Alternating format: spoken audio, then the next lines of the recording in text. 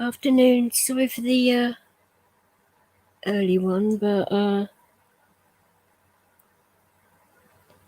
didn't fancy doing this late, and I want to get this out of the way, to be fair, because it's been bothering me.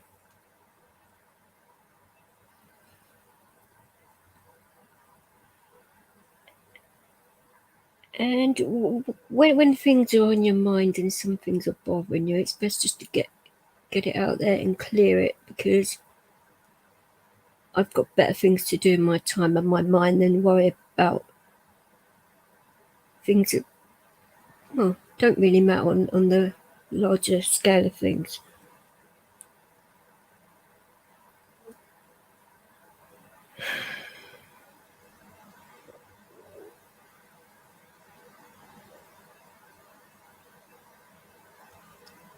Gets to a point when you're doing things like this where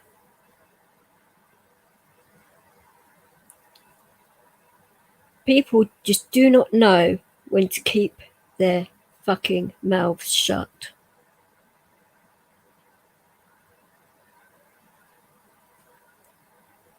You aliens. Now, you didn't really have a problem with me. But you keep on opening your fucking mouths like this, you are going to start to have a massive problem.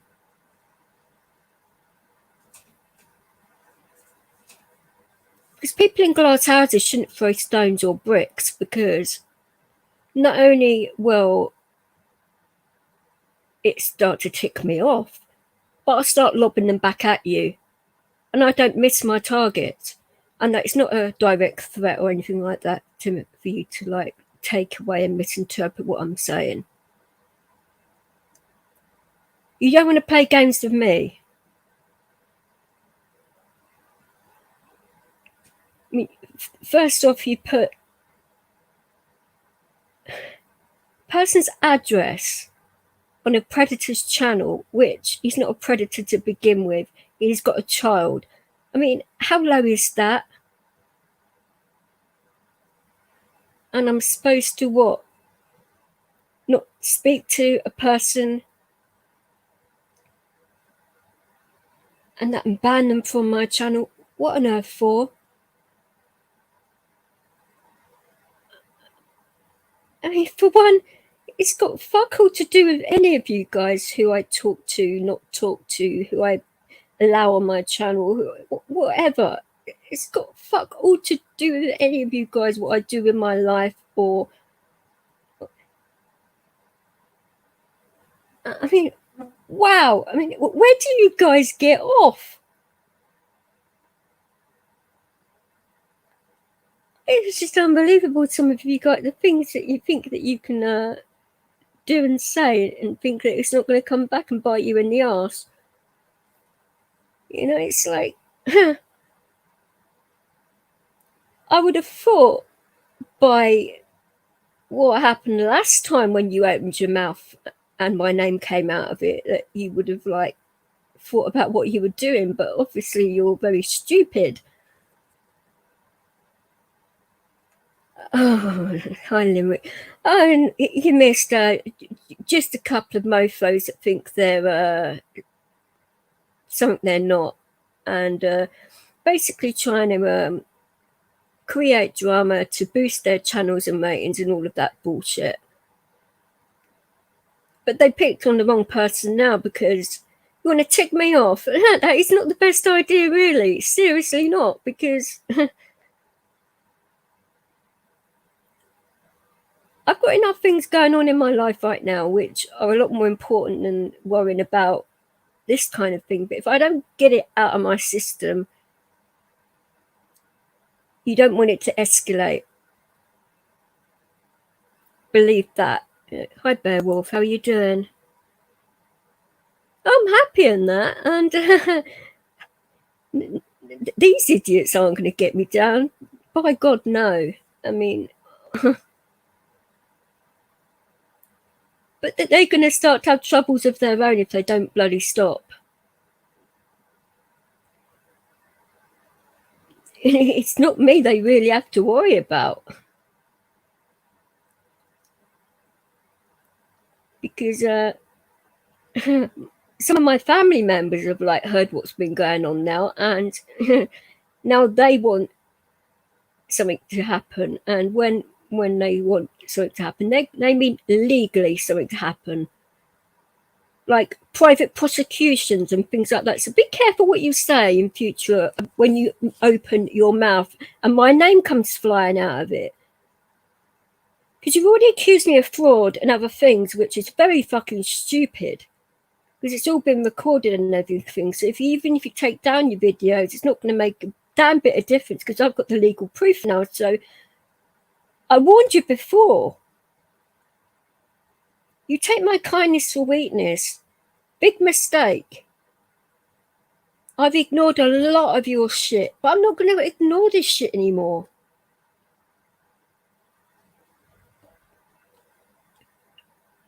I don't have the same problems that the other person has that you've attacked. So if any more shit comes my way, and I mean anything, this is going to get messy. And I don't mean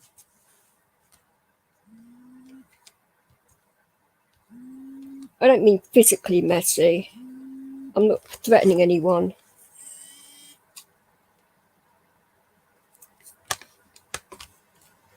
Because you have to be careful on here that people don't take your bloody words out of context and say, oh, she's threatening me.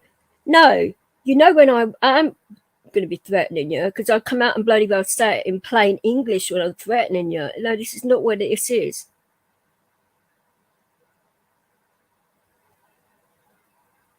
No, there is nothing, and I mean nothing, going on between Tony and myself.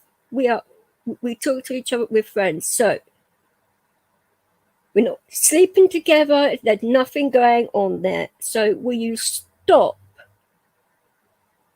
I mean, even if there was, so fucking what? It's got nothing to do with you.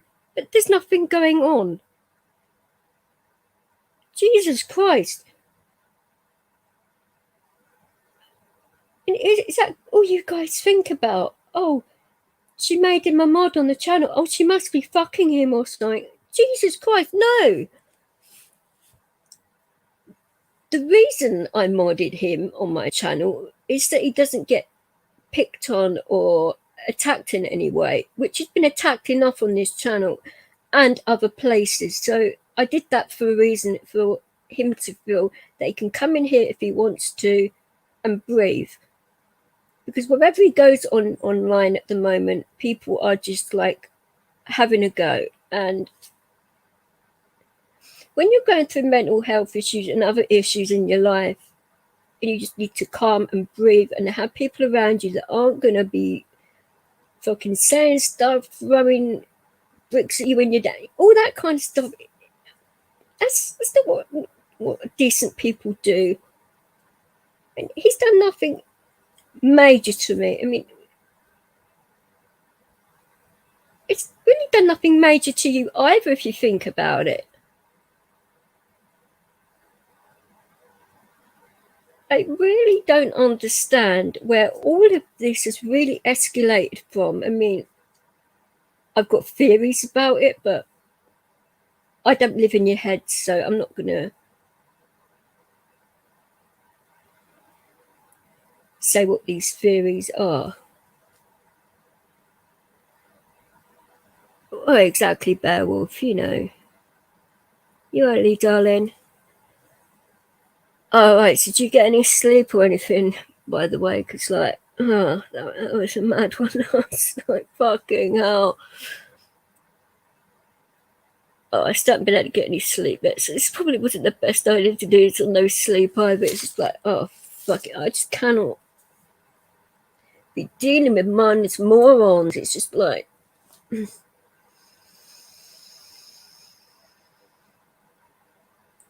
But it's like, how on earth do you deal with... I'm going to say trolls, because that's what they basically are doing. And saying that, well,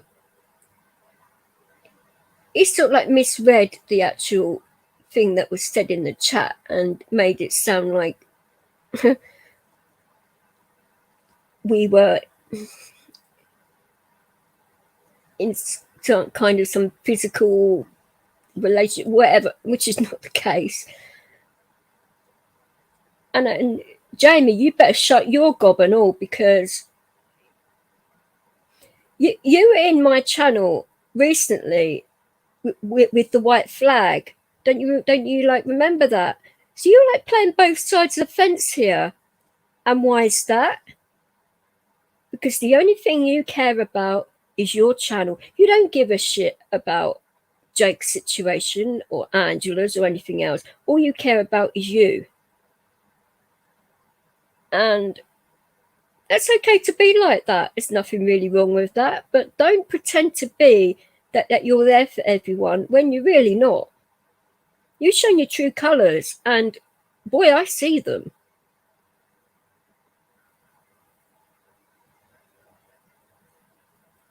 So is this the real you, or are you sort of like changing to make your channel more with more views because people think there's drama going on? Oh, please. I mean, there are better ways to do things on YouTube than bloody cause unnecessary drama for anyone else, especially this time of year. I mean, what are you guys smoking, for goodness sake? I mean, it's like, oh, fucking hell. Oh, here we go. Oh, I guess who? How are you doing? You were there. I mean, what's your take on this? Because, like, I've done nothing wrong in this situation at all. Oh, I called Angela out because there's loads of things you do not know. She does. I do. A couple of others know, but it's not. I'm not going to turn it into a major thing. But apart from that, stood up for. Oh, he's nearly 18 now, but that's either here nor there. Stood up for a kid that I thought needed a help up in a situation, not anything else. And I get slated for it. So I thought, right, okay, whatever. And I think he's being used for other people's bullshit, quite frankly. I mean, for people that are in their 40s and that, going on to a 17-year-old's channel is a little bit like, I don't know.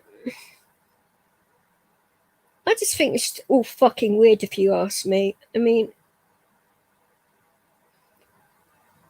17-year-olds are easily manipulated into doing silly shit, and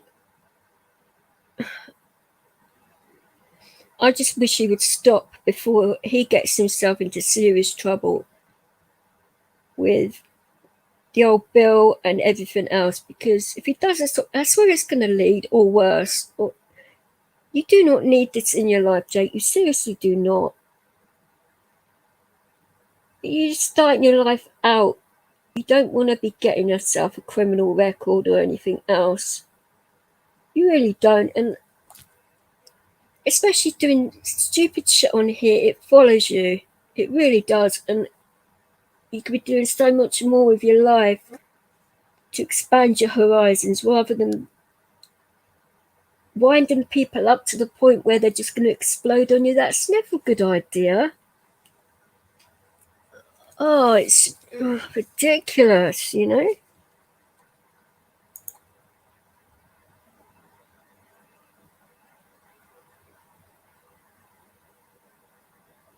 You have no, but you do have an opinion, though, guess who? Because of, put this in a way, the actual channels you go on and what you write about people and the way you like modding and stuff like that, it just shows you do have an opinion in a way. You get what I'm saying? And it's not a dig at you or anything like that. It's just an observation.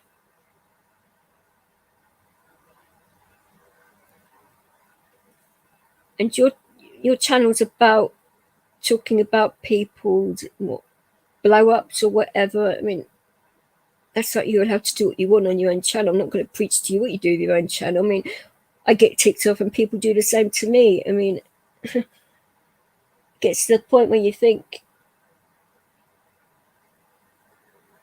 you know, wow, I mean, these people got anything fucking better to do.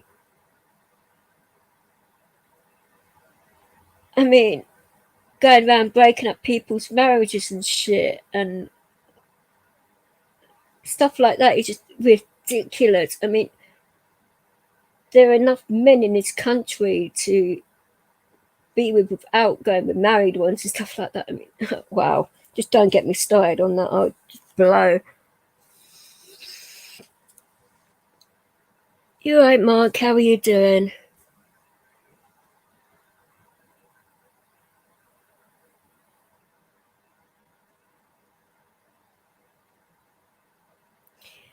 I mean, it's alright, right? I mean, like I said, guess who hasn't really done anything? It's not really that's a problem. It's well, you didn't actually see what went on this other channel. I mean, wording like what was it now? I'm trying to remember it word for word here, but I've got no sleep, so I have a good go at this. Or is it Tony and I 2 peas in a, I think it's supposed to say pod, but he put bod. And what else did he say? Oh, I can't bloody remember. It's so fucking irrelevant. But along that sort of line, I mean, Tony and I are nothing alike. I mean, you really don't know me very well at all. I mean, fucking hell. And then you say, like, we need this because it's like a drug and we're some kind of like junkies and that. For goodness sake. I mean, wow. And by the way, not nice try with the impersonation of me on your channel. I mean, fuck's sake. Do you honestly think, right, if I'd have gone into that channel, I would have been very polite about it? Fuck right off. I would have said a lot more than that if that was me in that channel. Fucking hell. You guys seriously think I would have just said that? Absolutely not. I would have fucking said a lot more. And I would have gone up and said it in his bloody StreamYards as well. I wouldn't have bloody just stayed quiet. Absolutely not. I had better things to do with my day than go into that channel. But wow, I mean, you have the nerve to like impersonate me so that you can like talk about me some more. I mean, it's just like, oh my days. It's obviously someone of low intelligence to be like that, because who the fuck would have really believed that was me? I mean, you guys know that I'm very blunt and straight to the point. And when somebody's ticked me off, do you think I would go in there being all like sweetness and light and polite? Fuck you, no. It don't work like that. So I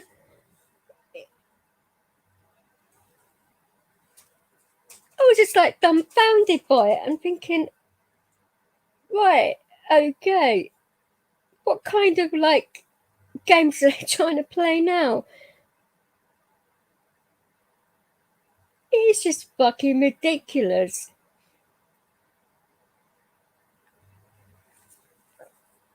And just the things you like come out with is just, oh.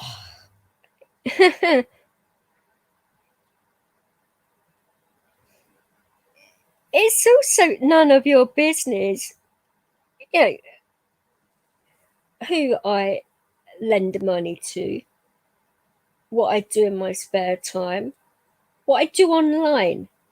I mean, who do you think you are? My father, because like my mum's in heaven, so you know she doesn't get a vote anymore. Sorry, mum, but you don't. Well, not that she really got one when she was alive, because I'm my own person. But where do you guys get off? Seriously. I mean, what are you going to come out with next? I mean,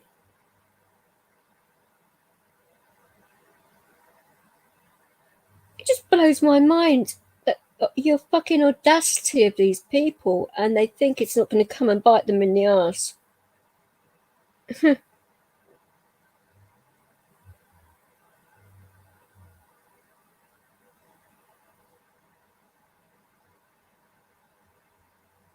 I mean, no wonder YouTube coming down on you and doing things like that. I mean, do you really want to be doing things like that with your time, where you're just like making other people's lives miserable? I mean, is your life that miserable that you have to make other people's? It sounds like you guys get off on that, because I certainly don't. I prefer to be doing a lot more productive things in my time than having to defend my bloody name yet again. I mean, oh my God.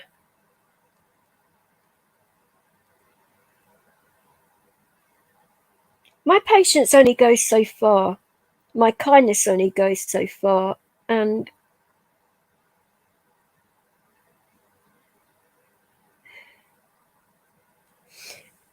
it's getting to the point now where now my family are starting to say stuff. It's like that starts to tick me off, because I start getting it in the neck from them. And then when that happens, because they have worse tempers than mine, well, not really worse, but like I say, I've dealt with mine. But when you have it from both sides and all you want is peace and quiet and for everybody to shut the F up, but you can't always get what you want, so you have to deal with it. And how is that going to work? Well, it's going to either work in one or two ways. I go along with what my family want, which is to take this up further and to shut you up legally, which I could easily do any time, by the way. That's not off the table. I haven't really decided about that yet. But if you hadn't have fucking brought my name up on your channel the other day, I would have just like thought, fuck it, you know? But you can't resist it, can you? You want to like poke the bear, so to speak. It's just like,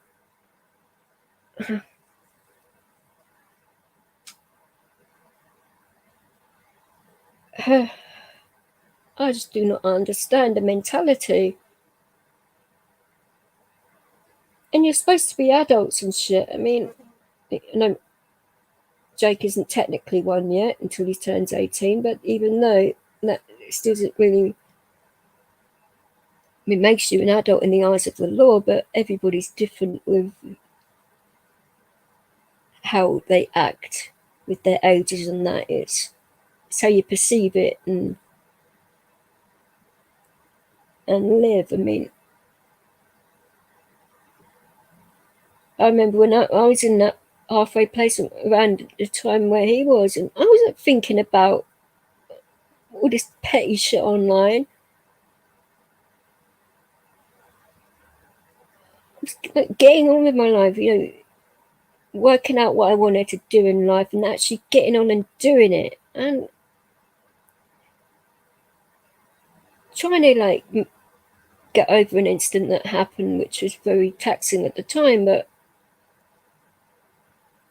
if that hadn't happened, it would have been a lot happier. But it happened for a reason, and I've accepted that.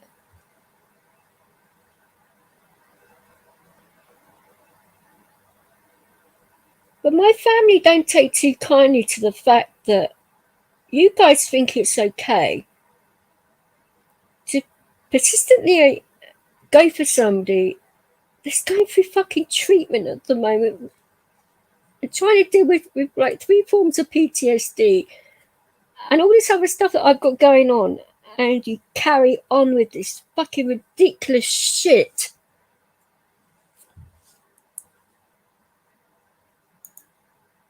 Oh.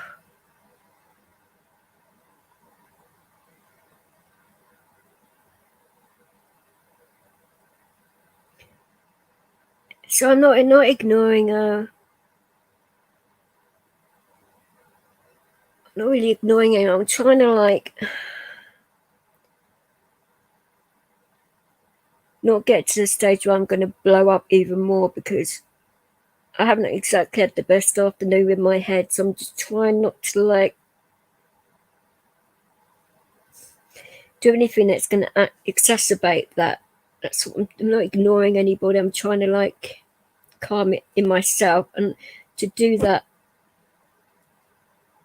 it's not as easy to read the chat and to like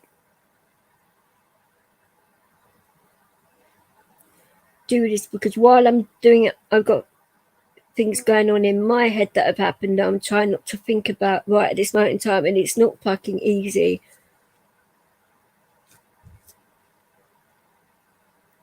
I'm just doing what my therapist has sort of like told me to do when it does happen. So I do apologize if that doesn't, go with what you want, but it's my own mental well-being here, and that's more important. I'm sorry, but my health is more important than what's going on in my chat right now. You know what I'm saying?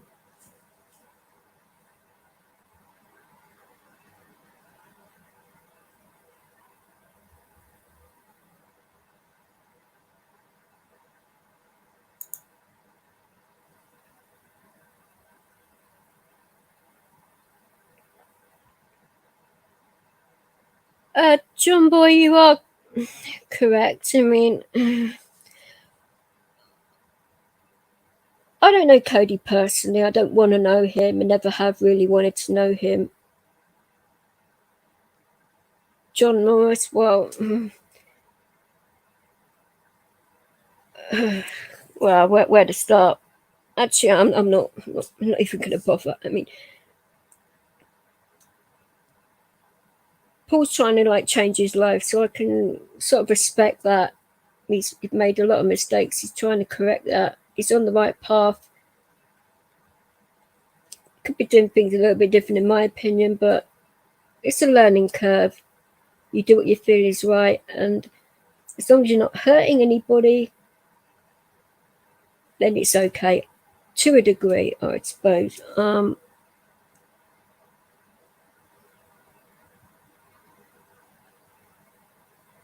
But for somebody that's had a child that's passed as well, and it's like you've got mental health problems anyway, and you've got a child that's passed, and you're having issues in your own life and everything else, that's enough to deal with in your own head. And there is no worse place than your own head, because you're basically stuck in that jail. And that is one of the main reasons why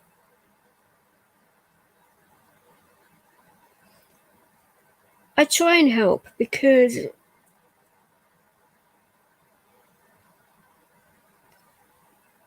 it's better than the alternative of knowing that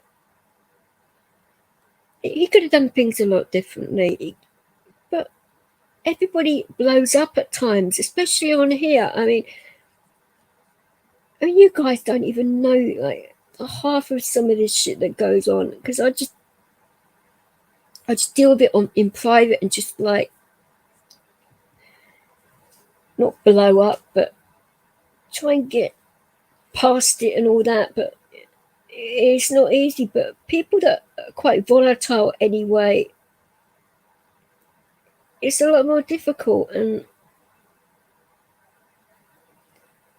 people come on here to have a good time. They come on here to forget about what's going on, and to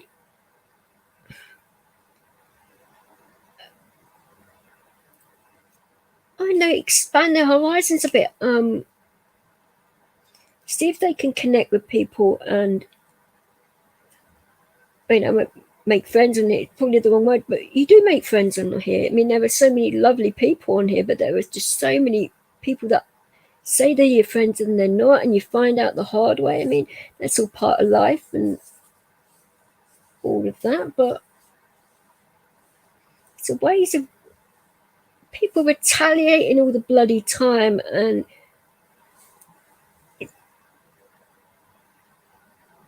you guys are going to say things to the wrong people and it's just going to come back and bite you in the arse. Seriously.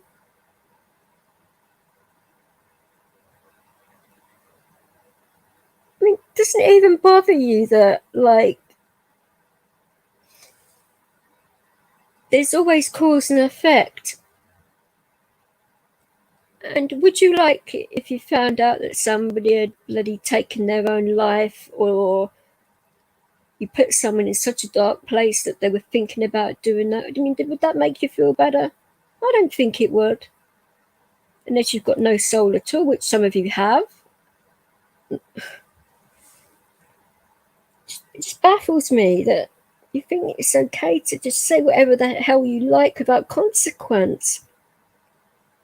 Karma always gets the people it's after, whether it's good or bad.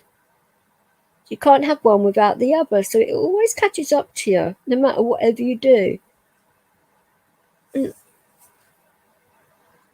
oh, God. It's just...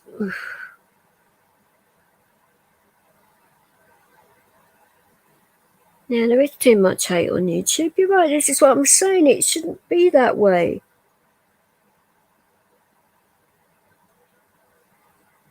Definitely not be that way. And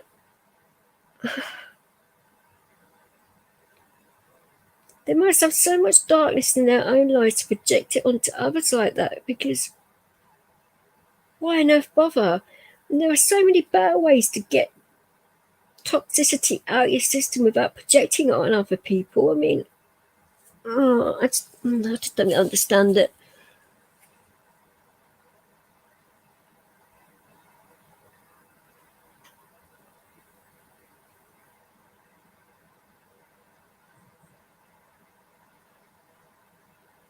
Oh, right. I don't hate men at all. I mean, I don't really hate anyone, to be fair. Well, apart from the obvious people, and I don't mean anybody on here when I say that.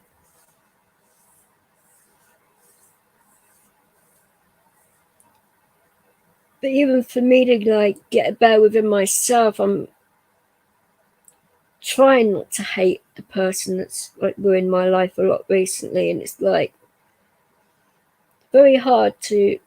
I mean, obviously I can't ever forgive the guy. I mean, who can forgive that? But find other ways of healing what's gone on. That's a difficult part, because it's a difficult thing.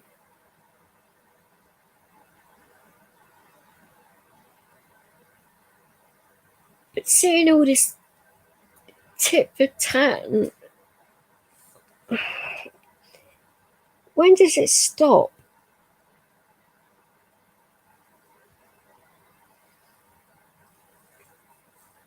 Oh, it's just like... I've only been doing, like, my channel now, for just coming up to a year. And in that year, I've had quite a lot of time off, so it's... But in that time, I've seen so much backwards and forwards, pettiness, bullshit, toxicity. People don't learn from it. This is the thing. It's like,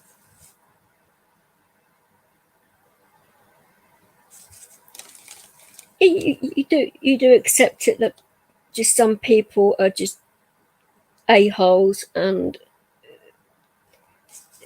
they actually don't want to change, which they're not ready to, or they just don't want to, or then they just don't have the capacity to change, which I think is very sad. But it's obviously the case, because they've been on this platform the same amount of time I have, and just seeing the same repetitive cycle constantly is just like, whoa.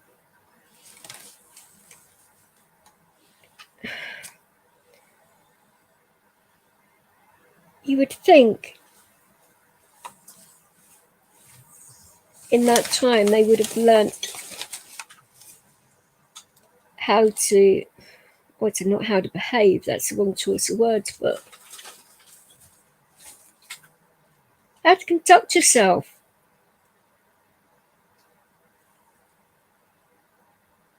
Because you wouldn't be like this in like, I say the real world, because you wouldn't go up to, say, Tony in real life and say all these things that you say to him online.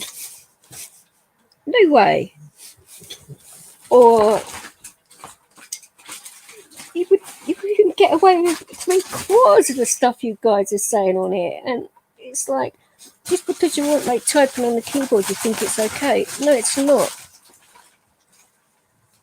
Far from it.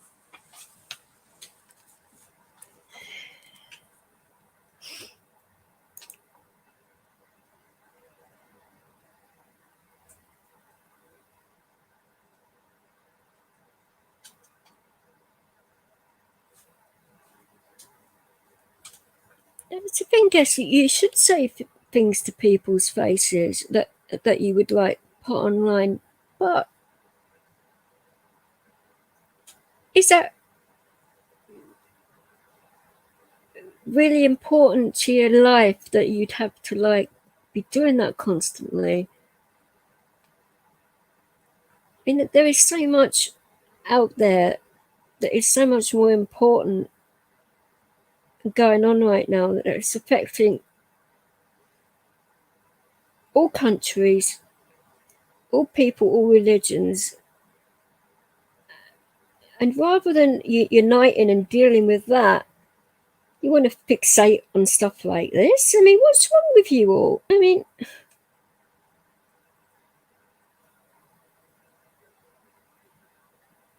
gets to the stage where, of course, if people don't start to change, I mean, it might be too late. I really don't know, but I don't think it's ever too late to change for the better. But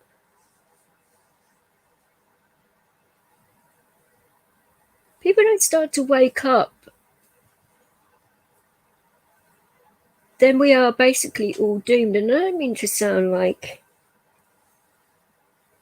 all doom and gloom, but you see what's going on out there, how people are scared, tired, really afraid on what's going to happen and all of that, because nobody's getting like real answers from the people that they think that should be out there to help them and that. And it's just, I've got to like be careful how I say this now, because it could be misconstrued as well. But there's a bigger picture going on.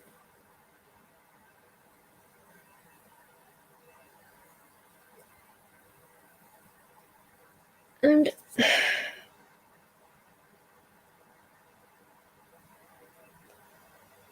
why on earth do people like still bring up Cody and all that lot? Because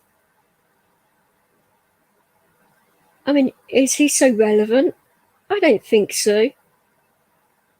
The amount of people he hurt and all of that, and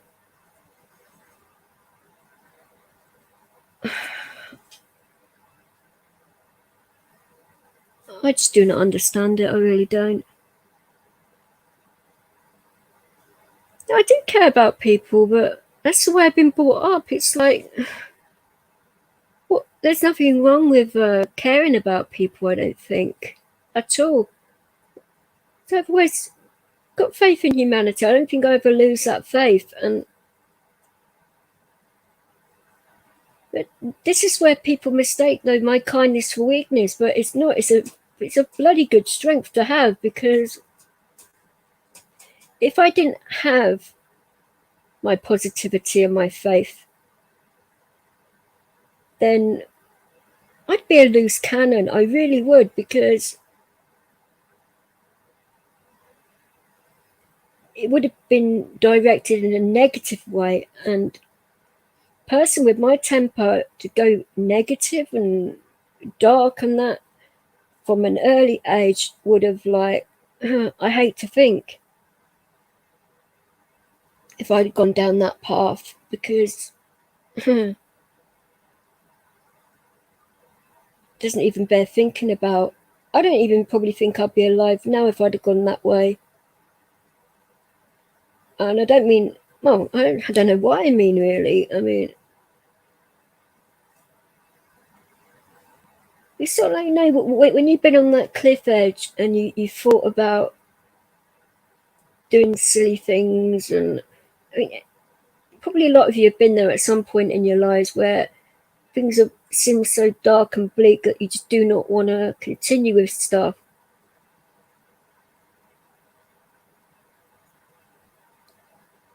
And I was lucky to, I don't know what guys, what you believe in and that, but I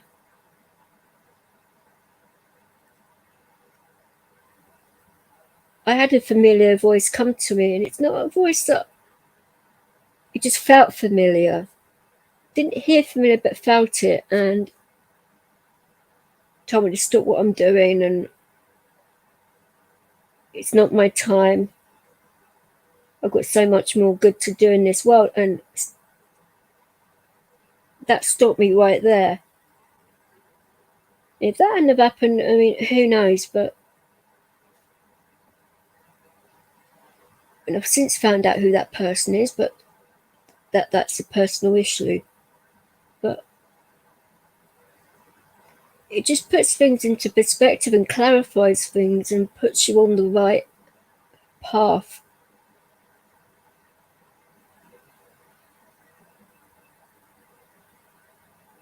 I've been starting to go back to that path because I feel it in my heart, and I know that big changes are going to be happening, and there's nothing wrong with that. It's always good to embrace change and grow and adapt and keep positive and help people whenever you can and bring them up, not down. It just baffles me. Ooh. Really, D. John? Oh, fucking hell. It's just like, you should never lose faith in humanity, darling. Seriously. I know it's. Oh, you have seen a lot of dark stuff on the internet, I know, and you just have to switch off from it all and keep out of it sometimes, and just turn off all your devices and just live. You know, when I had my time off, and yeah, I was poorly as hell at the time, and it sounded bloody awful for months. And in that time where I did turn everything off, I just felt a million times lighter and happier, and because I realised that I wasn't like dealing with everybody's petty issues and shit, because I've got to learn to get a lot tougher with things and ignore a lot more and not get dragged into shit. And it's hard to change who you really are deep down, and I know I've got to, because it's not good for me. But it's a huge part of who I am as well, so it's finding the best way of doing these things without changing yourself too much that it's going to make you lose faith in certain things, which I do not want to do. So it's finding the balance in it all, and that is the hardest thing to do. But it doesn't help when you've got idiots on here that are just trying to drag you down all the fucking time because they've got nothing better to do. And none of what they said is true, by the way. It's like, fucking hell. Where'd you get like, your information from? And just pluck it out of the sky and say, oh, I know, I'll just blame her for this today and accuse her of this today. And oh my God. Get your head out your ass and grow up, people. It's just like, it's not fucking worth it. It really isn't. It's oh, no, that is my point, D. Jones. It's like there's so much more bigger things going on right now, everywhere, and this has been set in motion for quite some time. If you do your research, and I'm not going into any conspiracy theories here, but if you look into things and do research and stuff, and I mean, look for all information, not like just bits that you think are interesting, and that way you get a balanced view of what's going on.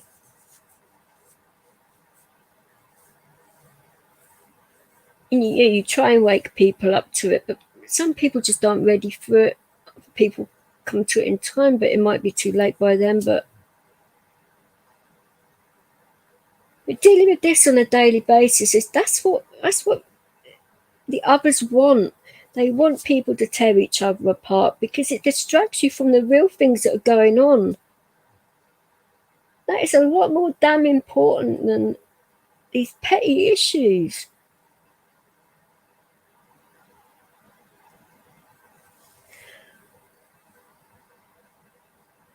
Nice. You can like let people. Oh, I was going to post this earlier, but I thought no, it would be better if I posted it, the bloody link in the right place. See, I'm not even thinking. Lack of sleep is a pain in the fucking ass. It really is. It's just like, oh. I think my brain is still like a few days behind, but it'll get there. It's one of those things that when you're not getting proper sleep and you're dealing with lots of shit at the moment, and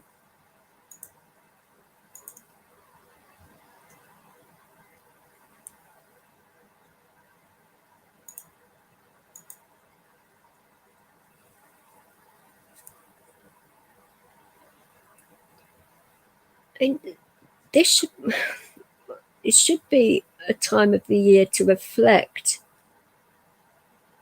And a lot of people do that, but Christmas always isn't a happy time of year for people. Quite a lot of people get very solemn and all of that, and that's why it's more mindful to like think about what you're doing and typing, and because you could say something to the wrong person that makes that person feel or do something stupid,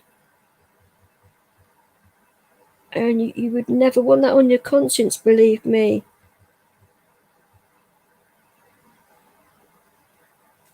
When you start on that dark path, it's so hard to get off of it.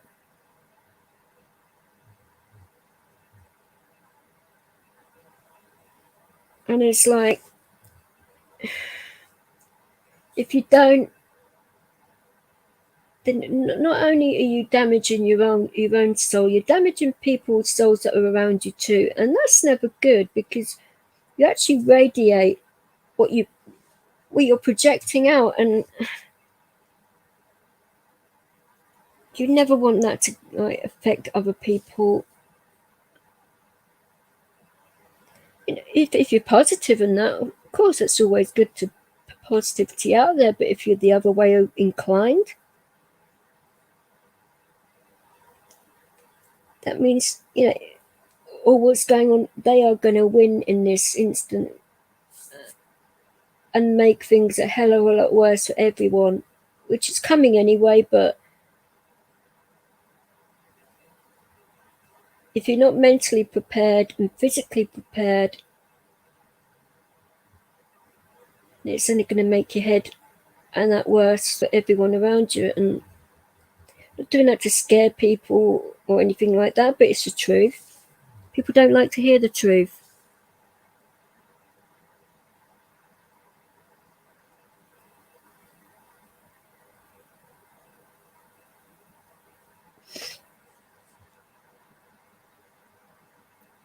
It's all, I guess, to the point where you think,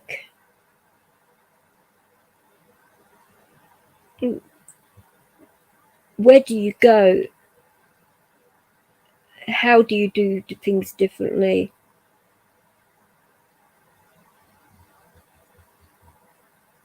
I mean, the way I've sort of like worked it out is to take each day as it comes and just,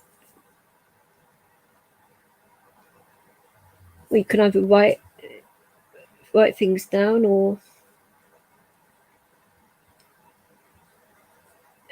and sort of like think what you want to. I mean, people do this because of it being January and that what they want to change and do all that. But do people actually stick to this stuff?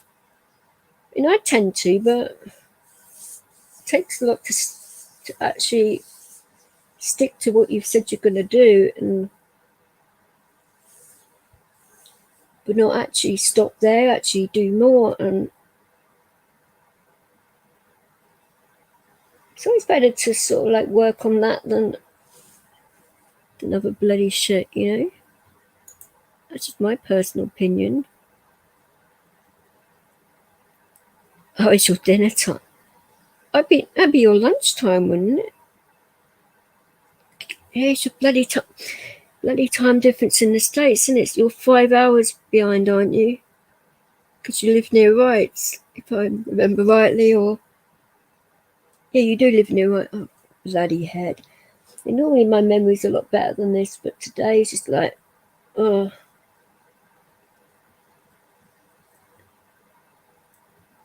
I just hope now I've got this out of my system a little bit and I'll be able to get some bloody sleep. Not that they've kept me up at night, that's probably come out wrong, because that's not it either.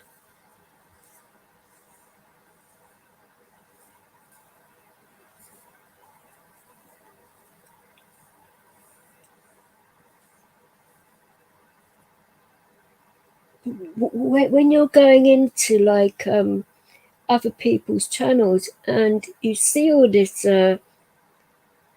tit for tat toxicity and hate gun, you don't have to join in. You can like take yourself away from the equation, not make it worse or join it. And because I've actually stepped away from a few of these channels because of that reason, because I don't need to be hearing it all the time and seeing the same people getting away with the way they are with people, and it's just like wrong. It gets to the point where it starts to wind you up and gets you inside and you think no more. I got to that point a while ago when I came off a lot of channels and I thought, right, for my own mental well-being and everybody else's, because you don't want to, I'm saying you do not want me to go down the road where I start to lose my temper, because it isn't pretty, I'm telling you.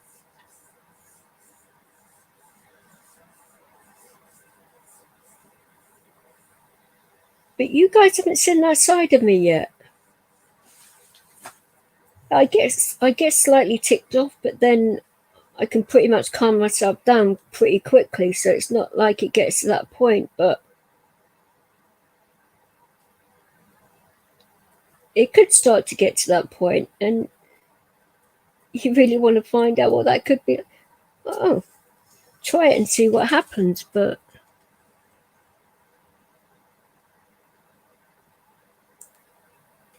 I mean, I wouldn't advise it personally. I mean, the last person that tried my temper regretted it badly, so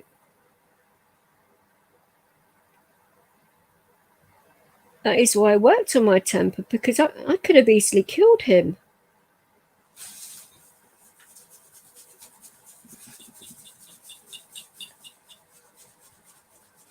Wait, I better clarify that. I saw my stepfather attack my mother in such a brutal way that he was going to do some serious damage to her. My brother and sister were just standing there with their mouths open watching it. And so I came into the room, I thought, what the fuck is going on in here? And I thought, what? How the hell am I going to get him off of my mum? Because I mean, he's a big bloke. I mean, I'm only tiny myself. I mean, compared to him, his height and weight and everything else. So I picked up a bat, got him off of her, granted. If I'd have hit him that much harder, I could have easily killed the guy. And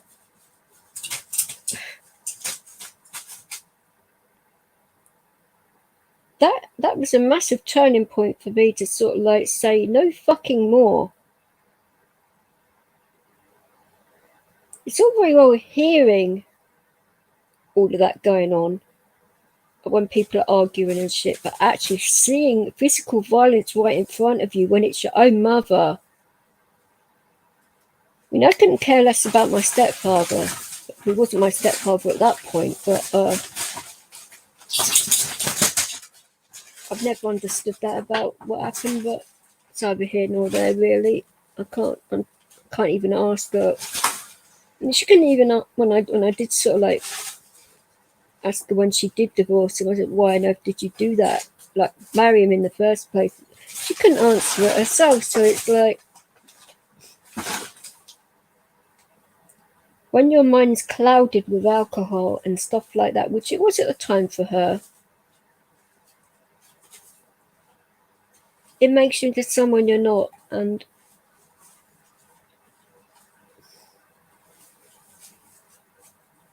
that's where it's always good to have faith. And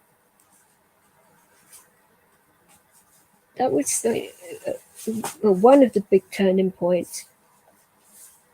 I mean, I had a few before that, but that had to happen, I think, unfortunately, for my mother, my brother and sister even, but for my stepfather, in fact, I think, to put us all on the right path. And it's taken me a while to accept that even. It's like, dark things do have to happen for you to see light. And it's like, not easy at the time, but it makes you realize that you cannot, and I will not, be sweating small stuff, and because it's certainly not good for you. Because I've done this to sort of like get it out of my system and tell these people to just back the fuck off, because I don't need this, and you certainly don't need it where it will go.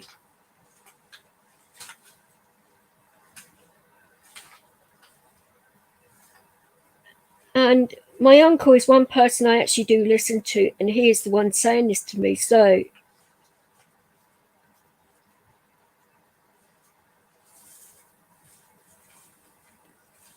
gets to the point where you've got to say, like, enough is enough. I'm nobody's doormat. I've got my own mind. And nobody's manipulated me into doing anything. Even back then, I mean, I've had arguments with people where they thought that other people were like twisting my mind and all. No.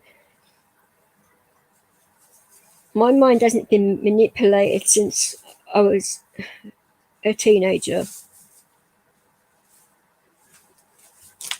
because I won't allow it to be.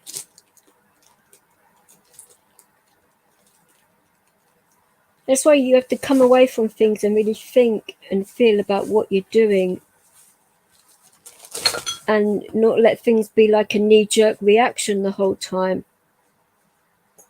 It's when you react on knee-jerk feelings, then it's never good. Yeah, it may feel good at the time for a few seconds, and then you feel, oh shit, what did I go and do that for? And especially if you're doing it online as well, it really backfires and bites you in the behind, because people think it's funny when you lose your shit and stuff, and like you do silly things like dox yourself and do other things, and people then have material to use on you for fucking ages, and it just doesn't stop. Then you get wound up even more and more and more when you're trying to like work on yourself and in your life. And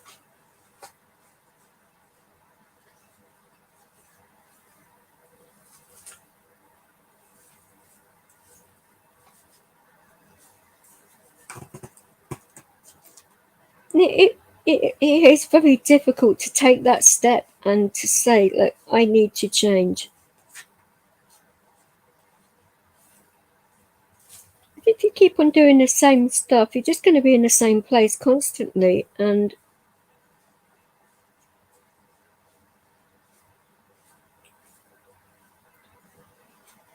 you actually need to get out of that cycle of doing damage, because you're only damaging yourself at the end of the day.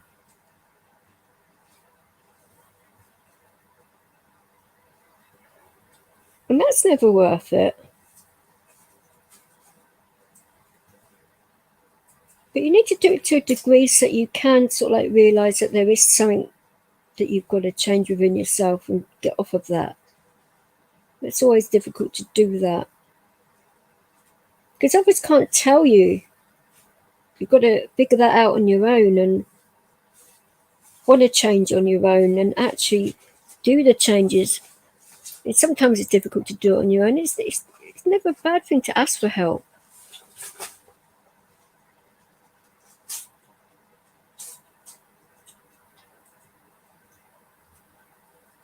No, you're right. You shouldn't change for anyone else. You're right. But I haven't. I've always like changed for myself. And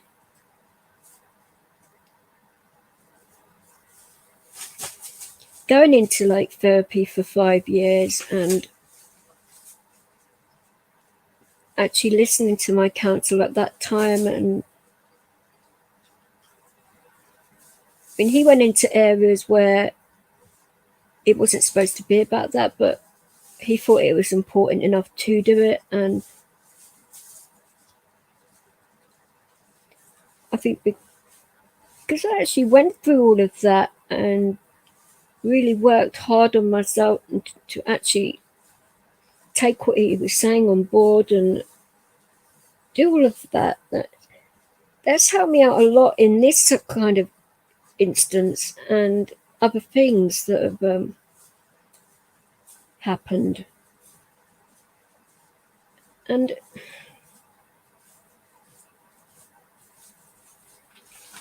it's made me a lot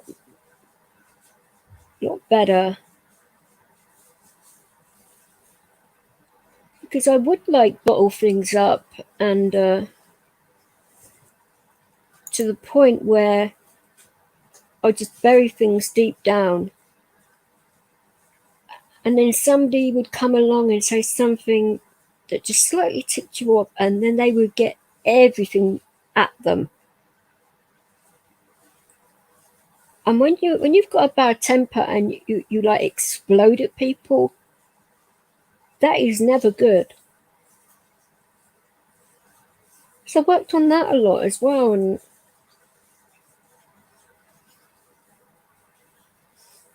I mean, obviously I can't do the sports side anymore, but I found other ways to channel my emotions, and I don't really get angry anymore. I get very frustrated and ticked off, but don't really get angry. But because the emotions are so similar, people sort of like mistake the frustration for anger and try and make it something it's not.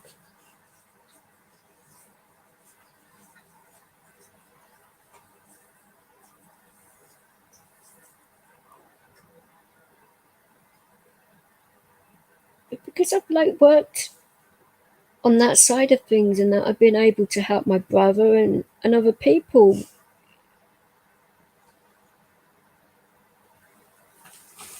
which has turned out to be a bloody good thing, because if I hadn't have changed myself, then Who knows where they would be right now? I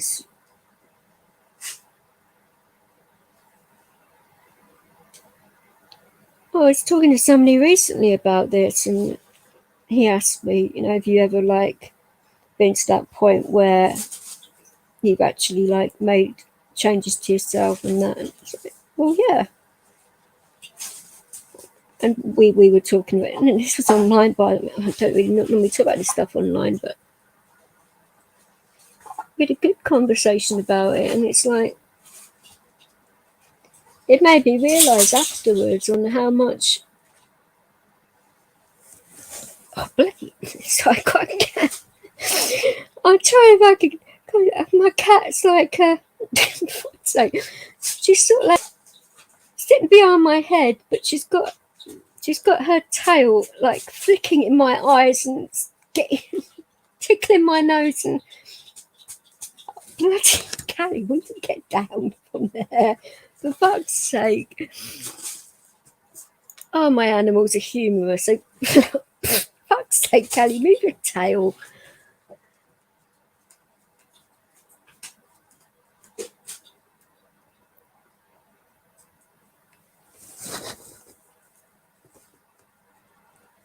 Why would I know where Jamie is? I don't really know.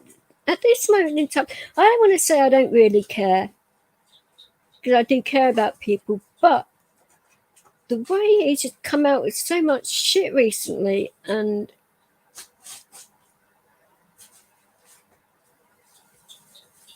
like playing both sides of the fence.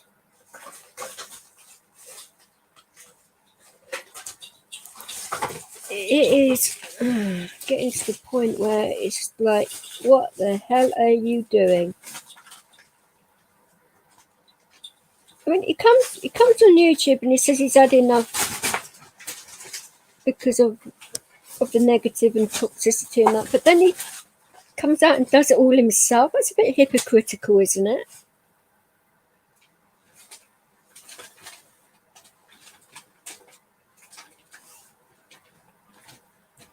I never thought I would actually see it where it would be happening in him, of all people. Always held him in the highest regard, and then I don't know why or what reason. I have theories about it, but like I say, I'm not going to project my theories on. I do not know. It could be something completely fucking different from all I know.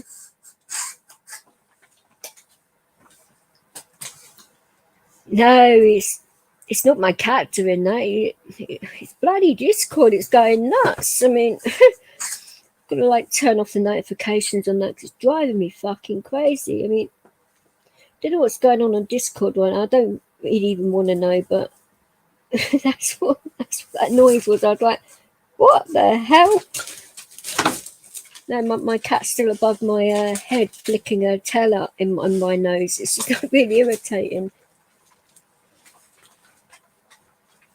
For some reason, she hasn't gone for this keyboard so much, which is a good thing because she's destroyed all my other ones. But oh, I don't know, it's fucking nuts.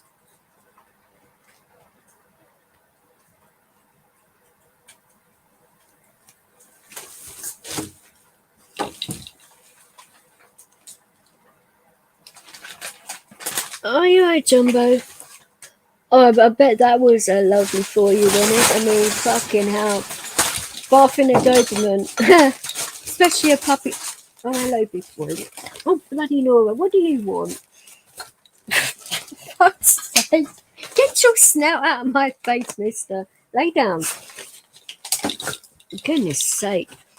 You always do this when I'm doing a live, don't you, monkey? That's my medication. Oh.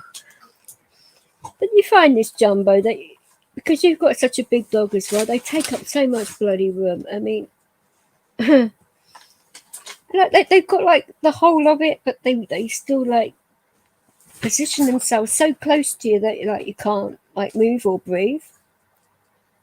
My cats are the same. It's like they just like the closest. I do not know, but Gets irritating at times, but hey.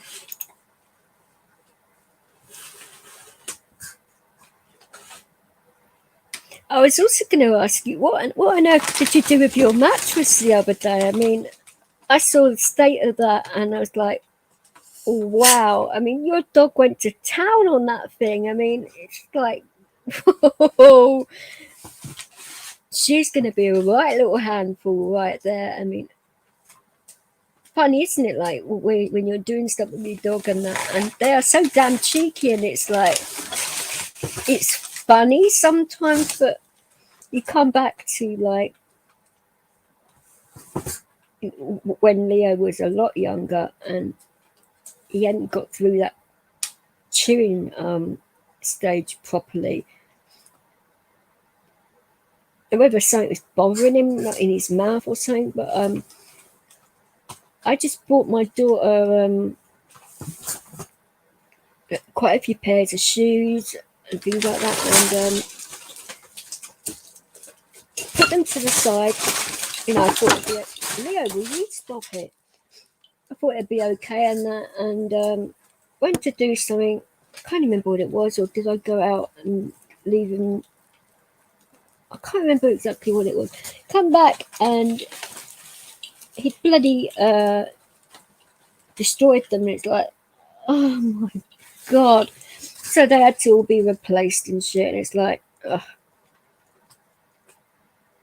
He doesn't go for the cheap stuff. I mean, he likes this. He's got taste. I give him that. I mean, he doesn't do it anymore, and he hasn't done it for ages. But fucking hell, I wanted to throttle him that day. It's like his behaviourist and that he had. It's all part of his age and growing up and all of that, which.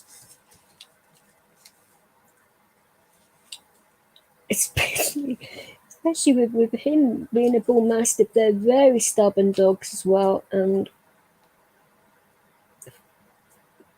lovely breed of dog, but he's still got that cheeky streak,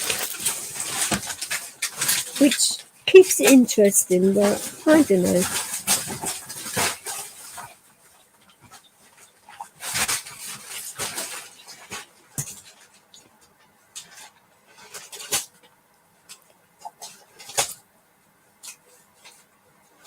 Well, that would be the case, so Jumbo, if you think about it. I mean, you've got, what is it, 7 children? I mean, 7 kids. It's like, whoa.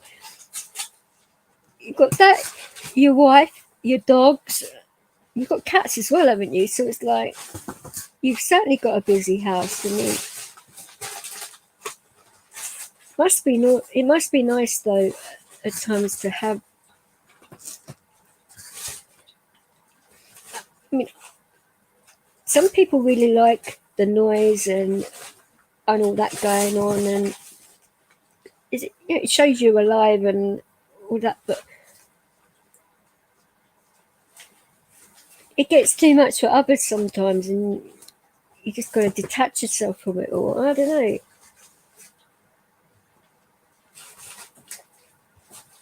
It's one of those things. 7 kids. I mean, oh wow. That is a massive responsibility right there. But 7 wives. I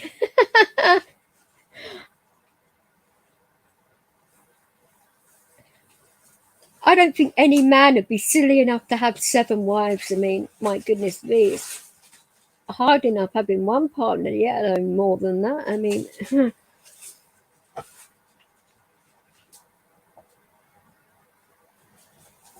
I could only imagine 7 different women's opinions, and if they're all on their cycle at the same time, I mean, wow, you'd certainly duck for cover with that around. I know some religions, they do have more than one wife, and that would happen, but fucking hell. I would never do that by choice. No way. Yeah, I mean, I've been married and it was wonderful and that, but more than one husband, no, I could not do that. That's just being sensible. I don't know.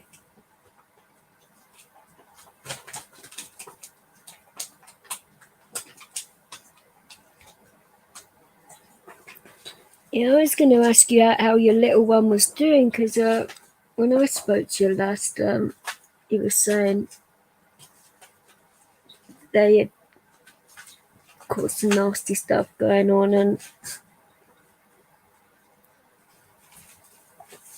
hopefully that's all good now, because you don't want your kids being ill, especially like over Christmas and that. I mean, that's not good.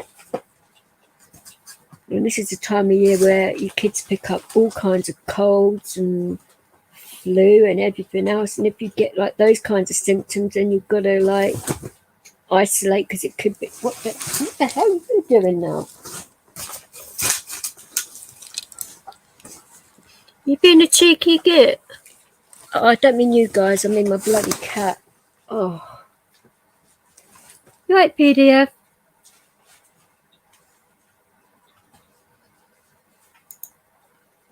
How are you doing? You alright?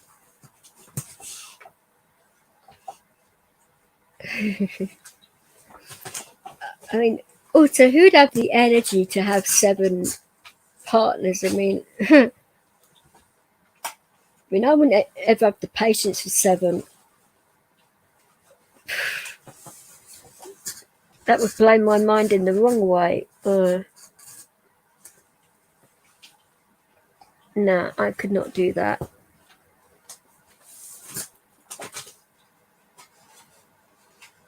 It'd certainly make your life interesting for a while, though, wouldn't it? But oof, no, way too much. I don't even having 2 people on the go at the same time is a good thing either. But each to their own, isn't it? You know. Yeah, hi, Manef, how are you?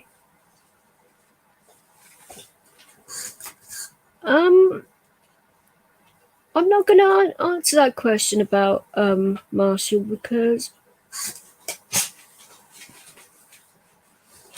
that'd be up to him.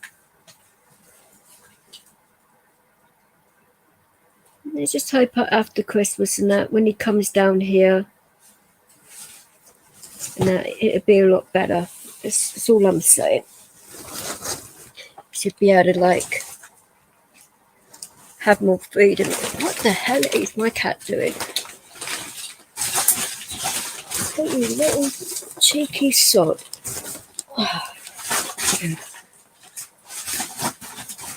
Oh, bloody hell. Nothing is bloody sacred in here at all. I mean, my cat found my food stash, and that's why she was having so much fun behind my head. You're not having that. You are cheeky. Licking your chop. Oh my god.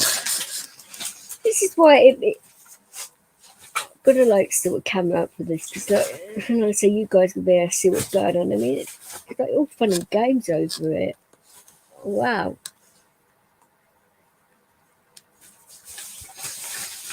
So you guys like all prep for Christmas and that, because oh, what the hell are you doing?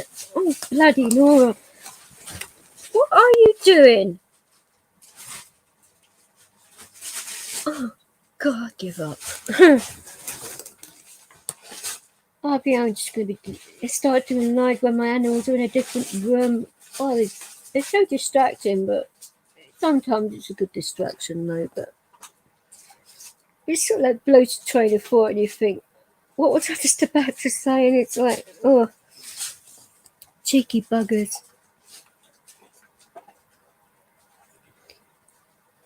Yeah. We've been talking about it, because I would say my place is adapted, so he'd be safe here.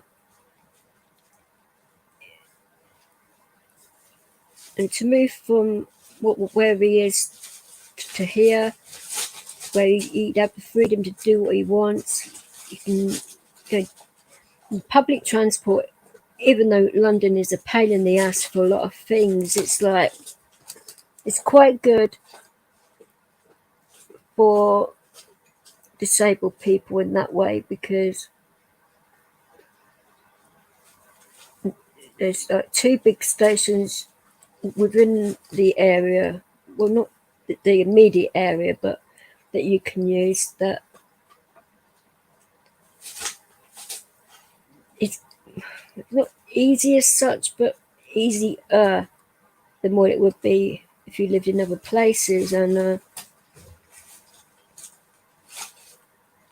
I mean, he's going to have to get used to using London transport, which I'm going to help him with that. I mean,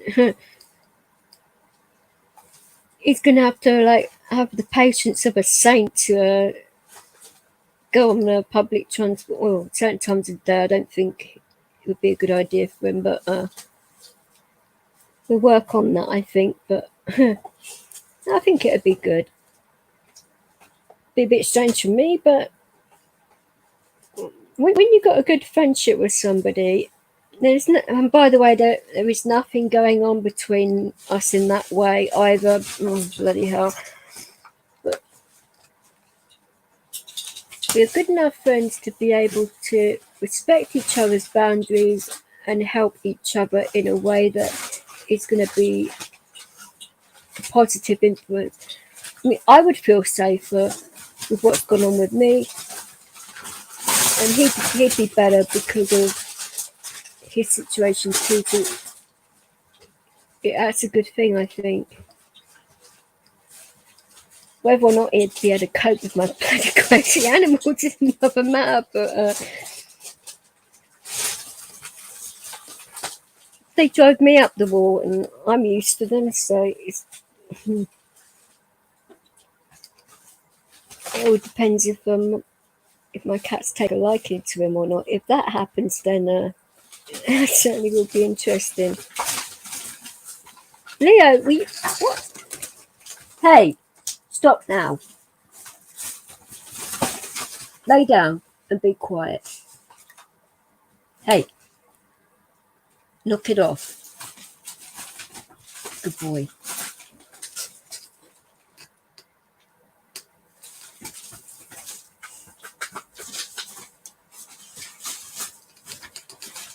Oh yeah, of course it'll be alright. They're not going to eat him alive or anything.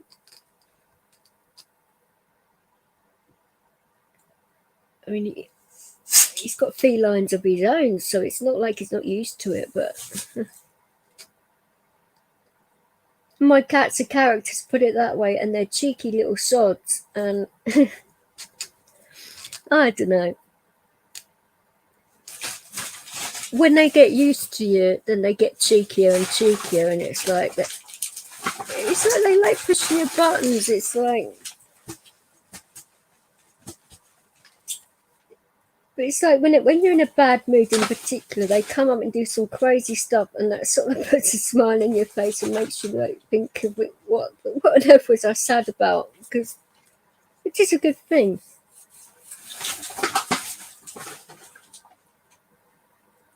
I know, big boy, that the animals have like knocked over the recycle. I know, I get it.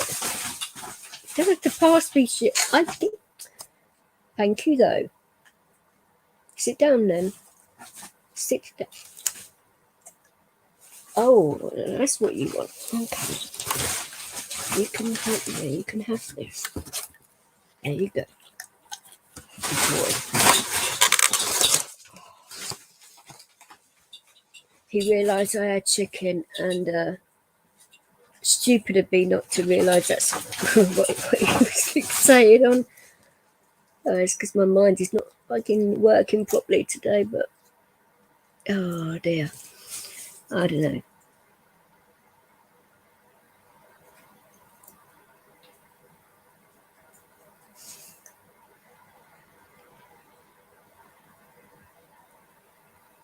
What do you mean by that? So,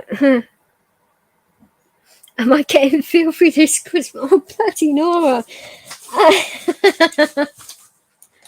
Like, have I been naughty or nice, you mean? I'm not answering that. bloody hell.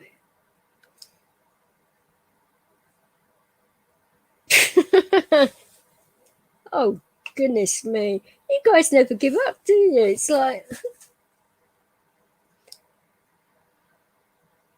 oh, you know, like I could see the funny things in life, because some people take these kinds of questions the wrong way, but I'm pretty much used to it on here by now. I mean, granted, some of the ways things are worded are like, what the absolute heck is people doing this for? But it's like, oh, you've really got to take it in jest, because that's what it is at the end of the day. You don't think people are doing it to be actually nasty and that. You're not, no, you're not having any more. Down, down, down. Down. Don't you snort at me. Hey.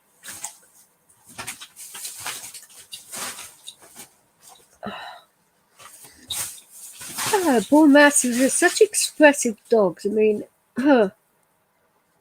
when you have one in particular, you know what those snorts mean, and they have their own like growly speak, and you know what that means as well. And they're very unique animals. And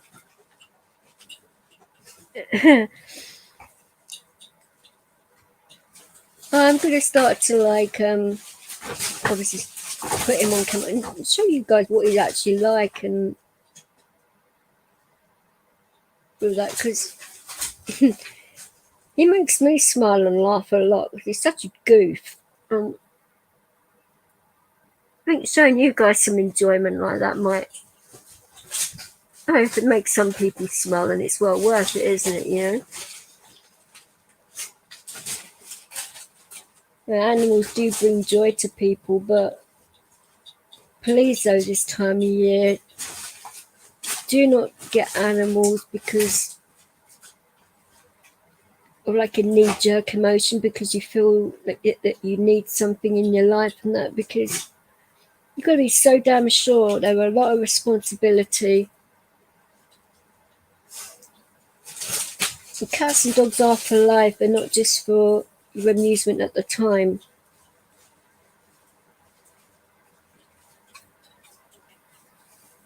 And seeing all these animals like being for sale on all these sites and things, you think, oh,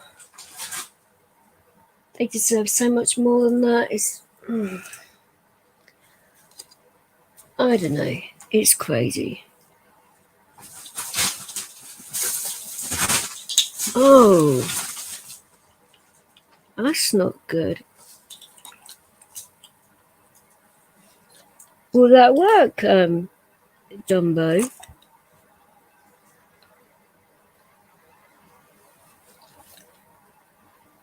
I mean, I've never had a Siamese, so I don't know how different they are to other cats, but hello, big boy. What? Hey, you slobbering on me? Thank you. I mean, anything like that. I mean, I don't know whether you've spoken to a veterinarian, but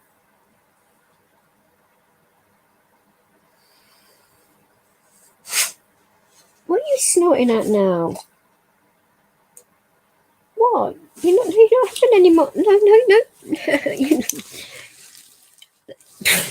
You're not giving me love, so I give you more chicken. That's not going to work. You're having your dinner shortly, mister. You'll get fat. You're already big enough. Believe me, you are. And you know you are. Oh, goodness me. You want to take over this live stream, do you? Hey? You cheeky monkey. I wish you'd be elbow out of my bloody hip, though. Oh, my days. So boiled chicken is the answer. I wouldn't have thought of that, but if it works, I suppose, why not?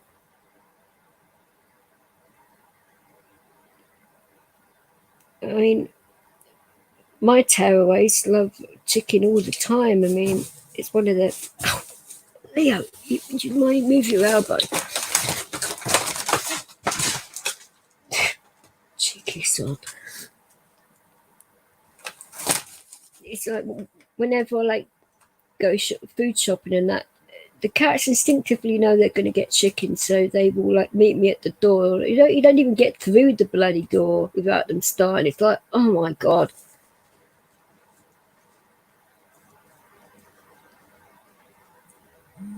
It's all good and that, but it gets to the point where I've got to switch it up with them, otherwise they get used to being spoiled rotten and all of that. But I can't help it. I love my pets.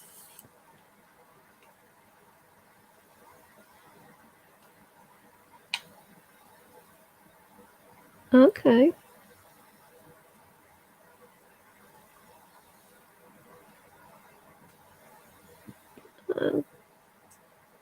3 days of different chicken.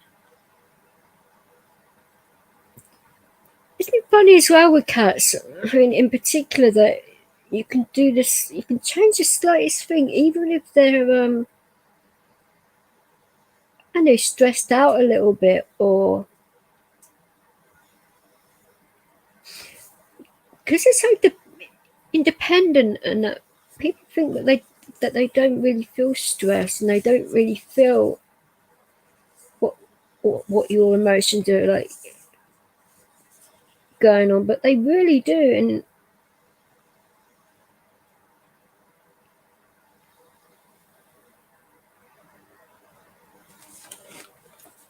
the slight, my first cat, we never used to, but all of a sudden got very sensitive in what he could eat and stuff. And when the other one got crystals in the bladder and a blockage and that, I mean, that got to be a pain in the backside, because you have to really change their diet for that. And because one of the cats ate, then the other cat had to, because you can't have one cat eating the other food because it would happen again. And it's just one big bloody headache. But the slightest thing can do that to cats. And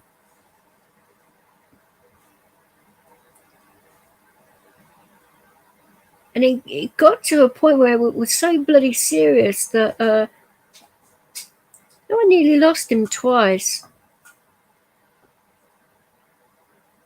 No, I lost him eventually anyway, but it wasn't to do with that. I mean, for him it was to do with old age, but my first one, he had cancer, or 2 different types, which he didn't even show signs of having it. Cats are very good at hiding what's wrong with them. And when I took him to the vet, and they turned around and said, "Oh, we're going to have to put him to sleep," and I was like, "What did you just say? What the hell?" And they said, "Jerry's got 2 lumps in him." And I was not expecting that. And I called my husband at the time and told him, he goes, "Oh, I had a feeling that might happen." And I was like, "Oh, thanks for telling me."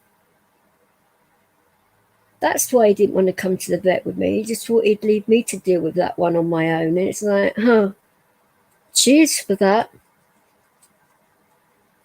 And that certainly caused some bloody issues that day. I mean, he found out what my temper was like that day, but I think that was more to do with the fact that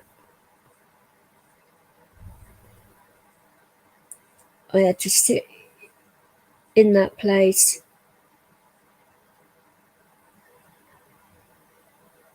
and him not wanting to go anywhere near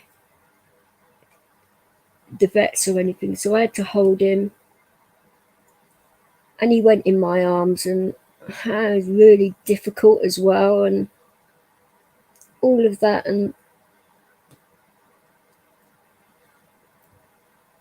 And then they sort of like worked out, well, because I had a dog with me at the time as well, and they worked out that I was getting worked up and stressed, and that is never good. So they made me sit in a room and monitor me because my pulse was going through the roof and that, and lots of other stuff going on, and they had to make sure that I was going to get home safely myself. The vet's was miles away from my house because it was the other side of London, so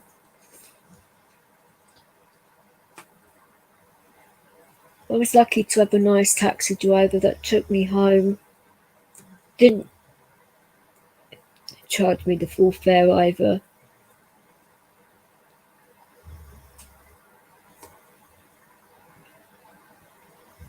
And when things like that happen and you sort of like see the kindness in others, it sort of like puts your faith back in humanity again, because there are some beautiful people out there that will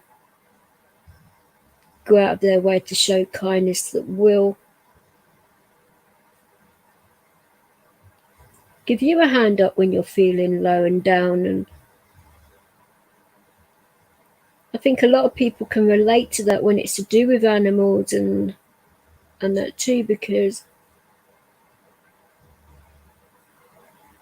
I'd never had a cat before. Yeah, I've looked after them when I volunteered at the RSPCA and that, but I've always been more of a dog person and that. But when I first well,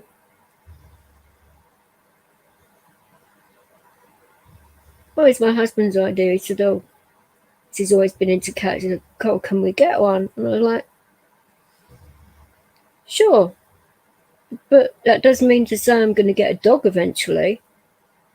It's like, right, that's a deal. It's all about compromise when you're married at the end of the day. But funny thing was though, when the cat come through the door, I was catching up on some sleep at the time, and he got let out the box apparently. I mean, I didn't know that this was going on, and didn't want anything to do with my husband at all. And he just jumped on my chest and sat there and nuzzled into me and would not leave me alone. And that was the case for the rest of his life. He was like, my cat. And I was like, oh, I've inherited a cat. It's like, okay then. And that really ticked my other half off, because he thought it'd be his cat, and technically it was, but in the cat's eyes, it's like, I don't know, cats are weird like that. They choose their humans, don't they? I don't know why, but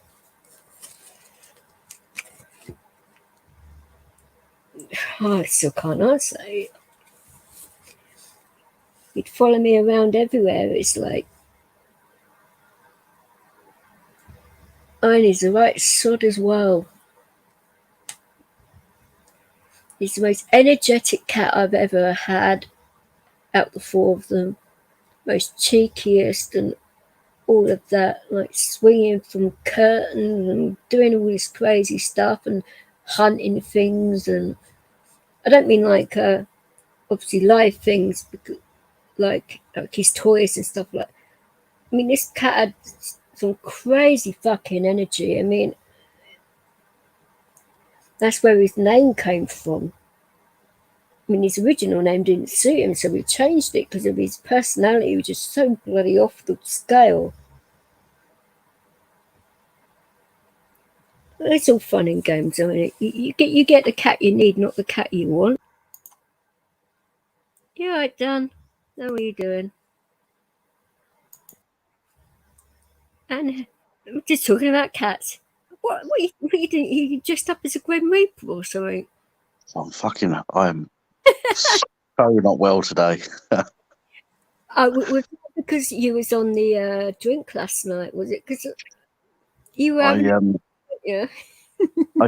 Sorry to hijack your live stream, by the way. Don't worry about it. I don't care. I'm just sitting here trying not to die. Oh, please don't die online, for goodness sake. Oh, God, I honestly, I woke up this afternoon on the floor in the bathroom. You okay? Yeah. Over, did you? No. I must have curled up on the floor and gone to sleep. You were holding the toilet bowl, were you? I was the other way. My feet were at the toilet end, and my head was by the door. But I was on the floor in the bathroom. I've done that lots of times. Oh dear. I rarely. Oh, hang on a minute. I rarely get hangovers, but today I feel rough as shit. I really do. I feel like I'm dying. I cannot even remember Self-inflicted. most of last night. I remember having a go at YouTube for some reason. Oh, don't we all do that? But fucking hell.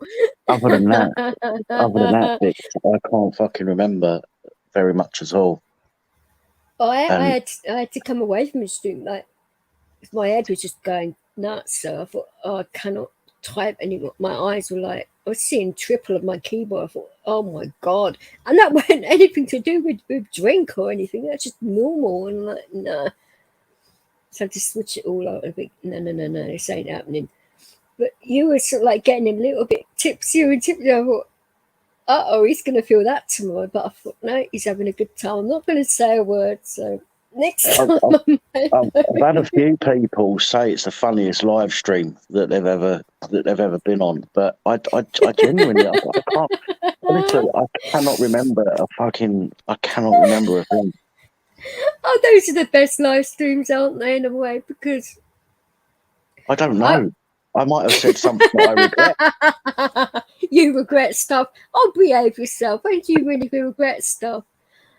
Oh dear. You normally own your shit, so this is why we get on so, because you own your shit. It's good. It's all good in that. There's no real right and wrongs there, is there? But I like to rip into you about it sometimes because it's so goddamn fun.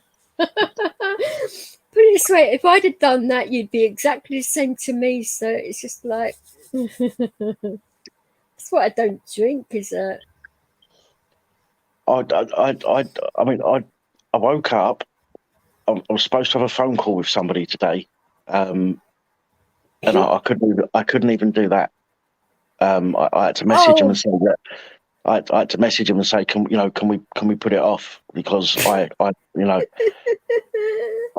literally on life support at the moment. You needed the defibrillators and all that. Code blue in your own house. Oh dear.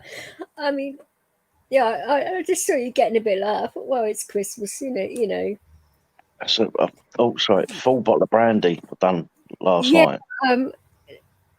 That is a nice sized bottle, actually. And when you're drinking something else, I can't. I remember the brandy, but brandy and Coke. Wasn't that a mixer? Yeah. Yeah. I just couldn't remember what the other bottle was because, like I said, my memory's like a bit shit today. Brandy and Coke. I'm really struggling today, Vix. I am. Oh God. I woke up on the bathroom floor. Right, I got up, and I mean, I don't remember. Cheers, Manef, to sub to your pap. You won't regret it. It's a good channel, and people in there love the crack. And I don't mean the actual drugs when I say that. But they probably do after them, but they probably need it after your stream sometimes, Dan. I mean, some of your phone calls, I mean, you do get some weird ones on there, don't you? I mean, occasionally, yeah. Occasionally, again, I can't remember who I spoke to last night. I'm gonna have to. How long was I on for? Do you know how long I was on for? I don't even know. No, I was just about to ask you that. I mean, I could look on YouTube and find out if you wanted to know the answer to that, or unless somebody in chat wants to look it up. I would have said your live was at least 6 hours long. Must Really? have been, because you started quite early. Well, early-ish, but I think. As I say, I woke up on the floor. I picked myself up and I thought to myself, "Oh fuck me, what's happened?" And I struggled moving around the flat. Right. I made myself a coffee. I sat down. I had a couple of glasses of orange juice. I sat down and I couldn't move off the sofa, so I had to get in touch with the person I was supposed to talk to today. Put that off till another time. Should I put some heavy metal on for you?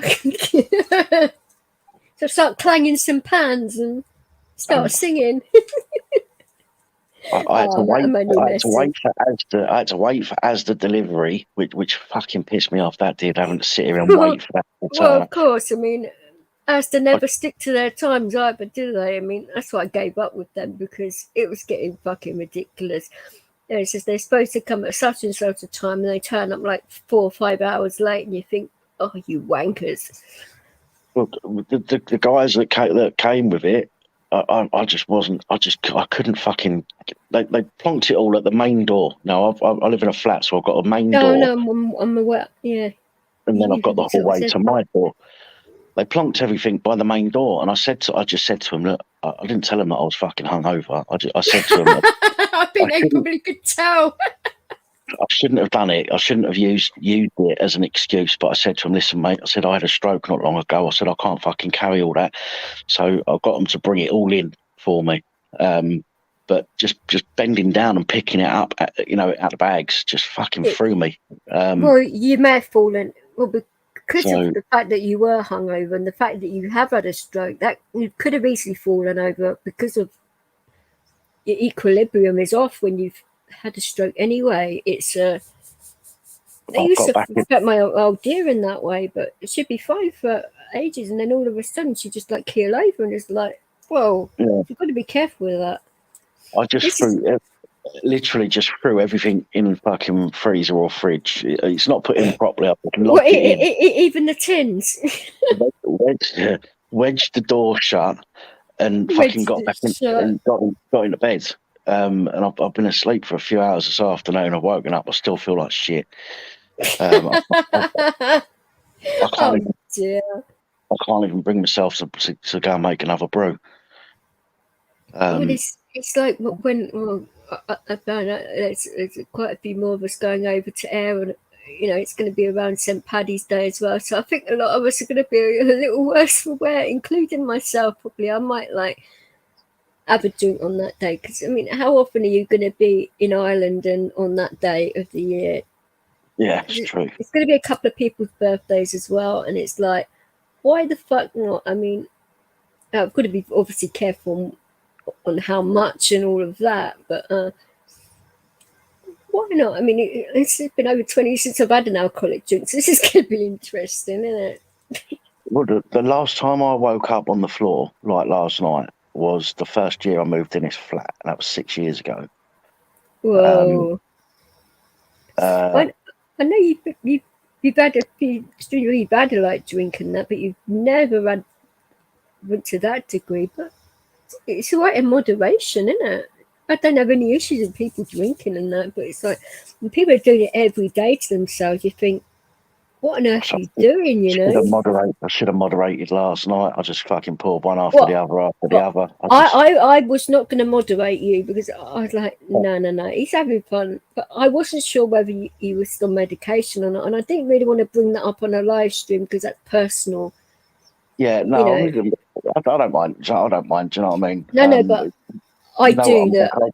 I'll talk about it, but I don't give a shit. No, but I'm like that too. But like when it's to do with like personal shit like that, and I don't want to put you on a downer. I just wasn't sure, and I'm thinking, obviously he's a big boy. He knows what he's doing. If he was on meds, I've not taken today's. I've not taken today's meds.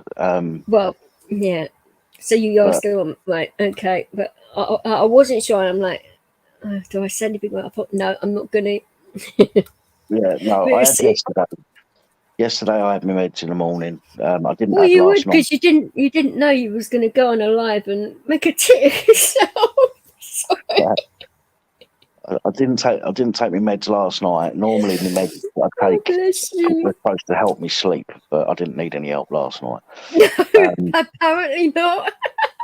So I've woken up today. I've not. My meds on the table. I need to take them, but oh man, seriously, I feel dead. I do. I've not felt like this for so long.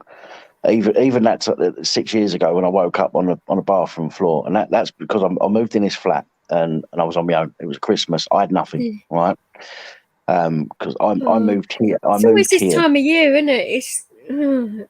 It's like a good thing and it's like a curse at the same time. Yeah. Well, I moved to this flat because I got kicked out of my other house because I was growing weed. Yeah, right? I remember. And I had nothing. I had to leave everything.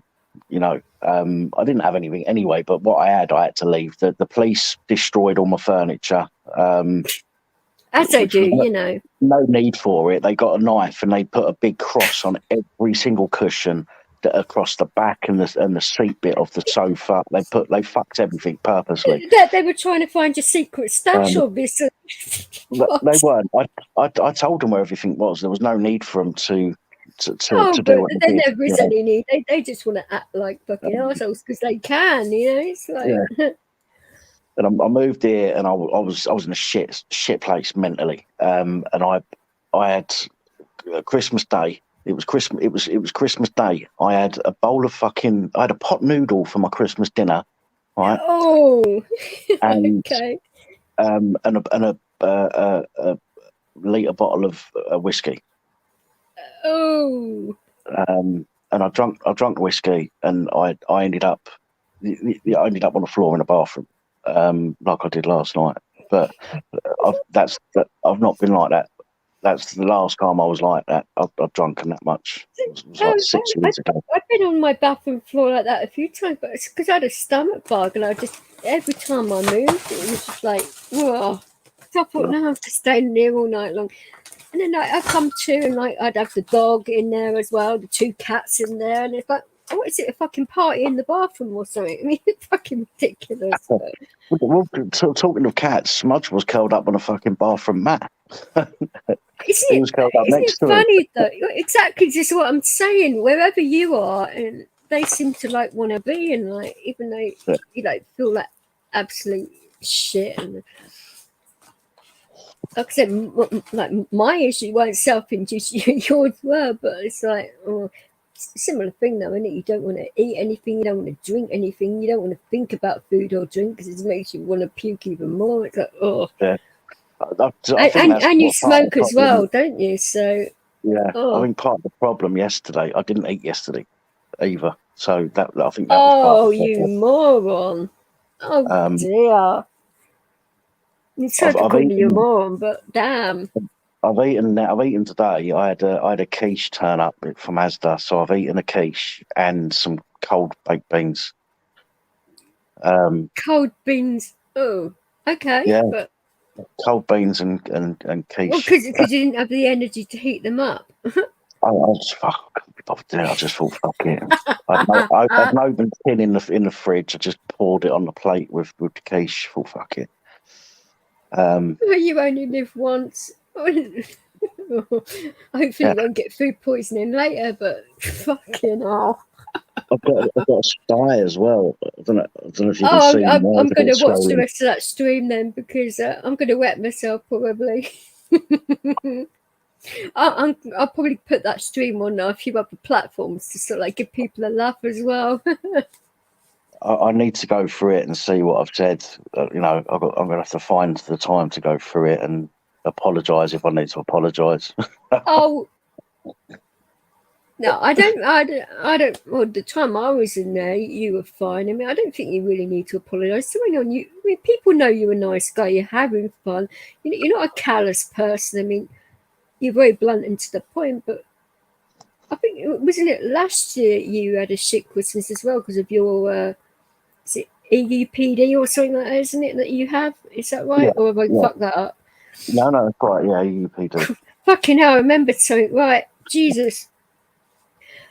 But last year you were on a, yeah, that's when I broke down on your channel, wasn't it? When you were, oh God, we were both in a fucking state that day. But yeah, that really helped me out actually. You know, just fucking like turn into a blubbering wreck on your channel and Dan's wrecked me. Oh my God. And I don't tell everyone. Oh, we're too late. No, I mean the amount of people that remember that stream and like ask me how I'm doing now because of, yeah, it happened, and I don't, like I say, I don't normally end up bawling my eyes out on live stream. I mean, I think that's the only time I ever have. Yeah. Lucky you. You know, like I needed to be done though, obviously, because I just came out of nowhere, and I only came up there to help me out with your tech issues. I didn't realise I was going to turn into a blubbering idiot. But no, it turned a lot of corners for me after that. It got rid of a lot of toxic shit out of me, and I know. sometimes what we need to, you know, probably the wrong phrase to use, but sometimes, sometimes we've got to have that fucking meltdown to clear. Meltdown. That's one way of putting it. I didn't exactly melt down, but wow. No, I you know, sort of say it's probably the wrong phrase to use, but it's the phrase I use for myself. You know, if I'm talking to the doctor, I just say I had a meltdown. But well, I suppose it was really, but I'd say, yeah, I was slightly upset, but I just don't know where all that emotion came. I mean, obviously it had been building up in her for a while, and I've worked really hard to sort of like get rid of stuff when it happens, but when you're like dealing with like all of that and all the issues that I had dealt with, obviously you are going to explode emotionally at some point, and luckily for you, it's on your. Actually, it's probably the right person to do it to, because you sort of like understand some of it and you get it to a degree. If I'd have done that to some other poor bastard, they would have thought, "Oh my days." That noise, if you just heard a noise, by the way, that wasn't me having a piss. That was me pouring some orange juice. Yeah. You're right, God bless. I heard you had a good evening the other night, God bless, over at Rice's channel, and that they couldn't get a word in edgeways, so good on you. Oh, God bless likes to chew people's ears off. It's all good and that. Actually, God bless is in your channel last night, was he not? Or was that no point asking me anything about last night. Was that the stream before? Oh God, my memory's gone to shit today. Honestly, I can't remember what went on. I didn't even know what my name was today. It's just like one of them days. It's like, Right, I'm going to have to go, Biggs. I just jumped on to say hello, and I'm going to have to get off because I feel like shit, and I need to close my eyes again.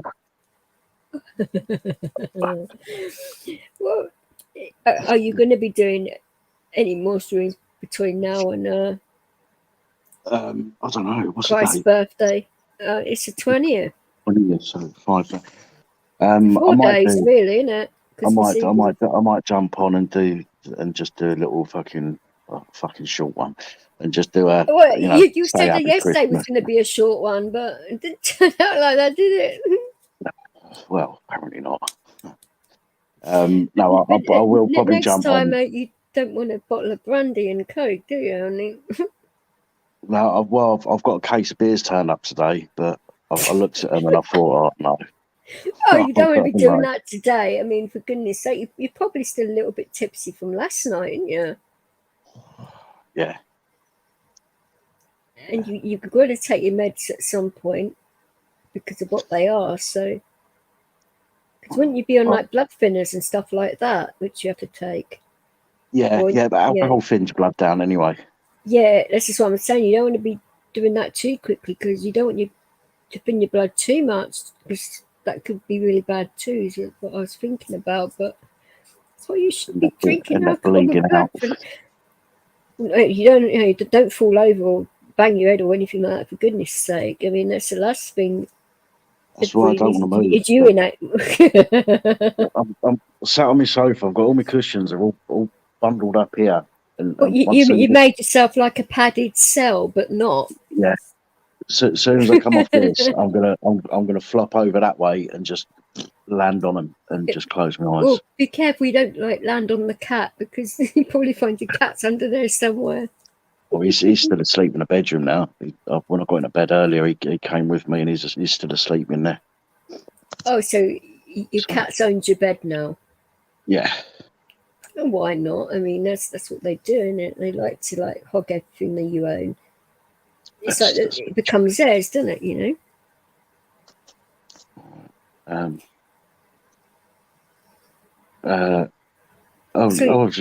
Saying Pap bit the dog that bit and Pap bit the dog. I don't get that reference. It might be an American thing, but okay. Maybe you can explain that to me one day, what you mean. But I thought I was reading that wrong, because I've been a bit of a scatty mare today, but fucking hell. I've just realised I've just found the comments on here. You just found the comment. You've been doing this longer than me. I mean, fucking hell. I don't do it on the phone normally, do I? So I don't know what you do on your phone.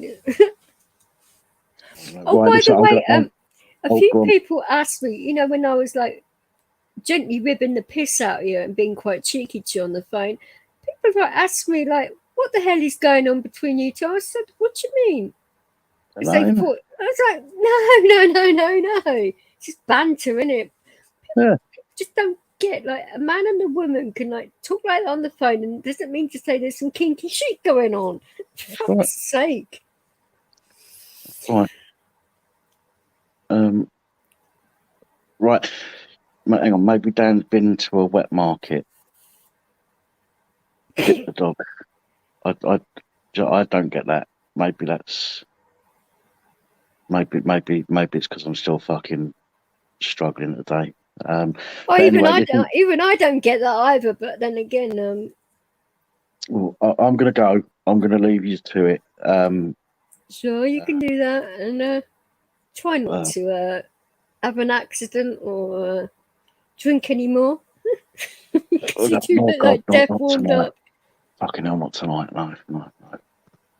All it would take now is one of your neighbours to start playing loud music or screaming or having massive Barney or something, start slamming doors and. I like to listen. I like to hear him fucking again earlier, getting on my nerves.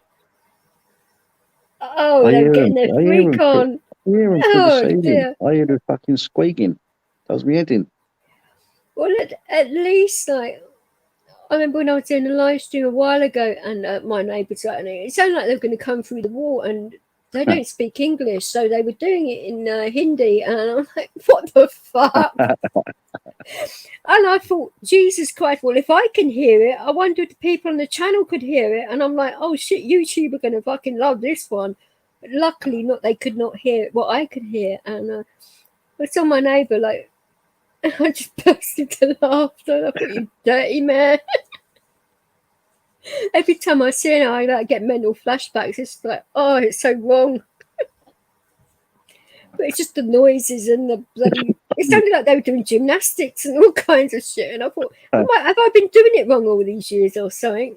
Maybe they were. Maybe he's been watching a bit too much porn, and he's trying to jump off. He tried to jump off the fucking. Or she tried jumping off of the chest of drawers or something to land on his cock, maybe. Who knows? all that weird shit. So, look, I'm going. I'm saying some fucking stupid stuff now. I'm going to go before I make a cunt of myself. Too late. All right, listen. You enjoy your evening. Everyone that's watching. I'm sure I enjoy will. Yourselves. Oh God. No more rants for me today. Oh right, it's coming on.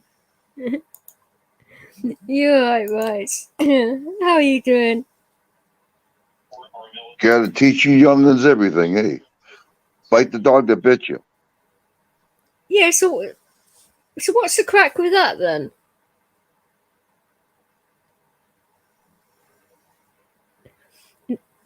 Okay, he's going to say that and leave. Did you press the wrong button again, or did you sneeze on your phone or something? I mean, oh dear. I don't think I've ever had a stream happen where right, so some technical difficulties. It's either me or him. Funny.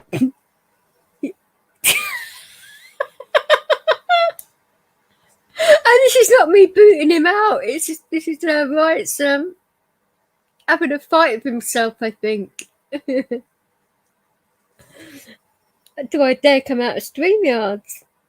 Actually, probably not, because it'll probably happen again. So, was you on Dan's last night, God bless, or was it the stream before? Because I really cannot remember myself. It's like...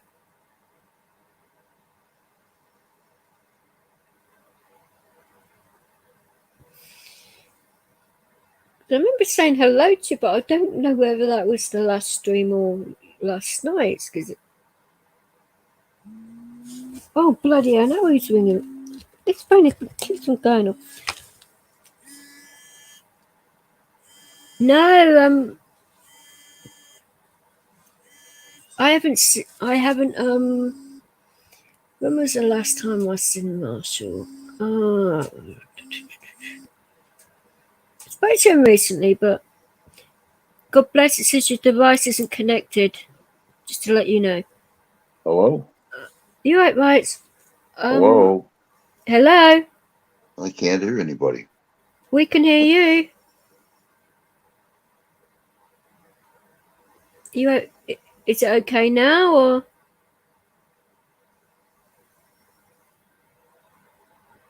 Can you hear people, or?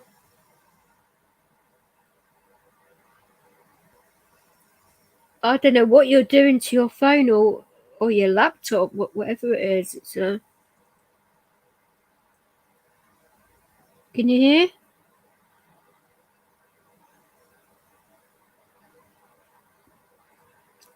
Let's see if you can work out what it is. You might have to come out and come back in. I don't know.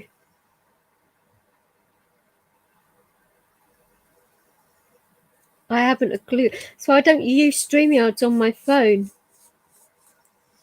Especially after it bloody fucked my motherboard. Still can't believe that happened. I mean, oh wow. iPhones are a piece of shit like that. I mean, goodness sake. Oh yeah, you're asking about Marshall. Spoke to him. Oh, I don't know. I can't remember what time it was, but spoke to him in the last 12 hours, or maybe a bit longer than that. But he was supposed to call me back, so something must have happened in between, or he fell asleep because he was finding it hard to stay awake, and that could, you know what that's like. When you're in like a place like that, it's hard to have any kind of real routine, and that. That's why it'd be better when he moves down here. You sorted your device out then, God bless. You all right? Yes. Of course Good. I have. That's the way. Calm down a bit now, but it's just like... Oh yeah, you've been on for nearly 2 hours. Oh, well, who fucking cares about that? I mean, Jesus Christ. No, that's lightweight. Hey, listen, that's lightweight. You're not like Rights for Vets. I was on there for over 9 hours. And I went and had some food at like 2, 3 o'clock in the morning. I said, look, I've got to eat. So I've had about 12 pints now. And I come back after my food at nearly 4 o'clock and he's still going. Oh, hang on. I'm on a live stream, Tonkin. Fuck's sake. You what? I'm live on YouTube. We want to say hello to everyone. Okay. I'm on my channel, yeah. I mean, oh, bloody Nora. Okay, I'll see you in a bit. Oh, hey, tart. Fuck's sake. Just like, you can't even fucking have a live. And I mean, your friend should know when you're live. I mean, that's just despicable behaviour there. I mean, what a fucking tart he is. Like, where was we? Oh, sorry, right. So I'm like, getting distracted. For fuck's sake. No, I mean, I was on Rights' Tonkin bells me up at, what was it, 4 o'clock in the morning or some stuff like that. I mean, I was listening to some like rap music, having just a chilled out time, just like rebooted my laptop. And then all of a sudden he calls me up and said, "Oh, Rights has just gone live, he's on his own. Do you want to go over and keep him company?" I'm like, oh shit, here we go. Right, okay, I'll just drop it, do that. And then it turned into a several hour stream. I mean, I don't think I come out of there till, what was it, about 11:30 this morning, or close to midday or something like that. And I'm like, that's why I'm that shattered, and I've had a seizure as well, so that doesn't exactly help. But fuck me. Not without a COVID condom. I had to be careful with them as well because of oh no, what have I said? No. Certain latex reacts with me, so I have to be careful of that. I do not know why, but you just have to be. I found out the painful way. Put it that way. I know nothing. Well, yeah, I didn't at the time. I thought, oh, here he comes, the panel whore himself. Hello. Hey, hello. How are you doing?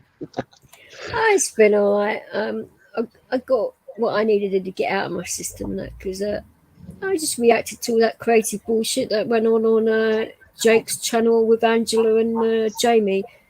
Oh, geez. You know, Yeah. Oh, geez, but it had to be done because I got to that point now where it's like, no, they can suck my big toe and F off. I've had my uncle fucking saying, look, these people cannot keep on doing this and getting away with it. I mean, I think my uncle's like fucking watched what's been going on. He's actually like sat down and like gone through it himself, and I'm like, oh shit, here we go. The most protected member of my family goes and bloody watches this shit, and I'm like, oh fuck me, here we go. Let's have the lecture then. And he ain't really lecturing me about it, but he's not a happy bunny. So it's like, how to tame him? I mean, for goodness sake, he's Northern, so it's like even worse. And no offense to anyone that is Northern, but you know, they do have tempers and that are very ingrained, and it's like sometimes it feels like you're banging your head against a brick wall to get through to them. They're so stubborn and everything else, and it's like, oh, fuck's sake. But hopefully he's calmed down a bit by now. But so he will not put up with this shit, and he will probably come online himself. And I'm like, oh please, Mom. Are you talking about somebody who's been in the arsehole in a chat log or something? So I've missed An arsehole. Oh, that's putting it mildly. I mean, God bless you. I have no idea. Recently, the things that have come out of their fucking gobs, like of supposedly defrauded charities. What was all this other stuff come flying out their mouths? It's tying up a bollocks, basically. We're just talking about twats in the chat log. Oh, like, there's porn bombing and stuff like that. Was that the right word? Yeah, that's the right word. Yeah. no, I mean, no, none of that. No, just people like saying crazy malicious shit. Okay. You know, and things that are actually fucking illegal as well. I mean, it's slanderous. Did you say the word James? Is that the first or second name of the username? No, I said Jake. Oh, sorry. So it's a James. Because I was watching that. It was on the recent one. It was on Jake's channel, and I didn't even fucking do anything or say anything. It was nothing to fucking do with me whatsoever. But they decided to bring my name into it, and then they decided to impersonate me on the channel as well, but say some really polite shit. I mean, For one, I would not be polite on that channel. Not after what they've fucking said and done. Would I fuck? I mean, certain people actually believed I was on that channel. Yeah, right. Fuck right off. I mean, it's just like, so that they had the excuse to bloody talk about me some more. It's just like, fucking bullshit. I mean, I can prove it weren't me because I was on someone else's fucking channel, you morons. I mean, fuck me. I mean, yeah, I'm good, but I'm not that fucking good. There aren't like 2 or 3 of you, you know. Shit.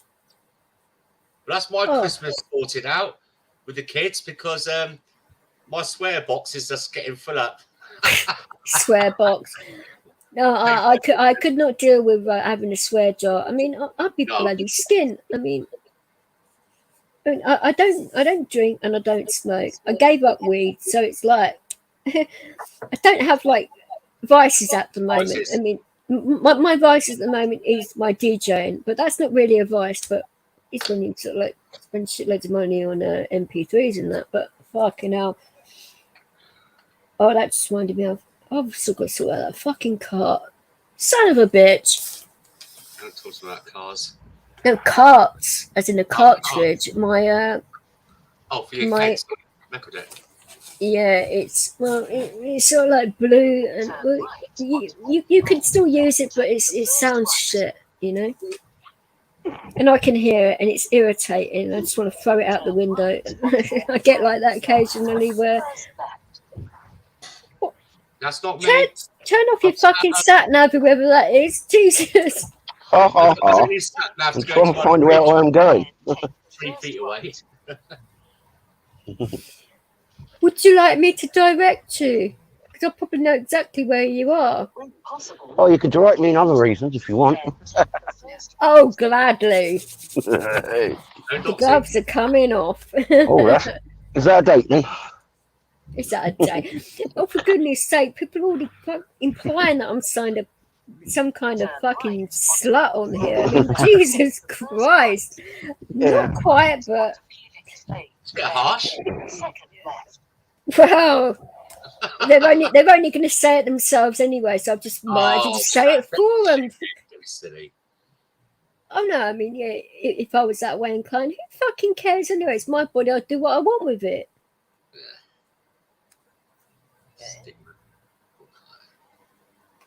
So what was that? Was somebody who's got 5 kids and a young wife?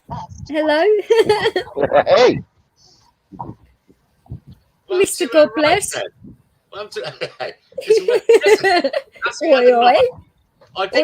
snap your sapaloy. I was very quiet most of the summertime, and it'd go quiet. I say, you quiet. That is the biggest bunch of bullshit I've heard in my life. You're never fucking quiet. And I was quiet. I said, look, your turn to talk. And they go, no, continue. Tell us about what you're doing in England and all this stuff. I do like take a seat back sometimes, but come on. 9 hours. 9 hours. I know you all too well. I mean, yeah, you do it for a little while and then you cannot help but jump. I mean, it doesn't bother me. I don't give a fuck about stuff like that. But every so often it'd be just like you just jump right in and it's like, okay, go for it, you know. Yeah, sometimes I lose the thread, so I have to like carry That's one way of putting it. Jesus, lose the thread. Yeah, you lose more than the thread. You lose the needle, what you're sewing, and everything else. Saturdays are my Sundays because Sundays. That is the third exit, Tonkin. 1, 2, 3. So I've been very sarcastic and blunt today. I do apologise. Yeah, that's because you had a good time chatting to Ronan this morning, didn't you? No, you know Ronan that goes on Wright's channel. Yeah, Irish. Oh, was it the Irish guy? Yeah, yeah, he is Irish. Hang on a minute. Let me just think. I met an Irish guy called Ronan a couple. Oh yeah, it was on the air, wasn't it? Yes, yeah, yes, really. Yes. And I said before anyone said anything, I said to him, "You look really Irish." Because yeah, I am. Only since he's been an American since he's 10 years of age. That guy. Yeah, he said he's an Americanized Irishman. I was like, is there ever such a thing when you're Irish? You're Irish, regardless of where you live. Irish. You don't ever change. Yeah, exactly. You bleed green or Guinness comes pouring out. One or the other. From the age of 3 months in the Amazon jungle, brought up by monkeys and tribesmen, you're still Irish. Don't we know it too? But and we're still going to get the blame for 800 years. Yeah. You're right. So you sorted it out now. Comprende? It's normally quite. Oh, right. Here we go. Earth to rights. Rights to Earth. Nope. Nope. Might be an idea, right? If you take out your USB, if you're using a USB camera and mic thing, plug it back in, and then without being in on the Streamlab, and just check your settings before you enter the broadcast. Or why don't you use your laptop? Laptops are easier on StreamYards and phones. Believe that. Yeah, because the reason why sometimes I have a problem is because I've got a virtual reality headset plugged in as well, and sometimes it thinks it's you and virtual reality. That's a misnomer right there, isn't it? It's great. It's better than drugs sometimes. Just sometimes. Oh, today is one of those days where I've been like craving the biggest, fattest joint there ever could be, and it's like no. But for one, it may make me fall asleep. Two, it probably calm my nerves. But then I'd think, what a stupid bin for doing it, you know? Yeah. I can't. Well, not if I'm gonna have a drink as well. I can't. Well, not even if I don't have a drink. If someone comes round, I have a couple of tokes on it. I'm whited out. My missus and kids would pull me apart. It doesn't affect me in that way though. But it's the right strain. It didn't. I was a right nuthead. I used to love my nuts. You know what I mean? No, I know exactly what you're saying. I don't get up in the morning, Woman. I only do it in the evening. And my room, I still got them all from the 80s and 90s. All my flyers, I've still got them all in nice. And the room is wall to wall, windows all blacked out, music, you know, there's sofas everywhere and that. And well, yes, I mean, I managed to sort of like been photographed and been put on a few flyers myself, and my mum found. I thought, oh shit, she's gonna fucking notice, but she didn't even fucking notice that. How out your barnet you actually are, but who fucking cares? You only live once, but exactly. And it's like when she took me to court on that, because she said she bought my TV license and she forgot to do it, and then she neglects to tell me I had court. I didn't even know anything about it, and then she bloody like comes up to my house when it's like really early in the morning, and I'd sort of like been a naughty girl the night before, and I'd like a bit of a issue with taking some class A's and that, and I was basically tripping my nut off in court, and fuck's sake, and my mum didn't even notice that was happening. She thought I just been smoking a bit too much weed or something, but no. I think she realised later on, though, that it was something else. But that was years ago now. I don't do that kind of stuff anymore. But fucking hell, that was one of the maddest days I've ever had. I mean, trying to like say your name when you're in that kind of state, and then talking to 3 magistrates. It's just like, oh my god, get me out of here. People don't understand how environmentally friendly weed is. I was smoking because I tell you what. That Weetabix in the back of the cupboard with that tin of beetroot that's about 4 years out of date will get eaten. Oh. That is just like, rank. Listen, when you got the munchies, you got the munchies. Yeah, I get it. That's what I'm saying. I wouldn't do it now, obviously, but unless I've got the munchies and there's nothing else to eat. But we have got at least 7 months worth of food here for all of us. Always keep a good stock of food. Yeah, but you don't take no more, do you? So it's like no, I know. I don't eat so much as I normally do. Not to be honest. Since I had that you wouldn't on your meds, would you? No. Since I've had that Kool-Aid and I lost my sense of smell and my taste buds again, I just. What is it that does that to people? Though I mean, I don't know. And I'm just not into my, like last night. I'm struggling with eating food at the moment. I feel a bit weird after. It feels like my diabetes is really high up. And I tested my sugars last night. So I said to Claire, my wife, I said to her, I feel really strange tonight again when I eat food. And so I did my test, and it's only 5 or 6, my glucose level, which is low for after food. So I don't know what's going on at the moment. Yeah. So I'll just crack on. I'm having a nice big sausage casserole tonight, so she knows I like that. So I'm gonna have that tonight. See if that kind of. I think it's because my taste buds are. I'll go to eat the food and I can taste it for a couple of seconds and it just disappears. That's happened to a few people that I know that have had it, and exactly the same situation. And unfortunately, one of them passed away. The other lovely lady, she's going through chemo and shit, so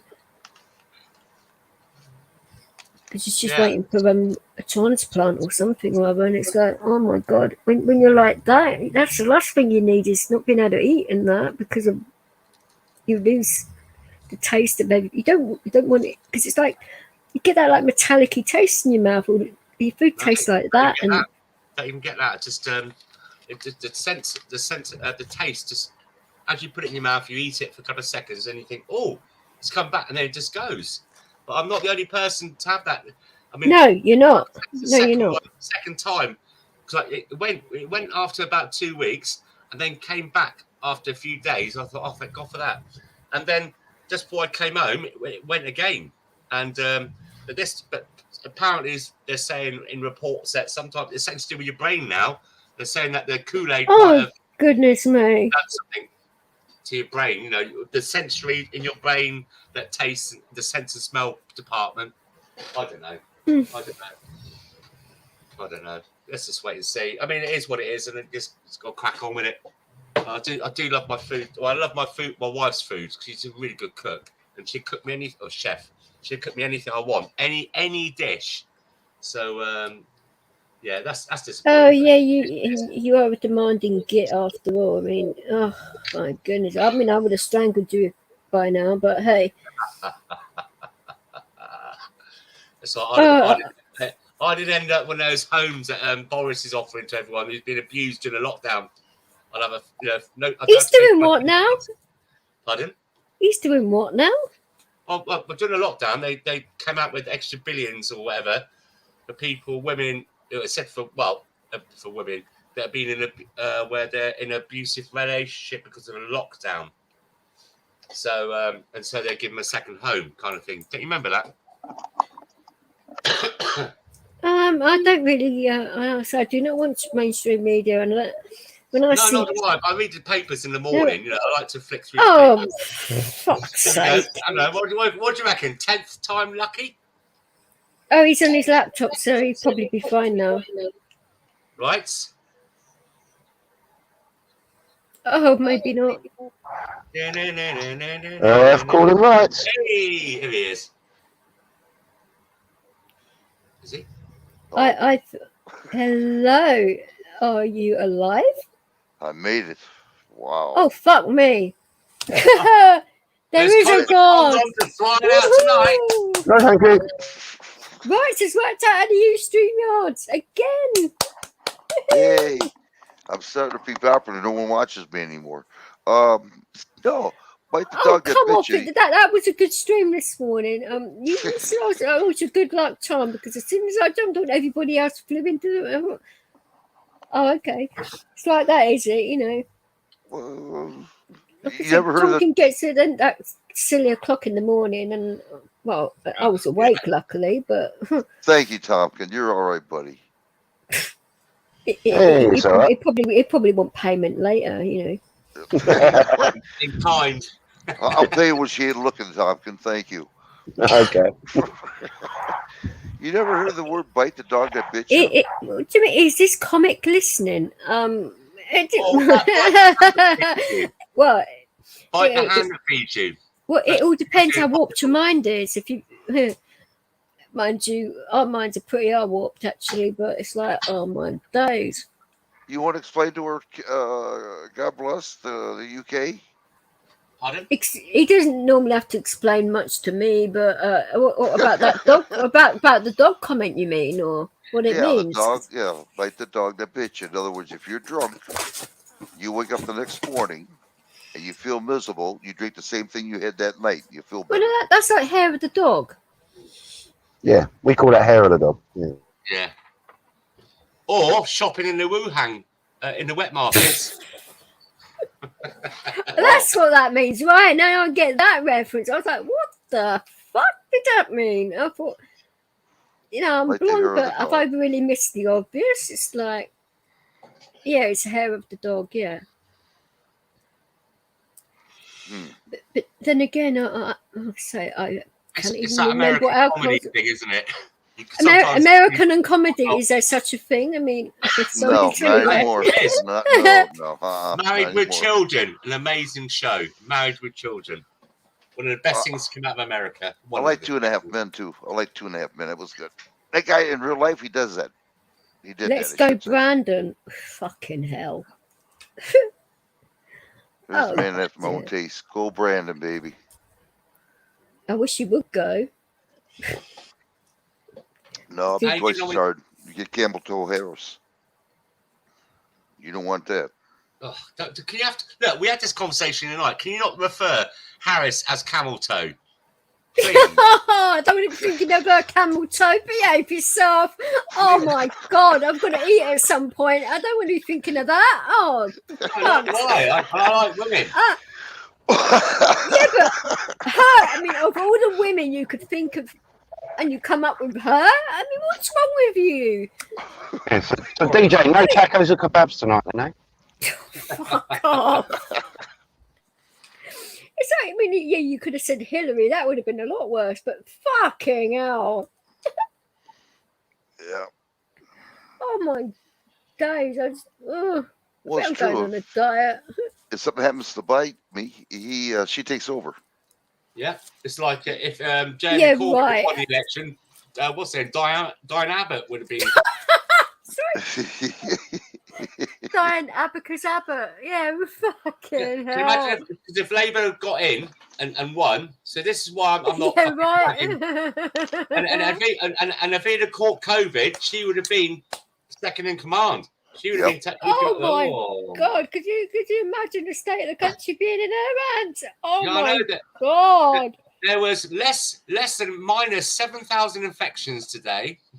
There's 465 million beds free in the hospital. Yeah, it'd be fun. And you don't have to pay no taxes for the next 30 years. Yeah, that's right. Yeah, it's not coming out of your wallet at all. That's all.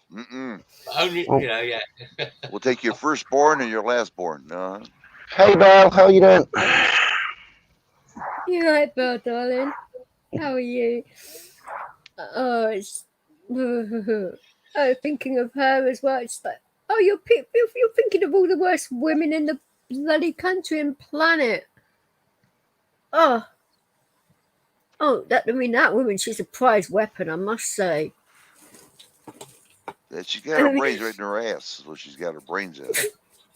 What, Diane Abbott? Yeah, you're right there. Yeah, where has she gone? She's just like disappeared lately, isn't she? Well, she's fighting. I think Keir Starmer's eaten her or something or other, or locked her in a cupboard. Who knows? She was too much of an embarrassment for coming out with all that crazy shit. That I think she's been buried under someone's patio or something. Who knows? Poor Patio. No, they're fighting. Patio Lives Matter. PLM. Sorry, I couldn't help that one. I'll tell you what I'll do. You guys can live over here. We'll live over UK. How's that? Yes, No, please. No, no. It's so cheap over there. All the food they've got is so much better than we got here for price. Oh, come on. God bless you. You want to live in America?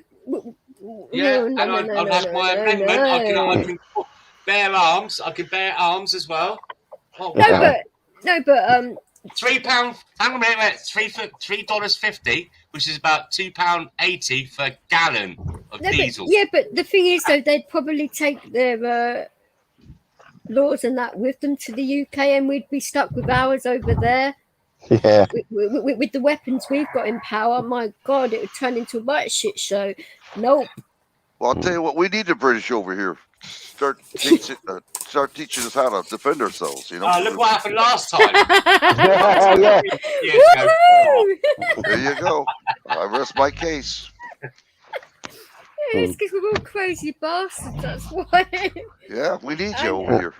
And We got cowards over we here. just bring the Irish and the Scottish as well. You know, make it a party. Yeah. Well, speaking of food, I'm going to go pick up some snacks for tonight from a local superstore. I hope you get fat with a mustache and look just like me. What exactly snacks have you got on the brain here? I mean, I don't know. I'm going to have a look. Gonna have a bronze wrap. Yeah, and I think I might show Wrights our extent of American food in a supermarket. Eh? Oh, I like to see this. It's very limited.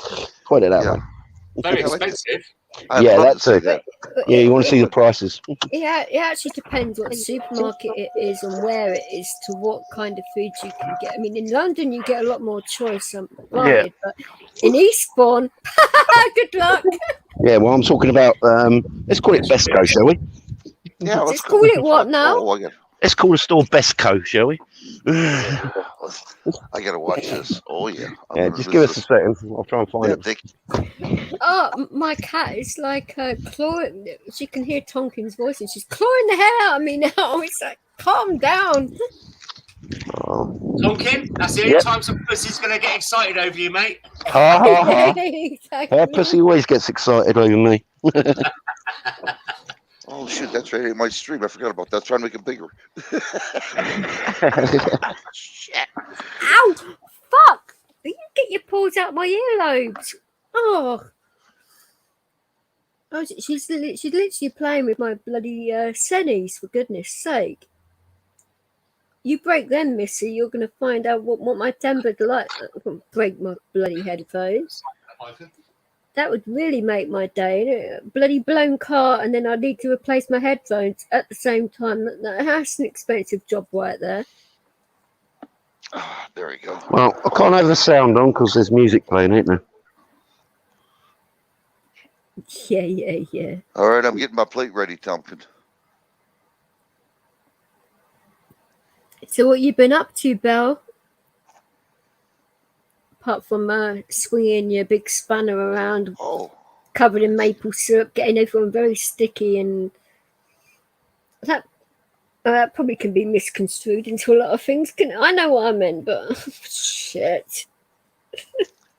Hey, Belle, I didn't see you there. How you doing, guy? Yeah, you have to excuse my bluntness today because I haven't had any sleep for a few days, and it's not like losing my will to live, but not literal. But I just hope at some point tonight I actually do get some bloody kit, because if I go another night without any sleep, I don't know what my brain would be like in the morning.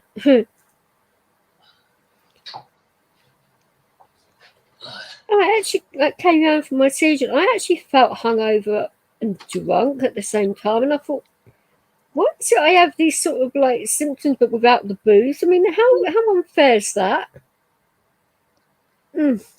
Tonkin's streams remind me of. Have you ever heard of Immortal Aliens? You know what I'm on about? You know what I'm on about, yeah? Where he goes into the shop up in London, and he's only got 28 pence, and suddenly all these donations come in. Or he goes and sits in a pub, what do you call it, Wetherspoons, and then he gives his table, he puts his camera by the table number. I used to mod on his channel, but it just, yeah, anyway. And on Tonkin's channel? No, not Tonkin. But there's a guy called there's a YouTuber called Immortal Aliens. You've not heard of him? Oh no, I thought you meant something else, Immortal Aliens, but fucking hell. No, it's called Immortal Aliens, and what this guy does is what like Tonkin's doing at the moment, and he'll walk into a shop or a pub, make out he's got no money, and he'll put his camera down by the table number of where he's sat in the Wetherspoons, and then suddenly, boom, boom, boom, his pints are being bought for him. And eggs and food and stuff like that. He used to have quite a good following, but I think people cottoned on to what he's doing. Cheeky git. Yeah, just a bit. It was good at the beginning, and we thought, yeah, he's a nice guy, and just it was just all the like the begging kind of thing, you know. Yeah, I mean, I can sort of like see to do that as like an experiment to see, you know, how kind what's people can be, and then obviously the money that you would have spent, you know, you could like Donate to charity. go and give it to charity or go and help them, whatever. You know, 12 points from the, you know, like the Weatherspoons. You give your table number out. You can't really, you know what I mean? It's just like. Well, a few people have like had their like birthday streams, and they've like told people where they are, and like people from like YouTube or wherever have like literally phoned the pub and said, "Oh, send these drinks over to this table," and like there's been like shitloads of drinks on the table, and they've had like a good time. And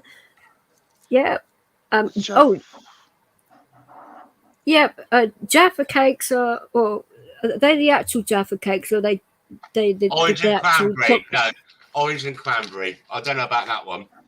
Oh, I mean the original like Jaffa cakes are like round, and it's like you've got plain chocolate on the top.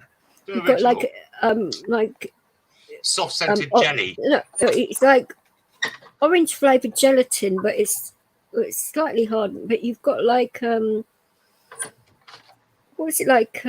Spongy wafer underneath. Yeah, it's a little bit like trifle fingers. In America, they've got weenies. Weenies. Is it weenies or twinkles? Twinkies, you mean? Twinkies, that's the one.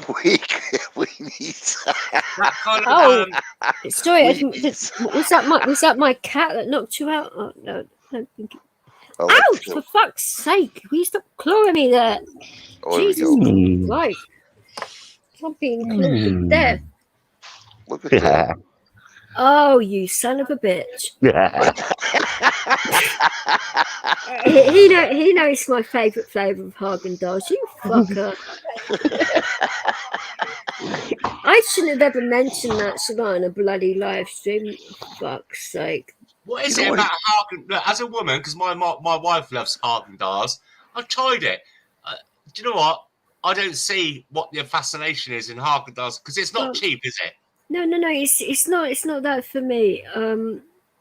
My mum, she had a thing for the strawberry cheesecake one, and towards at the end, I mean, we would sit and share some together and that, and I was like reading a Game of Thrones whilst eating ice cream with her.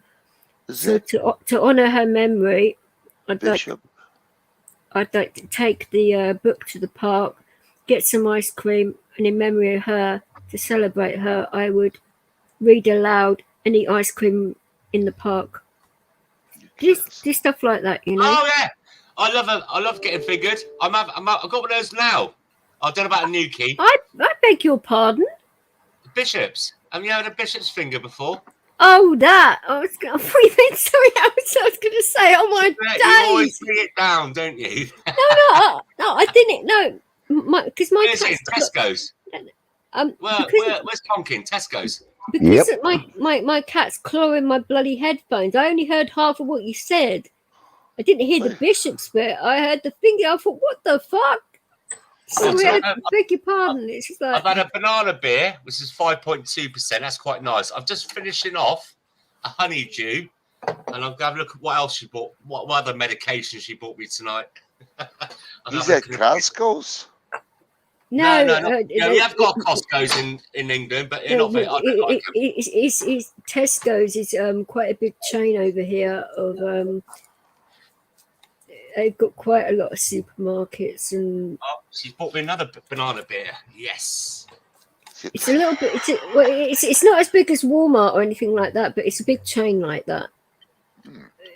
They're inundated with them over here. Of What's he holding now? I can't see that. He's cock. I'm kidding. It's in the West whiskey section, or bourbon. Oh, Gentleman's Jack. Ooh. Yeah, you call it bourbon, don't you? Bourbon. Yeah. Bourbon. Yeah, that's it. It's not a biscuit. That's a bourbon. I knew he was going to say that. Then I was about to. Is that Jack Daniels? Yes, that is JD. I'll be ducking. You guys got over it. I'll be ducking. Okay. Yeah, I mean, decent Irish whiskey as well. Look at the price though. How much is that? I can't see what it is. What's it? What about the Glenfiddich card? is a not bad one either, if I remember rightly. Yep. Tonkin, you got a club card? Yeah, of course I've got a club card. Yeah, I know. It's massive. Yeah, it's nearly $65. Was that 25 quid with a club card? I don't think they'd be doing offers because it's like right near it had Christmas, isn't it? £45, 45 quid, and next to it said 25. Was that with a club card? Yep, that is, mate. Yep. Wow, £20 discount. I know. I bought a bottle of Baileys in there the other night for £9.80. I was going to have for Christmas. It's gone now. And this isn't an advert for AA or anything like that, you know. I mean, we're not promoting to get completely bladdered on this channel. If you are going to drink sensibly. I mean, we just had Dan up here like looking worse for wear. Let's have some flavoured tequilas. That liquid tequila is really nice. No, Sambuca. Sambuca. Oh, Doing the shots. Cuervo's my favorite one. Ooh. But they're probably going to bloody monetize this stream with alcohol probably now because it's piss heads on this channel, isn't it? Get some free samples to test out and give out to us. So your loyal subjects that come in on the stream. loyal subject. Giving someone that's teetotal a load of booze. Yeah, nice one. I'll tell you what, Rights for Vets and DJ Vix is costing me a lot of money in alcohol. I can see why. It's not cheap. Oh, but the thing is, so over here, right, it's like 70% of that is bloody tax. Yeah. It is freaking ridiculous. The same with fags and shit and petrol and all of that. Correct. That's what I just said, fags. I live in San Francisco. And when I mean fags, I don't mean gays. I mean that's. I keep on forgetting there are Americans in here, and they think, "Oh, she's being homophobic." No, that's what we call cigarettes. Yeah, cigarettes went up over here. Yeah, immensely. It just went up $80 a carton. Well, I was speaking 60 quid for 20. Speaking to some Irish yesterday, and it's gone up over in Ireland. I think they're saying €13 a pack. That's quite. I think €13 a pack is expensive, but then again, some of the brands of fags over here are like 15 quid a box, aren't they? Jeez. Yeah, well, he's saying no. A carton of cigarettes is £200, over £200. No. I said a packet, as in a pack of 20. Not a fucking pack of 200. He's saying £6. Here's about £5, £6 a packet, and we're paying nearly double that. I can't remember the last time fags over here were £6 a pack. I mean, Jesus Christ. These but they've got NHS. There's no NHS in America. What's that? You haven't got no health service where it's free. We can all go. No, we don't want it. We don't want it. Listen, they can't even run the VA system right. Why would they want universal care over here? You know what I mean? What happened to Obamacare? What happened to that Obamacare? Obamacare? Oh, yeah. That was lovely. Yeah, oh, yeah. Sorry. Obamacare. I do called the shaft care.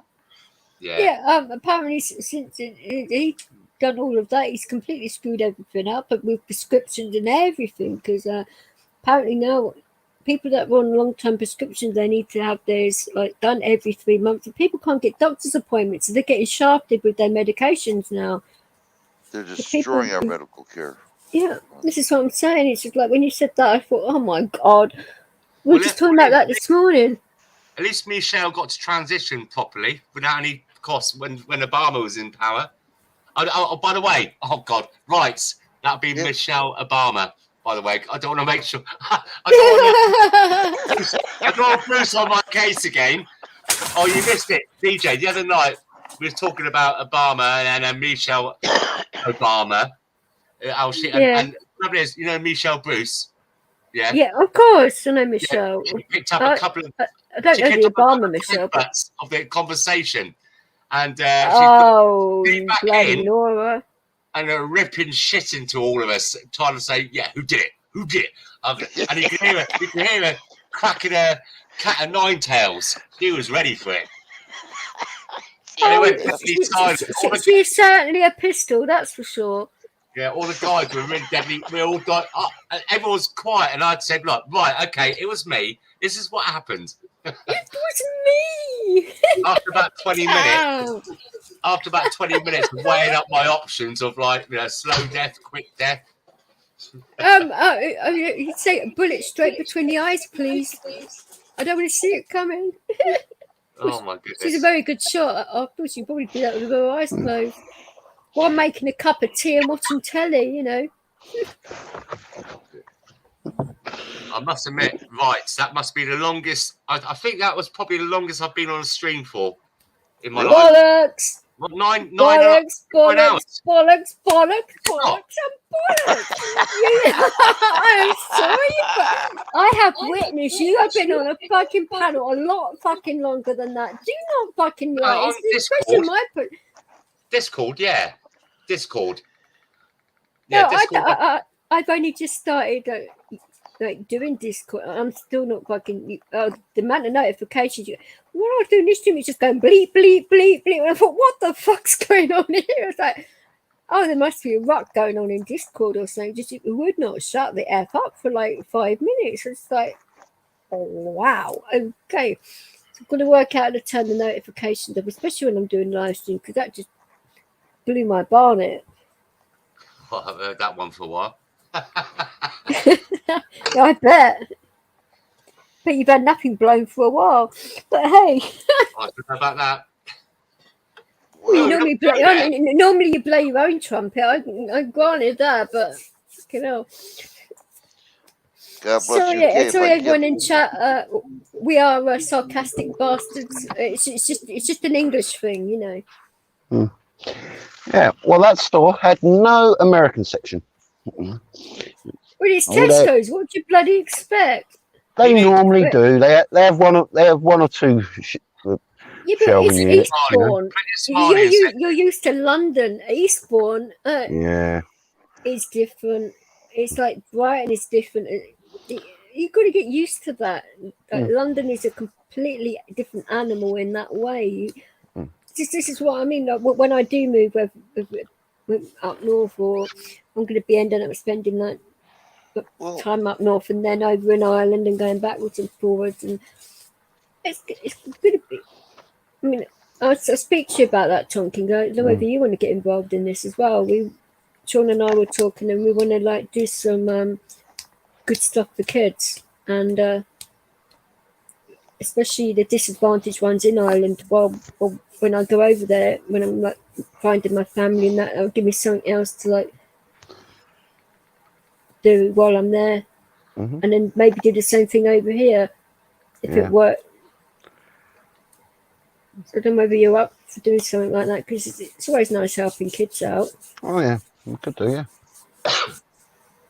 Well, in Ireland, yeah, especially you've got to try and get the kids on the right track, yeah.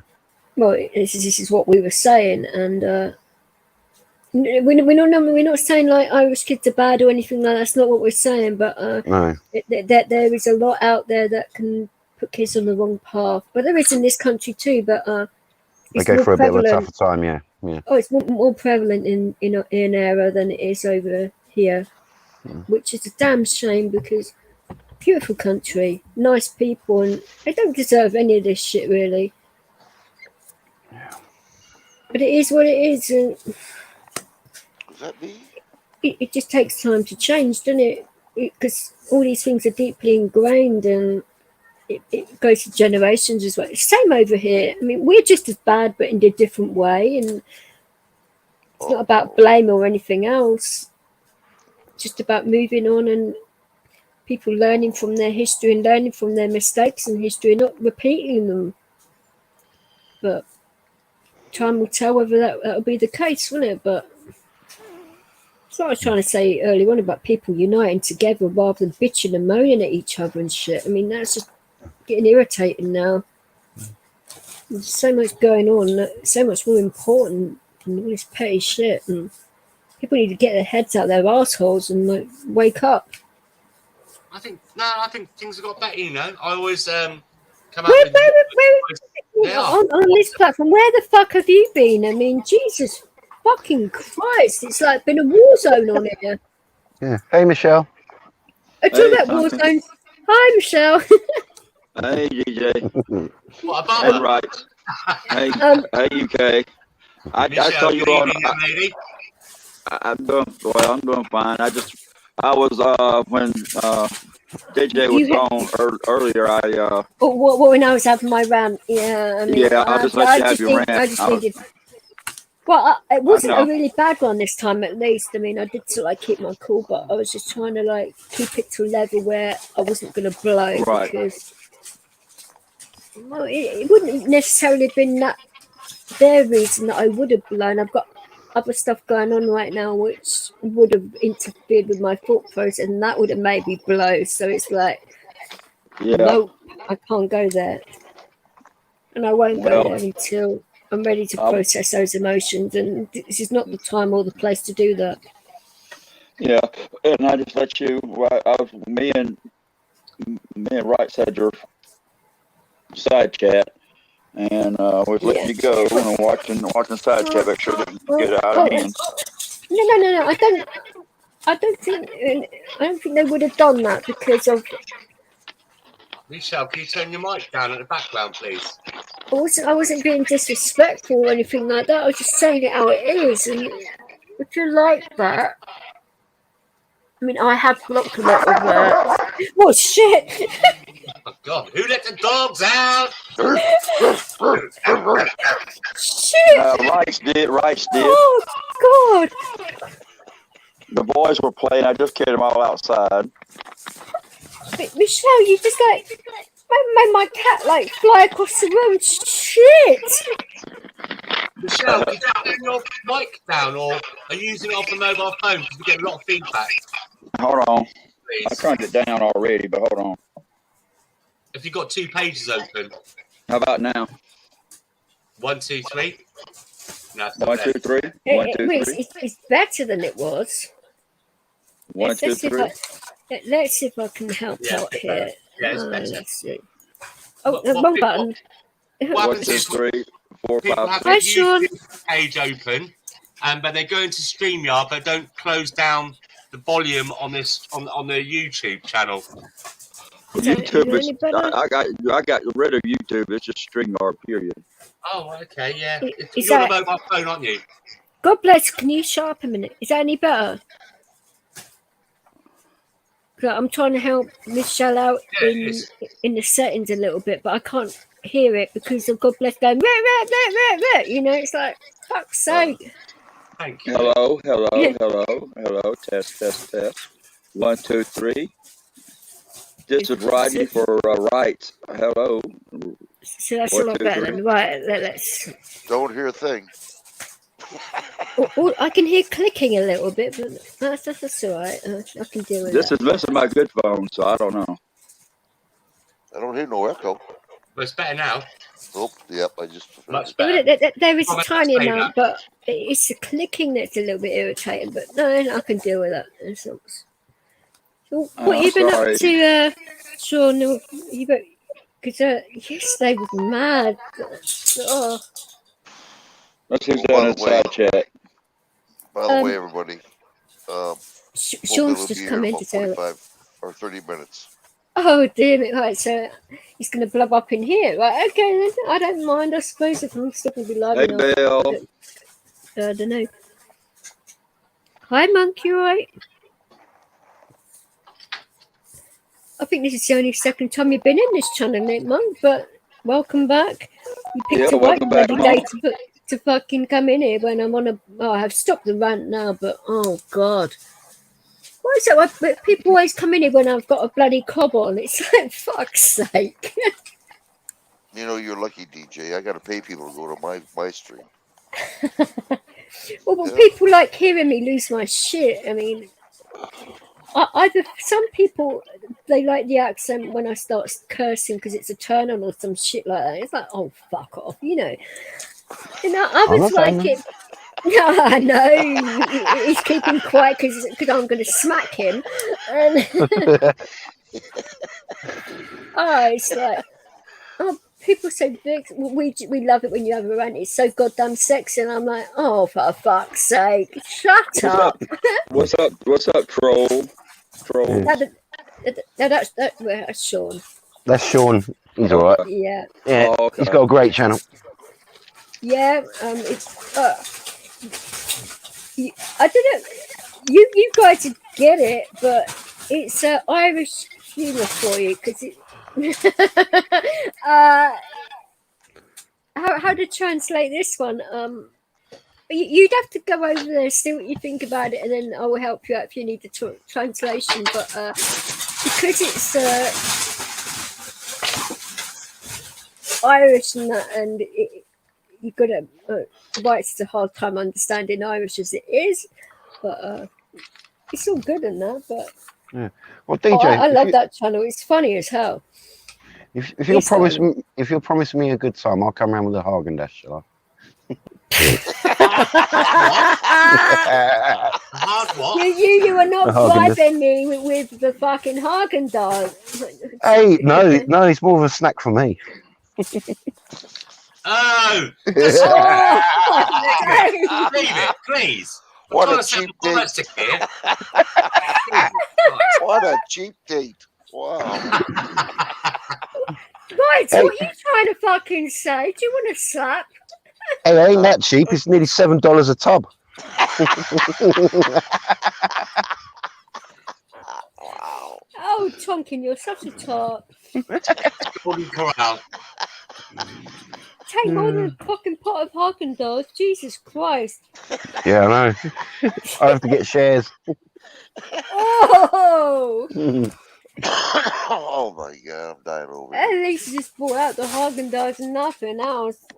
I'm still going to get you back for the other night. I mean, gee, I cannot believe that phone call. I mean, Oh, yeah. I'm not going to say to everyone on here what it was about, but oh my God, it blew my Swede. And I was like, what the fuck is going on? This is like, you're like, do. It's like, oh, fuck.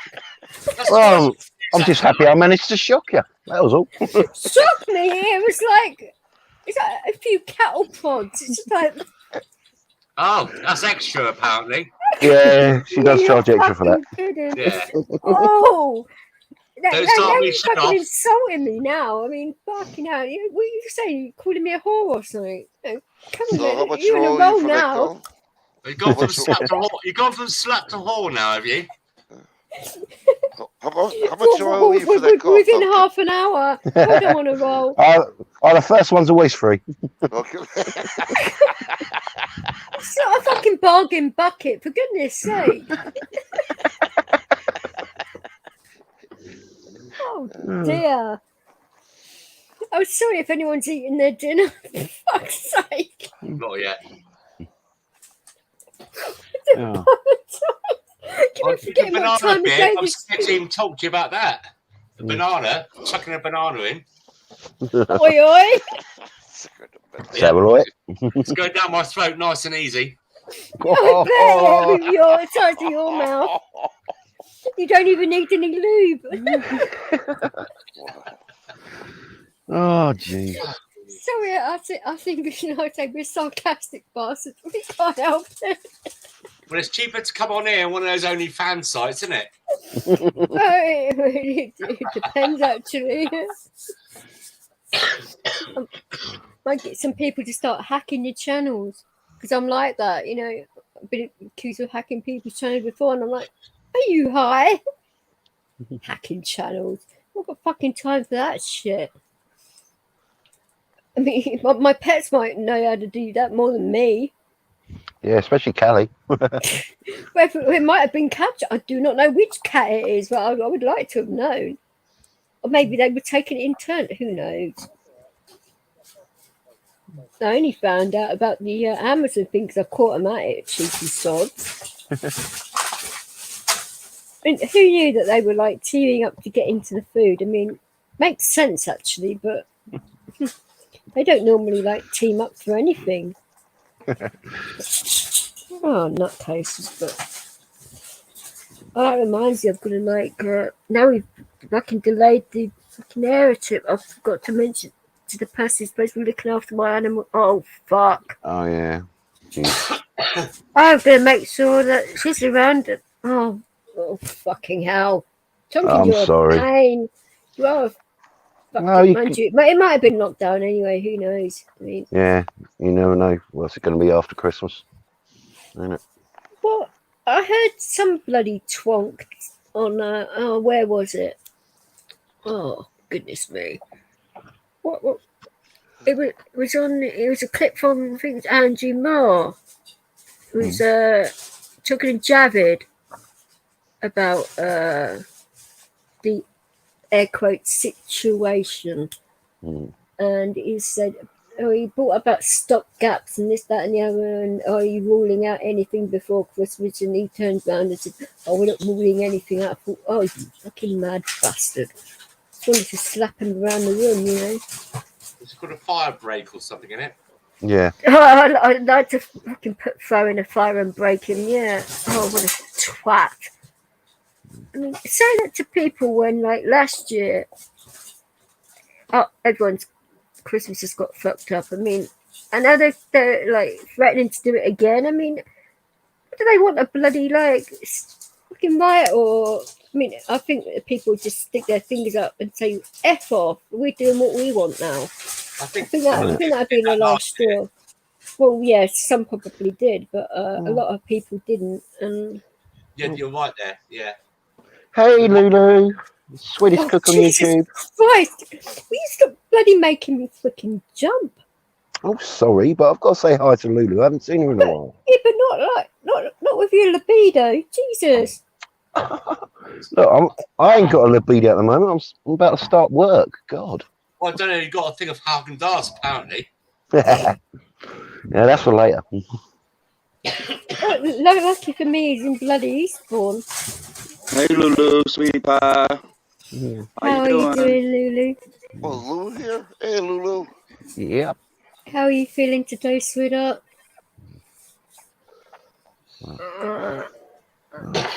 If any of those dirty bloody puss. Oh, hello.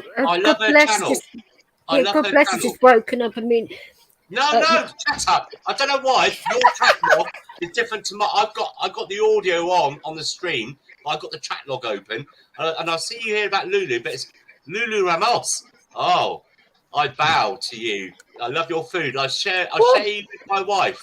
How many Lulus do you think there are that we'd say, or especially fucking Tonkin saying in that way? You know, it's Rosie Perez. I've not seen her in a while. Fantastic food. I love her food channel. Wait a man's heart. She makes me hungry every time I watch her cooking for me. She makes me hungry and horny. Yeah, so that isn't a euphemism for anything else either. And then bloody Tonkin says the word horny. Everything makes you freaking horny. What are you talking about? Even a wet noodle makes you horny. I mean, tie you up with a wet noodle and stuff like that, you know. Oh, DJ, you promised me good times. I've got a whole pack of noodles as well. I think you've got to meet her by her fridge when the door's open. Oh, yeah. What the hell are you trying to bloody say now? Well, I'm sorry, I got it wrong. I'm so disrespectful. Not with the fridge door open, the freezer door. Oh, yeah. That's what the heart is. What? Why don't you insult me some bloody more, you know? Fucking hell. Having that freezer door open might not do you no good, mate. Hey,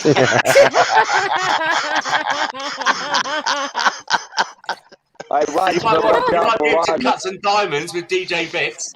Hey. DJ Bits. Hey, right, you gotta watch out for. God bless and Tonkin aren't making us any music because people on YouTube already think we're at it, for fuck's sake, and we're actually not. No, not yet. You're just being a dirty whore. Took the words, Tonkin. But actually, Tonkin's in a serious relationship with another person, so this is like really wrong on so many levels. It's like, Lulu's married. Oh, don't break my heart. Not talking about Lulu. I just broke the two guys was Wrights is married. Duncan is in a relationship. Hey, I'm not married. She is. And I'm not speaking about mine, so fuck off. Yep. Hey. Tell me about it. Me, myself, and I are fine with ourselves. Wait a minute. I'm not married. And there's She dogs. is. I'm telling There's you. dogs. How many dogs you got, Michelle? 4. Yeah, there you go. 4, and then I got a human one. That's called a postman. That's called an unpaid slave, you know. Oh, for goodness, I'm trying to eat something, and now my bloody dog's dribbling, and my cat's trying to take a bite out of it while I'm fucking trying to eat it. It's like nothing is sacred in this house. Well, I get Sparky to bark again, and he can Go wild. Bloody hell. Bunch of Okay, animals. we're making the dog worse.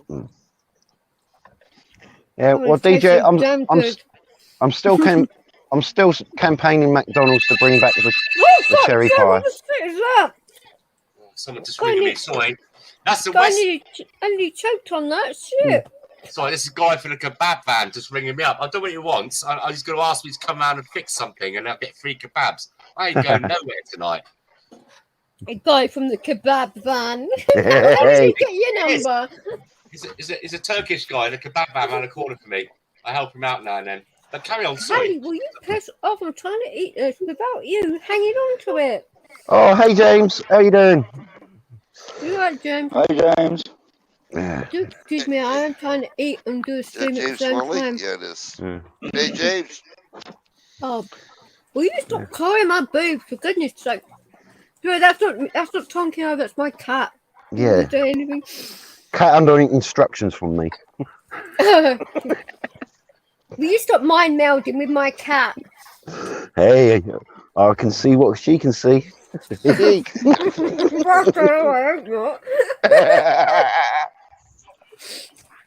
Oh. She's having our time eating. Listen to her. She's having our. She's gonna blow. She's gonna blow. Get ready. Oh yeah. It's gonna be all over the monitor. It's gonna be all over the monitor. Get ready. Get ready.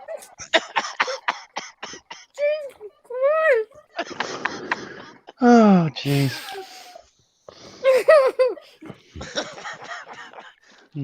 You bastard! You choked on that again. All of a sudden, you're whoop. Oh boy, I'm y'all in trying to trouble take now. a bigger bite of that shit. Holy hell! Oh jeez. Hey, DJ, You love me, don't you, DJ?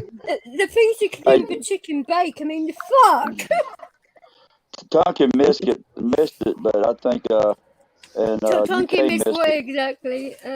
Rodney this morning. Ronan, yeah. Ow! Fuck me! Not that, Colby. Come on, dog. Oh, my bloody dog just fucking caught my hip again. Oh jeez. Oh, son of a. Well, guys, I'm gonna have to get to work. So you guys have a good one. Shame. You're a night shift then, Tonky. Oh yes. It was nice talking to you, Tom. What time do you finish? 7 in the morning. Wow. Wow. Good luck. Yeah, which means he's up all night, and I'm just going to be getting messages and phone calls. And... It's hard to work that way. You know that. Yeah. Well, yeah, but he sends me like filthy stuff, and it's just like, oh my days, what? Oh, get this, guys. Right, that's going to get you and probably put them on. The FAA approved a commercial launch pad off of Georgia's coast. After years of delays, the Federal Aviation Administration has approved a commercial launch pad off the coast of Georgia since a commercial launch pad. 2015, and Camden County, the southeast corner of Georgia.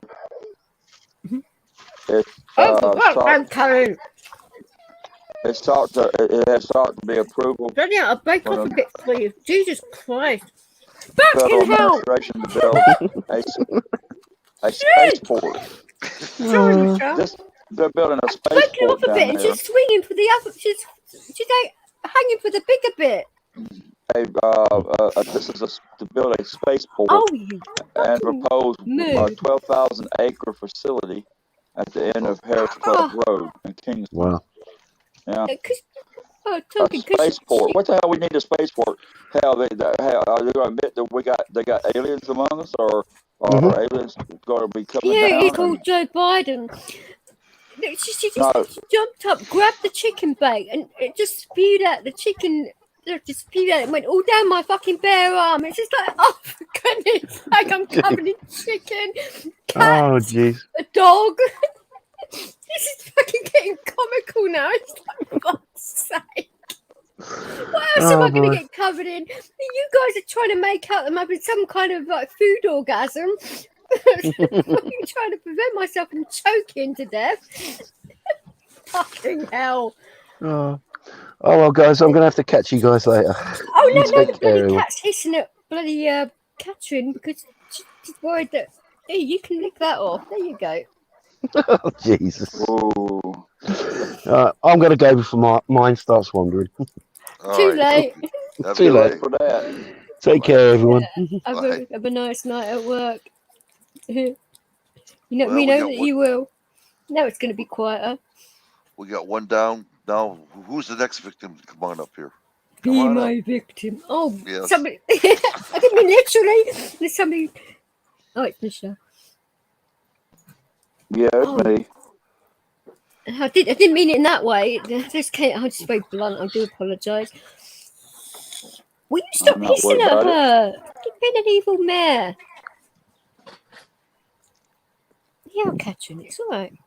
There you go. But I mean, I'm going to sterilise my yeah, arm and all that anyway. what She we might as need well lick it off.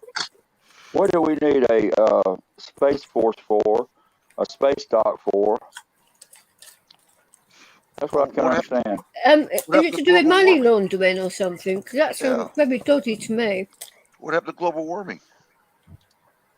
This is just Well, it's a space program. They're not worried about this planet. They're worried about other planets. I mean, so they can fuck those ones up too. Yeah. They're not satisfied with doing it to one planet. They want to do it to every planet. You know? That's what I just that's why I said what I did, because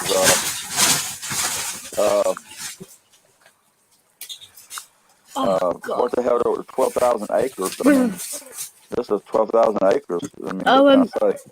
James wanted to ask you a question, right? Hold on. What's the question? I was having a cigarette. He's asking if you're getting anything for Christmas. I think that's a little bit of a personal question, but it could be getting a lot of things for Christmas. You never know. I mean, there's a lot of things you can fit in Santa's sack. What I'm getting is a 5-pound bag of shit. 10-pound shit in a 5-pound bag. A crow. What? Oh yeah, I see what you mean. Yeah. Homegrown, I hope. You know. You're that fucking superstar. I'm not getting nothing. I don't want nothing, I guess. Don't be like that. Are we all on the same page here? Yeah. Are we talking about? Never. This is me. Are we having a green? Are we having a green Christmas? Is that what you're asking? No. I haven't got the marijuana out. Why? Oh right, that's okay. Because Michelle, what do you mean you're not getting anything for Christmas? You mean you're not having a green Christmas? I don't think you do that, do you? I'm not having no kind of Christmas period because holidays are bad for me. Well, Yeah. I might wait. This is what I was saying earlier. It's like a trigger point for some people. It can bring good emotion and bad. Some people like it, some people don't. Yeah. And makes you think of dark times. If I can, I'm going to wrap my wife up in a Christmas ornament and wrap her up. Oh, for fuck's sake! These animals are going to drive me up the freaking wall. And put a tag on there that says, "For me, for you." Oh dear. I think you're asking for it. Leo, you're not having anything else. Stop begging now. My advice to you guys is if you want to enjoy Christmas, stop having kids. The more kids you get, the more you worry about your credit card afterwards. Well, put it like this. I don't have no kids. Don't want no kids. You got 4 of them, haven't you? Well, I got 4 fur babies, but not. Exactly. Yeah. They're your children. It's But not you know exactly what the I'm same talking about. thing. We're talking about real They're kids. your No. babies. They're your babies. Humanoids. Yeah, they're my babies, but I don't want no. I Yeah, don't want no human kids, put it like that. Well, if you were nice for Christmas, you'd give those dogs filet mignon. Yeah. It just, Yeah. it just makes you wonder Yeah, if I right now. don't eat that, if I can't eat that, they can't eat it. They're gonna eat their dog food. Can you imagine how pregnant women must be feeling right now with everything that's going on? What they're thinking about their unborn kids. I mean, wow.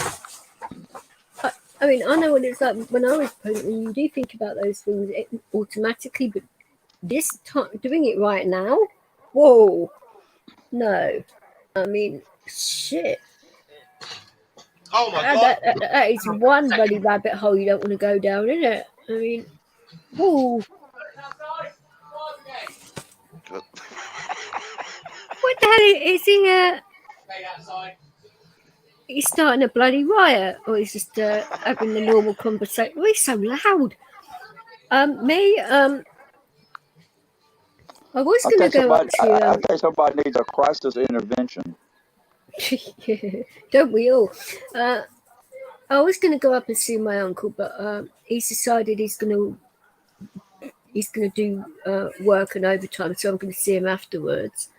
I was going to help out with dishing out the homeless food and stuff like that, but you can't do that because I can't have the jab because I'm allergic, so I can't do that because of the rules. So it's like, oh, for goodness sake. So I'll be doing something else instead, which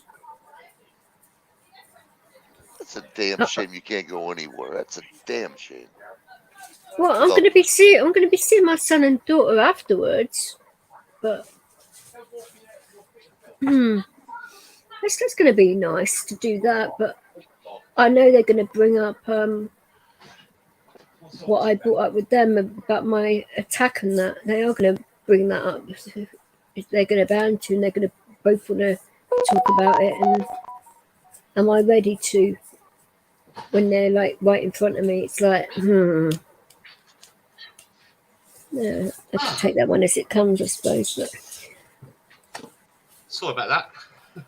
So who won the war? You did or the kids? No, yeah, that was where we are. You get the fire department, and they've got an old fire engine. God bless you. You're not living in a bloody barn, You can tone it down a bit. We can hear you. Fucking hell. Oh, sorry, I just out of breath. I had to leg it across the square because I had to grab all the kids, or 2 of them, put my arms and run across. So we've got a vintage fire engine with Santa Claus. They're playing all the music with the other fire engines behind them, collecting for charity. Nice. Oh, fucked. Oh, I wonder why. You know what? You can't think you should have another kid. Pardon? Oh, it is so weird hearing you call God bless UK, because you used to call me that for ages because you couldn't remember my name. I mean, it's not exactly hard to remember DJ. I mean, it's not exactly that different from UK, is it? I mean, well, I call you Mick. Well, a lot of people do, innit? Well, I do not mind what people call me, really, well, within reason. Well, that was being decent. I give everybody nicknames. Well, what's my nickname now then? UK. Just What's that mine? Kiwi kept, huh? What's mine? Mitch. Oh, hell no. Well, that's a guy's name in England. That's a guy's name, Mitch. No. For us in England. Right, okay. If you're going to call me that, I'll call you Biden. How about that? Oh. Let's go. That's one above paedophile. Oh, that's I go for the jugular vein. I go for the jugular vein. There will be no talk about bloody that kind of thing on this channel. Oh no, I draw the line at that. Oh wow. Oh. I mean, using the B word is bad enough, but bringing up that word, No. That's one below Biden. Have a sniff. Oh, for fuck's sake! Oh, bloody hell. I can't believe he finished eating, innit? Otherwise, I would have thrown up by now. Well, Oh, took dear. Michelle to tear up that channel. Uh, We're gonna have to move to the next one. And silence Well, is you there. started it. Call me. it's Call all me right. that other. I'm like rubbing my temples. It's all good and that, but Have Yeah. you eaten already, Vix? it was only like a chicken What's that? bake. It was all like it was just a snack to eat. It wasn't anything. No big meal. Just I can't little cope with often. anything. I can't cope with anything big like right now because of Yeah. the way my head was earlier. My taste buds are still a little bit metallic-y as well. It's like, oh, so I You can't do handle little and anything big. often. Little and often. Well, I always eat like the way anyway, just the way, because I don't know, I don't really have a big appetite anyway for food. Oh, your dogs are going nuts again. I know my wife wants, but we go to this my friend's got a Chinese restaurant. It's very, very good. It's not one of these buffet type places. They bring out all the food freshly cooked when you order it. And I think our record's about 23 dishes. And yeah, honestly. Wow. But we have probably about 9 or 12. No, we had about 13 starters. 14 starters. I don't exactly have main courses because I like, dim sums and things like that. Yeah. Mm-hmm. Ribs, sticky ribs, and garlic and salty garlic Oh, and pepper please. prawns. Oh, garlic is, no. No, the garlic prawns, deep fried, and all that kind. Ew. And the thing is, my wife whores me out because the manager. Yeah. Listen, I'm not lying. I'll bring her back in a minute. No, I believe you, but she whores me out. Your wife is your pimp? Yeah. Oh, my days. Wow. I'm not joking. I'm not, No. You know what? I actually believe that. How much my money? friend owns the restaurant. You get like 5p off. No. My friend owns the restaurant, but the manager is flowery as fuck. He's Chinese. He's really gets excited when I come in there, and when I give her a hug, he puts the back of his hand to his head, and he swoons. But I get free alcohol, and he gives me a discount, and he lets me take a big doggy bag home. I am not asking what you have to do for that. I mean, that is between you and God. I mean, she just makes me. She just lets me. She just says, "Yeah, go and flirt with him. We might get a bottle of Dom Perignon." You know, well, you know what, Vix, he's DJ. He sounds like he jumped up from a $1 whore to a $5 whore. No, the thing is, I wouldn't go that high. I mean, I'd say 350. Okay.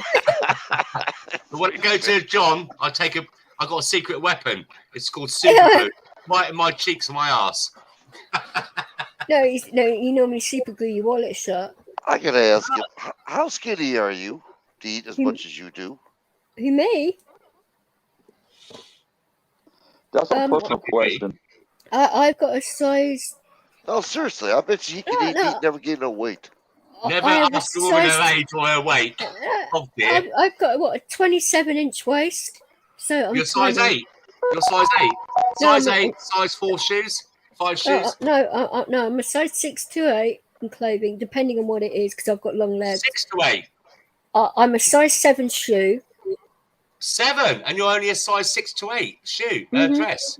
Wow. Yeah. I've got long legs. Apparently for my heart. I mean, on my orthopod said I should have been 5'6", but I'm 5'3". My wife's size 6'7" shoe. That is. Yeah. I've got big feet as well. Yeah. I don't know where that comes from, but yeah, weird, isn't it? Duncan Goodhue.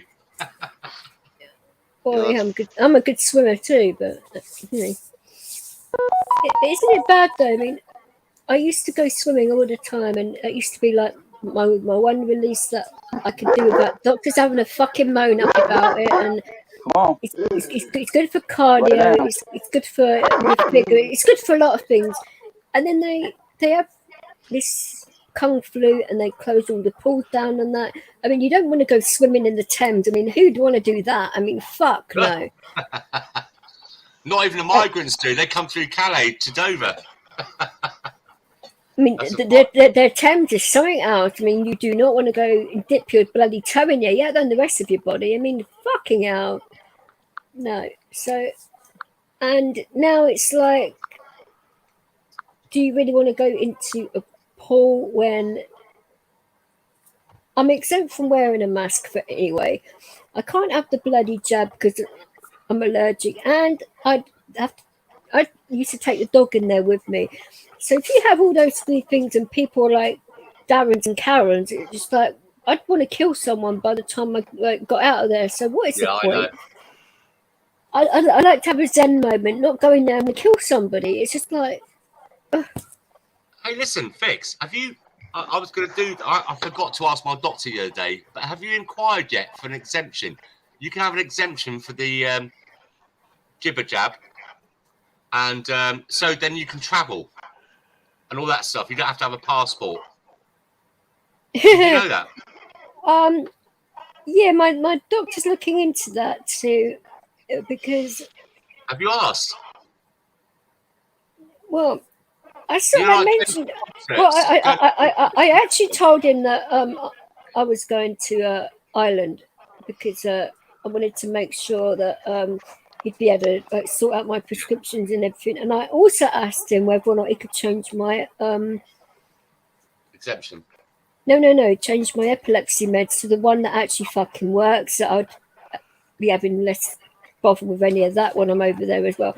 But he hasn't done that yet. But whether or not he will, I don't know. But we were sort of like talking about that, and but because they haven't got the rules where you need to have a passport to go over there, because you just need to have a clear test 2 days before, and then when you come out of Ireland, you've got to have a clear test before you come out 2 days before, and then you've got to self-isolate for 10 days when you come back. Yeah, that is the rules of the UK. 7 days today. They've reduced it to 7, I believe, today. I don't give a flying fuck how many days they've reduced. It doesn't matter to me. You've got to isolate regardless. I know. But listen, find out from your doctors if you could. If you can have, apparently you can get an exemption certificate, not for the mask, for travel. So you don't have to have so you're exempt from taking the jib jab. And then you can have the passports, and you can still go into concerts and, restaurants and all these other football matches. Not that you like to go, nor am I. Well, the thing is, and I think this is what a lot of doctors are going to find, though, when they start doing stuff like that, because they weren't allowed to give out letters for the mask exemptions and that. Yeah. They'd probably be in the same category for exemptions on the other. Paul Billy's here. I'll get you guys in a shirt. All right. So it's one of them, isn't it? So he's got to be very careful on what he can and can't do. And doctors shouldn't have to worry about that kind of stuff. But they've been threatened with their jobs as well. It's like they can't really say what they want to say. When they do speak out, they get struck off. So it's like, what do they do? Well, there was a thing a couple of nights ago. Do you mind me naming other YouTubers on here? As long as you're not slating anyone, fine. Oh, no, there'd be no slating and no doxing. That's a no-no. Good things. He's a good mate of mine, Danny Tomo. And he is recently. I've seen it before he did it, but he's actually gone to the actual guy. He's gone to the funeral director or funeral parlour director or mortuary, whatever you want to call it. Right. And this guy's come out. I'm not going to go into it now, but a couple of nights ago. What we call in England, I think it's the same thing for the Americas, whistleblowers, and he's been getting nurses coming in and talking about it, and so I just don't know if you saw that the other night. No, I don't. Quite interesting to hear, but it backs up what I said when I was in the hospital for 2 weeks, and I spoke to doctors and nurses on their own. You know, and I said to them, look, my mobile phone is off. I'm not a reporter. You're on your own. I promise you, there's no comeback. This is a time a couple of months ago when they were talking about no jabs, no jobs.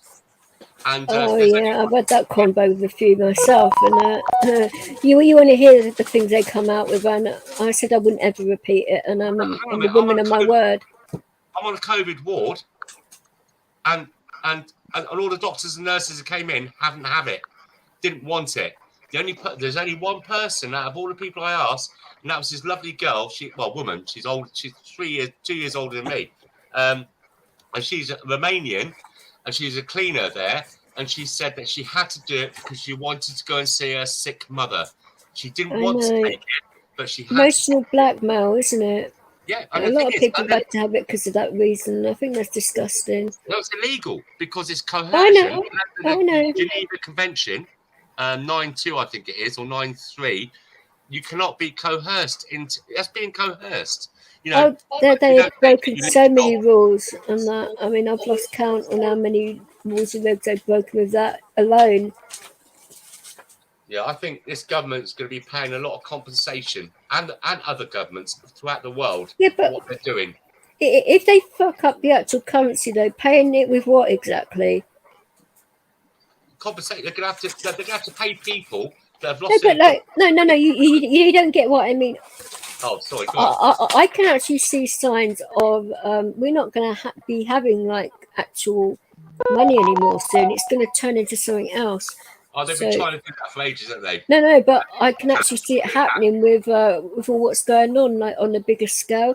You can see all these chess pieces being moved into. I can see it all like happening, and I'm like thinking several moves ahead and all that.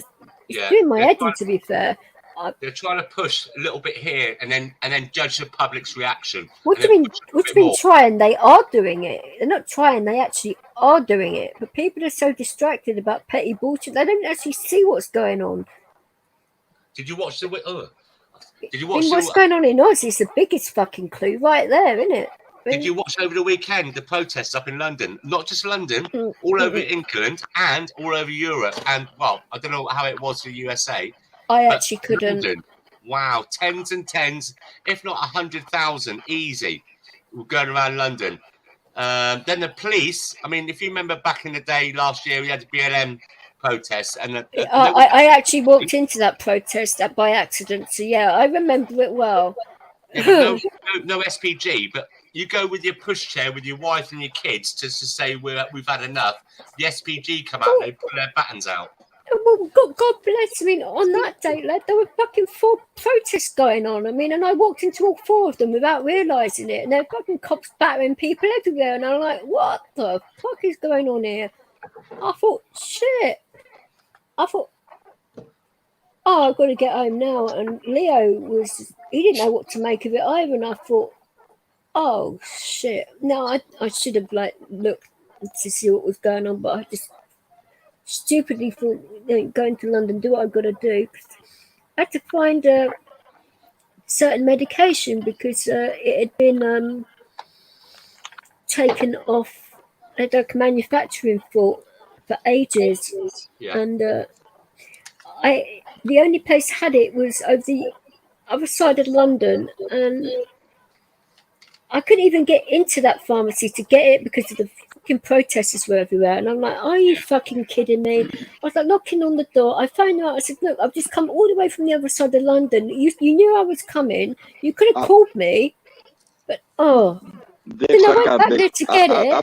I'll be back. And then they're giving it to somebody else. I mean, what motherfuckers are these people? It's like, Vix, I'll be back. I gotta make a phone call.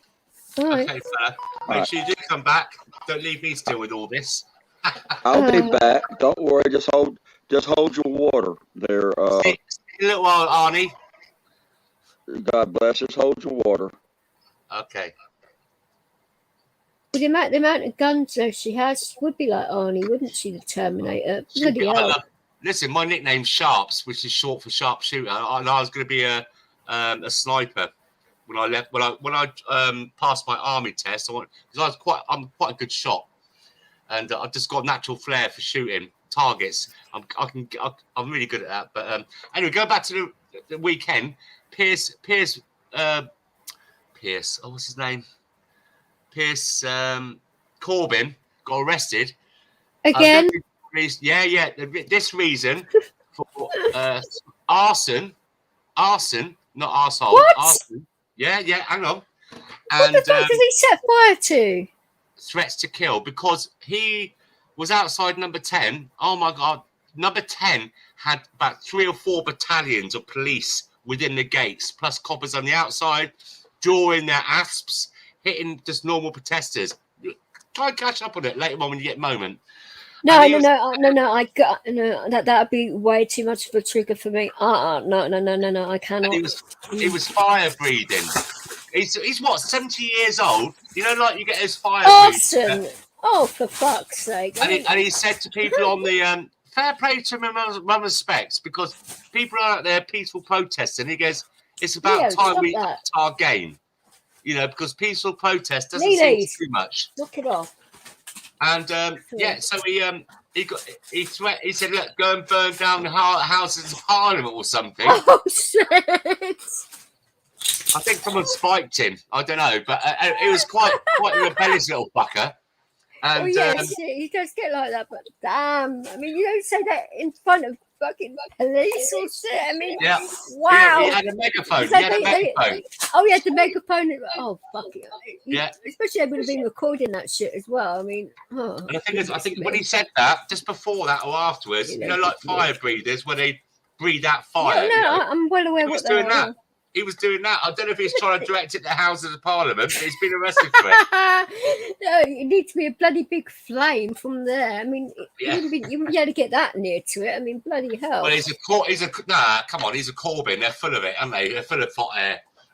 Well, yeah, true, but like to that burn down and those houses, no, come off it. No, I know. But arson, though, I mean, for goodness sake, I mean, that's a fucking stretch, isn't it? No, they're always after him, aren't they? They're always after him. Yeah, true. You alright, guys? How is everybody? So I'm just covered in dog slobber. Hello. Hello. Good evening, Chad. Howdy. How are you guys? How you doing? Oh, shattered still from earlier on, but getting there slowly but surely. Stop covering me in slobber, you monk. I don't snort it. Oh, you just snorted in my fucking face. Merry Christmas, you mean? Not Happy Holidays, just Merry Christmas. Oh, Happy Hanukkah, isn't it? Yeah, Merry Christmas, everybody. I'm just popping in for a minute. Happy Holidays. I got to take the wife to get her hair done. And again? With no primary? Because I'm the king of my castle when she's not here. Oh, so you want to get her out the house? Oh, you fly dog. The Chad, is that your profile picture? Because you look like Jack Nicholson. Yes, it is. You look like Jack Nicholson. You got any cuckoos flying over you? Doing cuckoos. Jesus Christ. Over the one flew over the cuckoo's nest. You can't handle the truth, you. God bless you, UK. Was that before the lobotomy or after? No, that's a compliment when I say you look like Jack Nicholson. I'm not being evil when I say that. Wow, have you said what Mark's put in here? He said he had to have all three judges. No, I know, but you asked me if I was going slightly cuckoo, and I said you can't handle £1,800 a week. You can't handle that. The film, Jack Nicholson, One Flew Over the Cuckoo's Nest, and it's like he was the only sane one in there. It's a compliment. I know. Okay. Right, so you send this in the comments. I know, but I'm saying. But I'm quoting a few good men. You can't handle the truth. Ah, very good. I've had 4 beers. Bullshit, you had more than that. Come on. No, I haven't. Honestly, I'm on my 4th banana beer. It's very good. It slips down my throat really easy. Yeah, a lot of things slip down your gullet. Yeah. You're right, Guru. Oh, it's the size of your bloody gob. Jesus Christ. Rach must be sleeping, is he? Sorry, who? Rach must be sleeping, is he? No, No, I think he's just gone off to do something. He's sorting out his missus. And I don't mean he's doing that. Oh, I was going to say, I'm so blunt today. I do apologise. Fucking hell. It's okay. He's getting beaten over the head with a fry pan again. No, he's got his friend Billy round, and he wants his missus out the house so he can basically do what he wants. Oh, does sound good. Saying that, but that's good. I was just saying, God bless, about Mark's comments there. But he had to have 3 jabs from first. £8 a week. Hold on a minute, and I'll do your thing. All right. Hey T, how you doing, buddy? What's up, Guru? New Guru. It's a good name. So, because what is that about his dad? Sorry, I'm not like missing what's going on in his own fucking chat here because I'm rubbing my temples, but wow. Scroll up here and find out. Mark and James are having a private conversation. Yes, thanks, man. I'm on a live chat. Talking to people. They're from America. They're from USA, UK. Oh, I'm sorry, Mark. That's happened. Canada, darling. Wow. Why? Is that where you're from, Chad? Canada? He's a I'm Canuck, from yeah. Canada. There's so much iPhone. And he's both saying that out loud. Bless you. I like Canada. Bye. Oh, do you hear that? Hey. Say about Canada? Canadians probably have I'm so sorry, I Mark. have no problem. I have no problem with saying I reside in Canada. It's like saying that we're bloody English, isn't it? I mean, it's a good thing and a bad thing at the same time. You think, oh no, fucking English. Yeah. Oh. Hey. No, but I don't mean me. I don't give a shit. But no, I mean everyone else. It's like those cheeky Brits. You gotta love them. Cheeky bastards, yeah. What are those bloody mad? See you next Tuesday's going to say now, you know. Not my fault we ruled everywhere. Well, yeah, we didn't know exactly order the army in. You've got no control over that shit. Exactly. Goodness me. If I had control of that stuff, I would not have, I would have done things a hell of a lot differently. Everybody blames Canada. Everybody blames Canada anyway, so I'm used to that. Oh, you did burn down the White House. What do you expect? No, we blame Trudeau. Oh, yeah. Everyone blames Trudeau and Macron. Oh. Two twats that speak French. Who'd have thought it? Oh, I don't know. Don't get many French Canadians in these chats. I mean, who would you say is worse, Macron or Trudeau? Should we actually do a poll? Macron. Should I set one up now? No, it's Macron. It's not even worth debating. I mean, yeah, Trudeau lets a few of the migrants in and gives them a couple $100,000 and all that stuff, and he's a bit of a prick, but he doesn't fuck about with our fishing rights in England. He doesn't let all the fuckers come through, give them free travel all the way through France to get to Calais to come here and invade our country. Oh, yes, he does. He's a prick. Really? Yeah, this is what I'm saying. Well, he's been doing that in Canada for a while now. To give you an idea, okay, when he took office in 2015, the amount of immigrants we had coming in was about 50,000 a year. Okay, I mean, ours is about 50,000 a month. The last amount of immigrants that came in for the fiscal year this year end was 150,000 people. We've been having 30,000 a month during the summertime minimum. And the rest. Yeah, and they're not being. Yeah, and we've deported. Yeah, that's this year. 100. That's God 150,000 bless people you. this year alone. You're just counting. You're just counting Dover here. What about New Haven and the other? How many do you deport? How many do you deport? We've only deported 5. Yeah. 5. We haven't deported any. Thousands. We haven't deported any. We haven't deported any.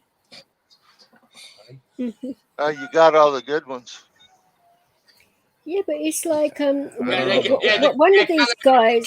They called us scientists and rocket and the engineers and the rocket scientists. But that's who we were supposed to be getting. Remember? Well, here's I don't see evidence of that. Here's the interesting thing.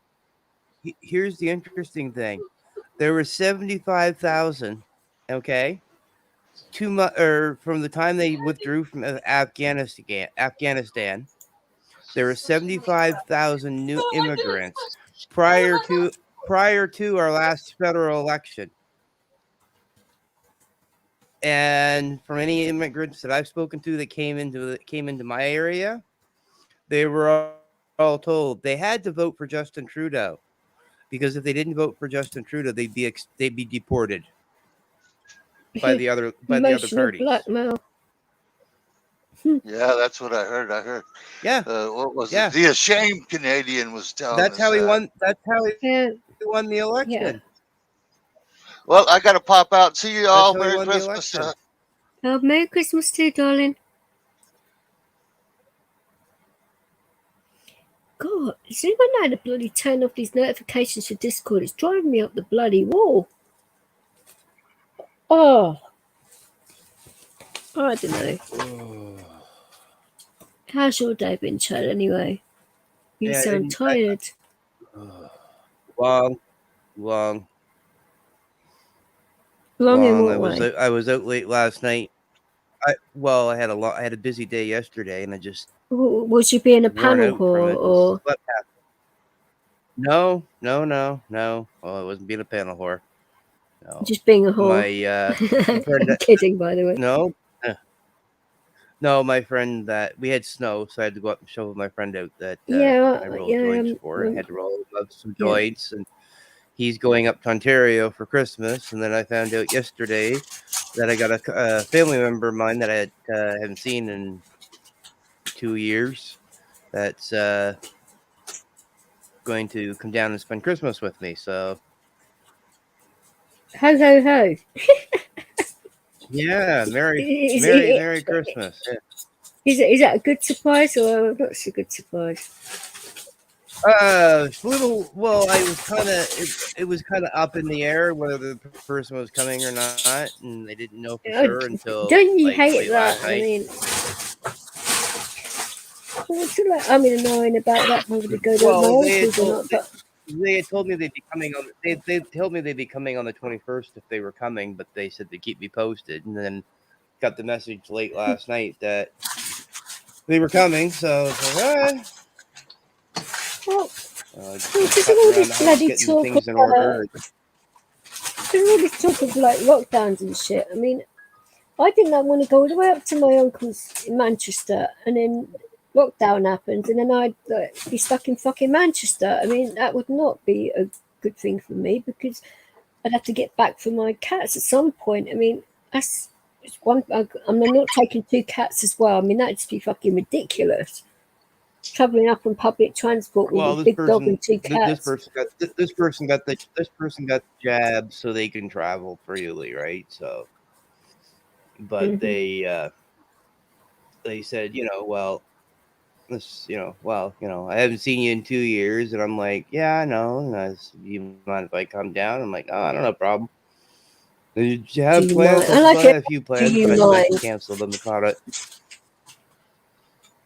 Yeah, they'd asked when they first. You're exactly going to say, yeah, I bloody well do. Sod off, are you? I mean, who's playing with their car alarm? No, well, I haven't. But I mean, I haven't seen this person. I haven't seen this family member in 2 years. So, well, you never know. Ow! Fuck's sake, Leo! Ow! Jesus Christ! Oh no, it's an accident, but damn. And I get when I get home, I I get ready to go on Rice's panel to go say Merry Christmas to them and Tim and Michelle. And everybody was in you, and everybody was up, and you guys were all logging off. It's like, damn it.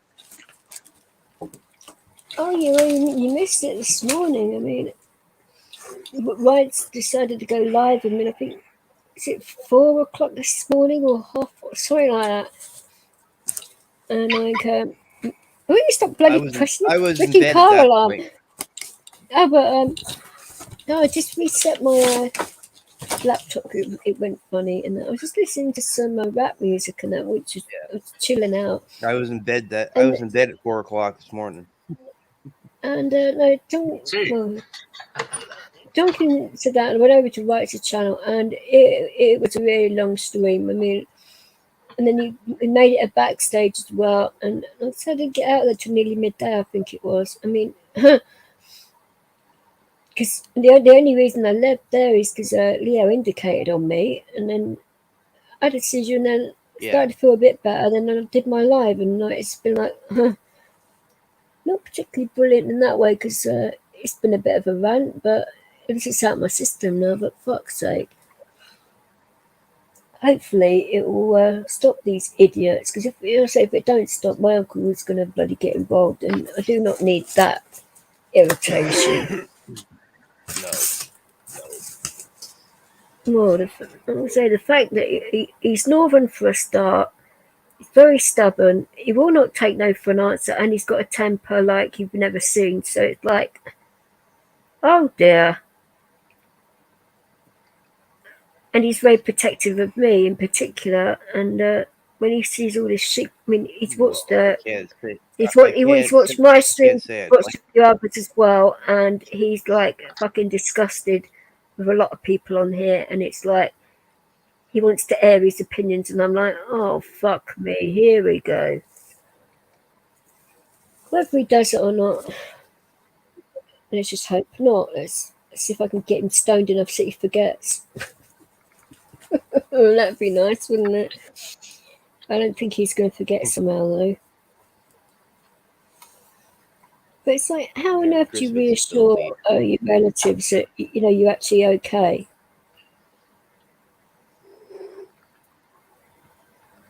When he hears all this kind of stuff going on, well, he doesn't understand trolling nonsense and people acting like morons. It irritates him. I say, do not fucking do this, because you make it fucking comes worse for me as well. Putting out all your fires. He said, what do you mean by that? I said, have you heard yourself sometimes? It's like, no. No, that would be pretty bad, dealing with him on a rant. Oh my God. I just put in my earplugs and just nod every 5 minutes. So he thinks I'm actually listening to him when I'm not. And I just cannot handle it.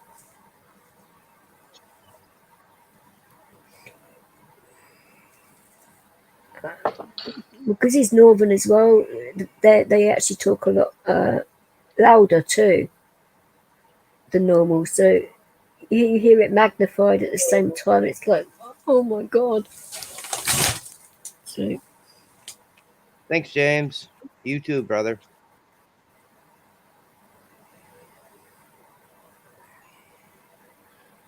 Chad, that's the Blues Brothers. Now you're enlarged on my screen, metaphorically speaking. It's the Blues Brothers. Yeah. You look like Jack Nicholson. Hello. Hello, hi. How are you doing? Yes, that is the Blues. Yes, that is the Blues Brothers on the other side of me. Great. Outstanding film. An outstanding film. Welcome to the madhouse. That game now. She's talking to you. I've been listening to you on the way down, so. For the sarcastic Brits, I mean, did you hear me choking on my food? That's ridiculous. Yeah, I'm sure. Sarcastic Brits and crazy Canucks. I gotta get headphones or something. I can hardly hear it. Headphones are a must on here. Sarcastic Brits and crazy Canucks. Yeah, all we need now is a couple of Irish, a couple of Aussies, and we've got a fucking full-on riot party going on. There you go. What about the Scots and the Welsh? You trying to Scotch it? What? No, I think that'd be way too much. Adding those in the mix. I mean, On the side here, well, like, that's all the way up. Saying that, God bless. Jumbo was in there earlier on. He's Welsh, but You're gonna have to leave that aware then. We can't have them together. Headphones are that'd be a full-blown riot. something like that. Headphones are. Oh, without music. There you go. How close are you two sitting together then? Or is that a secret? Or was it fine? Close enough. We can hear Wrights over Pull Billy's mic. Yeah, and I can also hear somebody like typing on their phone keypad. That's how good my fucking hearing is. It's terrible like that. I hear everything. It's annoying. Wish my hearing wasn't so damn good. Because you hear things you don't want to hear. All the time. You want to gag people. Frequently. I haven't once. Oh, charming. Depends on what's going on the other end. You don't want to hear it. You seen that that advert where that guy's saying goodbye to his girl and it's in the morning and he walks out and he gets in the car. I love you, bye. He sits in the car suddenly. And she comes running back out to say goodbye to him for another kiss. And he has to open the window down and she goes, You've not seen that? Tonkin, stop bloody calling me. Fuck's sake. I had my phone. Now. Yeah, he is, but yeah, he's doing it to wind me up. But I had my phone underneath my elbow, and my elbow started vibrating. I was like, "What the fuck is that?" See, us guys, we keep our phone between our legs when we're driving. I would not put my phone there because I know how often Tonkin bloody rings, especially during live streams. I mean, I'm bloody putting it there. Fucking hell! Yeah, is Haagen-Dazs melting? Cheeky sword. Hey, I'm gonna take off and get some headphones because I can hardly hear you guys. And Okay. I'll come back if you guys are still up. Yeah, we should be. But... And I guess Wrights is gonna go with me. Oh, Leo, will you be careful? Nice talking to you, for sure. Hey, Wrights. Yeah, it's nice to meet you. Well, take care, Billy. Hey, all right, later. Oh, who's going? We're gonna come back. Okay. Okay, guys. Yes, it was Tonkin that called me. I mean, for goodness, he always does that when I'm on bloody live. So if it's not you, it's other people, and it's like normally I'll just turn my fucking phone off, shouldn't I? But normally it's on silent or something. But I forgot to turn it down. But I'm stupid. No. I actually turn it on to silent when I'm doing lives and that because. If I have the phone in front of me, and if it's my kids and that, then I'll answer it. And it doesn't bother people. But if it's not, depending on who it is, and that if I know it's an emergency type situation, I'll answer it. If it's not, I just wish I'm on live or whatever, and it's fine. But I don't know. At one point, my phone would not stop fucking ringing. It's just like, oh, for goodness sake. How many more bloody times you have to say that if you don't answer your phone, you'll be probably on a live or unconscious, one or the other.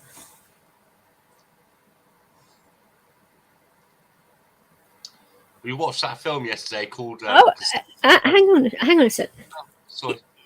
He did what now, Mark? Morris said you were threatening his missus and kid. What? What the fuck? Is he for real?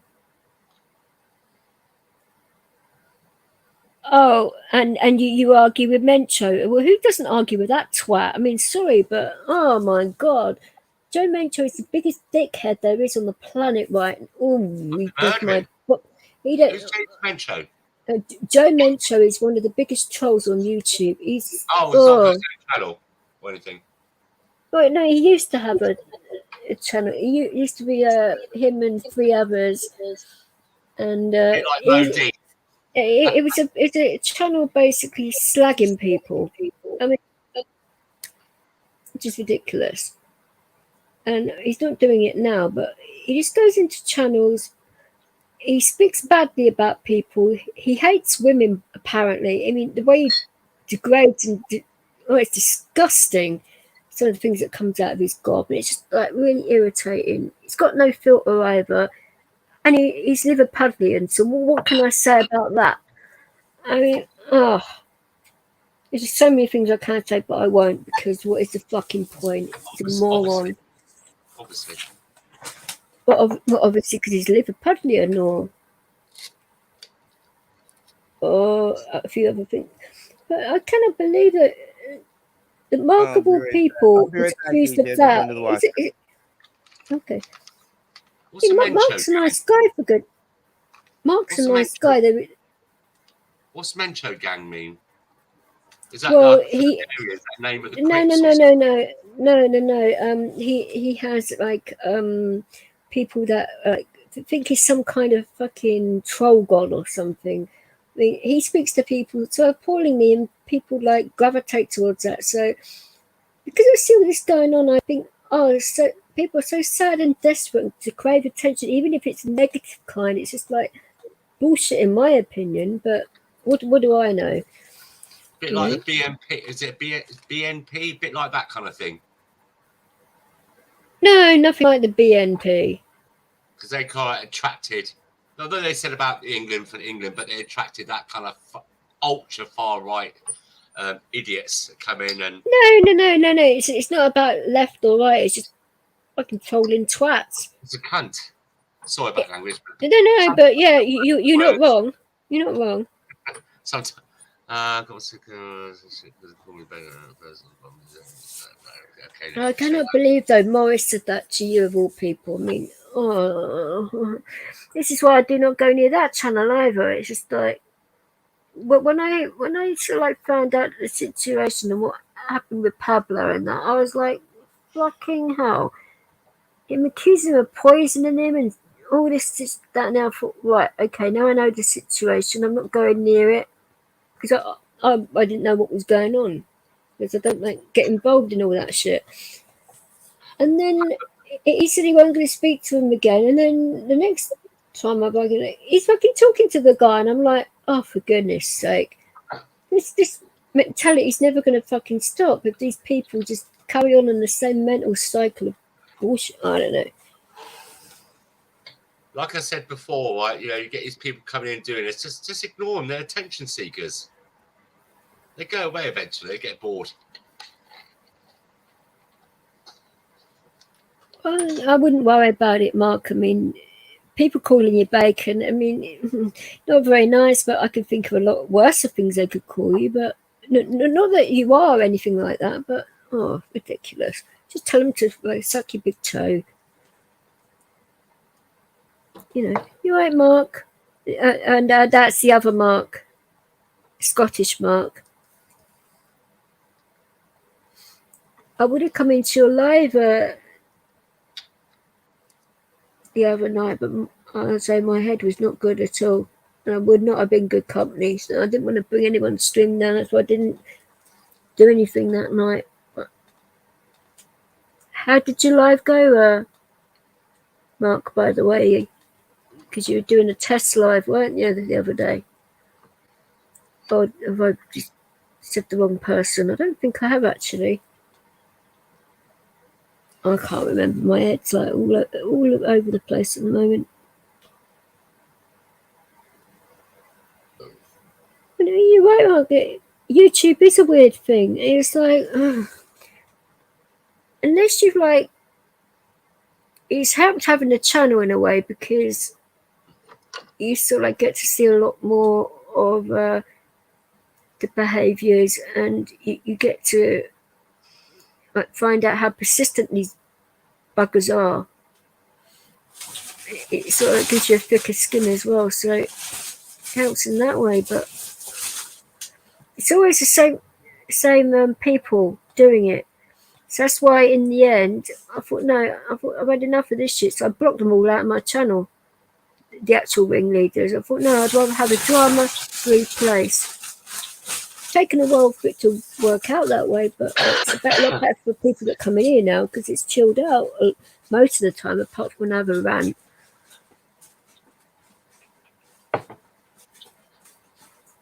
Kick you out of YouTube?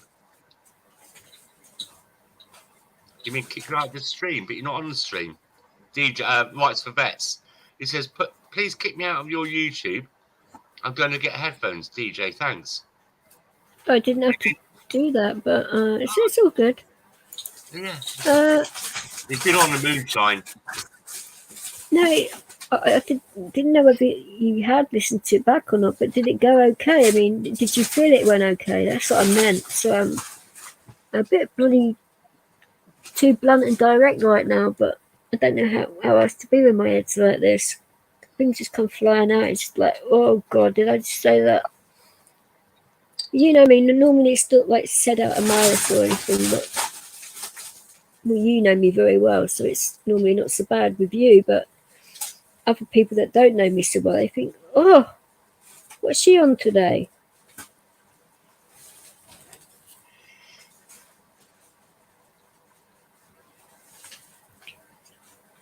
So what do you mean, whose tunes were you using then? Because that would be bloody handy for me to not have to worry about copywritten cheat. I mean, oh, it's a fucking headache. To have to go through every single tune that you've like used in past mixes and that, and ask for permission, and oh God. I mean, say you use what 35 tunes in an actual mix. That's like 35 different bloody things you could ask for copyright for, and that's just one mix alone. You do the math, it's ridiculous.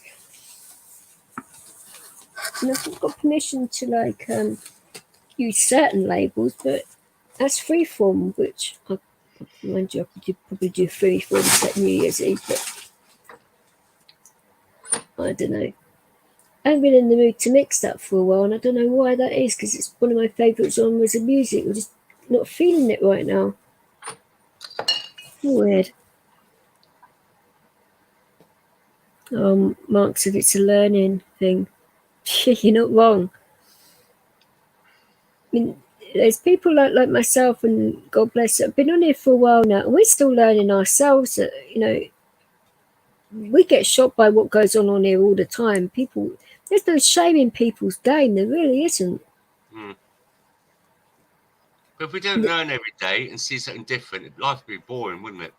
I mean, what I'm trying to say is that no, but I actually spice of life and all that. Mundane thing every day, you know, it kind of like spikes you up a little bit and wakes you up a bit. You don't get into that Groundhog Day. Do you understand what I'm saying? But it seems that way, though, in regards to the bullying and the trolling, though, and the doxing and all that stupidness. You just got to laugh at it and ignore it. What, doxing? How could you laugh at that? That's serious shit. How do people get on? I think because people leave their Facebook settings open. And so they, you know, that's the only, because it took me a while to work out what doxing was. I Googled it and nothing was on there. And I had to ask a mate of mine, what the fuck's doxing then? He goes, oh, when you know, relate someone's personal details, blah, blah, blah, blah, blah. So, yeah, it's all a learning curve. I mean, like the other day we was talking about things and you said about, was it porn bombing? I've never heard that before. And people try all these shit things, and it's like, oh, for goodness. No, because things like porn bombing gets channels taken down.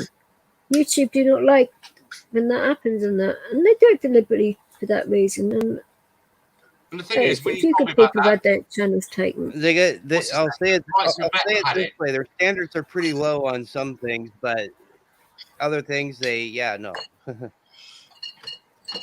And I'm seeing it quite a lot now because I was on a few channels today, and the rights of vets the other night, and he had that thing as well, where it's that porn bombing where you click on it and it comes up.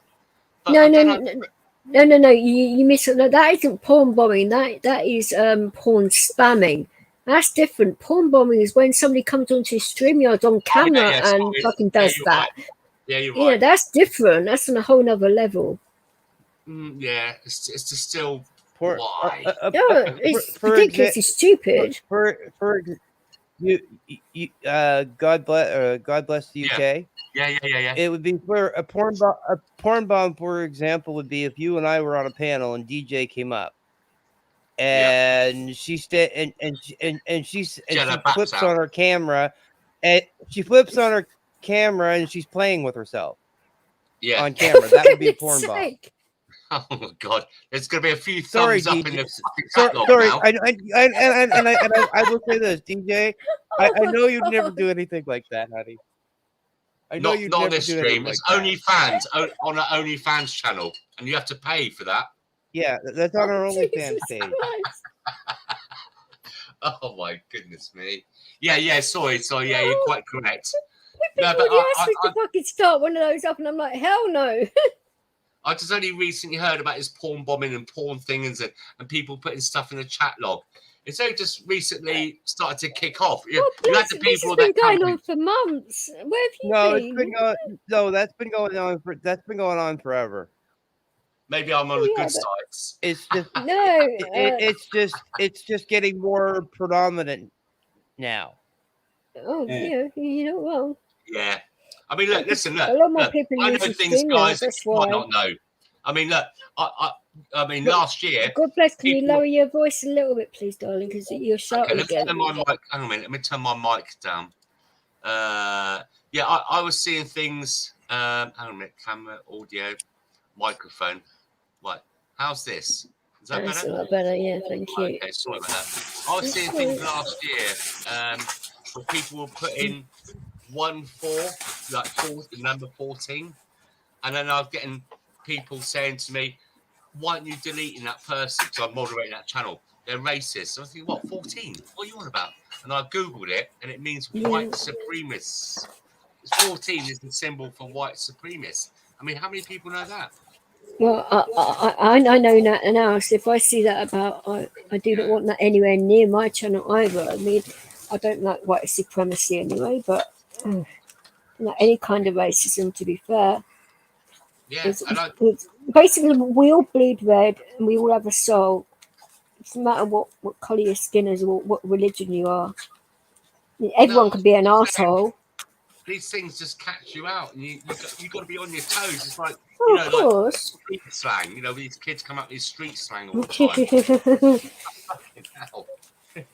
Well, especially when I'm like hearing a whole load of different slang, because like when you hang around with Irish people and that, because they have different slang for all these different things, and like you're learning a lot. So when you're hearing it on other channels, you're like sort of like getting it now.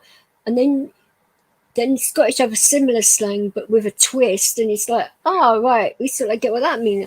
You learn a lot on these things. Well, I mean, if I'm not sure of something, I ask. You look at any country in the world, we all have our own unique slangs. Oh, of course we do. I mean, sure like, it's the same in your country. I mean, if I say a double, I'm sure both of you. Well, you might know DJ because I've explained it to you, but I'm sure UK or God bless the UK wouldn't know what a double is. Double bubble. No. It doesn't mean that. No. Go on, then. Nothing like a double bubble. What's a double? Is that a double ender? I don't know. For fuck's sake. What's double? How do you like your coffee? How do you like your UK? How do you like your coffee? Not like my men. Oh, God bless. No, well, white with 2 sweeteners and strong. So well, a double is 2 cream, 2 sugar. Oh, is it now? I didn't know that. You do know. There you go. Yeah. You learn something every day. It's a Canadian slang, right? Yeah. And you ever through the maple syrup? Same as a toque. So if I went to a strip joint and asked for a double, will I get the same thing? Probably not. In Canada, you have double. They probably give you a coffee, 2 cups of sugar. Well, I never had Hang double. on. Regular strip Oh, joint where did I though. put my mouse? Oh, bloody no. Sorry, Michelle. I'll put my mouse okay, somewhere I sweetie. can't find it. Hey, Well, Michelle. well, what's up, Chad? What's going on, buddy? Happy holidays. Happy holidays to you, and Merry Christmas, and Happy New Year. Be safe, and all that good stuff. I just got off the phone with my ex. I always just say happy holidays. It covers your ass for everything. No, Merry Christmas. You leave my ass out of it, please. I just got off the phone with my ex military unit. They're in Jacksonville, Florida, and the petty officer answered from the quarterdeck on the pier. So it's the Coast Guard Cutter Valiant, and that's the one I was on when I was in the military. And I wish them a happy Merry Christmas and all that, and talked to a petty officer, and we went through some. Nice. We went through some. We went through some. How should I say? I told him some things that he did not know about the boat, and so. Yeah, and everything. So like the boat is one of the oldest boats in the fleet, and it's one of the boats that's on the list of having a lot of asbestos. Goodness me. Yeah, and I gave my email address so he'll email me, and I sent him the documentation. I said it's a Coast Guard document. He said, okay, cool. And then we talked about the boat when I was on, and he didn't know just half the stuff that was going on when we just reminisced a little bit and everything. And what on earth is wrong with the fact that they know it's got that on it? Then they want to put the people that work there at risk like that. It just pisses me off. People do not know human life is so worthless to them that they just won't take a boat out of commission. Fucking idiots. Asbestos, did you say? Yeah, she did. What was it called? The Mary Rose? No, it's called the Coast Guard Cutter Valiant. Wow. It's a medium endurance cutter. It carries a helicopter. What year was it? That must be the 70s, 60s.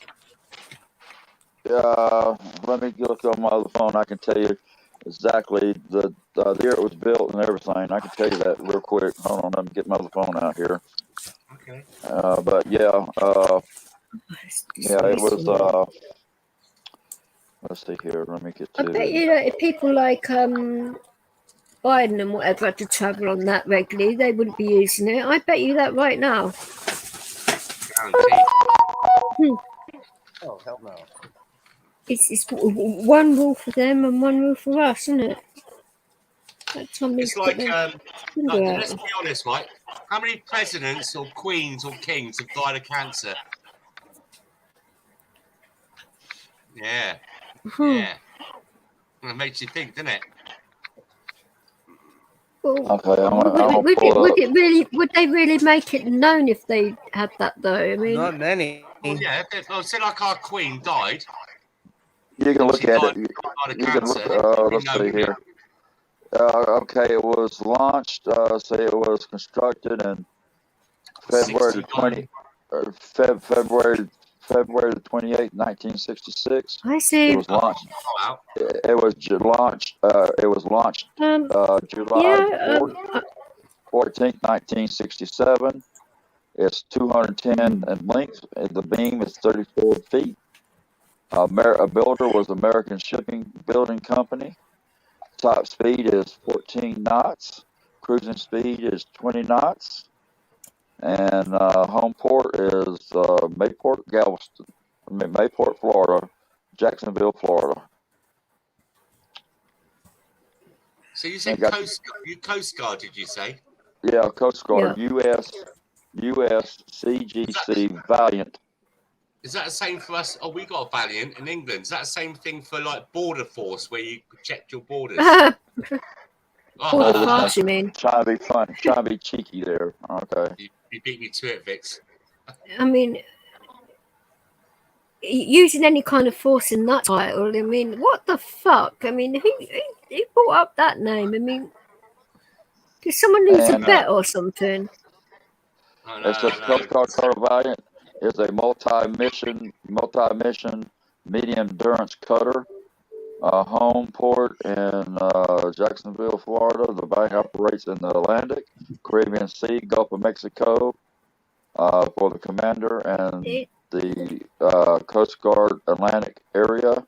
Missions include search and rescue, maritime law enforcement, maritime and environmental protection, national defense environmental protection, and it's full of asbestos. Great, isn't it? You know, and homeland security. The Valiant was built in Lorain, Ohio, under the American Shipping Building Company, and is the seventh of 16 cutters of her class. The Valiant keel was laid in February 28, 1966. She was launched in January 14th of 1967. She was the first commissioned on November the 3rd, 1967 in Galveston, Texas. She served for 24 years. In November 1991, the Valiant was decommissioned for a midlife overhaul. And January the 7th, 1994, the Valiant was recommissioned on her new home port, which is Miami Beach, Florida.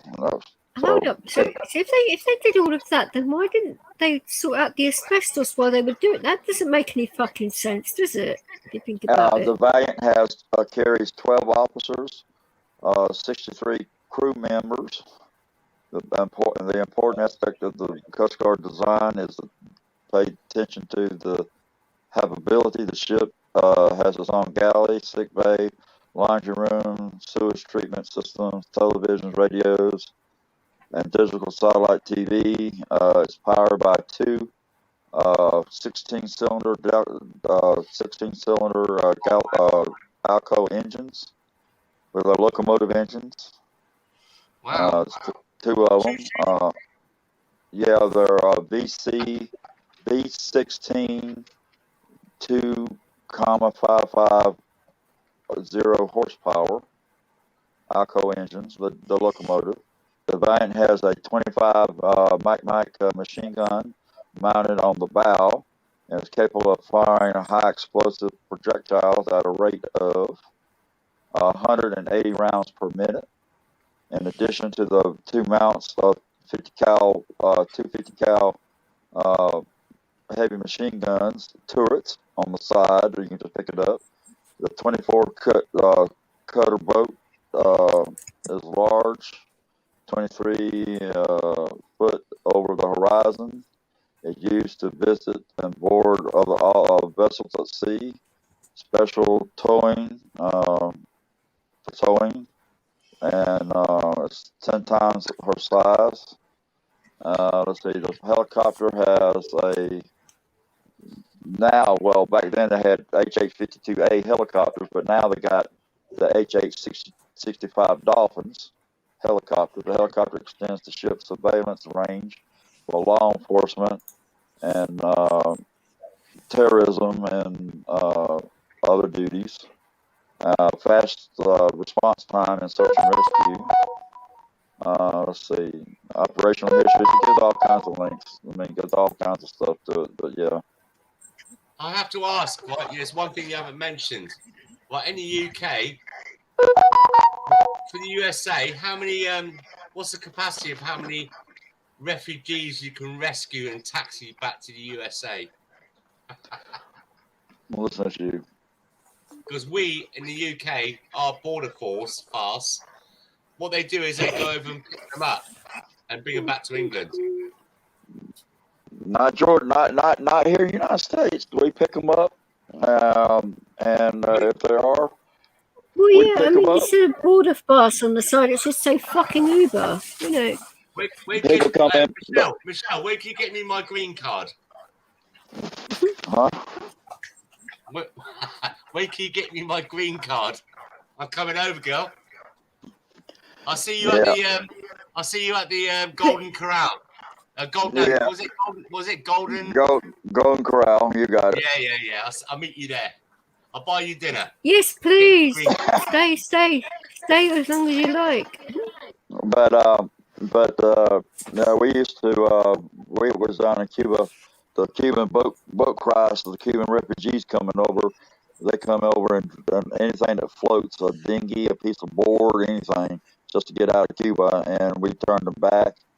And I see that. Turn them back. Oh, we are, but they just don't. Pretty useless. But UK, are you gonna bring your wife with you, UK? Pardon? You said you're coming over, so you're bringing your wife with you and your children. Of course, and my children. Land of the brave and the free. Okay. You'd have to be brave to take you in. That's right. I could be monogamous. No, not my wife. I'm joking. No, I don't think so. Your wife, you're gonna be wearing a steel frying pan upside your head to keep it up. Yeah.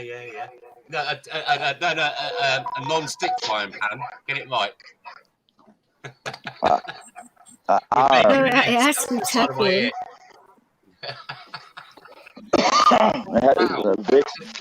DJ said it has to be a Teflon iron pan. Yeah, honestly, you guys over there, we have got us absolutely 9,000% different alien type of scenario going here. We're not allowed to, we have to go.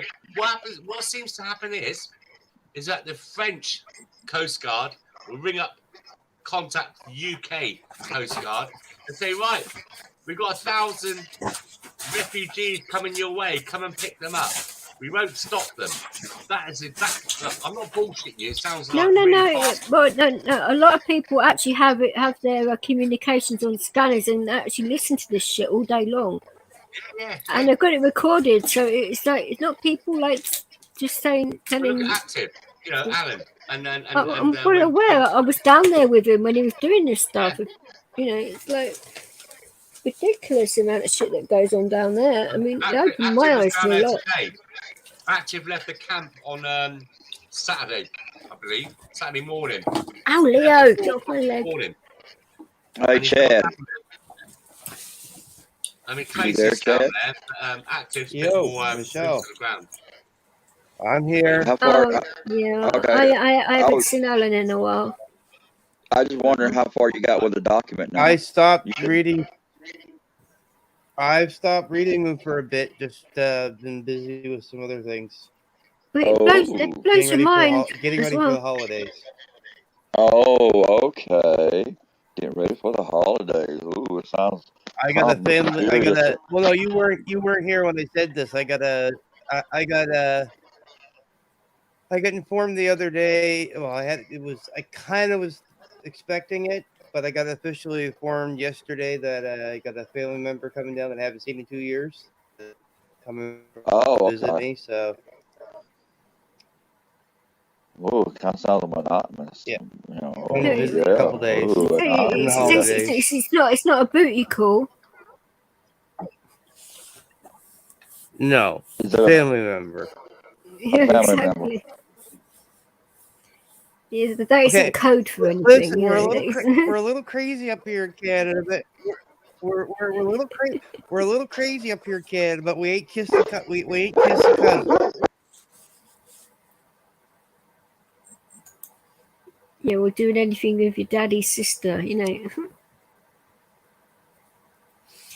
Oh dear. Well, yeah, I just want to make sure, Chad, that this person. Well, no, this is a cousin of mine that's trans, and so. Oh, okay. I haven't seen her in 2 years. So Okay, well, I Time know just yeah, flies, isn't it? just the last time yeah, the last time the last time I saw them, they were heading to Moncton, New Brunswick, and that was just before the butterflies and unicorns. oh, okay. Well, I guarantee you, y'all gonna probably have a blast together. Going out, seeing family members, Oh yeah, oh yeah. going out to the bars and chasing the skirts and all that good stuff, making fun, having just a good old fun Well, I time, mean this this family member they're double vaxxed and travel where they can go to the bars and that, but they don't want to. They want to come here. They just want to be. They just want to go to the mall a little bit, do shopping, and basically just sit back, chill out, smoke a lot of weed, and celebrate Christmas on Christmas Oh, Day. okay. Well, there's one thing on YouTube you do need to look at. It's called "The Devil Went Down to Jamaica." You need to watch Seen that it. video, check. Okay, all right, you seen it? Yeah. All right, okay. I like the Disney little down in the left-hand corner, the Disney symbol watermark down there on the film. So it was funny as crap. But yeah, that one okay. you was playing this morning. Yeah, the devil went down to Jamaica. Yeah. That was quite fun. But I was thinking of you when I told rights to play that. So that was one of them. And then the other one was mainly for DJ to get a laugh. So yeah, no, it's good now. I was getting to the stage I was starting to get tired, and right, when you get to that point, it's just like okay, it's just I'm going to be able to get some sleep, and probably not actually. So yeah, but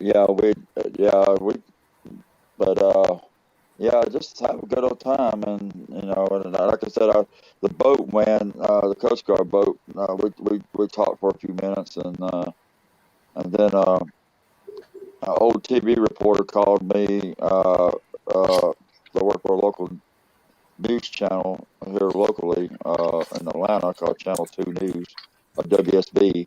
And he called me and wished me a happy Merry Christmas and New Year, and I said the same thing to him. And he covered me a lot when I was in the politics at the time, and from 04 to 07. So, I was going to ask you, what is your wildest mission you've been on? Or is that classified? You talk about me? Yeah. Yeah. The wildest mission that I've been on. Yeah, wildest in your opinion. I mean, because that can mean a lot of things. I mean, the craziest, wildest situation. My mind just clicked on, and it's like, okay, there's a lot of things that went on. That would make the best movie. How's that? Oh, fuck the movies. Yeah, no, you see these action movies about real things that happened in the past,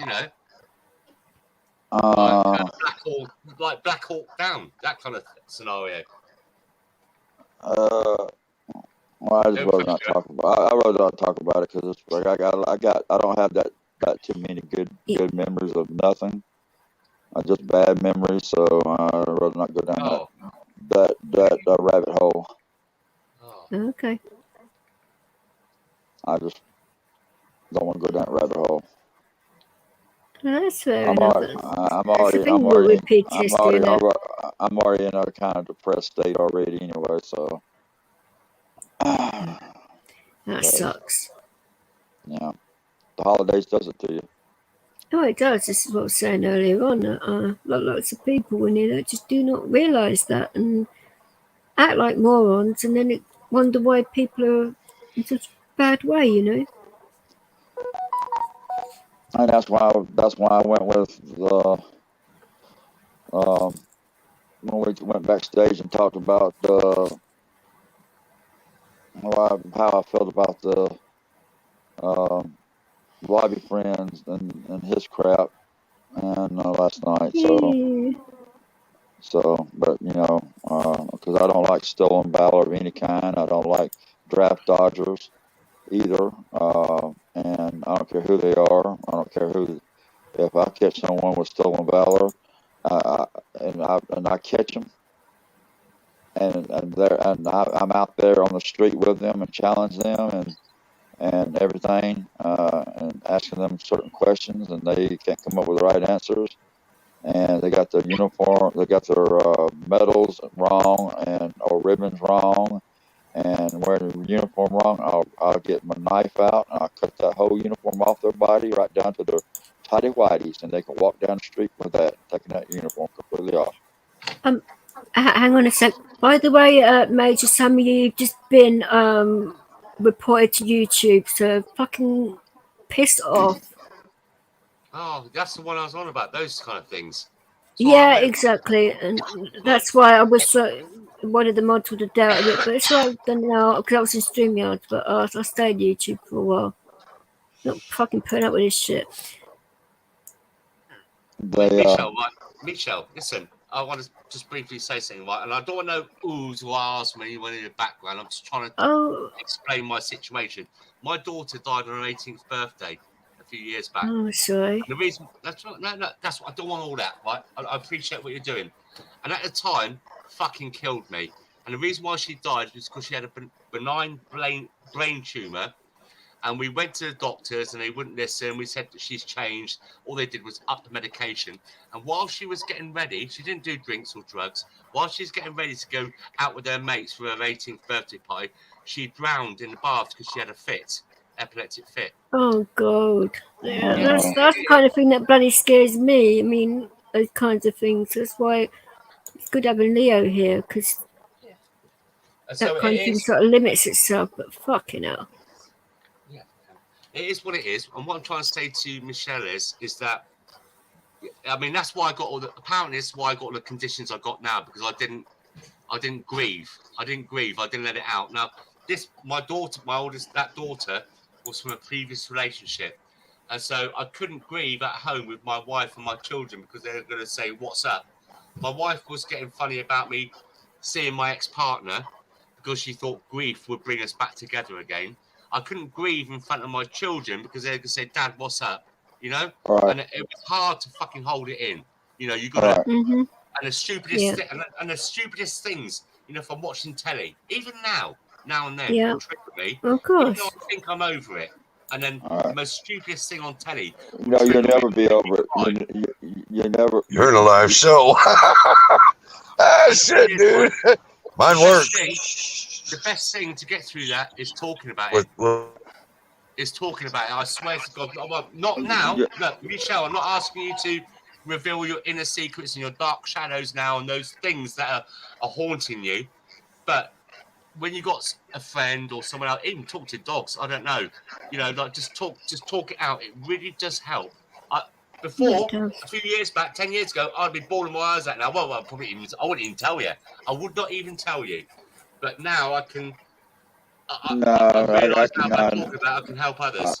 I've seen so much shit you wouldn't believe. So I don't grieve the right way like everybody else does. It takes me a long time to grieve because I have a lot of trust issues and so I just fight my demons all the time. So but hey, poor Billy, welcome. Hi, guys. I was right. So I didn't mean to put the show on a down or anything. I'm just. There you're up. It's all right.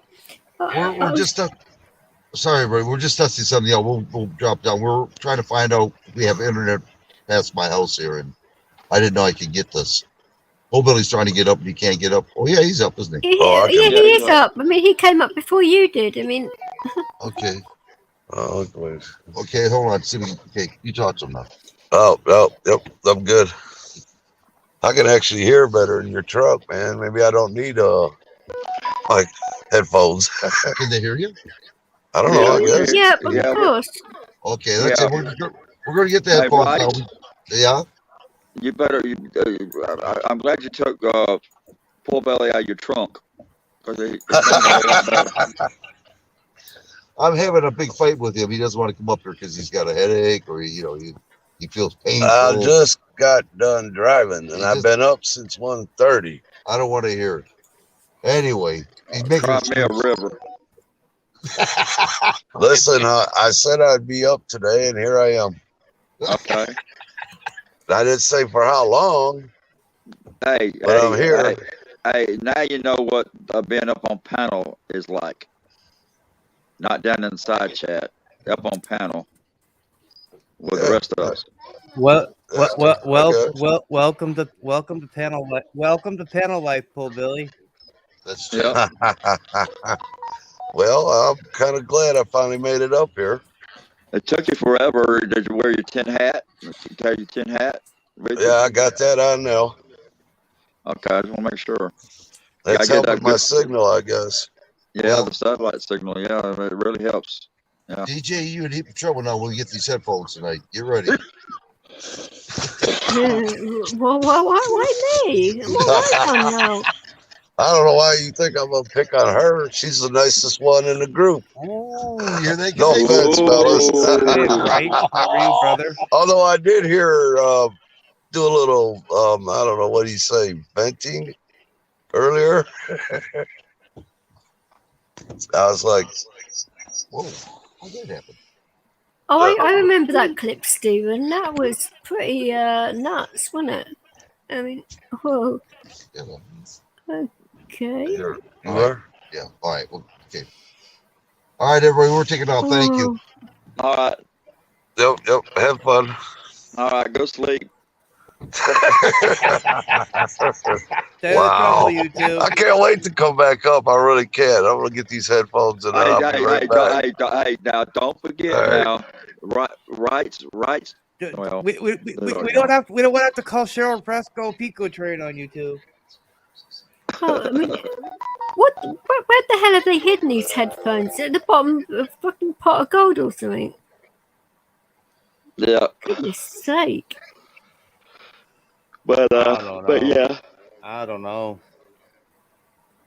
I mean, I know where my headphones are at all times. What was talking about? I forgot what the hell we was talking about. PTSD. Oh. Yeah. And then I brought up what's going on in Ireland because Stephen's saying that they're in lockdown until Feb. We're probably gonna go right around Christmas time. I figure. So wait and let everybody travel back home from the holidays, and then we're gonna lock you all back down again. When I talked to my therapist yesterday morning, I think it was like 9:30 or 10 o'clock. We had a Zoom call, and she saw I asked her, does she get my email that I sent her my last CP exam of my PTSD? And she said, yeah. I said, I guess it's bad, huh? She said, I wouldn't use the word bad because it's more on the extreme side than bad. I said, okay, I guess that's really, really bad then. And she cracked up laughing. So, and she's a vet herself. So, but she's helping me. I got to go later. I mean, sometime maybe tomorrow and get some forms filled out. I mean, printed off. I don't have a printer, and get the form printed out and then fill it out and then do some stuff with file some new claims. So, like the asbestos claim, if you have a bad reaction to your meds, you can file also a claim for that, and stuff along that line that they prescribed. So. Hello. Oh, we did it. Come on then. Oh, my Spain's terrible today. I mean, what the hell? It's cold as crap. I hear a little. Yeah. It's cold as crap. I'm typing in my other hand, that's why. It's cold outside right now. It's cloudy. The sun's not out. And I'm under a blanket. What is it? Whenever I type my right hand, it's terrible. There's arthritis. Man. That's arthritis in your hand or in your fingers. It does in cold weather. You gotta warm them up just to even get them moving them. Enjoy your takeaway, Mark H. See, there's 2 marks in the chat. That's why I'm being mindful which one I'm like talking to here. I just go ahead and say hello, everybody. Inside chat, cover everybody, and be done with it. I can't see it, but right now, but I'm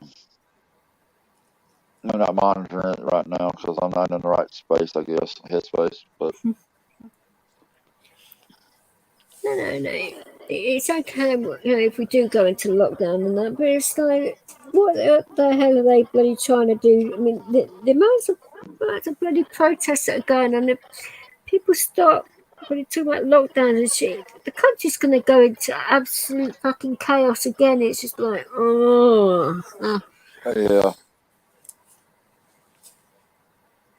Yeah. And then people are going to rebel. Well, the government know they're going to rebel. So what does that mean? That they get the army out on the streets and all that? So that'll be their excuse to do so.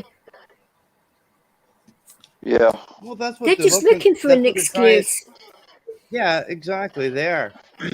They're looking for an excuse. It's in every country. Yep. No, it's not just Agenda 21, it's Agenda 30 as well. I'll guarantee it over here. I'll guarantee it. If they started locking us back down here in Canada, you're going to be seeing a lot more people protesting about it. No, it has been unvaxxed, all united. It has been on display for 10 years at least, Agenda 21 and that. So yeah, we all know about it. And 32. As in 30 as well, not as in 32 as 32. As I say, welcome to the NWO, third phase, beginning of the third phase.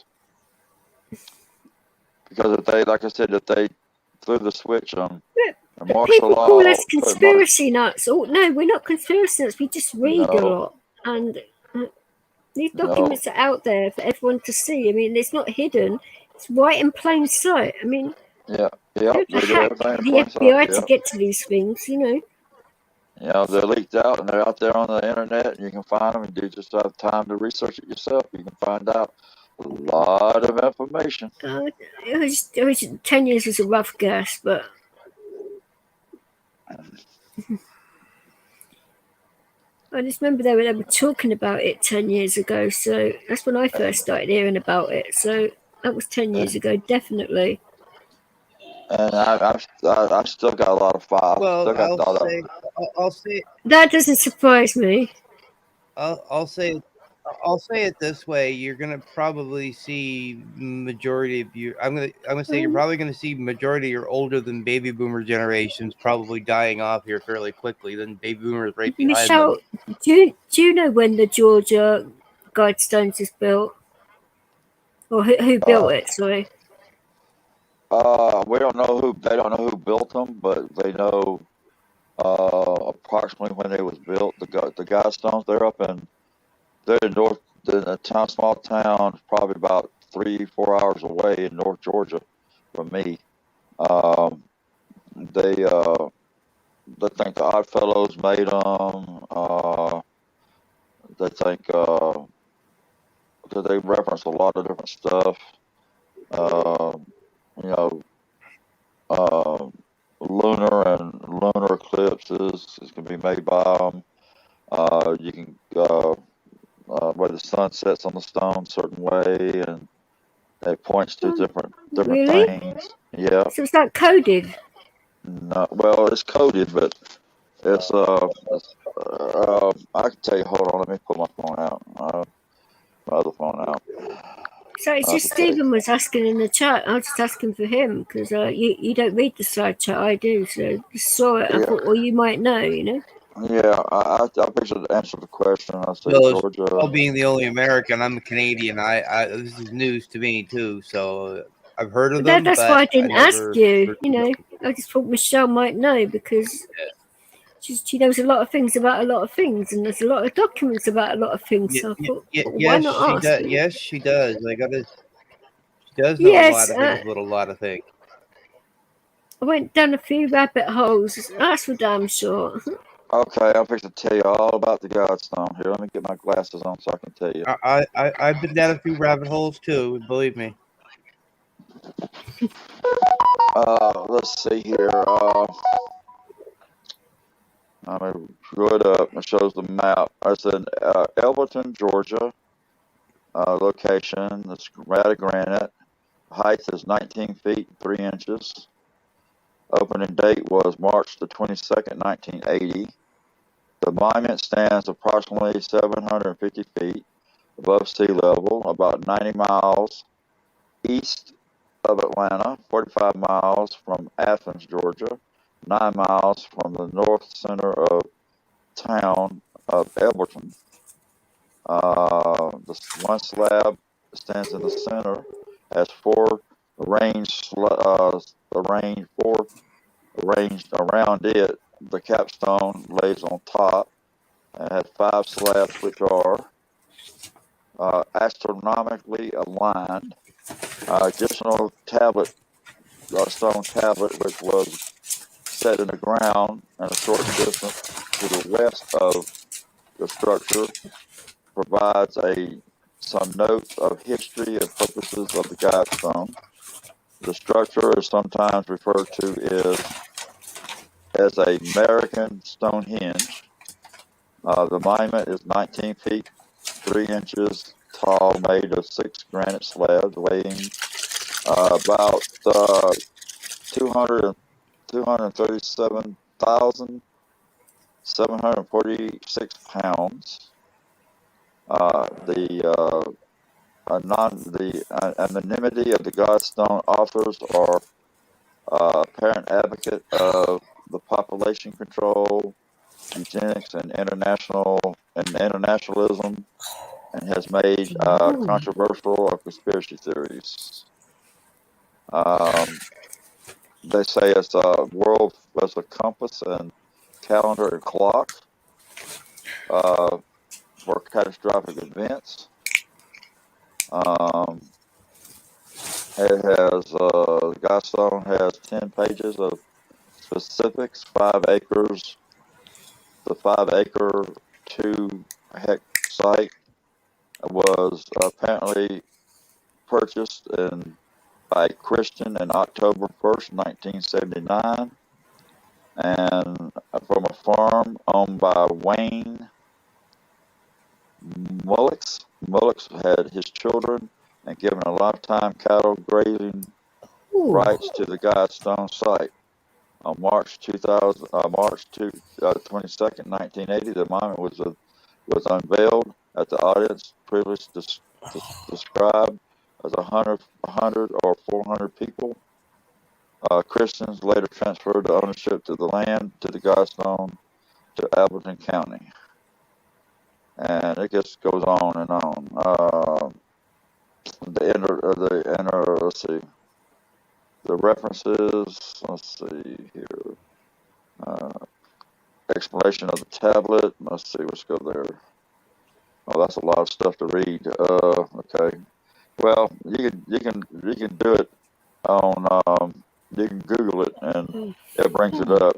It brings up the Georgia Guidestones.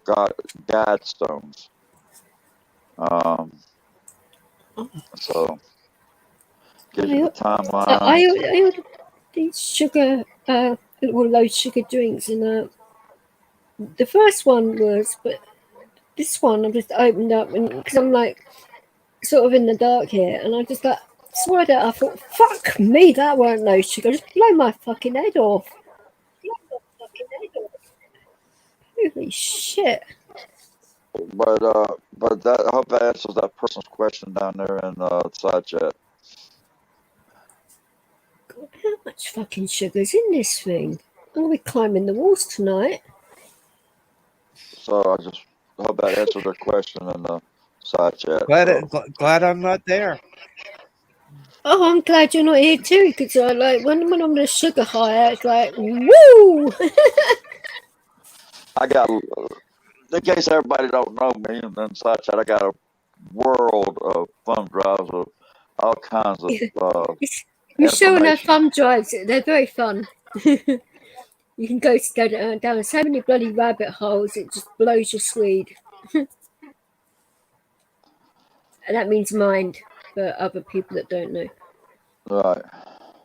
But there are a lot of Brits in here, so they would get that reference. But yeah, a lot of people don't know me as good as y'all do, especially Chad. Well, I don't know. Stephen's been coming in here for a while now. He's got to know you a Stephen bit. too. Yes, I gotta give Stephen credit in UK, but No. Stephen's he comes from Erie. He's not a Brit, but close enough. I'm talking about up on panel. UK knows me, and you and Chad knows me pretty much, pretty good. So. Stephen Ronan's been in here. Well, yeah, he probably knows me a little bit, but he don't know me like y'all do. Oh no! I mean, like that takes a while, and it's been like a few backstages as well, and long chats about. It's things doing. This is a good thing about this lady. She knows a lot of things about a lot of things that she wouldn't normally talk about, and it's really fascinating. And I think you'd find these conversations yourself quite. When we have the next backstage like it, I'll get hold of you somehow and invite you over, and you can sort of have your mind blown in that way because it's like factually stimulating.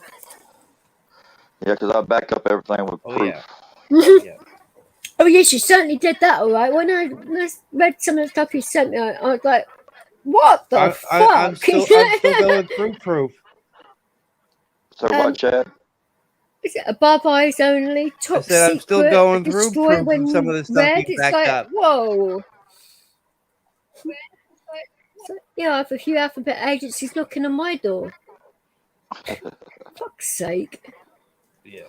Like I said, I'm still going through some of that stuff. Oh. God, this stuff is so sweet. It's worse than my Beaner. Jesus Christ. I can't drink the rest of that. Oh, bloody Nora. Well, I tried to, I back everything up because, nobody gonna say that I'm a crackpot. I don't know what I'm talking about, and blah blah this and blah blah that. And that's their opinion. I don't mind if people call me that because they're pretty much true half the time. I can be like that. But put it like this, I'm not blonde, so they can't call me a dumb blonde bimbo. Oh, but I am. But this is the thing that they actually think I actually am dumb and that, but I'm actually not. But hey, I can act it at times if I need to. But no. Yeah, at the bar, get me a drink. I don't drink. God bless. Behave yourself. I wish I hadn't drunk that drink. God bloody hell.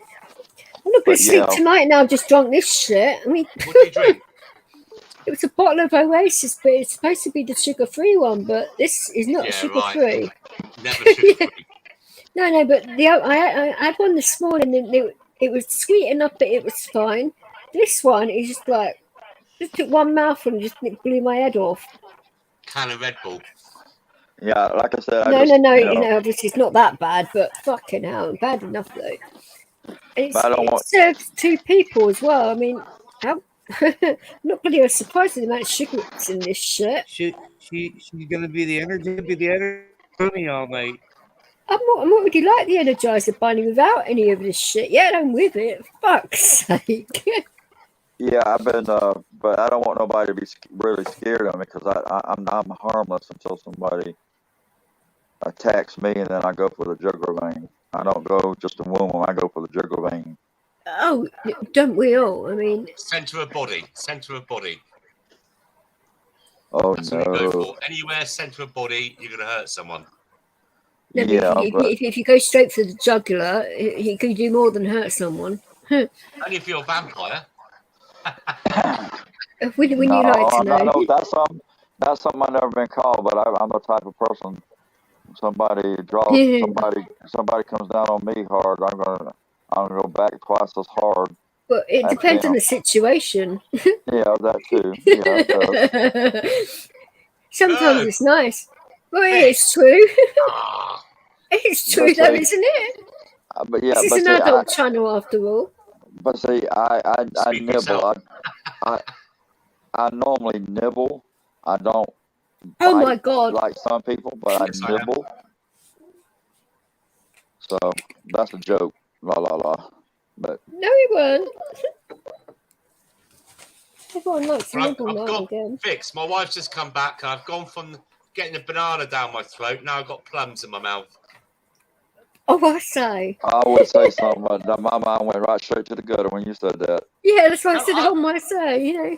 Honestly. So I had a banana beer earlier on. That went down my throat quite easily, and now I've got plum porter. It's another type of ale. It's got a taste of plums. Uh-huh. Around my gums. Trying to clean it up a little bit. I see. Uh-huh. Misdirection a little bit. He's not exactly trying very hard. Mind you, that is quite tame for Brett, I must say. But I've got to eat soon.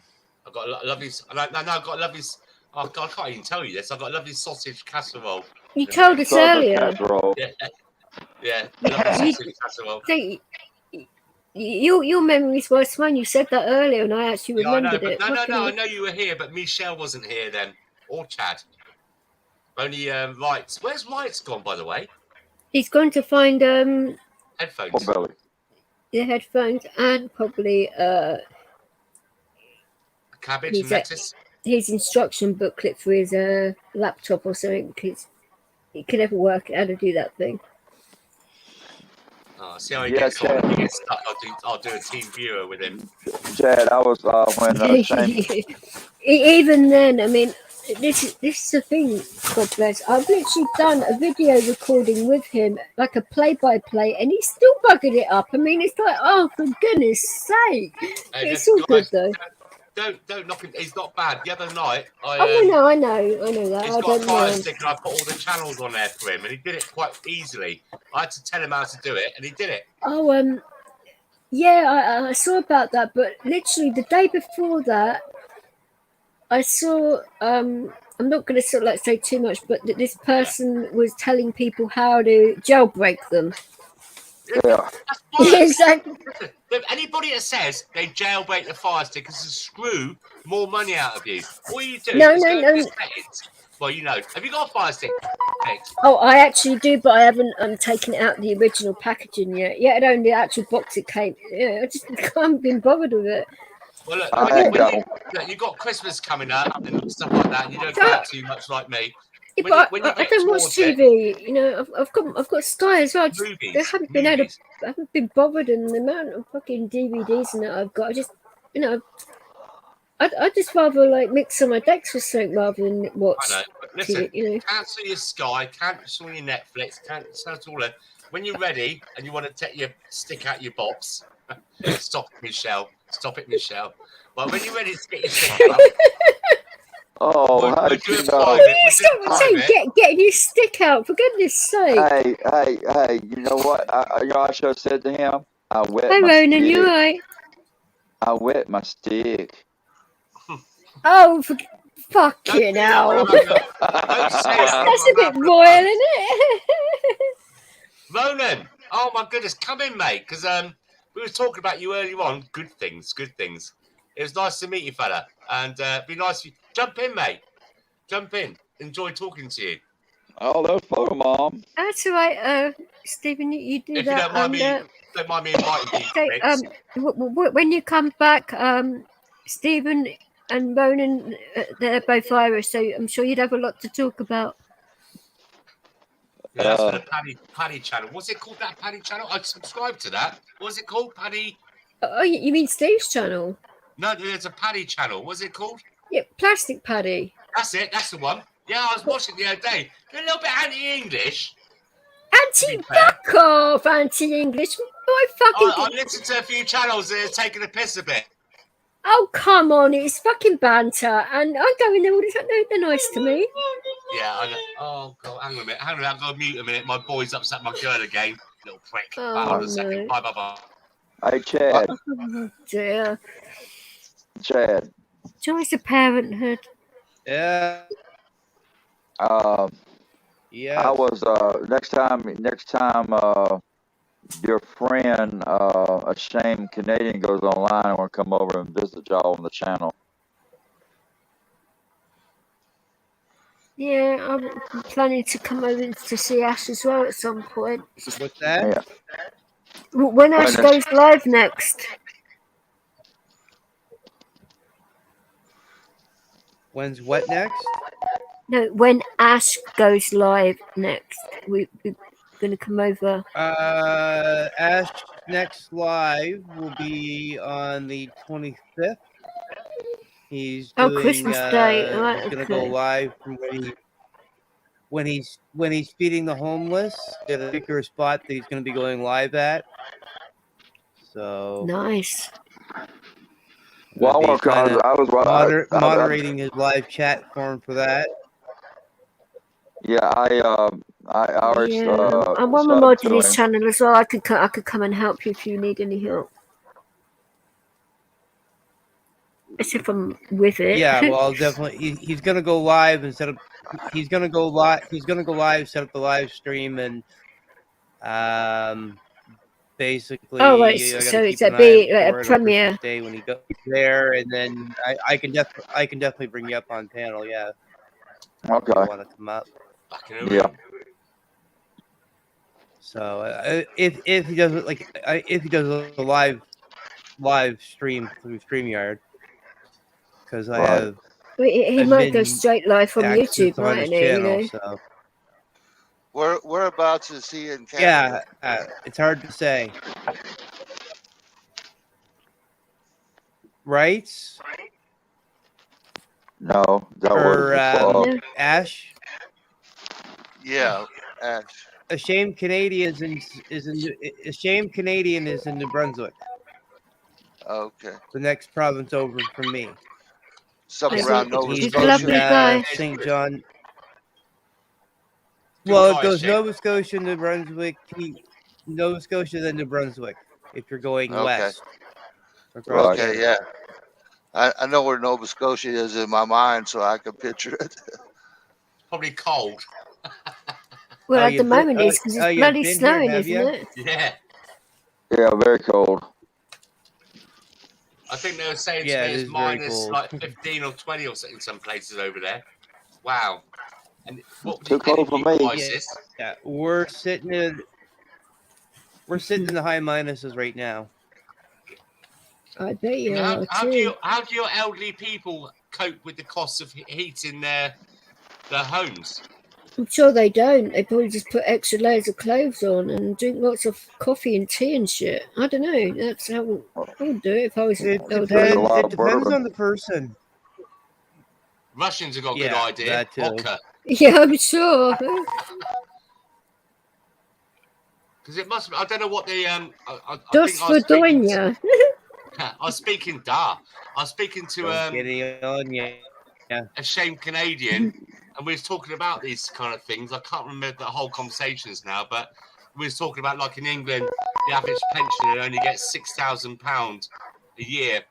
A refugee would get £30,000 nearly, but and they have to it's either eat or heat, and that's why we have so many deaths around December time, winter time. It's not because of anything else; it's flu and stuff like that. Because they can't. They either got to eat pneumonia. You know that, don't you? And I think it's just. I don't know what the. I think in Canada it wasn't too bad the amount of money they get, the pensioners, for working all their lives putting into the system. It seems better than what it is in the UK. It depends on what you did. It really does in Canada. It depends on what you did. I mean, it's going to be lovely when I find out the excuse why I haven't fixed my heating yet. Retired. It's like a class system. Was your heating not working, Vix? Yeah. No, it's been like that for 3 years. What's the issue? Is it gas? You're on about gas, yeah? Yep, gas boiler needs so what's replacing. the issue? It needs replacing, the whole thing. Does it work at all? No, they shut it off. Oh, condemned it. No, it's not condemned, but it just doesn't work, and they've turned the gas off because they don't want it to have any accidents, just in case, you know. Because Michelle would back me up on this. I got her hot, didn't I? Michelle, did I get you hot? I beg your pardon. Yeah, I got you hot one night, didn't I? Remember, you was cold and I made you warm. Oh no, nobody can get me that warm. Yeah, No. I did. I got your boiler going. Not mine. It was yours, wasn't it? Or was it Wright's? It was right, not mine. Yeah, all right. I'll still get you hot though. Oh my days! For goodness sake! They couldn't fix it. We was on a live one night, and these people were And what, this is minus coming from 30 a or married something. man. This is And they coming couldn't from get a warm. married man. Okay. Oh, look, you're doing it again, aren't you? Bringing it down to that level. I'm just Guys. showing us love. Yeah, I took my wife to a hair appointment. She wants to look her best in case Biden Daughter, comes I believe, sniffing if I remember around. correctly, because I was.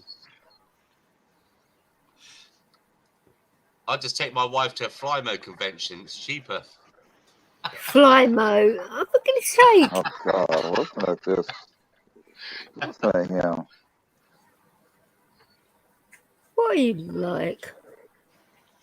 Yeah, Ronan's coming up in 3 minutes. Ish. Was that 9:45? Oh, he must be due to come on. Yeah. So how'd that protest end there? God bless. Did end peacefully, or was there? Oh, the one in London at the weekend on Saturday. Yeah. But it's peaceful for the protesters. But But it's the cops that aren't peaceful. The cops start it. The riot police pulled out their batons and enticed everyone. Yep. They basically riled everyone up and started battering people as per usual. Riot cops over here are a fucking nightmare. But unfortunately, it wasn't a burn, loot, and murder protest. Had it been, it would have been mostly peaceful. Carrying my TV away. Oh, They'd have been holding the door open. They'd have been holding the door open for them. Yeah. You have no idea. We joke and we laugh, but it's true. It's true. TVs to the left, computers to the right. You have no idea. We call them TSG cops, which are the riot cops, basically. Yeah. They are the biggest bunch of mofos. No.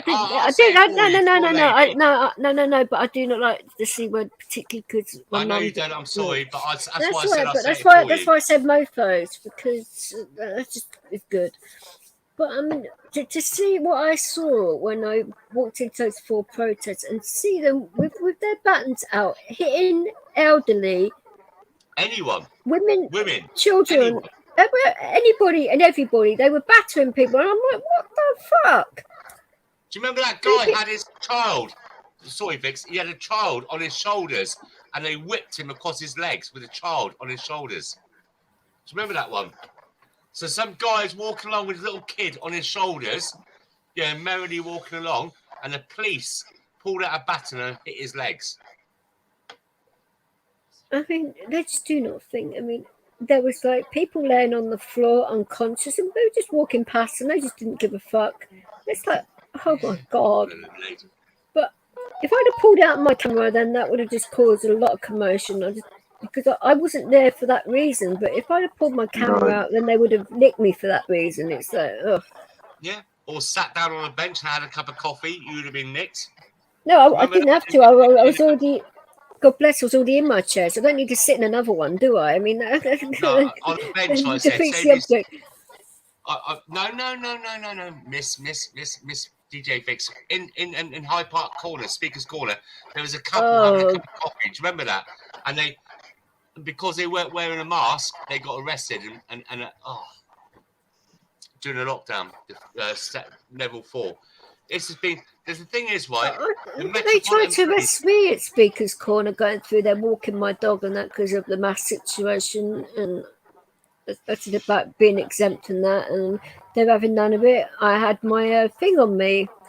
I didn't want to know about that as well, and I said, I've got my GP's number on speed dial. Would you like to talk to him? And like I said, get me an inspector here now. I need someone with brains. The inspector was worse than. No, I know the Met are stupid, but fucking hell. You go up north, right, when they had the protests in Liverpool, Manchester, and all those northern countries like Sheffield, they were a lot more laxed. But the Metropolitan Police, who were under the Met control are just something else. Mayor Sadgit Khan, K-U-N-T, K-H-U-N-T. Cannot, totally, you mean? Oh. No, quested a dick. What the hell she do? How did even Mayor Khan get elected? Only because of lockdown, he's in the game. Yep, we know. Well, I'm just teaching you to suck eggs now, aren't I? Well, I'm a fucking Londoner, God bless. For fuck's sake, of course I know what's going on with the mayor. I mean, fucking hell. It's just ridiculous. It's ridiculous. And he goes on about climate change, and we got all these things about ULS and the emission control, but he goes around in 3 or 4 gas guzzling Range Rovers that do 10 miles a gallon to go and walk his dog. It's hypocrites. And he's basically broke the Transport for London as well. I mean, it's basically bankrupt it. I got fined 65 quid the other day. We went up to London, me and my wife, just on the road, went to Camden Town. Go on. Oh, Camden. I do like Camden Town. And then we thought we'd go down to Trafalgar, but park up by Soho because she wanted to go to the gay club. You know, the GAY club? So as we're driving along... Yeah, I do know, yeah. This bit, I went forward a bit. I went 7 feet, and I realised my sat nav told me to go that way, going towards Piccadilly. I don't know if you know what I'm on about now. And I realised I was in a TfL, Transport for London lane, but I didn't actually go into the bus lane. So I reversed. I got a £65 fine for that. See if I can sort Michelle's reverb out because it's like getting bad again. Why is her reverb is going nuts? Where's Ronan? Come on, Ronan. Get in him. Me old mucker. Have you got your speaker thingy on again? Who? Not me. No, Michelle. There's a lot of it's her phone, reverb going on. It's her phone. It's not too. Oh, it is. What's that? Is that her? Yeah, that's her as well. Is that going on and reverb at the same time? I can hear it all. It's like trying to. It's nothing I can do on this end either. Call yourself a DJ. Here comes a reverb. Fuck you. Oh no! Come on. Got that COVID condom. Of course I love Soho. I mean, what are you going to insult me some more again, you know? First you call me a... Who said... I didn't say you didn't love... I didn't say you loved Soho. No, Tonkin said I love Soho. Oh, I see. I must admit that the best thing about that GAY club, when I went there with my wife, the security guard asked me why I want to come in. I said, what do you mean? Fuck off. Right, honestly, and I'll tell you who he reminded me of, right? He looked exactly the same, definitely the same MO as Little Nigel. Right, he looks exactly like Nigel from the Little Vet. Oh, there's only one Nigel. Come off it. And he's about like 4'5", and he's looking at me, and I'm 6'6", and he said to me, "Why do you want to come into the club?" I said, "Why wouldn't I want to come into the club?" He goes, Nigel's what, 5'4", so. Yeah, I know he's little, isn't he? No, he thinks he's the same height as me, so. and I said, this club's famous, and my wife wants to come in here, and I don't have to be gay to come in here, do I? I could be whatever I want to be. He goes, yeah, fair enough. Go on then. And we went in there. I'll give GAY credit. Cheapest place to buy alcohol in London. cheapest place to buy alcohol. I don't think that's true. What? Oh, right, okay then. I'd only had a half lager, ale because I'm driving. God bless you, like a shout, really. I've turned it down. Right, okay, right. She had a double Smirnoff vodka and a Red Bull. That came to £7 in London. Well, that's probably, you pay more probably for the Red Bull than you do for the vodka, to be fair. I didn't see those type of boys, but yeah, honestly, but it was empty. It was empty. It's okay. And then we went around Chinatown, as you do. And then, it must have been cheap vodka, though. I mean, I doubt that would have been Smirnoff Black or anything. I mean, no, it said Smirnoff. Yeah, but it wouldn't have been the black one though, because you pay more than £7 for that. Yeah, but double Smirnoff and a Red Bull, proper Red Bull for £7 and a half a lager. If you're going to drink vodka, you at least drink the black one. Even I know that. Well, that wasn't on their offer, so. Oh, you take your own in then, don't you? Oh yeah, it's hard enough for me to get in there with a limp dick, let alone anything else. Well, then you can say that you're pleased to see him, you know. Honestly, this security guy, it was absolutely a dead spit of Nigel. You know, I haven't seen him for a while. I spoke to him not so long ago, though. Yeah, it's I think he's due to roll by here at some point soon. Well, what's a GAY club or whatever? I don't know. Well, it's GAY. It's like gay. It's meant to be like a gay nightclub, but it's not gay. I mean, it's like people like what's her name? The Australian girl with Jason. What's her name? Kylie Minogue. She goes there. You know, you get quite a few famous people go there. It's okay. Look, I've been to a few gay clubs in London. Not many. It's better to go to gay clubs in Brighton. They're open your eyeballs. And they're fun. They're quite good fun. Okay. You know, the music's really good. The atmosphere's really good. You're not going to get battered outside by a load of meatheads. You know, so. I like to know about that. I mean, it depends where you are. You know what I mean, don't you? Like, if you go to normal nightclubs, you know, you get the guys that come out because they didn't get a slow dance and they want to fight, you know, because they didn't get no pussy. Let's be honest. For goodness sake. I'm saying as it is. Look, DJ, you know as well as I do. That's what it is. You've been to on the club scene. Hey guys, how are you doing? Good. There's Ronan. Hey, Photo. Michelle. Yes, darling. God bless is talking about gay clubs. Okay. Yes, and. I just saying the club we went to in Soho was cheap and the drinks were cheap. They're probably fun too. Like, does it mean I drop anchor in Pooh Bay? Did I drop anchor in Pooh Bay? Then you can probably get like, you know. We don't want to know about you dropping your anchor or dropping anything for that matter. For goodness sake. Yeah, you might meet someone nice. You know. It's the only club he can go to, and they'll pat him on the butt. Listen, God bless. Look at these. Look at these lights. God bless. I've got nothing against gay people. Right? I told this to my mates when I was younger, especially my black mates. They look at me and go, what? I said, are you stupid? They go, what do you mean? I said, there's more women for us. And it shut Very up. true. I always found that most of them have a good sense of humor that I've been around. I've always had a good time around them. I think it's weird the hate that, you know, humans have shown towards part of their population that you know is born like that. Oh, I know. It's like we go hardcore on that part, you know. It's like there's a lot of maybe not so much anymore, but we still just like call stuff gay that's, you know, that we don't like. It's like, oh, that's gay. Yeah, when you're a kid at school, isn't it? You're a fag. That's gay. It's banter. It's a kids thing. It's like when you're at school, teenage things. Well, it's the low. Shit, sorry, it's the low hanging. You're just your gaff. It's the low hanging fruit. You know, it's like. What, my plums? Yeah, can I pick them? Oh, fucking hell! He's well, good. He is. At the moment. Yeah, plum porter. I heard that, and banana something. Yeah, I had a banana beer. Look, if I have to go on, bring my camera up, I'll show you my bottles. He's going to deep throat them for you. For fuck's sake. For me? What? I don't mean it like that. Fucking hell. No. For me, for you. I don't know.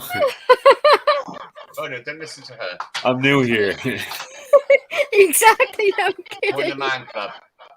How do you like Ronan's background there? Isn't that cool? Yeah. Well, I'm starting to micro-dose as we speak. Yeah, right. In a little while, though. It's one of those outside, those projectors you just stick in your, front garden and aim it at the house, and it, it's just a spinning bulb. Projector. Okay. Yeah, they're tiny little lights, and so that's just an actual light that just you can put anywhere. It's very purpley and blue. And there's like different lenses you can put on top, so it makes a different swirl, like a pattern or whatever, fractal. You put anything in the garden in London, you get it nicked. I mean, it's ridiculous. I was thinking that. I was like, because this was outside, but we weren't using it because the power is. I need to fucking fix it. Anyway, insulate it. So I just brought it in. I was like, fuck it, I'll use it in here. Yeah, I'll get trippy in here with it. You get the mushrooms out, I know my kids. We got a lot of outside decorations, and I normally do it, but people put up. And this year and last year, I said, my wife's going, "Why are you doing it?" I said, "What happens? You drive home for 30 seconds. You all look around and go, ooh, and then you walk indoors." So I set up a winter wonderland in the back garden instead. Yeah, right. Yeah, it's like you don't get to appreciate it as much. Exactly. Yeah, so you built a winter wonderland in the back garden, you said? Yeah. All my inflatables and all the other things and the lasers and all the lights. I thought you kept those in your bedroom. No, I give it a love bite. It fucked off. Oh dear, here we go. A love bite. That's what we call hickeys in America. Yeah, we call those hickeys over here sometimes. Well, yeah, we do occasionally too. I think they call it something else in Ireland, though. The slang is so much different,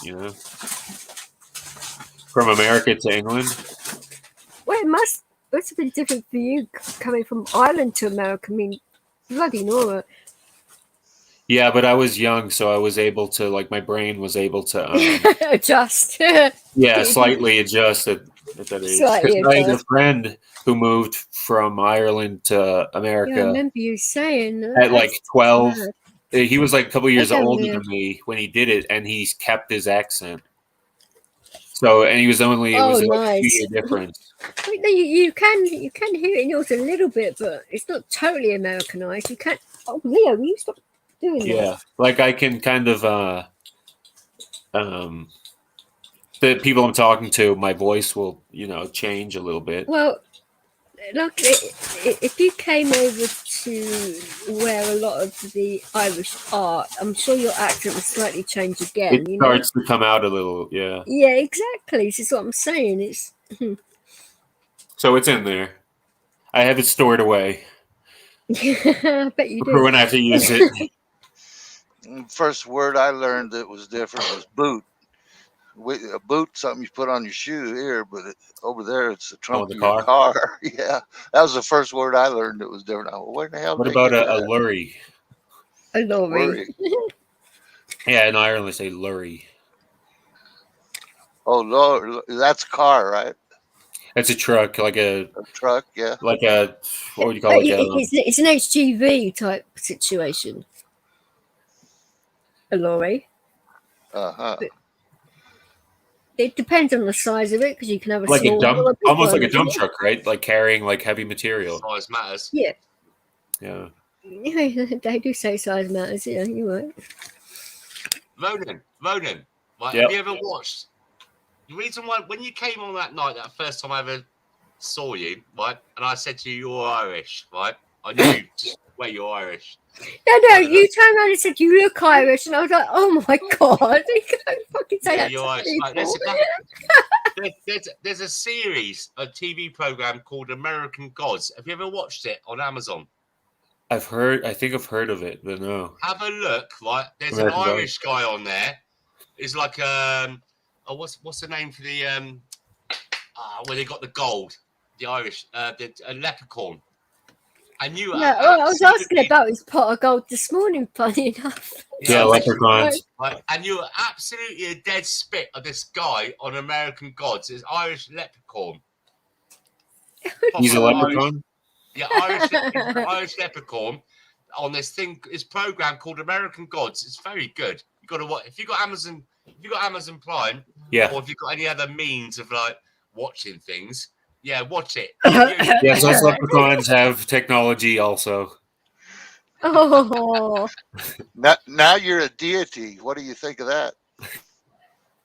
God bless. Stop Irish shaming people. For sake. I didn't Irish shame him. It's more like I'm flirting with him. Exactly. No. Hey, come on. Oh my days. You hurt my one feeling. You Irish, at least you have one feeling. Yes, my one leprechaun feeling. Well, at least we're not going to get the blame for the 800 years of you only having one feeling. Yeah, like you just said, the leprechauns have got technology, so you've gone to Bitcoin now. Yeah. Mick coin. Yeah, exactly. Oh, I didn't say that. I'll be right back. Okay. All right. We're right back. Okay. Gonna go find the leprechaun. Or the gold coins. The gold. Okay. Am I the only one that's ever watched American Gods? You're the only one. No. Different. I actually did put it on, but my head decided to play silly games, so I can't remember how much I watched or not. But I will not put it on again. But that's an American produced show. We've got quite a lot of English actors on it. Some really good ones as well. It's very cleverly done. But the last series, that series Lucifer is with do you know what? Tom Ellis in it. That Lucifer. Oh, no, I do not put it on that same level. No, but it actually got better towards the end because they developed the storyline a lot more when it went over to Netflix. Their last episode last year was more very like the advertisements on telly, very PC and what's the other word they use? You pronounce it advertisements actually. If you want to get like English enough. Commercials. Well, I was listening to Advent Pocket or what's his name? I can't remember now. Today, and they was on about how the TV commercials, adverts in England were just so that woke. But that's one word for it. Well, yeah, I've been polite. I'm trying to be polite as well. What they call it? There's a word for it in it. I can't remember right now. I cannot remember. But yeah, it's just fuck that stuff. But it was a good program. There's some good stuff on Amazon Prime. I mean, I pay for the Amazon Prime. It's only a few quid a month because I could get someone. It's $7.99, isn't it?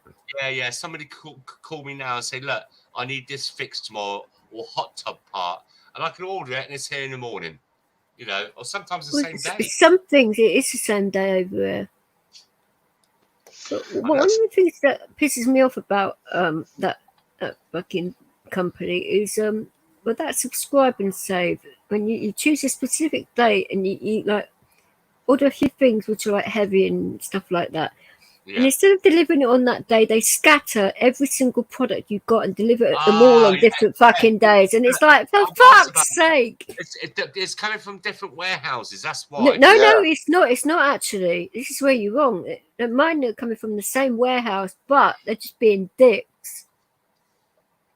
No, honestly, I know quite a few guys that work for Amazon as well. No, I actually spoke to the manager in the actual warehouse where my stuff comes from, and he said he'd sort it out. But I mean, he's a moron. What can I say? But I mean, we got a major warehouse in Wiltshire, in Swindon, we got one of the biggest warehouses in England, and we got another big one coming soon. And then people are complaining because there's not many people to work in the normal environments in Swindon. And we just had Honda closed down with over 2,000 jobs, and Amazon had jumped in with another big warehouse here offering 2,000 jobs. I mean, fuck off. It's a good thing, isn't it? Yes and no. It just goes to show you how much profit they're making for them to be able to do that right now as well. So it just means they're getting more contracts out of these backhanded deals that are going on right now, doesn't it? Well, yeah, but they're providing the service too. Look at they are. Yeah, Who wants to go into a town centre to buy something and risk getting some spiced up fucker or the thing is that God bless, so they do that at the expense of like small and medium-sized businesses, which is bang out of fucking order if you ask me. Look, I support local food. Like, I go to buy butchers. I buy my food from butchers. I go to markets and buy it from the local people. And that, but it's just some. Let's be honest, right? I mean, look, they've been doing it for years here in Canada and the U.S. Yeah. Mm-hmm. Oh yeah, they drove all the mom and pops out. When you got 5 kids and you're struggling to get through it, and you got some disabilities, you look for the best bargains. Oh no, of course, but you got to think of how many businesses have lost everything because of what's gone on under the guise of something else, and that pisses me off. Because now, you know, they thought they were set for life. They've worked very hard for what they had, and now they've got sweet FA, and then now they've got to go on universal credit, and now they're suicidal. I mean, what kind of shit is that? Yeah, but guys, let's be honest, right? If you saw a petrol station one side of the road, and it's one pound a litre of diesel, and across the road is £2 a litre of diesel. Come on. Well, actually, it would depend on a few things. It would depend on what customer service for one, and where they get their like supplies from. I mean, the one that's undercutting could be doing some very shoddy things that you don't really agree with. And I'd rather pay a bit more to make sure these kinds of things didn't happen to other people getting away with illegal shit. You know what I'm saying? It would depend on how well your car would run on water. Jesus Christ. My charger. Oh, you made me fucking jump Is that generator? I have like a million chargers everywhere. Yeah, it's more like a generator. Rodan, what are you doing over there, man? You See this? He's destroying big, actually. This is like destroying his gaff. You can knock someone out with that. I bet. It's like, wow. Isn't it that when you got like shitloads of chargers, but you can't find the cables for them? Yeah. There's that stupid one that they flip out and they like, they go back in. And the thing, just if I, touch it, sometimes it just falls out. Yeah, that's the same for me, mate. Or I've got like 2 cats here that love charger cables, and they basically pull the charger cable out and run off with it, and it's like, oh, for fuck's sake, where's it gone now? And you're hunting the whole house for the fucking cable, and it's like, oh, fucking hell. It's funny the things that cats will, gravitate towards. Oh, you have no idea. Like one of my cats, she like butt dials Tonkin constantly. It's always men she calls. It's like, oh, for fuck's sake. Yeah. And you sort of like say, oh, it was my cat, and like blokes are saying, yeah, I don't believe you. Fucking hell. But no, it's quite embarrassing. She called my ex not so long ago, and I thought, oh, you could have called somebody else but him. Fucking hell. I did not want to speak to him that particular day anyway, but I had to explain that, and he thought I was having a laugh with him, but no, it was the cat. DJ, are you single? I am. You ready to mingle?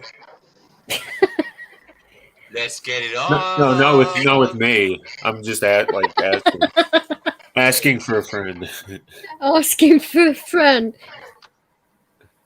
It's getting that way, yeah. Well, I'm waiting for my divorce to come through, which should be any time now. But no, it's been that way your now. husband to the left of you on the photograph, on the avatar? Oh, wait a minute now. I'm single. I'm chopped liver now, guys. Huh? Miss Michelle, I don't know your deal. Her standards are kind of high. Yeah, from what I cat to nine high. Like, what's your story? That's a Matrix. Huh? It's like Ronan. I get asked that a lot. Don't worry about it. She's looking for a man that can tame her. Yeah, right. Yes, if that's going to happen. Behave yourself. Yeah, because I'm married already. That's why. Oh, bloody yeah, hell. I know. I would tame you all, but I'm taken. Sorry. I feel your pain, brother. Who was that? Chad, was that you, or who was that? That was me, Ronan. Oh, I said I'd tame you all, but I'm taken. Yeah, I feel your pain, brother. I want to share as well, but you can't, can you? You can only share as much as they let, you know? Yeah. Ronan, okay. Ronan, get a hot tub. Yeah, you were saying that. And a magnet. Sharing happens. And a magnet. Yeah, you remember. You got a good memory, man. I do, but I remember the stuff that, I don't know. I don't remember everything. I'm not good with years. Like, what year something happened? I don't know. Yeah. I'm not Rain Man, you know? my son is. Oh, yeah, that's you. That was funny. I remember you were calling your son like Rain Man. Yeah. And it was funny to hear a dad talk about his son that way, but you'd have to, right? He's a little shit, but he just is a clever little shit. And all the kids will remember over the year, especially coming towards their Christmas and birthday, what they got promised. Oh, wait a minute. Me and Wright's as the little shits now. Come on. Good shit. Listen, you come to my house, like, I swear to God, I got a 12-year-old daughter 300 years ago. She would have been burnt at a stake. Popping out, guys. Got to go pick up the wife. All right. Okay. See ya. Have fun. Be safe. Nice to be in with you.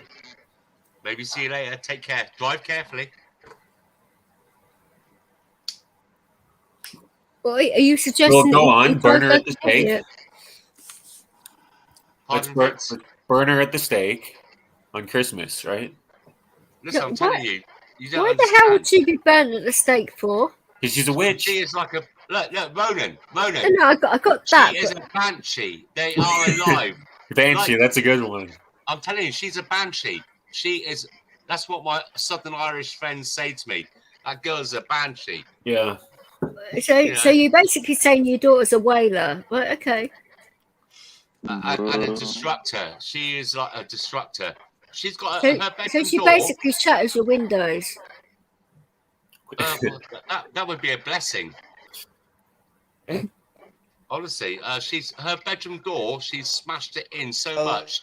I told her Christmas present is a new some other things I got to do around the house here. Talk to you later. All right, take care. Take care, Chad. Be safe over the holidays. Later. Hey, see you, Chad. Good night, Mr. Nicholson. You too. Oh, is Michelle going? No. No, that was Chad that said me That's too. what I thought. Yeah, look, you got to remember that I'm not clicking on the stream. I'm clicking on the YouTube. It's a little bit of a delay. Yeah, but you've got fucking ears, don't you? Yep. No, anybody can hear the difference between Chad and Michelle. I mean, come on. No, there's a one's delay. American and one's Canadian. Oh my God. Different accents. God, pick on me. You're pretty tough on God Bless, aren't you, DJ? Thank you. I love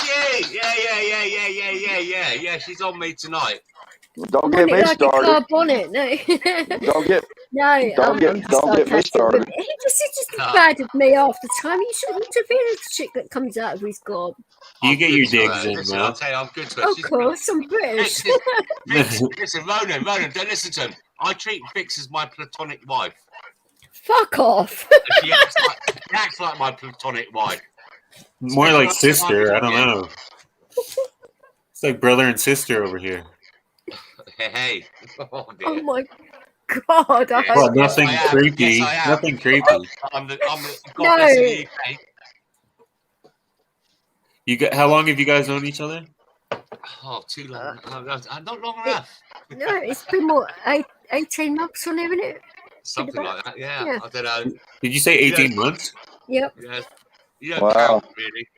It just happens. You just accept it. It's too fucking long. Is the answer to that question. That's what you say when someone asks how old your baby is. You say 18 months. Like, why did you say 18 months?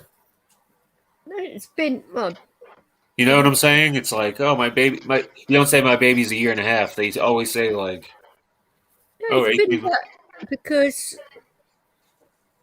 he was a moderator on quite a few channels that I first sort of like was going into and sort of like bumped into him that way. So did you know of each other before you started being friendly?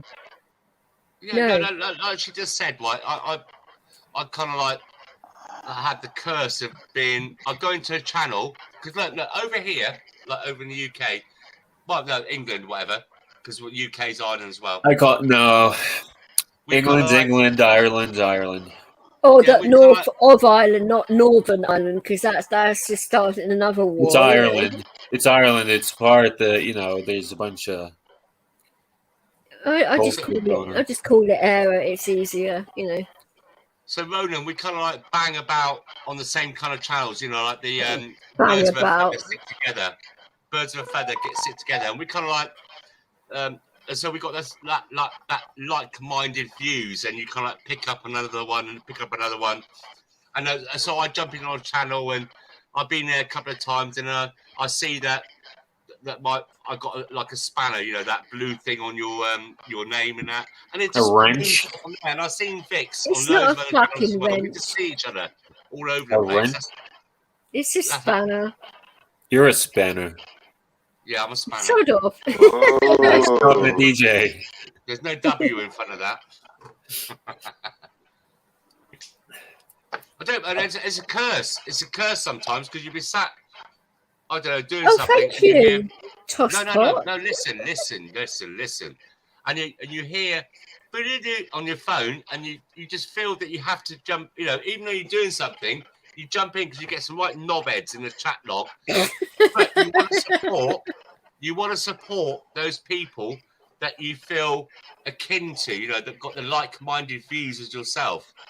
And sometimes it's too much, and you need to take a little break sometimes. Not very often. Not on here. I'm not talking about here. No.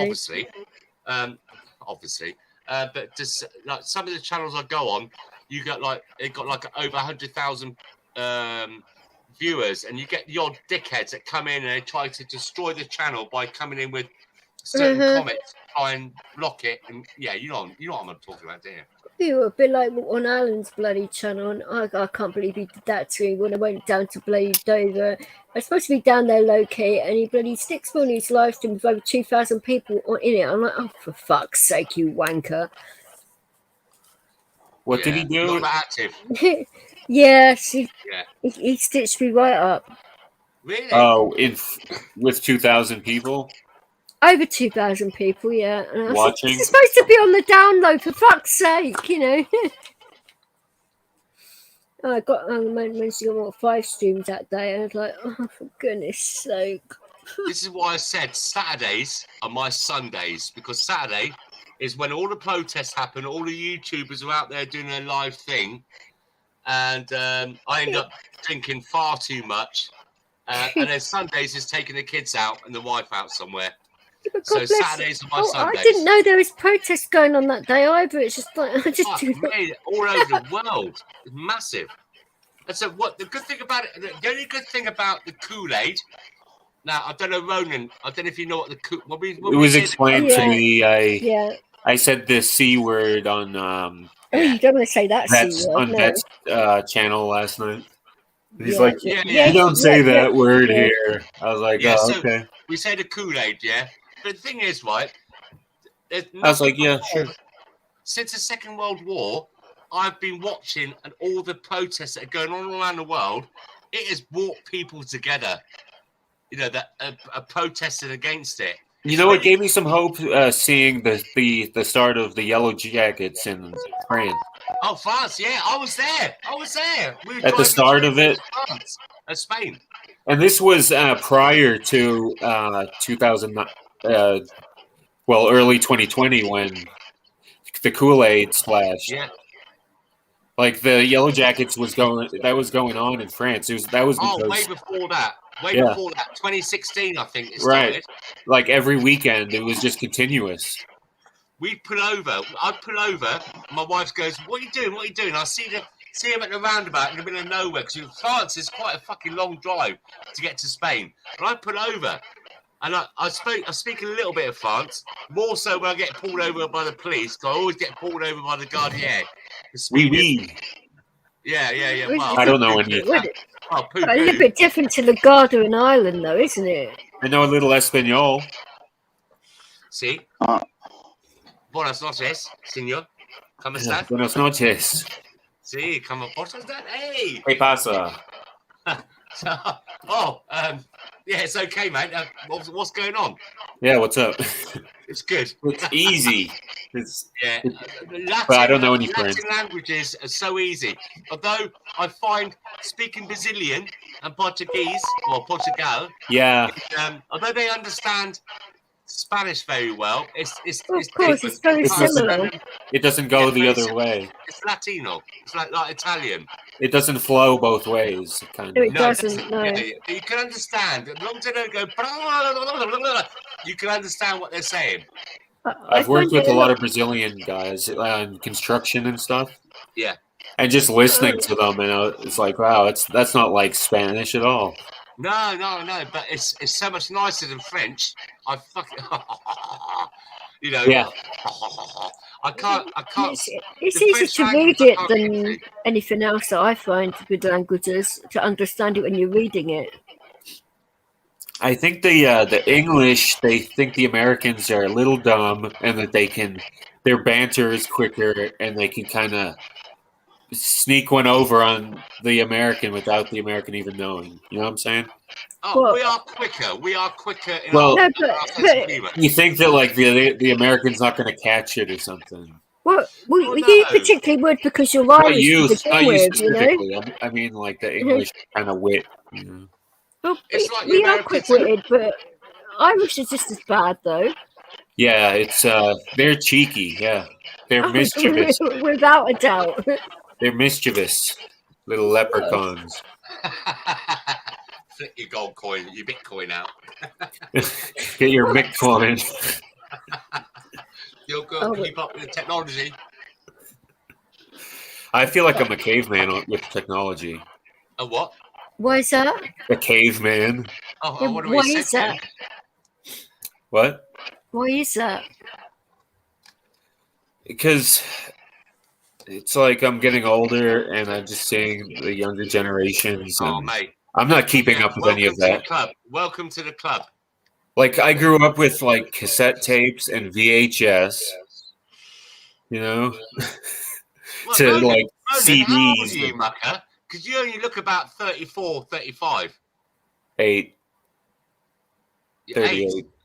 38, so I wasn't far off. But yeah, your age group. I mean, I don't like to be called a millennial, but some definitions would consider me a millennial. Well, life's treating you good then if you're 38. Yeah, I drove this car pretty hard. I'm surprised. Botox. Yeah. Oh, that's mean. I'm having a crack with him. I'm getting the wrinkles and the gray hair. I certainly know what that word means, but it's not like say it around and people think you're talking about drugs. It's like, no. Well, that too. I'm not telling my age. Tell your age. We never ask a lady her age. Never. We'd never ask a lady her age. Michelle, tell us your age. Yeah, go fuck yourself. Play along with it, Michelle. My keyboard. Play along. play along. I don't play well with others. Well, you could give us any age, 69. Ha ha ha. Ronan, I do like your banter. No, that's no disrespect towards you, Yeah, Michelle. that's no disrespect to him either. I'm not being hateful or disrespectful to him either. But you just never ask a woman her name. Yeah, he is, but you don't never ask a woman her age. No, I did say that at the beginning. Give me Yes, some you credit. did. Yes, you did. A lady never tells. That's right. And my bank account is none of your business either. Oh, pipe down. Well, Relax yourself. when you were growing up, what kind of music was out there? Cha-cha. I like the soft rock, the southern fried rock. Yeah, nice. Yeah. So you was a teenager in the 70s and mid-70s towards the early 80s. New age music. What part of America? What the hell? Michelle. Is she gone? No, she's still here. Michelle, where did you grow up? Where did you spend most of your younger years in America? Maybe she's dealing with her dog. I don't know. She might answer. She might not. Who knows, Michelle? Because you could guess by the accent, right? Like Southern. It's Southern. Yeah, like a Kansas or something. I don't know. Louisiana. Back it off and trying to eat. Can you please keep your pussy in the control, Vix? That's right. You little bitch. Ow. Uh-oh. Oh, Ronan, what have you done? Ronan, what have you done? The usual. This happens from time to time. No, so the thing is, we're making a cat meow. Yeah. I know Michelle's probably listening. I don't know any of Michelle's story. I was just interested. That's why I asked some questions. No, listen. She's coming back. Phone and her signal drops in and out, and she's got two mobile. Oh, she goes. No, see. Listen, don't, Ronan. This lady, Michelle, does not back down. She will come back. She's a veteran. What do you expect? I can tell. It's like she's wants to beat me up or something. It'll cost you. Don't get me started. You have to pay. It's going to slow down. I need more coffee before I throw down. More coffee. You wouldn't hit a lady, would you, Rose? Oh my God. Of course I would, if I had to. Well, throw down. Sure. If you have to, you have to. If it comes down to it, if some lady, or me, I'm on team me. Oh, well, team me now, so I guess you'd be a lot of podcasts asking random. Like you can't just say, "Oh, you never hit a lady." What if the lady's trying to kill you? Hi, sweetheart. How are you? Good evening, Ginger. My darling. I just wanted to come up and say hi, and I love you guys. Hey, Ginger, we love you too. We love you, Ginger. Hi, Michelle. We've got 2 guys and 3 women. So be cautious. You're being sandwiched. God bless the UK. One of them is Ronan, I've never met you. Hi, Hi, Ginger Snaps. I think I talked to you before. No? I don't know. I'm on Rights' panel the other day. Maybe in chat. It was in Rights' the other day. I remember. Maybe. I was on gummies, so it's hard to remember. Oh, bless you, Ginger. On gummies?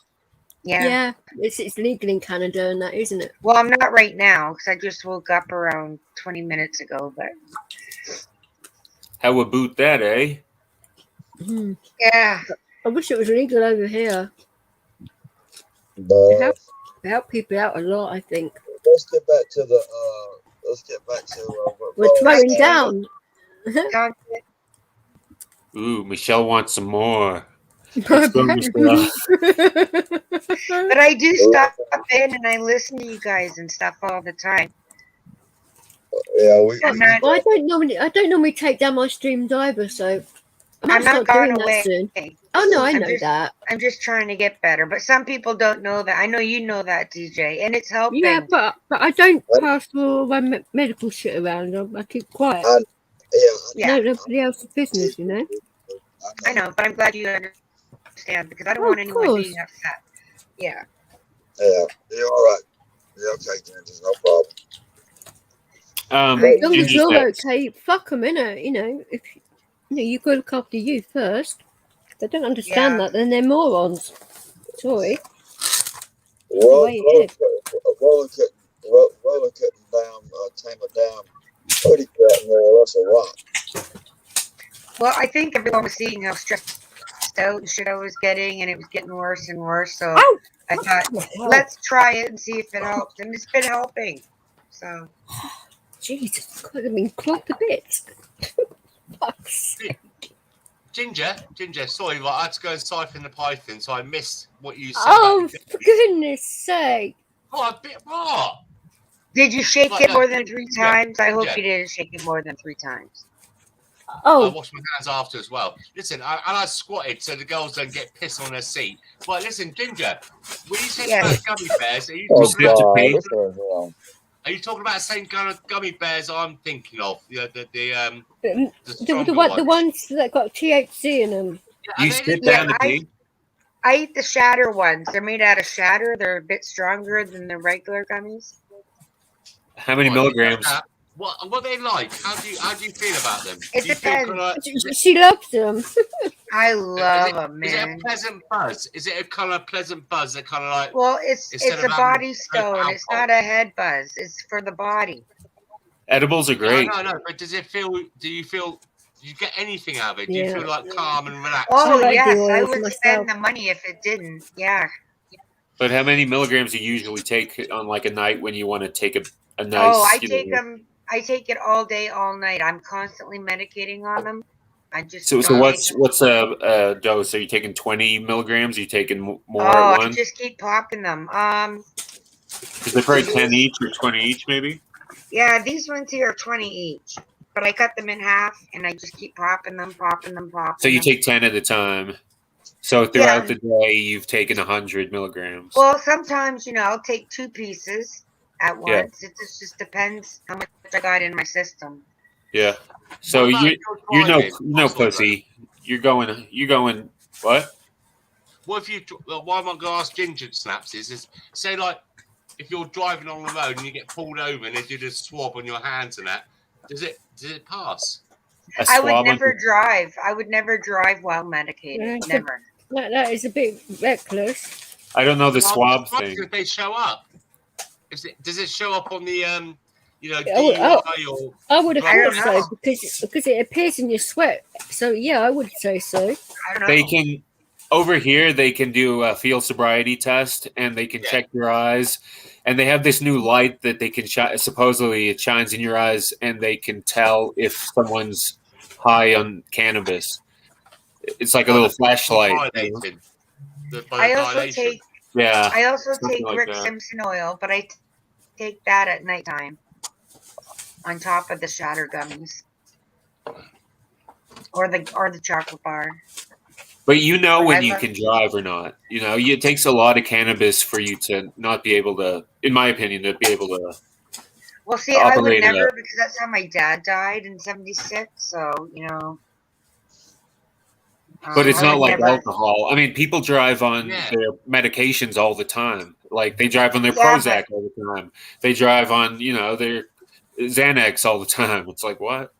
Yeah, but opiates. I got cocodamol, but I don't take them unless I'm absolutely dying and need the pain relief because it's an opiate and it might show if I drive. And that's why I'm asking Ginger Snaps. You got like this CBD oil. Apparently, people can take it, but it won't show on the. If you get pulled over by the police. No, you'd be fine if you took some of your pain pills. You'd be fine if you took some pain pills.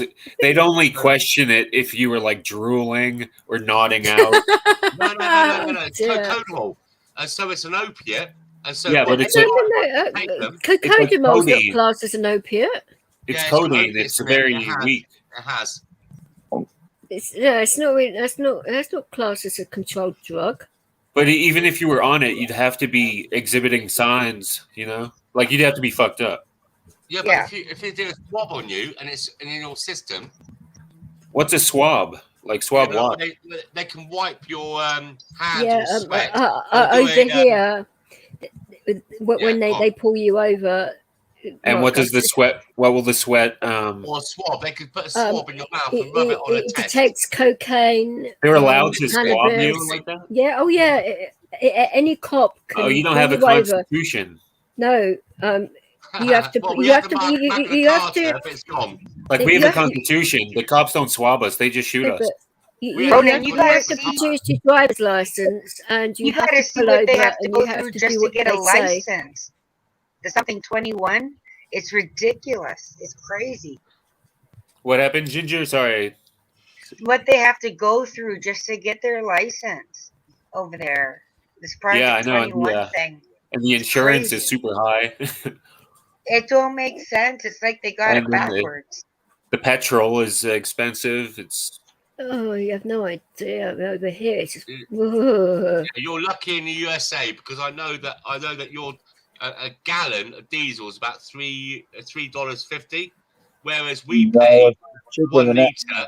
1 liter, we pay about. It all depends if you live near an oil refinery, doesn't it? Yeah. If you live in Houston or somewhere like that, you pay $2 something. Yeah, Georgia is like 306, 305, 304 right now. A gallon. I mean, I was speaking to DJ Vix a couple of nights ago, and she used to come to a nightclub that's in my hometown, and I could go in there back in the day. I could go back in there back in the day with £5 in my pockets, about $6, and I walk out with $20,000 in my. Well, I won't go into that, and I couldn't walk. My mate's the doorman. Stop bloody dealing then. I'm only kidding, by the way. Yeah, but he's a good. Ebenezer good. But I know to come out, I couldn't walk to my car. I had to be carried to my car, but I could drive home, no problem at all. And if you got pulled over, it's no problem. I mean, I remember one night I'd done loads of acid, and these. You were driving on acid. Oh my God! Yeah. Oh wow! What, how much acid did you do? 3 o'clock in the morning, and these police pulled me over, and they knew who I was, and he said to me, "Simon, look how Simon." I've just doxed myself. Look how bright the sun is. It's a full moon. You really did. Goes, yeah, it's really bright. You get go home. Channel when you do it yourself. Only your name. Yeah. It's okay. I don't care. Well, I knew what your name was, but I'd never use it. It don't matter. It's only your first name. It doesn't do anything. You know, at least you didn't porn bomb yourself. And so back in the day, you didn't have all these tests. No. I said hi, Tonkin. I did, sweetheart. I did. Man, I said hello too earlier. Oh, hi, Jumbo. How much acid did you do? Now let's get back to Roland. Let's get back Ronan, to him. where do you live in the U.S.? I'm in Canada. Utah. Oh, okay. But he's originally from Ireland. I'll fucking dox myself right now, motherfuckers. I don't care. Everyone knows my name's Ginger. I mean, no, it doesn't really matter. This isn't my government, though. Where is it? That's not my government name. My government name is Ginger, but I don't give a shit. What's anyone going to do? It's only my first name. Yeah. I want to get back to Roland. He said, "Here's what he said. Michelle wants to fight, and Michelle wants some more." Okay, come on, big boy, put your money up where your mouth is. Well, no, I'm just saying, like, I get the vibe, like you're kind of on the, you're like you're ready to attack. No, I'm like defensive, maybe. Defensive, yeah, that's the word. Yeah, no, I'm all right. You definitely know when I'm defensive and on attack mode because I go for the jugular vein. But I just mean in your normal everyday life, you're kind of like a ninja, like ready to like snap, you know. Cat on a hot tin roof type of thing. John Smith, that's how much I use when I make my butter. 2 ounces to 500 grams. Ginger, and if I have any teeth or anything, I throw that in. By the way. Everyone calls him Jumbo. Jumbo. Well, yeah. John, everyone calls him Jumbo. Who? John. Everyone calls him Jumbo. Oh, I'm sorry. I never met him before. But yeah, I make mine like that too. And if I have Keith or anything, I'll throw that in as well. Throw it all in. Yeah. You're a lucky duck, Ginger Snaps. Oh man, I have to. I can't afford to medicate if I have to pay for everything. No way. But you're a lucky duck. You would hate to pay London prices for weed, Ginger. Oh my God, it's terrible. I don't buy other people's weed. I don't trust them. No. Yeah, Ginger Snaps. I'd agree with you that. If I was doing this the same ways as I was when I was a kid, doing the bongs and we call them nuts or whatever. It's now the stuff that's out there. I see my friends' kids do it and everything like that, and they become psychotic. When I was younger, you get wrecked and you just eat anything that's in the cupboard. You know, it's very and happy and laughy. Now these kids are killing each other and stabbing each other and robbing each other over and selling weed. You know, this stupid strain. Hybrid strains. Well, can you blame weed if there's a bunch of like gang warfare going on, you know, around the drug? It's about the money. Yeah. Oh, it's always about the money. Like Come on. Morals and stuff, you know. Yeah, it's not the same like when we was kids. You don't get in the middle between the drug dealer and their money. Weed is just a plant. Weed just grows. 3 years ago, you should have seen the crop that got stolen from my yard. Since then, I haven't done it since. Like around $6,000 worth of buds stolen. That was all supposed to be, made into edibles. And I was so upset. I have it on my channel. It's horrible. Yeah. Can't believe it. That would have been a very, very big piss take. All the time and all the teas I made and everything and all the money. But people are just assholes. They really are. And no one's perfect. Like that's hard to resist. If you see that and you can steal $6,000 worth of weed. Well, I actually wouldn't do that because, like, I've got respect right. for people, but like part of you knows that, like, yeah, I'm not perfect. Next year they came back. The following year they came back and stole my alarms I bought. So I just said, "Fuck it, this is ridiculous." Yeah, that's when you buy like 20 guns and just sit there waiting. You can't do that in Canada. Like the ones they have on alien films. You can do it. Also, yeah, I want to go to jail. You just want your edibles. Fucking thieves. I want to get back to what Roland was saying earlier. Why? Oh, here we go. I was just joking. It comes back. If you think I'm defensive, snap it. Let's go. Oh, snap it! Oh, baby! Oh, snap it! Now, you guys. Michelle likes me. But dominatrix. No, I'm not a dominatrix. No. You told me you walked the other night. You liar. You like leprechauns? Don't we all? Yeah. No, what were you saying, Michelle? Yeah, about what you were saying, that I'm kind of defensive. Yeah. Well, no, that's just the vibe I was getting. Like like I said, I don't know you, so I could be completely wrong. Well, I had a lot of like this. I have a lot thing. I think picking up on.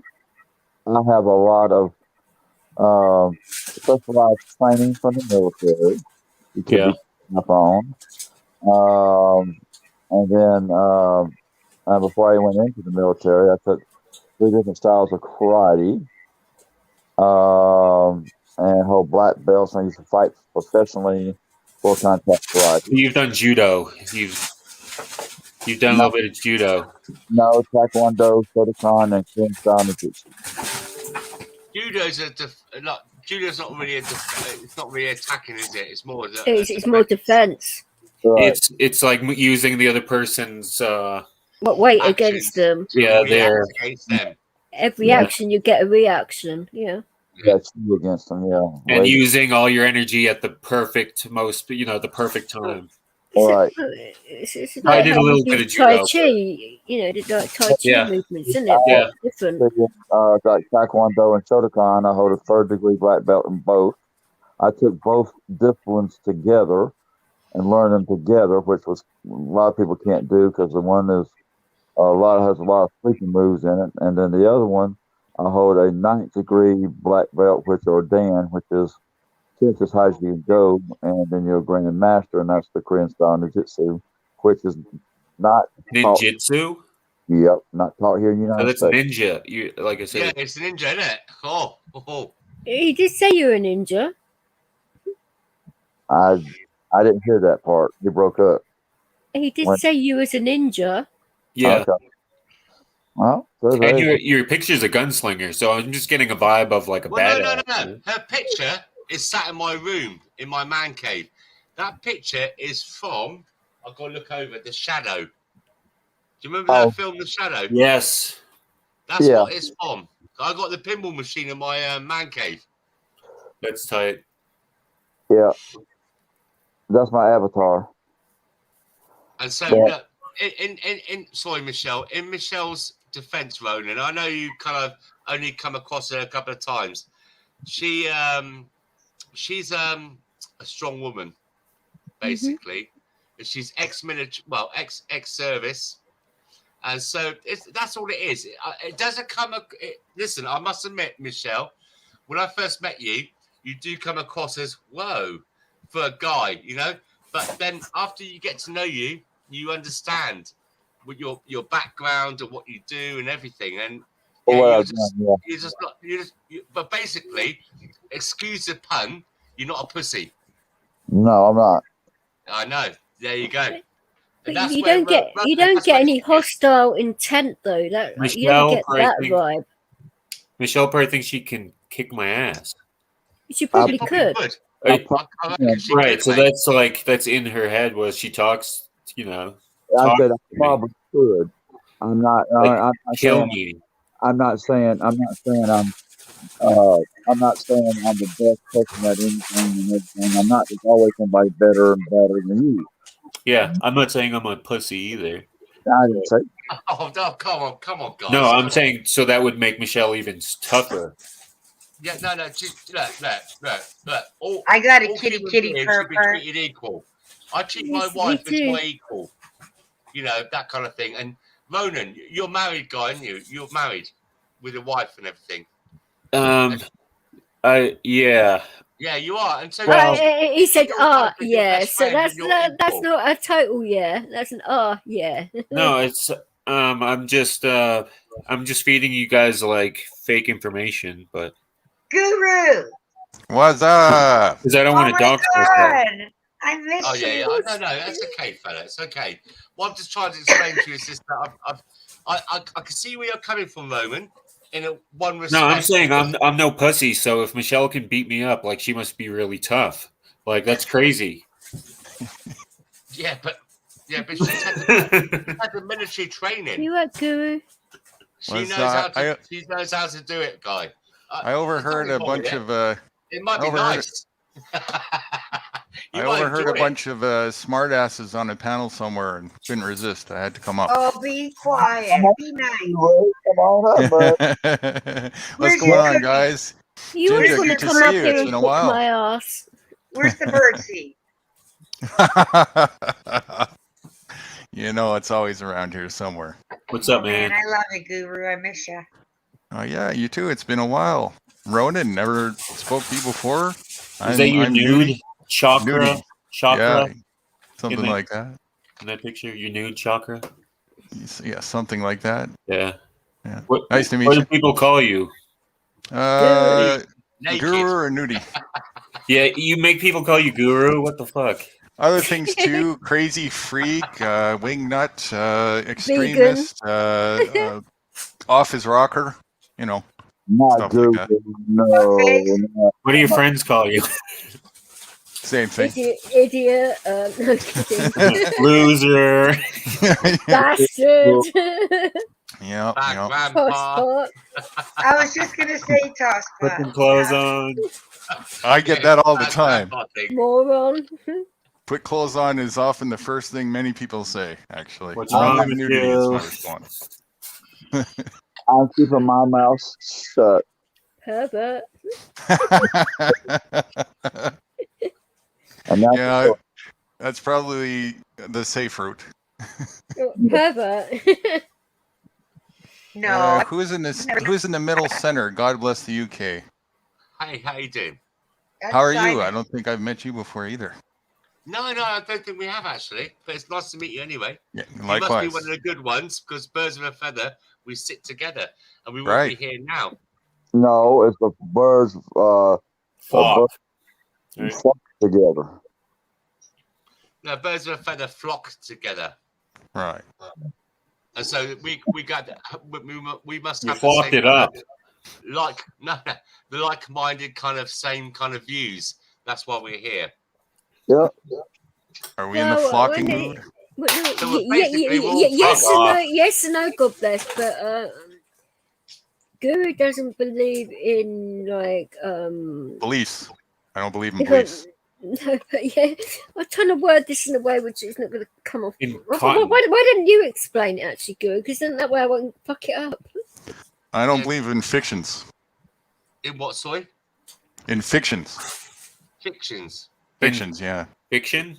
Yeah, make-believe things that are made up, that a lot of people tend to He think doesn't that are believe real when they're not. in passports Do you and things like that, citizenships. He doesn't believe in any of that either. It's just like, okay, We People are like give under him. mass hypnosis kind of deal. Yeah, there you go. Shit like that. No, I would be sovereign if you want to be technically correct. But no, I'm even outside that. See, I don't have labels. Those are fictions too. The No, crown. that's the way to understand it. All right. So whereabouts in Earth are you? In myself. I'm in myself. Yeah, but where are you located in the world? Where are my feet planted? We're all As long as one. you're not inserted into anyone else, you're fine, aren't you? I'm in the in the Columbia. I'm in the Columbiac district of the British Empire. If you want to talk about, Well, the British where Empire spreads far and wide. the western side of Scamida, BC, right? Are you in Canada? Are you? Yeah, something like that. So, how do you feel about Trudeau? Oh, that clown. What was the question about Trudeau? How do you feel about Trudeau? The same way I feel about all the minions. They're one and the same. Yeah, Did I you don't. see They, how? That's the correct He's got good answer. hair. Did you see how Trudeau's, did you see how Trudeau's bodyguards roughed up? What's his name from Rebel News? Did you see that? No. Oh yes, I did Yeah. actually. Yeah. Yeah, I just saw that. I love Rebel News. They're good. How's you, Athelston? You right? Why is everyone so political these days? Like, I know they're using it to divide Edwardson, how people. you doing, my old mucker? I'm actually not political, really. But have you noticed an increase in everything becoming politicized and like people weren't this politically minded in the 80s? I don't think. Yeah, I was going to answer with saying since I was born, It's I shoved in noticed your that. face. It's shoved in your face right now. And I'm just putting on my pain pouch. I will get you in a sec. I just need like 20 seconds. But when somebody shoves a toxic pie in your face, it's you who has to eat it. You right, Jumbo? You have to choose to eat it. I mean, you don't have to eat it. It can become addictive, Just like alcohol and crack. Yeah. Yeah. Or YouTube. Yeah, that too. Right. That too. Yeah. You sure can. I'm all right, Athelston, darling. How's everyone doing today? Atherton, right? You try to type his name, you have to copy and paste it. I know, because it's all like You made stuck a mistake. together. You made a mistake when he first set it up. I've known this guy for quite some time. Oh, I have too. Jump in, mate. Jump in. Right, if you don't mind that, it's Vicky. I know.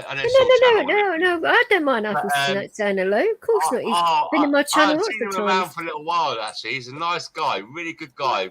Like I said, he is. birds But of a feather. We all sit together. He's a Spurs fan. I mean, what can I say? Right. Listen, I just want to point something out. I don't know if you guys got this the same as well. When you look at the screen, right? If you look to the left, it looks a bit dodgy. If you look to the right, that looks very dodgy. It's like what's that thing going on at the moment with that thing in America? What There's Brandon a lot of things happening in America. Pardon? There's a lot of things happening in America. Yeah, the trial at the moment with what's her name?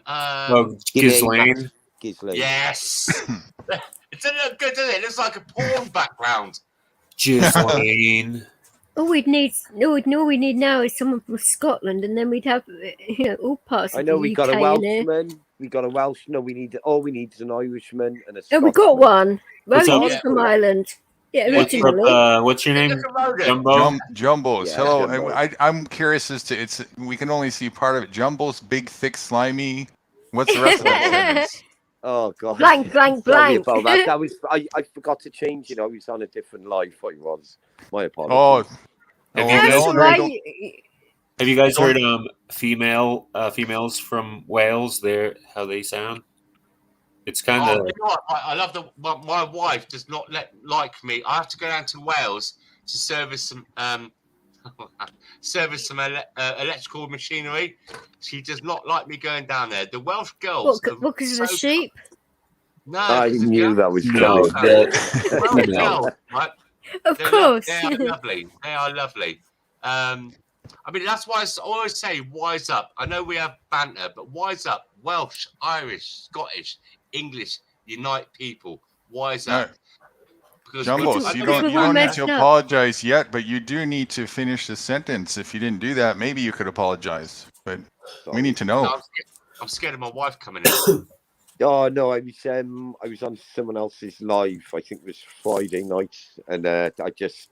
Yeah, I mean, wasn't that from Steve's last panel? Yeah, on Steve's live. Yeah, but I don't even remember what the whole of that said, and I was actually there. Fucking hell! How bad is that? And I was sober too. Embarrassed. I did kick off that night.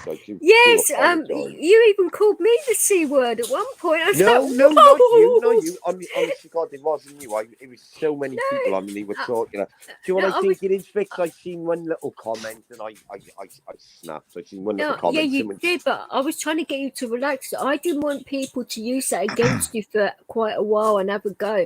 And then you bit my head off, and I was like, whoa! I was just I know. I didn't mean it. Wow. I didn't mean I know I should that. apologise to Guinness. That's all right. Don't worry about it. I should do.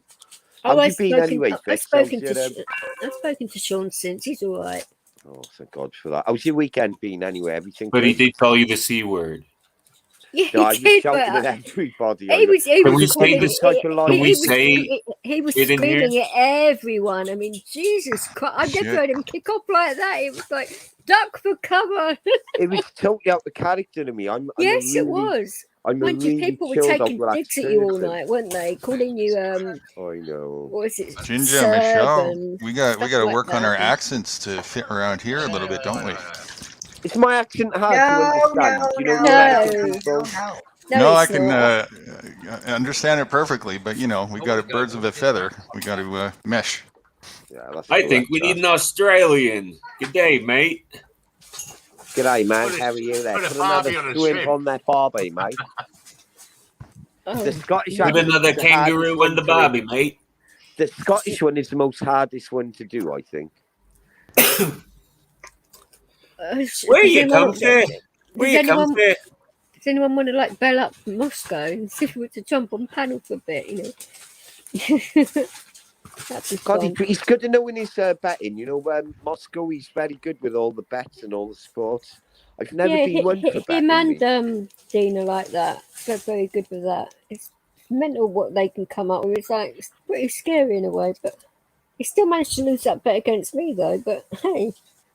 Yeah, you've got to be watching things and traits and stuff like that. But days. What was the bet? That was right. No, it's a bit of a silly thing for me to bloody do, but basically, the terms of the bet were whoever wins is the other person's bitch for 24 hours. So it's like he lost the bet, so he's my bitch for 24 hours. So he does whatever I say. Exactly. I thought let's go for broke here. So that was the stake that was up for grabs. But so what was the precedence for the bet? I didn't catch that part. Right. Well, that dog's awesome. I love that dog. The European Doberman is a thoroughbreed. It's a very rare one. Wait, I'll show you now. 2 seconds. What's after big things? Dobermans have a place in my heart. The Dobermans are beautiful, and I can't believe that they'll get your mattress. I mean, bloody Nora. And they'll eat you for breakfast. You know, it's huge. I've got big hands. Look how big the paws are. My hands are huge. Look at that. Shows up my whole hand. And fast as fuck. Oh, the stuff it can do is amazing. The stuff. And look, there's a Siamese cat right next to it. Oh, the cat's cool too. Your cat's poorly though right now. Cat sausage dogs and see the cat's right by him. Do you like Rottweilers? This is going to double in size. This is a sausage I've had dog. 2 Rottweilers and a boxer. You have 2 Rottweilers? Boxers. And a boxer. Do you have any animals, Ronan? Right now, 2 cats. And they were rescues. They were found in like a dumpster as kittens. And were rescued. Yeah, I rescued both of mine. One's a Siamese and they're 2 brothers. One's a Siamese and one's like a long-haired, like, mutt. That's when you say that about Siameses, right? I've read quite a lot of. There's a hell of a lot of Siameses in America which are actually running wild. Yeah. In the UK, they sell for a premium price. In the UK, they're classed as they do. Cats. But in certain parts of the USA, they're just wild everywhere. We just got over here and bred, I guess. The worst thing I've ever seen for wild cats and dogs was if you go to anywhere in Turkey, onto the holiday places. If you go to a holiday place in Turkey, what a lot of people done when everything started falling apart with the first recession we had, a lot of these people, it was a buyer's market, so they're going over, they're buying property, staying, getting an animal, and then they literally got out an emergency. I'm not joking. It was packs of 20 to 30 dogs. And this is like a regular occurrence. You'll see them on a beach in a day, cooling down in the water. You'd see about 30 dogs on a beach, cooling in the water. And then in the day, they'd be sleeping on the beach. And it's crazy how people can do that to an animal. It's mad. Taking in an animal shows a lot about a person and their affection and how they are. And especially an animal with needs. If someone takes an animal in with needs, that says a lot. Because it's harder. It is, but when my male cat died, I mean, it was 3 months later, I got approached by a friend, and that friend said that he knew of a kitten that needed emergency accommodation because and they didn't really tell me the reason why. I think you'll be, a good person to look after this cat, and I'm like, I'm not really ready for that, but I said, well, why not? And when I got her, found out that she had like a kink in her tail. I thought, what a birth defect or something. I didn't realise that she got flung into a brick wall by her tail, by her kids, and it's like, wow.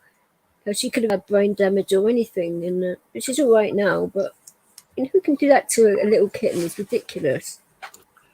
There's serial killers start with torturing I sent you a animals. message.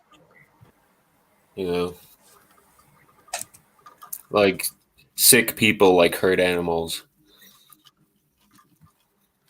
I can't even think about animals getting hurt. I know, it upsets me. And Why did you is see in the the videos house? of the in like the old folks homes, the rest homes, of like the nurse or whatever would like be like hitting the old patient? Did you see any of those videos? Like those are really hard to watch. Oh, I know. There was a big thing on Panorama about that, and I watched it. I was crying. I thought, how can these people get away with that and do that to people? Oh, because we let them. oh, it's not about letting. I mean, people just don't know about it because they're being sneaky about it and stuff. People haven't hidden cameras everywhere to catch them doing it. It's like, yeah, disgusting. I agree to a certain degree, but look at all the showcases of it's one thing YouTube has provided is a platform for literally millions of documented video documented testimonies, all the tyranny going on and whatnot, and still the counter reaction to that is very, very weak, very, very weak. Yeah, but in any society, you can have not tyranny. You can have corruption. You can have to different levels. But it is tyrannical, though. Yeah, it's all one and the same, right? What you got to understand, right? Before I say this, everyone's allowed to their opinion and how they personally feel.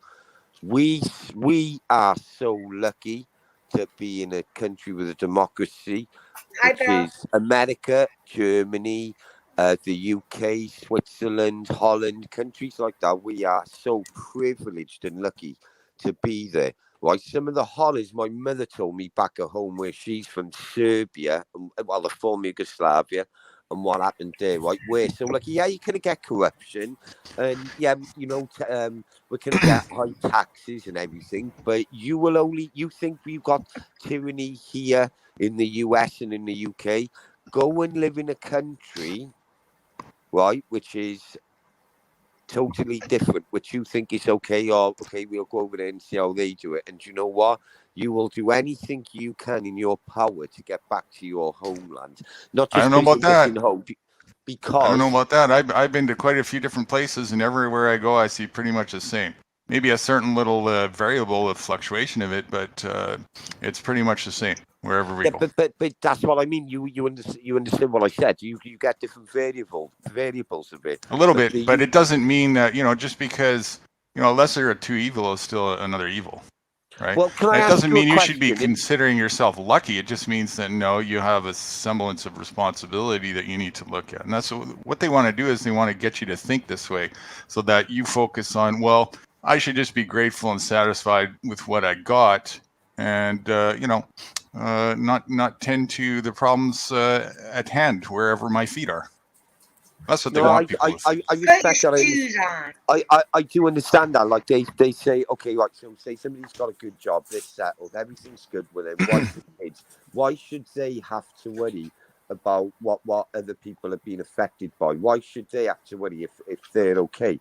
I know what you're saying, and I do see what is going on out there, and I know that too. But even just in the territory, just because you have a less semblance, a slightly little less of a domesticated leash, maybe the leash is 90 feet in your home turf and 100 feet over there, but you're still on a leash. So they don't want you to look at the fact that you're on a leash and do something about it wherever you go. They want you to just look at that. Your leash is 90, theirs is 100, so you should be grateful for that. Well, where I live right now, okay, I know everyone lives in different areas, and everybody on here, we're all in different parts of the planet. But where I live, the crime, and I'll explain, right? I love my country, the UK. I'm originally from Serbia, but I love the UK, and I respect what the police force is doing in our National Health Service. Right. My area is so bad, I've got to walk around with a bulletproof, and this is God's honest truth. I walk around with he does have a bulletproof vest, I've seen it. Yeah, and I got to have a big guard dog, and I got to have cameras all around my home. So no matter where I go, if I go out with my kids, I can see what's happening, right? My area's gone to shit, right? But I respect the job the police do. I used to be honest, everything's a conspiracy. Like when COVID first came out, I was like, right, that's not real. Conspiracy this. And then I wised up and I thought, do you know what? We're so lucky we got police. We're so lucky we got health service. No one is perfect, right? But I'm so grateful for everything we got. And I know UK pays high tax. Do you hate your neighbors? Do I hate my neighbours? I actually don't like my next door neighbour. She's a white bitch. Be honest, my the one behind is a white bitch, but the rest of them are nice. Right? I live in a pretty big house, so every house in my street is all flats and bed sits. So I'm just curious. Rental. I feel great. don't hate my neighbours. I try to get along with them, even though I know some of them have got mental health issues. I don't try to be patronising, but I try to say hello. I try to, like, with my kids and that, I always say, because there's people in and out all the time in the houses next door, and I always try and make a point with my kids to be polite and say hello to everybody. I'm curious. I try my best not to. You stated that you were grateful and felt lucky about having the police. I'm just curious as to why. No, I feel lucky that I got the police there, even though my area is bad and I got to be careful where I walk. I'm lucky we got the police. Hold on, there's some background noise. It's hard to hear you over that. Sorry, what it is with me, right? Since I've been a father, right, and I'm living out of jail and everything like that, right? I've got a large family and a wife. Since that, I respect what the police do and what they go through, because I knew I used to be out of control, and I knew I was sick. I never used to pay tax, and I never used to pay into the system, and I never used to understand all of this. Where people would sit there, I'd be in a pub in the UK, and someone would go, "Do you know the fucking police? They do all my taxes I just worked for. Look at all this tax on my wage slip. That's got to pay the police. They're a waste of space." And I'm thinking to myself, some of the shit these police put themselves through, right? And some of them, and they got to be like social worker, enforcer, and everything all in one. They're dealing with mental health, right? They're dealing with like really emotional stuff what these police are going through, and especially the past 24 months. Don't forget the normal people, these police, right? I don't know about that. No, they got, bro, you got to listen to me, right? They got kids, right? They got kids who take drugs. Yeah, and that's semblance. They're just another person. Who are alcoholics, yeah. And they go to work and they're coming home and their feet are burning and they got sweat marks on them from wearing all their gear all day. And they're knackered, right? And they're so scared of losing their job just in case they do anything wrong. And you know what, right? You got to respect that, like what the world's going through, right? And the people who are holding the front line. There's people holding the front line in our own country, and we're shitting. That's not what they're doing, though. That's what it looks like they're doing, but that's not what they're doing. What they're doing is that they're not holding the front line for us. They're holding the front line for the Muppets that they're being paid to hold the line for against us. Police aren't here to protect people from criminals. I was going to type here. People are here to protect. Police are there to protect criminals from us. That's what they do. True. They work for us. No, you're right. The police work for us. They're supposed to work for us, but that's not what they're doing. They're actually just a glorified mercenary. Is what they're doing. The laws slow us down from getting to the the ones who are making the laws. The laws don't apply to them. Yeah, and they're just the minions carrying out the functions of who they're getting paid for. But the legislators have changed so much pre-George Floyd. Since George Floyd, right? Everything's changed. All the manuals, all the modules, all the training modules. Everyone in the UK, in the US, right? They're out now. They're gone.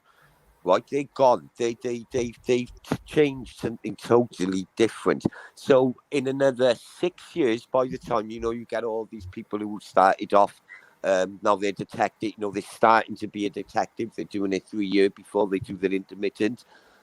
These new breed of police officers, they're going to be more tuned into people with mental health. Because that's a varsity.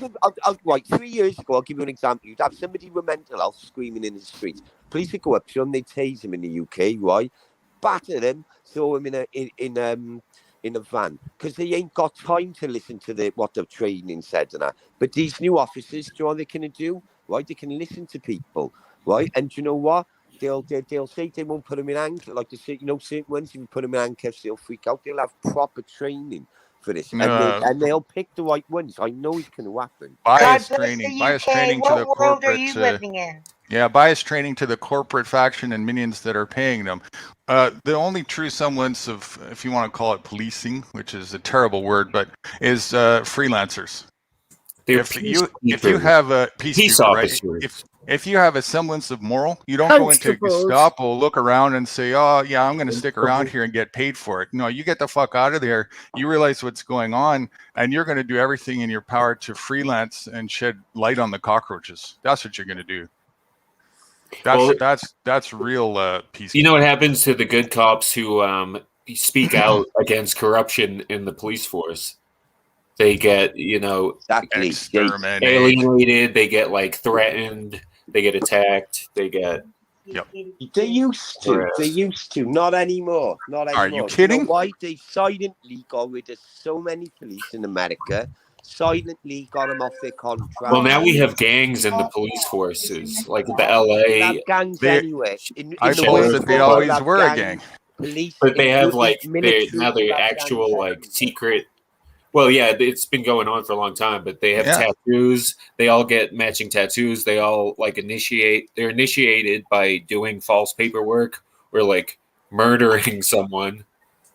I suppose that they always were part of that, masonry order, or whatever you want to call it, right? Doing it's not like you just got a semblance of coming in and you don't get hired in that mercenary organization because you're aligned with moral compass. You don't.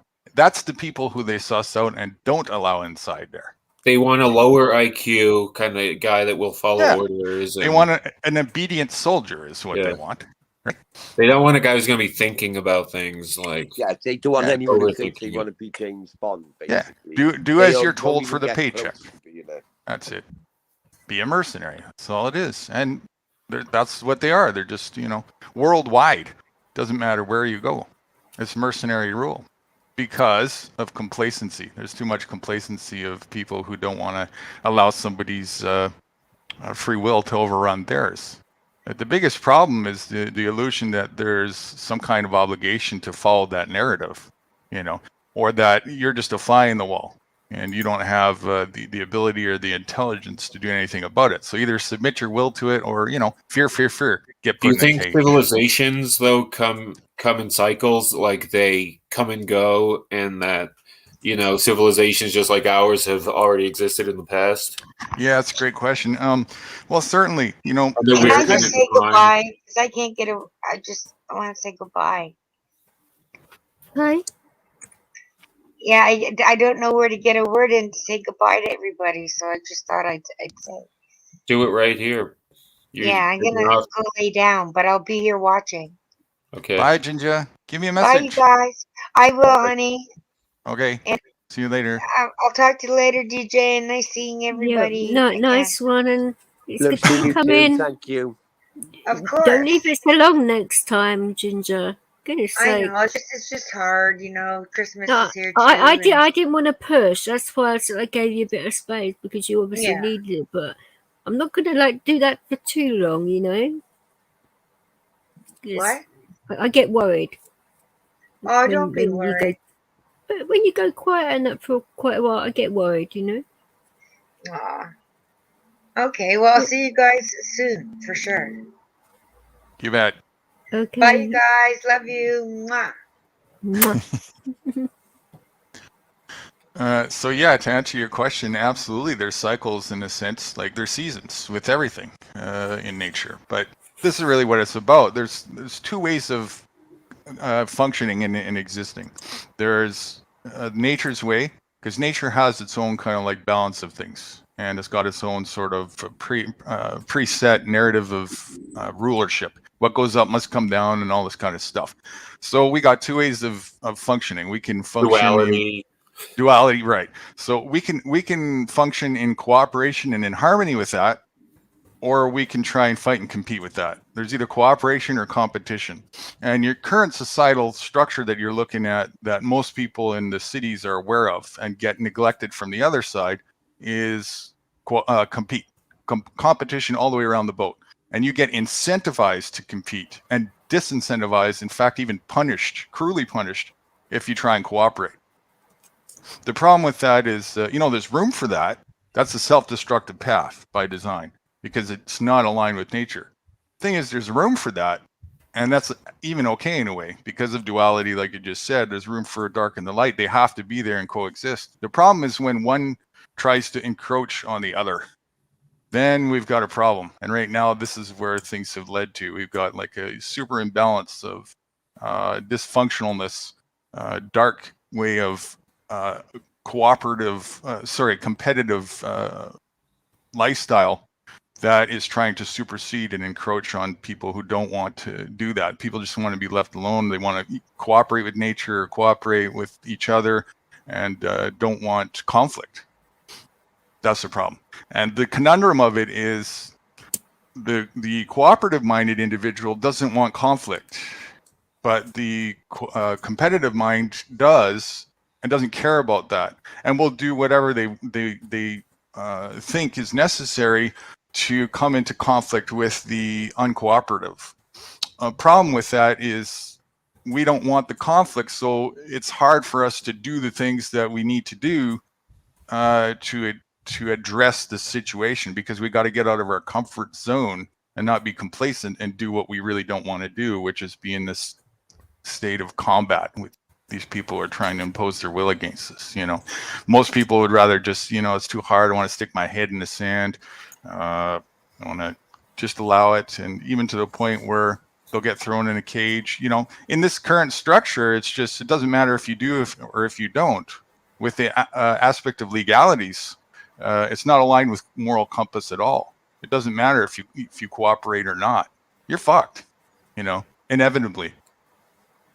And that's the problem. So, and a guilty man can get off scot-free if he plays the system correctly. Yeah, I got a quote of the day to exactly that. Is freedom in the corporate structure is there's a corporate mantra that says you can do anything you please and don't worry about the do no harm factor. You don't need moral compass at all, as long as you align to making enough money so that you can rebuy your freedom back. Dark. And that's what the corporate mantra thinks, yeah, right? It's like ice in their veins, Yeah, they don't care about anything else. No, that they certainly don't.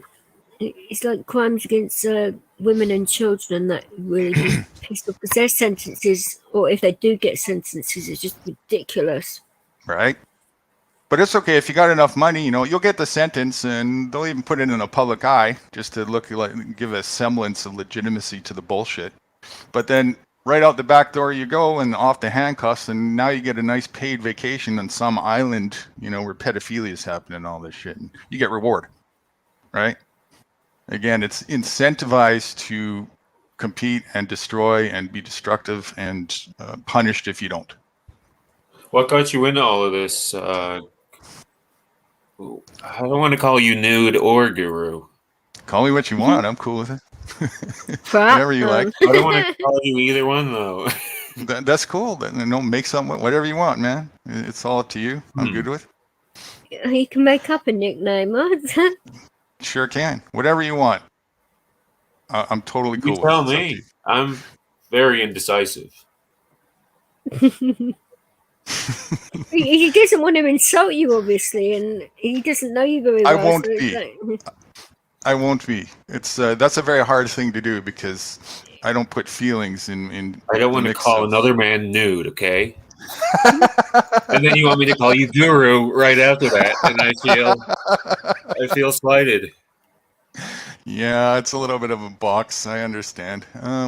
Whatever you want, though, make something out. I don't care. Maybe get to know me a bit better first, and then come up with something. Okay, I'll think about it. All right. But for one, your answers are great, dude. It's not you're American. You're not very good with accents, are you're you? a thinker, so good job on the thinking. Well, I observe and witness, and I be as objective as I possibly can, But what got me into it is really just not accepting the narrative of the status quo at a very young age. I wasn't willing to accept that this is the way it works because we tell you to. And I started questioning that and wasn't happy with just, it didn't align with my heart and didn't feel right that I get forced to go into these institutions and people tell me how to think and whatnot, and instead of showing me things that made sense, none of it made sense.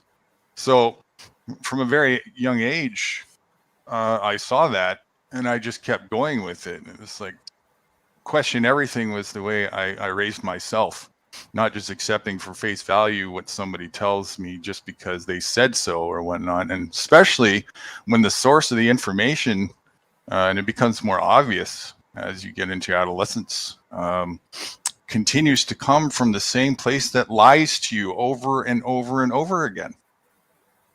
That's going to be the last place that I accept any information from. That's going to be the first place that I put an extreme critical thinking yellow caution flag up against right away.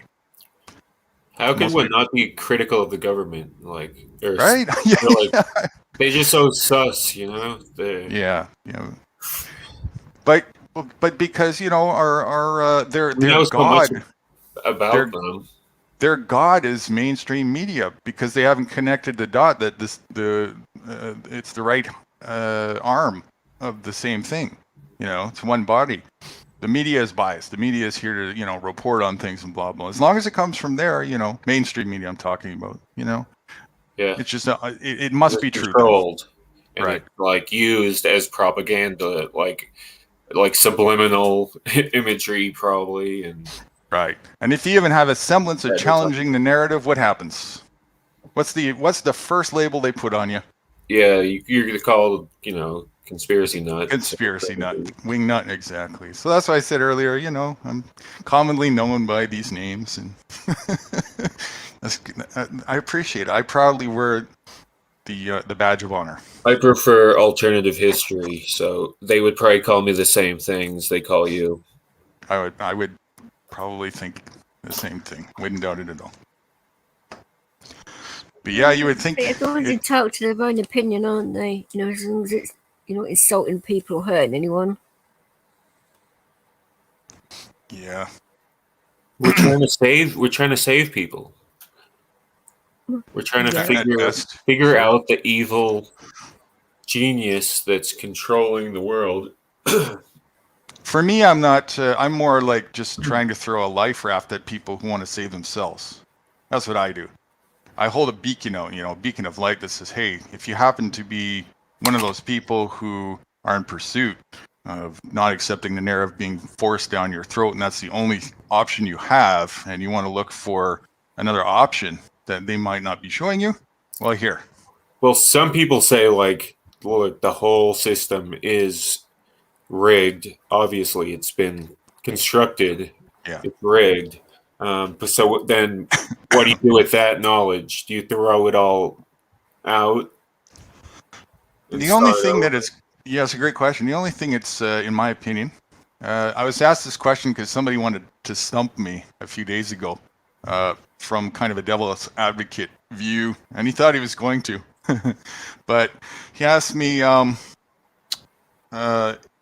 if I could name one thing positive about the societal construct and system that's in place right now. Could I even do that?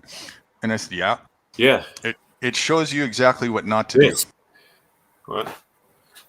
It shows you exactly what not to do? Yes. Yeah. It serves that function. It also serves, again, with duality, the function of it's the manifestation in the dark side. And again, that's perfectly fine for it to be there, as long as it doesn't force you to participate in the narrative. I'm okay with people on being this path of self-destruction. What's it my business if a person wants to destroy themselves, you know, in a self-determining way? Not if they're like in such a deep state of hypnosis or something where they don't have the conscious awake state to be self-determined. That's too far. I feel compelled to do something about that. And I feel compelled to do something to help anybody who is not wanting to follow the narrative, but just doesn't see a way out, but would love to, you know, if they're shown that or something. That's great. I'll work with that too. But for the individual who's awake enough to self-determine them that self-destruction is the option they want to go, hands off for me. That's where I draw the line, you know. Cheers. Sorry, I had to put the baby to bed. Sorry, don't worry. Cheers, Rich. It's a big news for kids, isn't it? You know. I always like to be as semantically correct as possible. Attention from earlier as simply as I can, which was what got you started on it. The pursuit of truth. That's it. So you don't believe in government? Is that what you're saying? Cop kicked him in the balls one time. Now he wants to rebuild everything. Something like that. On this question, so you don't believe we should have a government, everything should be free and we shouldn't pay tax? Is that what you're saying? In tax, if we do pay tax? That's not what I'm saying. What I am saying is just what I said a moment ago, is there's room for that and there's also room for the opposite, but neither side of each other. The society we're in today, we're so too reliant on it. It's like we get people like what was happening with the riots a year ago. Well, then people don't understand, right? When they're finishing doing them riots and they're breaking into them buildings and they're saying that we don't need a government, we don't need councils, we don't need this. If everything, and they got their wish, like they said, defund the police. And I know you've heard this argument 100 times, but if every wish of those people came true, by the time they go home, it would just be anarchy out there. It would be anarchy. And if I pose to you that police with it, but if we change the police with a granny state, and we had social workers, and we had leaders in the community, when you have leaders in the community, like South Africa, do you know what happens? It's open to favoritism. It's been proven all over the world. Right, it's open to favoritism and it's open to corruption. We need you know what the problem with assumption. You know what the problem with assumptions are? They make an ass out of you and me. And you know what presumptions are? They're the asshole of assumptions. That's all based on presumptions. There's no factual historical proof. A presumption is like an opinion, and opinions are like exactly. Assholes. Everyone has them. So now that you state that, they can be offensive, and some people they can be. So let's get over us being assholes. Ever. But I'm just saying. Wouldn't that be now nice? that you state that, so let's look at the narrative then. That narrative is subjected to the presumption. People are operating based on the presumption that would be the result. I used to be exactly like you. Do you know that? I thought COVID wasn't real. I thought everything was a conspiracy. Everything. And do you know what happened one day? Fixes here, this I told it. Do you know what happened one day? And even on the channel Fix goes on, I was saying all the same. And then one day, one of my friends came over my house exactly a year ago, Christmas Day. Doesn't matter what he's doing, where he is, he always comes over Christmas Day to see my family. I've got a very large family. And he come over to see the kids like he does and the wife as usual. And he wasn't himself. And this guy, he's massive, a huge, like a bodybuilder. And do you know what happened? Cut long story short, he had COVID. And the way he told me was terrifying. It was right in the beginning when it happened. And the way he told me when the ambulance came for him, and this guy can handle himself. He's a proper man's man. And he was terrified. And when he was telling me, he couldn't look me right, and it changed him. And ever since that day, I was so embarrassed that I thought it was fake. I was so embarrassed with the Hillary Clinton conspiracy and all that. And I sat back and I thought to myself, this is so wild that it's. You've got to look into things, but okay, I know you've got to look into things in a skeptical eye, and I get that, right? But I've been there, right? I thought I was wrong by the police all the time, and then I realised, no, I'm a criminal. I used to be in and out of jail, and then I used to think that everybody owed me, and that the reason that I'm in the situation now is because of the government and because of this. And I thought, no, the government helped me for many years. They give me benefits. How do they help give you? Me a place to live. Wait, I'll explain it. They give me a place to live. And if it wasn't for my government, I wouldn't have nowhere to live. They paid my rent. They helped me for many years. And then could that be possibly because you're uneducated in self-sufficiency? No. I'm not. That's a pretty quick answer, right? Hugo. Without I'm not even educated. Honestly, that's what I just said. I said, could that possibly be? Could that possibly be because you're uneducated in a specific thing? That thing called self-sufficiency. I'll explain it. Yes, sir. I was uneducated. Honestly, God, sir. Yes, I was. No, you didn't. Wait. You still didn't hear the last two words. Educated on what? I was uneducated on life. And then that's not what I'm talking about. I'm talking about self-sufficiency. Self-sufficiency. I wouldn't say I'm 100% self-sufficient. Okay. Are you educated on self-sufficiency, though? I would say to an extent, yes, I was. My dad would make sure I had good work ethic from a very, very young age. Every day he would pick me up from juniors, and from the age of 7 to the Wait a age second, Ben. of Okay, 14, define I'd work. self-sufficiency. Maybe we got to start with that. Self-sufficiency to me is being able to get up every morning and do something and make something of your life and work, contribute, and have fun while you're doing it, right? And also show respect to others. And people who don't also agree with your opinion, I also show respect to them. So Okay, so that's where, you know, this is the challenge of language. Every word can be subjective. So what I was talking about with self-sufficiency is nothing to do with that. Self-sufficiency in the sense of not being dependent on a system or a society or a government for your well-being, being that you're self-sufficient in line with you and nature.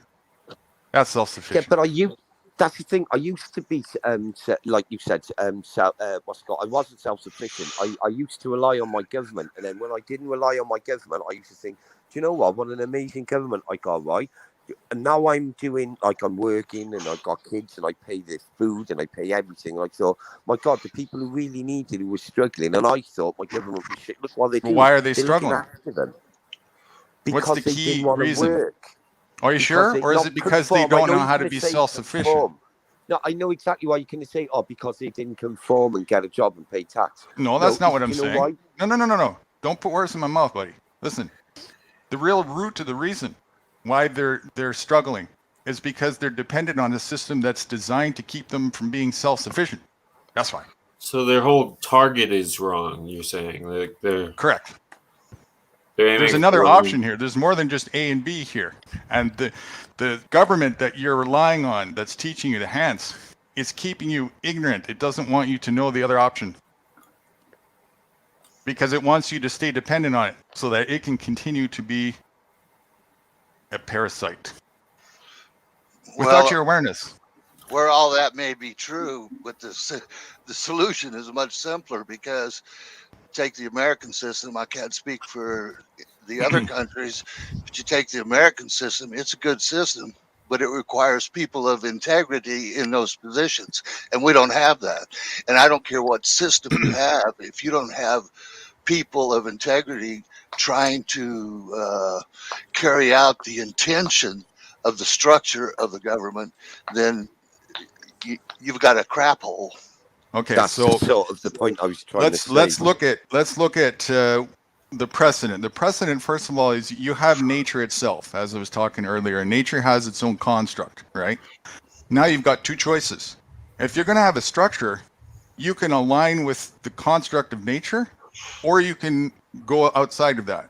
Now, if the construct of nature is already perfect, if you work out a structure that's not aligned with nature itself, 1 + 1 is 2. You can only have one thing. Then what would it be?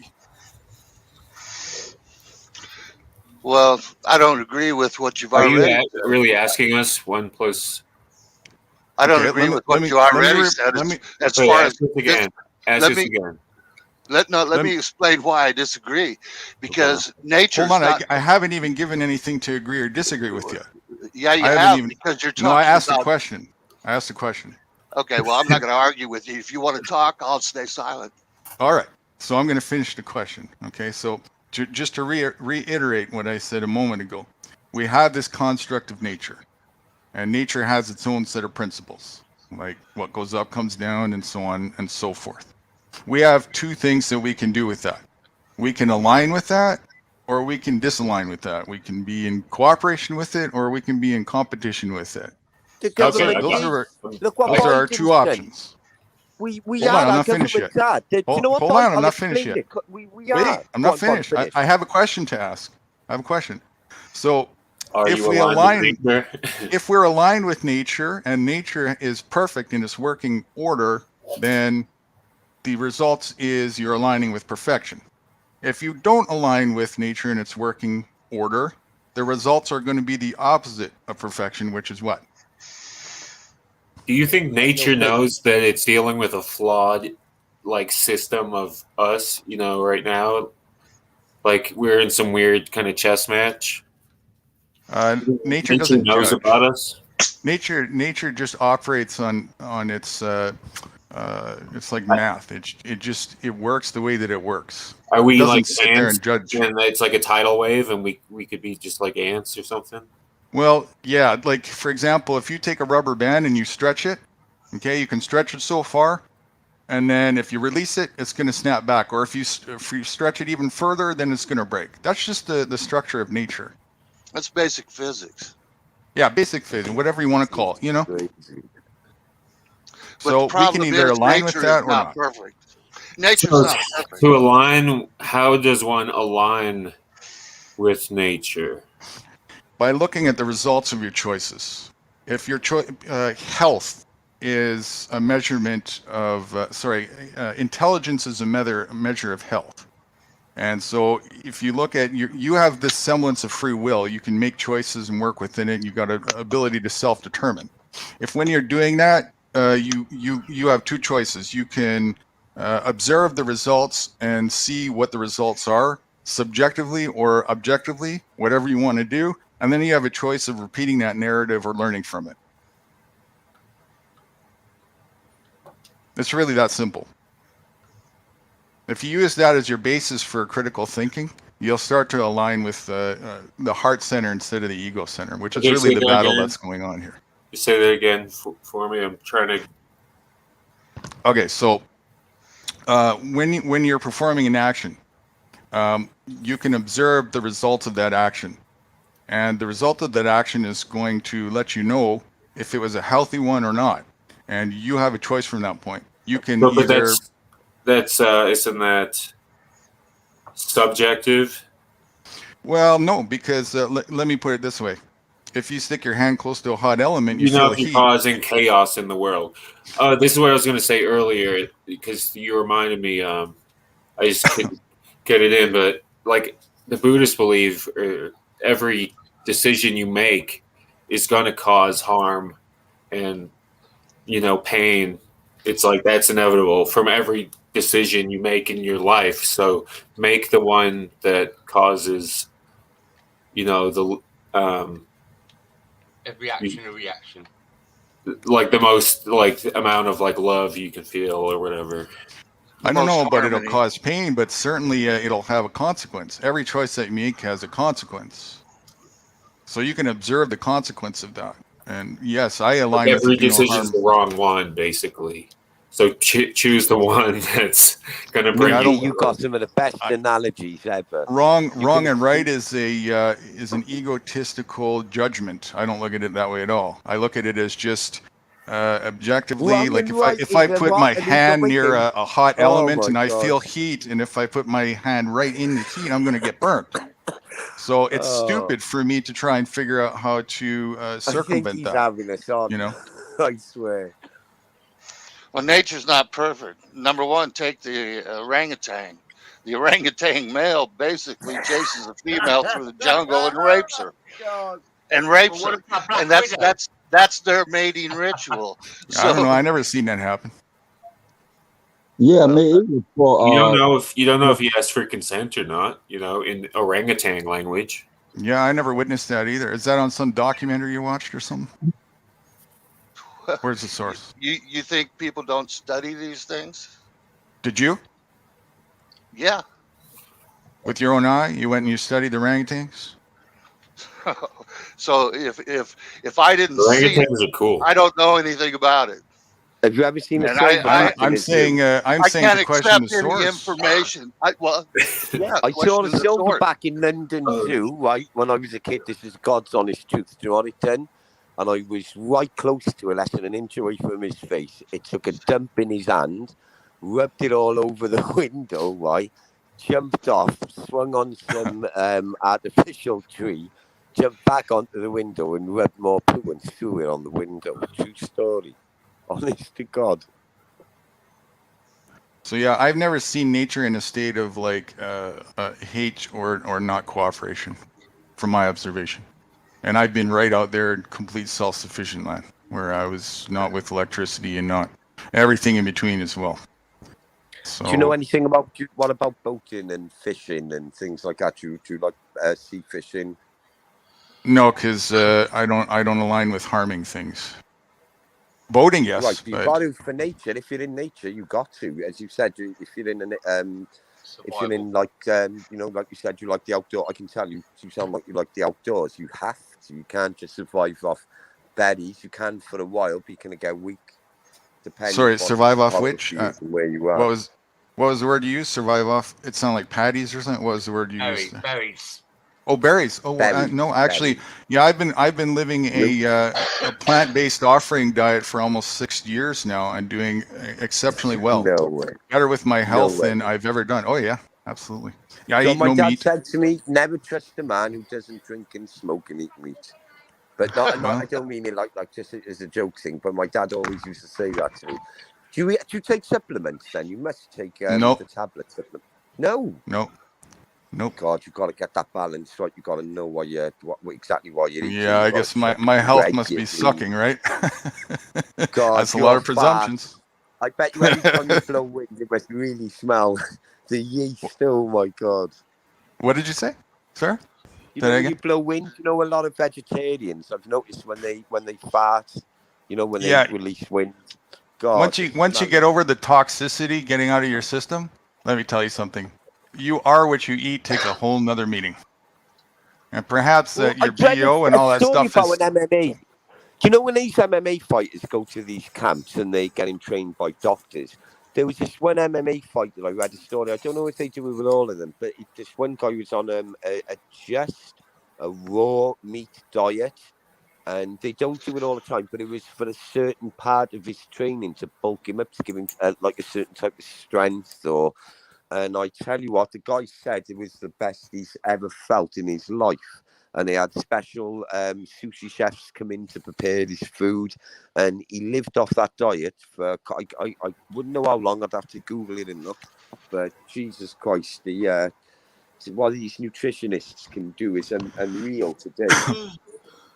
Yeah, where did that? What was that? A documentary or something? Where did you see that? No, it's just something I read. I like reading a lot. I try to stay away from watching videos and learning too much on YouTube. I like to read up first before I watch anything. I see. Yeah, so I post the the stuff that I'm talking about here is actually not stuff that I came to from another source. This is self-learned. All this stuff from using myself kind of as a guinea pig. There were certain things that happened to me in my life that set the stage for these things to happen. My health was in such a bad state of depletion in my late 20s where I almost died. Also, in actually a number of years ago, I had a poisoned scenario of my house. The people upstairs, carbon monoxide poisoned me, and chemical poisoned me. Not intentionally. You could be poisoned with that over time and not even know. You could be poisoned for months, absolutely, not a year or two, and you wouldn't even know. Absolutely. Yeah. So anyway, it put me in a state where, unfortunately, because of the wisdom and knowledge that I knew from the first time that I had a health challenge, I was able to successfully overcome that and regain my health and be back to where I am. But these are the things that kind of set the stage and narrative for me to pursue learning about how to self-heal and stuff like that. So this is kind of a holistic sum of the equation of where I'm at with things. All the stuff that I've tested out on myself. A good step in self-healing I've noticed is being open with people and giving them a chance and not seeing the world in too much of a conspiracy type of way. And it was hard for me, right? And once I started to learn that, and I didn't look at stuff with a bias eye all the time or with a paranoid type of way of thinking. I swear to God, I'm more easier and I see things different. I was a big part in my self-healing as well. I found out I'm had a heart condition. My heart condition at the moment is pretty serious. I can be really ill for weeks with it. I'm a young dad. I got 7 kids at home and a wife. All my kids are still at home, even the oldest ones. And I struggle with my heart. And I'll be honest, mentally I felt really down because I was physically down. And then I just thought one day there's no point. I dragged myself up and I just tried my best to be more better and that and interacting. Okay, self-healing is all good and people self-heal in different ways, but you need to do loads of different self-healings, like go away by yourself, find who that's you a really are, holistic thing. get to know the real you, yeah. right? And then once you do that, let other people get to know you. And then once you get to let other people know you, you'll find out who really like you and love you. And that was a big part of me. I'm settled now anyway. You know, I'm settled in my life. This is my life for the rest of my life. But things which is a big it's a holistic thing, and mindset is certainly the big part of the foundation, right? Like if your mindset is negative or I always say this mindset has a lot to do with it, but with fractured minds and people who are trying to heal, to keep a mindset and try to be someone is a totally wrong thing to do. Be yourself, even if you feel like you're breaking your foundation. Right? Don't get stuck in that foundation all the time and putting that shield on when you go out. That's what I always say to my 2 older boys.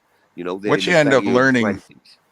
What you end up learning is that the root of all disease is there's 2 directions you can go. Again, it's kind of that cooperation, competitive thing. The further away you go from being in sync and harmony and kind of submitting to nature and your anatomy and the nutrition that it needs and all this stuff, the more at dis-easement, this is where this word kind of comes from. It's You get. With me, it was finding out what I liked and what I wanted to do and what gives me mental nourishment. And once I found them things, and I thought, right, okay, this is what makes me happy. Do you know what? I'm just more of a better husband. I'm more of a dad. I'm more of a friend to my kids. I'm more of a best friend to them, and I'm so much more easier. But I also take precautions. I take big precautions. Like, I know where I live, there's a lot of people who are on drugs, and I know in the area that I live, there's a lot of mental health, and I know there's people who try to rob people and harm people. And yeah, I protect myself against it, but I'm also sympathetic with them, and I think about what their struggles are as well. Oh, sure, because if you can understand what other people are going through instead of going, he's a drug addict, he's no good, he's stealing, why? He's no good. You know, if you can think, my God, could you imagine why he's stealing? That guy got nothing. Can you imagine the pain he must be in if he hasn't got his drugs every day? You know, that guy needs help. If you can think and turn your way of thinking like that, I tell you why, that's a good step to tick off your list for healing. I'm telling you. I have a long list of healing things, but in a realistic frame. Right. Yeah, definitely. I mean, you got to be the closer to judgment is always comes from a place of ego, and letting all that go and just being totally objective is the way to be. That being said, some of the things that you're still kind of adhering to now, it's almost like you went on the other side. I don't, you asked me a question earlier about, so is no government and all this kind of stuff kind of the way to go? And my response is no. As I was saying earlier, there's a place and room for it all. The only problem is when one side, either like, even on the free side, people who don't want that to encroach, they can be a hypocrite where they try and enforce that narrative on people who want the government side. So you can't do either. You have to have room for both.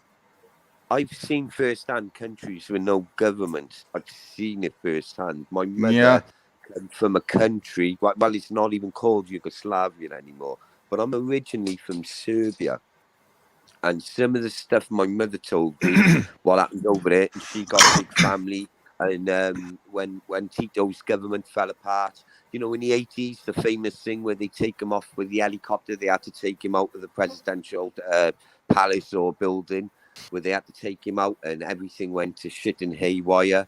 My mother's family seen it coming, my mother's family, but the brothers, they stayed behind, and the mother, and my mother, thank God, cut a long story short, she met my dad, settled down, and they had loads and loads of kids. God rest her soul. But my mother always used to say to me, right, and she used to sit us down and tell us how lucky we are to be in the UK. My mother's originally a Roma gypsy, my mother, right? An original Roma gypsy from a very old, famous, well-known tribe in a place called Split. They're originally from a place called Srebrenica, but they moved just before Slobodan done that really bad thing there, and they just moved. But they got conscripted into the army, and God alive, they said the world watched, the British and the Americans watched while they were all getting slaughtered, and space archaeology it was because of that to look for the masquerade.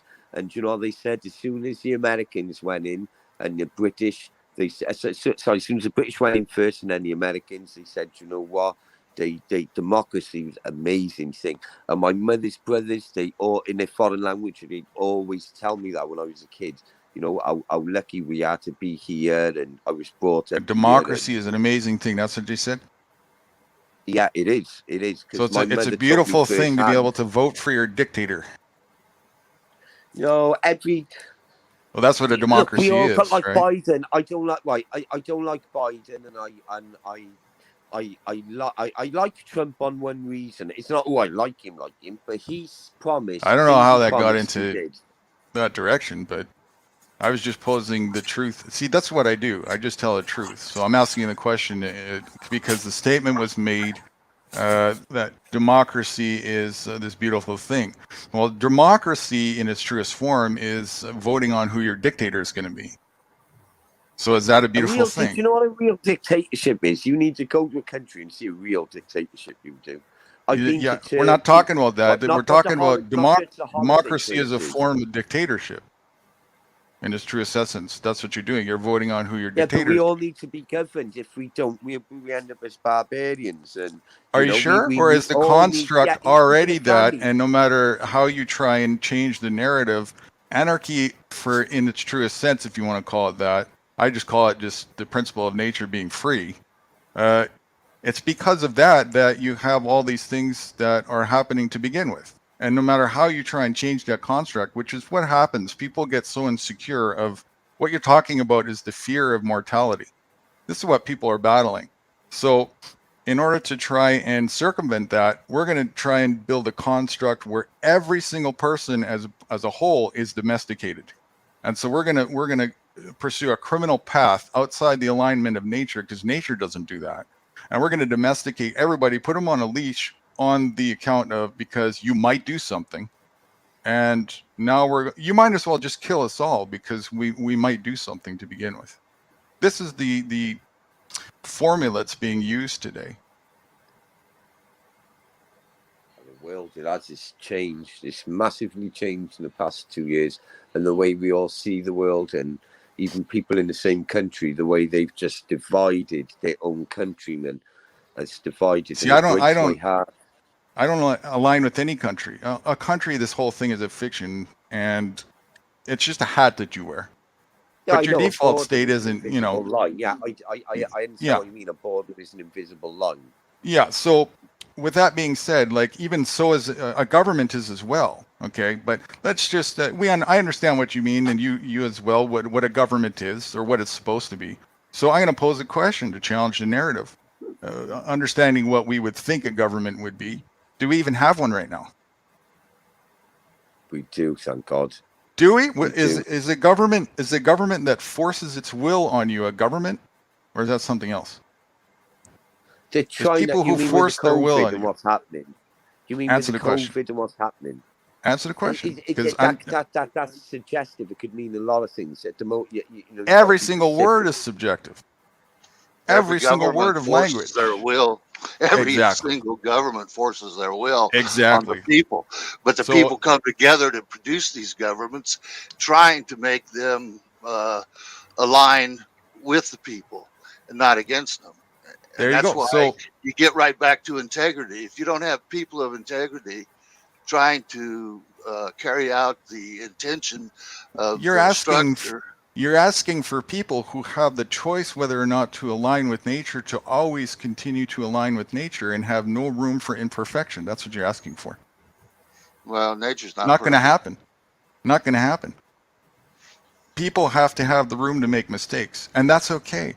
It's only a problem when the participation is being forced. Like, let's say, for example, I've tried certain things in my life and I've developed the wisdom for that. But you're still a younger pup, and you have your path, and you need to go through that. You need to go through certain testings and find that out for yourself. Some people will take certain wisdoms from other people ahead of schedule, and some people won't. Everybody's got their own kind of criteria to self-determination. We need the room for that. But when one tries to impose their will and say, listen, my way of self-determination is the way that it goes, Adhere, or I'm going to put you in a cage. That is where the problem is. Now, adhere if you want to be with me when we're partnering. If I, let's say, for example, I've got more knowledge of cars or something like that, there would be room for a dictatorship in this fashion. It would be a logical, healthy thing to do to align with the person who's got more of the wisdom. To the degree only, though, when somebody's ego gets in the way, when that person who's supposed to be kind of leading the path, if their ego gets in the way and it becomes counterproductive, that the people who are aligning in partnership with them aren't forced to continue to participate anymore. That would be a healthy arrangement, right?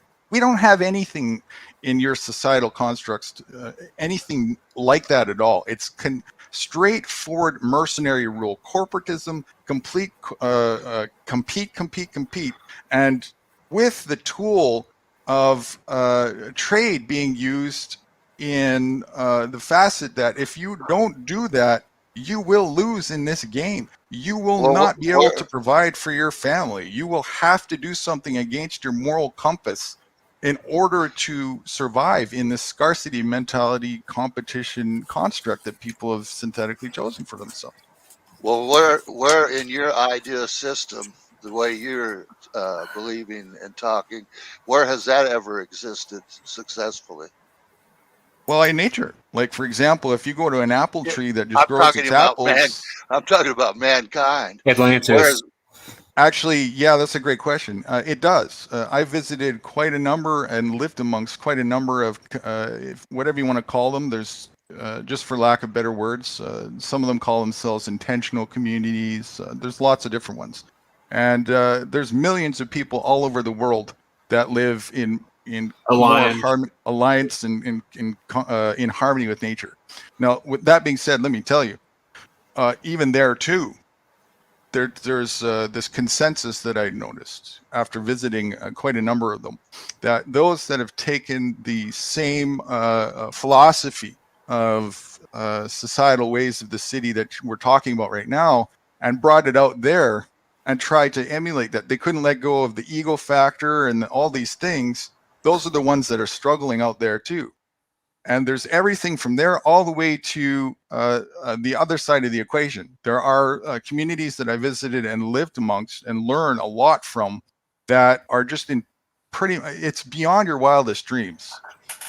It's just pure abundance with those people. And they don't sit there and think about ego things. They don't think about, who's got this ownership thing and who does this belong to? No, that's not the way. It's just, here's something that needs to be done. And the obvious, who's up for the task, like say if something needs to be picked off a tree, the tallest person for the job would just step up to the plate without thinking, in service and gratitude to everybody in cooperation with each other. It's a totally different way of operating.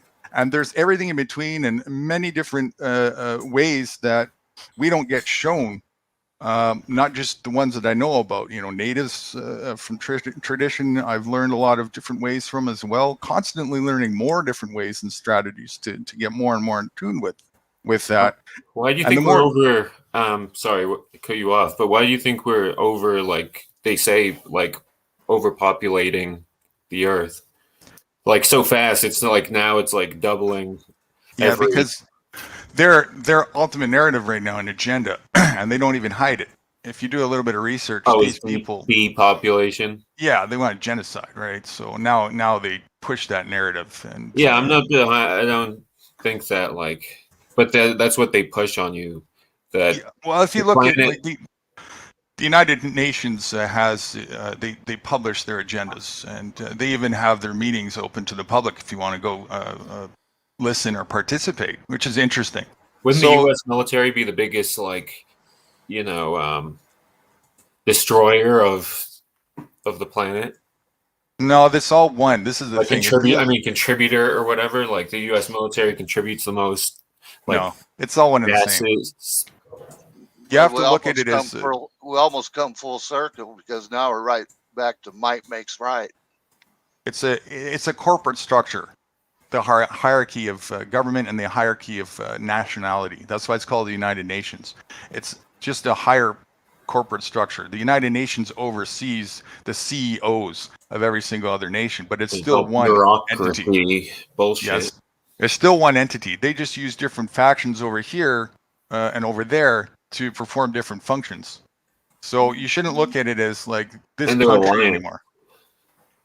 And what? They're in an alliance too. It's like they are. Yeah, that's what I mean. It's just one, right? The illusion is that you've got this country and this country and this country, but really what you've got is you've got different managementorial positions over here, different land there's masses. no borders. There really isn't. Different countries are supplying the foot soldiers. That's all. It's all just people, though. It's all just people. Right, and the United Nations, to give a semblance of, they do that, divide and conquer, but really all of it is a United Nations military, if you want to look at it that way. Yeah, and everybody supplies the foot soldiers to them. Yeah, that's where they get their power from. What do you know about the Jesuits?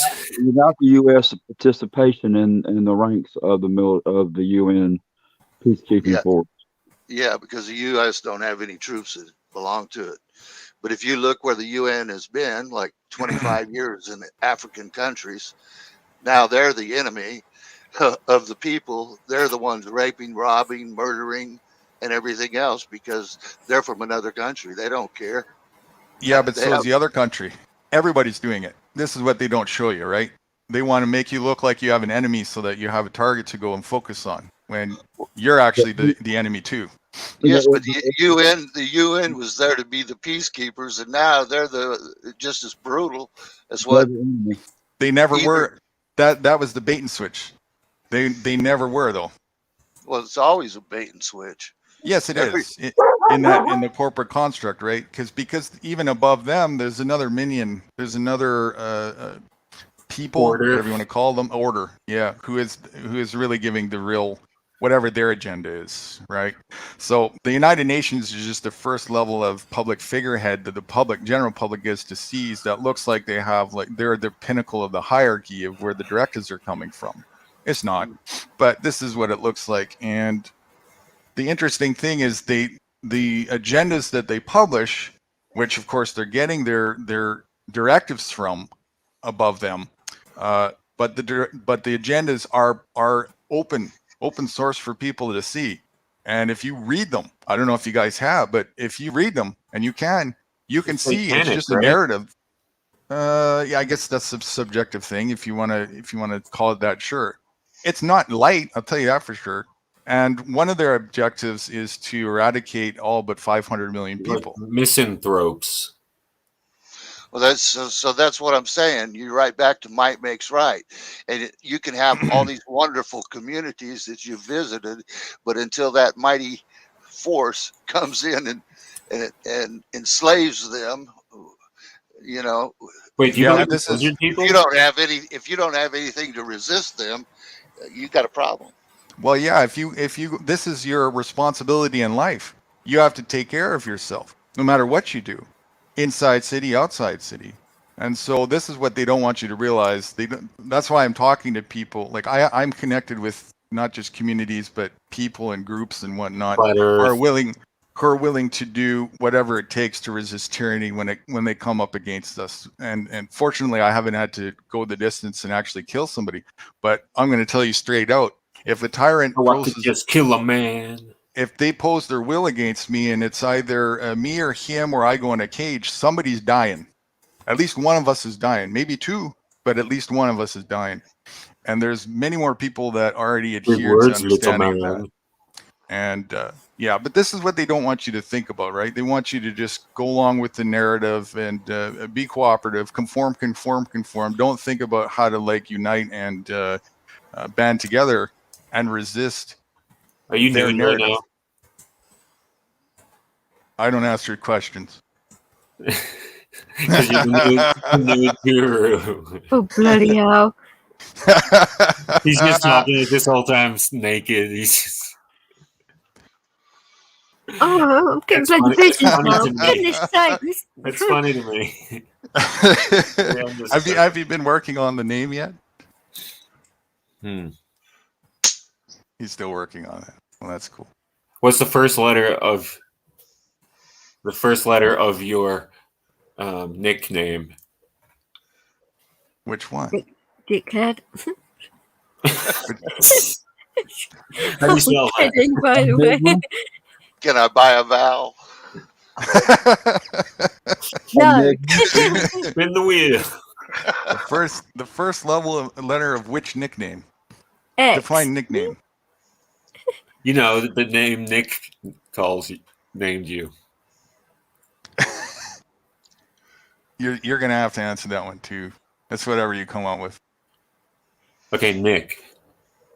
I'm Nick. All right. You're gonna call me Nick. Sorry for nickname. Hey. Nickname. Oh, we'll there go you with go. that. That's cool. I'm nickname. I like that one. I'll change it right now.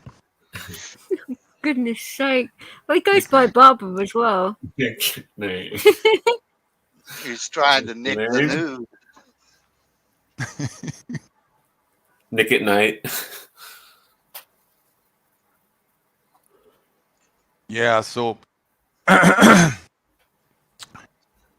to whether we should have a government or not, you have to even first multitasking, trying to change my name at the same time here. You have to first even define what that is. And I posed the question that most people haven't even done that. Most people accept at face value the concept of government being just somebody who tells and dictates to you what you can and can't do.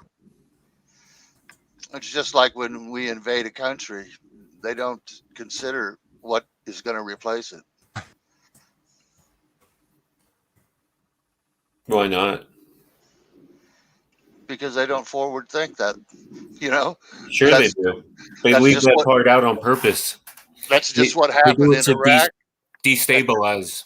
It happened in Libya. It happened in Iraq. Gaddafi warned us. He's like, if you take me out, there's no one that's gonna stop the floods of people. All it is people fighting with each other. That's all it is. I'm Instead trying of not to cooperating, get involved, I guess. It's just two options. You can fight or you can cooperate. And some people are choosing to fight with each other and some people are choosing to cooperate. Yeah. At the very least, there's a third option. Leave each other the fuck alone.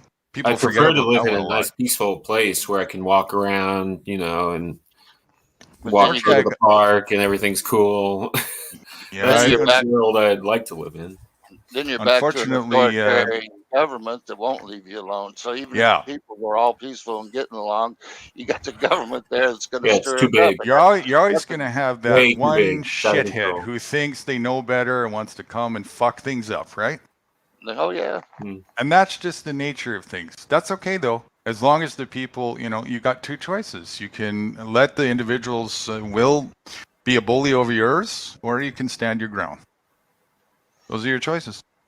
And people the people who don't want to get in conflict, they have a hard time with this because they get cornered into a position that they don't want to be in. And I understand that. I'm in that position too. I don't want to butt heads with people.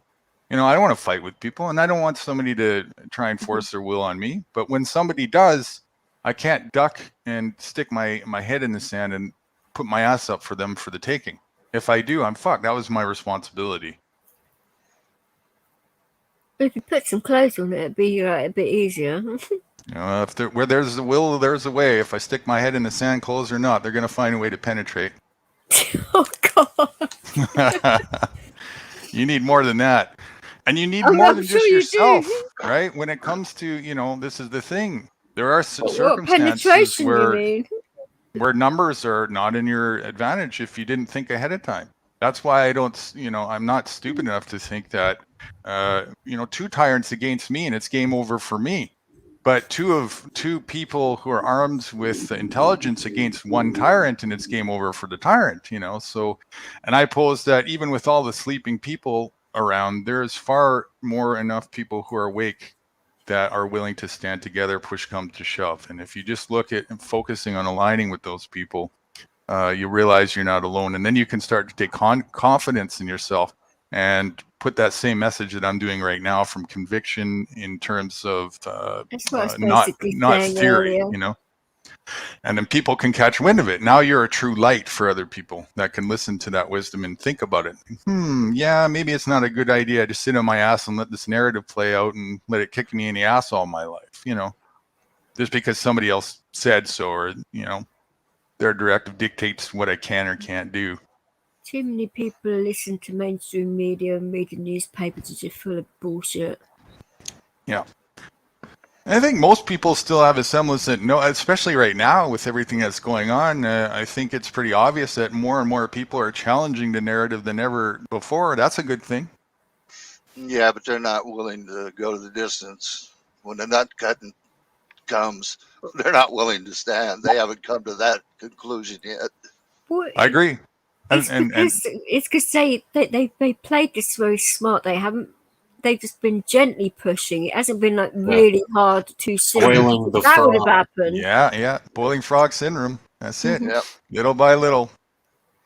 But still, now they've started coming for your kids and that. Now that has started to change people's perspectives and minds and all that. And that's starting to open up their mind to the ideas, but they still have a ways to go before they're actually going to stand up in a meaningful way and say, you cannot cross this line or we will. Just wait till there's no more food to go by. That ought to do something.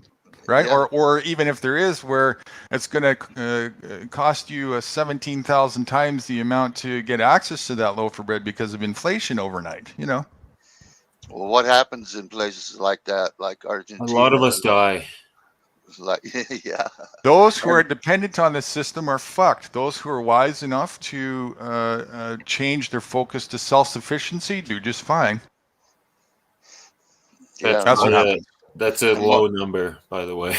I agree. It tends to be a low number, but it doesn't matter. It's whatever. Humanity will continue, but we're all fucked basically. Well, nature will continue. Whether or not humanity is there tomorrow is another question. At least for the time being, we're alive. Like cycles, it's. Yeah, those are the bigger cycles that are hard to grasp because I don't know. I wasn't there. I can only. Maybe we're not part of the other bigger cycles. Maybe, yeah, maybe we're just put here in the midst of, maybe 150 years ago. We don't know. Yeah, I wasn't there, so. You were there every so often. There has been a massive thing that's wiped a lot of the people out. So this could be the next thing that's doing it. I don't know. Well, that's Even why it's a bit more sinister this time, but who knows what the truth of history is? But the history is written. There are documents that exist to tell us a lot about what existed prior. Unfortunately, I can write a story too. Sure, but these were the stories written back in the time that have survived. So they say. All I'm saying, so they say, and but you can. Different people write different histories. You can take one. Scholar that wrote a book, take another scholar that wrote a book, and compare them. They're quite different in the same history. Sure. So you got to look at, you got to keep an open mind about history, but at the same time, I'll listen to there's thousands of years of it. I'll listen to a wisdom that I can align with because I can verify for myself in the semblance its factual precedence for what it means today. Otherwise, fuck it. What point is it? What difference does it make? And I don't need that from a book. Like, what if I didn't even know how to read? Are those people just fucked for life? Are all the animals just fucked for life because they don't know how to read? Well, if books open up your mind to other ideas that you don't consider. So does living in nature and letting your experience of life itself. It opens up your mind completely, especially if you're not sitting there all the day contemplating on, how am I going to get paid enough so I can, half your life wasted away to buy groceries, Just do both and go for broke. You can't expand your mind that much, really. Well, not too much anyway. There's some usefulness. There's some usefulness to language and tools and whatnot, but people, unfortunately, especially with the language we use, like they don't even realize how subjective every word fucking is, and that the whole precedence for laws based on that, that it's all just divide and conquer. The root words, like semantics are being used to fuck people up more than anything else. Well, yeah, they're changing the meanings, but they're right? using a lot of word salad, and they're replacing one word with another that means the same, and everybody thinks it means something different. And you Yeah, take exactly. you Hidden take in plain sight too. And there's a big then, there's a big deal going on right now where they're trying to do away with the First Amendment, and it's coming out of these law colleges. They're Like, trying to do away with all amendments, not just the first one. so the thing is, you either have these rights from a creator, and I don't care who your creator. You may think that your creator is weed growing out from under a rock in some distant canyon, and if that's what you believe, I'm fine with it. But let's just say there is a creator, whatever he may be, or she may be, or it may be. Let's just say there is one, and they made these humans, and they gave these humans these rights that they say people have, these human rights, the rights to free speech, the rights to believe what they want to believe. Well, these professors are now wanting to turn that around and to give that right to the government. And now the people have the obligation to live according to the rights, according to the government, which wants to make you a criminal if you don't toe the line just like they want you to. exactly. So And this is the thing. that's the push that's coming down right now on the legal. That's been there along. That's what's been going on along. The whole construct you just described is the exact narrative of how people are operating. And this thing called rights is that's a fiction too. You Well, have by yeah, you they're have by telling you that. well, you have by default state again the ability to self-determine, and that's not something that happens because somebody else said so. That's just what you have. And with that, now you have choices and options. That's the construct of things. Now they're trying to get you to think that you have those things because we wrote it down on a piece of paper. Through your hat is why you have rights, and we have a semblance of freedom because of that hat. No. It's the opposite. As soon as you start operating through that hat, you have nothing but privileges and responsibilities to go along with those privileges, especially if there's a hierarchy government that is ordering how you can function through that hat and can take away that at any time. That's why it's stupid to operate as a citizen. And they're the authority that can make that decision. And, right. And they got all the sheep going along with it. Exactly. So if you're operating under that hat, you're stupid. It's really that simple. If you want your freedom back, you have to get back to your start with being in honor. You know, you can't operate through freedom isn't free. Freedom isn't free. You have to fight for it. You have to be willing to defend yourself from an oppressor, right? Of any kind. A government is nothing more than just other people wearing a hat. Another hat, right? It's just people who have a philosophy or a religion of their own, thinking that we have a divine right to do this to you, right? And they're working in their own interests. And they do a damn good job, don't they? Yes, they do. So that's the dark side has done something pretty well that the light side, so to speak, has failed at quite well at, and that's cooperation. The dark side, even though that. You know, they don't have a semblance of trust in their organizations. You can't. How could you have trust in the dark? Do you blame them? Blame who for what? Not having trust. There's so much. Oh no, yeah, no, you can't. Even you can if you wanted to, because they know they have the more of a full understanding of what's going on. It's just a mafia, right? The mafia can't trust each other. Well, it's all psyops at the end of the day. The thing that was good about the mafia is they were generally just killing each other. You know, for the big generally speaking. And now what they decided to do is they decided to flip the narrative. They got smarter and realized that, wait a second here, we can make everybody one of our minions even without their awareness if we just add a little clause in the contract of the hat that they operate under. And that's what happened. Right. Because why? Because people are so ignorant, they don't even read the contracts that they sign. Well, who started the unions? I'm not sure, but how many of you guys have actually read? How many of you guys read top to bottom, inside and out, every single contract that you have that ties in with your nation status, your birth certificate, your I don't know what's called there, but here it's a SIN card, your equivalent of your driver's license, all those things. How many of you have actually read top to bottom every single one of those things to the point where you thoroughly understand to the letter of it, thoroughly? Is this the sovereign citizen? I can't even find my birth certificate, so that's the answer to that one, isn't it? I mean, fucking hell. No sovereign. It's just basic contract law. Sovereign citizen. No, it's basic contract law. It's got some similarities, but if I make a contract with you and I don't read the terms and conditions of the contract, I'm the stupid one, aren't I? So, well, here's the thing. Here's what happened. I read the contract, the very first contract. And that was when I was like 15 and I wanted to get my driver's license. I read all the fine print. I read everything, and there was a lot to it. And it didn't sound right to me. I discussed it with my mother.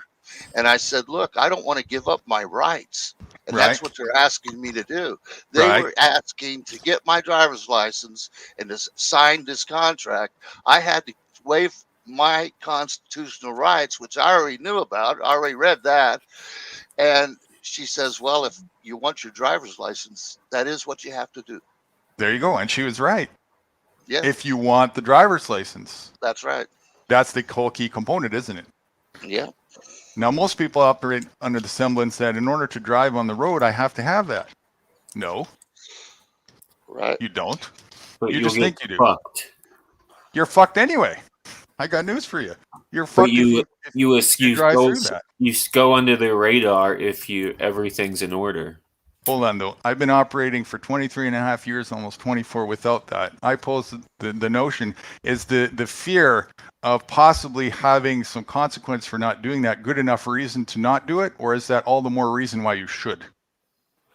That's very good question. And that's like, are we all on the same page? No. Are we like, what hill? Definitely not. What hill do you die on? Are we all dying on our own little hill? Like, and isn't it the more of us who just use that little excuse there, and that's what they want us to think, right? Is, well, if I don't operate it, I'm fucked. So I better just go along with the narrative. But I am, like, right? Well, humans are herd animals. I don't know how to drive a car without a license plate. All right, so yeah, great. So as far as you're aware of, you're fucked. So that's where we can have a conversation, because if you're open-minded to the possibility of doing without it, then we can talk, because I've been doing that and many other people have been doing that without. But I'd never break the law. What law? I have a question for you. Okay, if the law of wherever I'm at that applies to me, I would never break it. This is a semblance of. Are you sure about that? Yeah, that's the public. The public. What if the law says you must start to kill people at Sunday at 5 o'clock because your name is your name? They're dead. Are you going to follow that? They're dead meat. Is that what you're going to follow just because it's the law? Or what if the law says that Sunday, if your name starts with whatever your name starts with? No, I said I won't break any laws. Yeah, that's what I'm saying. What if they create the law that you're talking about, which that's another topic, but let's just go with the narrative. I'm just saying that because, I'm just asking you a question. And that's forever. Because you determine where the goalpost is, right? You determine where that line is as to whether or not you're going to go along with I guess adhering to it or not. How much can they boil the frog, Well, so let's say if next week they put this law where in your local jurisdiction, if your name starts with whatever your name is, you have to kill the person at the end of your street. And if you don't, you're going to be put in a cage. Are you going to go along with that? Of course not. Well, that's just me. Well, there you go. But you self-determined, right? There is something that you had a fence line that said, wait a second, this doesn't align with something. So now I'm going to pose you to think about that further. And well, then everything doesn't align with something, Now we're on the same page. So here, let's put it this way. Let's go. Most people have the semblance of morale being aligned with their constitution. And I would oppose that it's the opposite, but let's just go with what most people think, because I can use that too. A constitution perhaps outlines and is supposed to be a derivative operating within moral compass.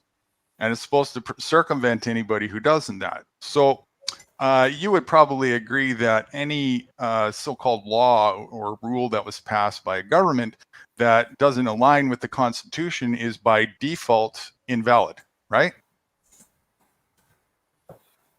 Even your Constitution says that. Yes, I would. Right? Okay, so if that's the case, then I'm going to pose to you that every single rule or so-called law is invalid by default because every single one of them impedes on your right to be free. Yes.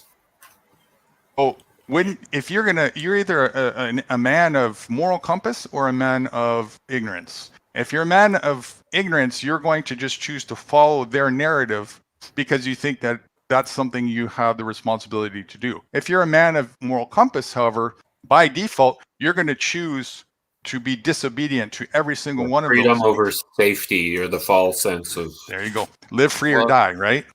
Not everybody has the same moral compass, though. We're not talking about everybody, though. We're talking about this individual that we're talking to right now. And every specific individual self-determines that. Yeah, but so you're taking them out of the herd, and that's the problem because humans are herd animals. Is that a problem, or is that a part of the solution? It could be both. Well, it's like when you wake up as being part of this, big blind herd, right? And not everybody has herd mentality. Let me tell you something, not everybody. But the ones that you see in the current construct or societal cities, they're very much herd mentality, and they're very much tribal mentality, and very much ego mentality. And they will stampede you. They will. They will. To the point again, and that's why you can't be stupid about it. Like, don't get me wrong. When I say that, I'm not going to pick an area that's really crazy. I don't know, the middle of New York or something like that. I'm not going to go Chicago. Yeah, I'm not going to go and just like stick myself out with a whole bunch of lights on my car and not have a license and say "fuck you, tyrants" and blah blah blah. In the midst, I'm not going to drive that to a cop shop and walk in there with a machete or a machine gun and say "hello, boys." That's just stupid, right? But if you're intelligent about things. Yep, that's stupid. Don't do that, guys. Right. If you're wise about things, you can operate without the impedance, or at least dramatically reduce the impedance of their will to make it to an irrelevant point in your life. And I also pose that perhaps when you start looking at those things, that the things that you thought you needed that were from their dependency-based system, you'll start to do away with.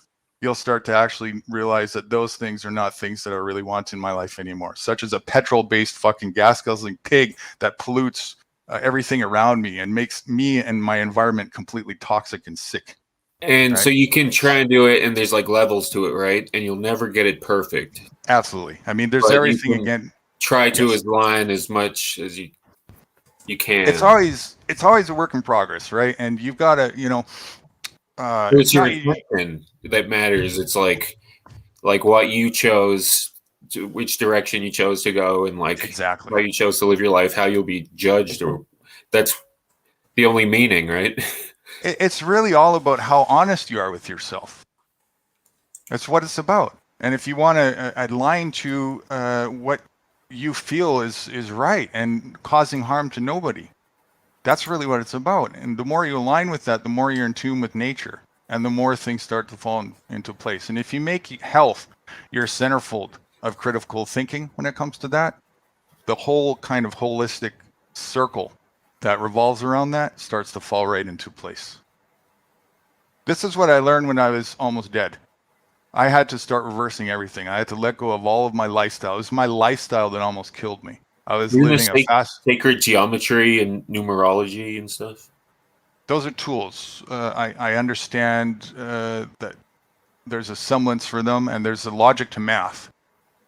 Right, so, like the universe is fractals. Sure, but let's put it this way. There's 3 ways to figure out, or more, 1 + 1 is 2. I can use my own mind and my understanding of that. I could use a calculator to shortcut that, or a computer to shortcut that. But it all comes to the same. They're just tools. So that's another tool. You can use the tool, and there's wisdom to it. Tesla said if you understand like the math of the universe, you can unlock its power, something like that, Yeah. I butchered his quote. Yeah, that's when you get more in tune with the truth of things and letting go of your ego, you start to understand and feel the connection with vibratory state, and that we're all have a vibratory center, and everything is a frequency. We certainly do. Yeah, and so what you focus on amplifies the vibration that you resonate with. So and you'll experience it. Like this, the statement, the eyes are the window to the soul is not. Without a doubt. The eyes give away everything. They do, but more accurately, the way to see that is whatever you're looking at externally is a reflection back of your internal self. Here's my soul, guys. Don't steal it. So, for example, I'll try not to. I'll put it in my pocket.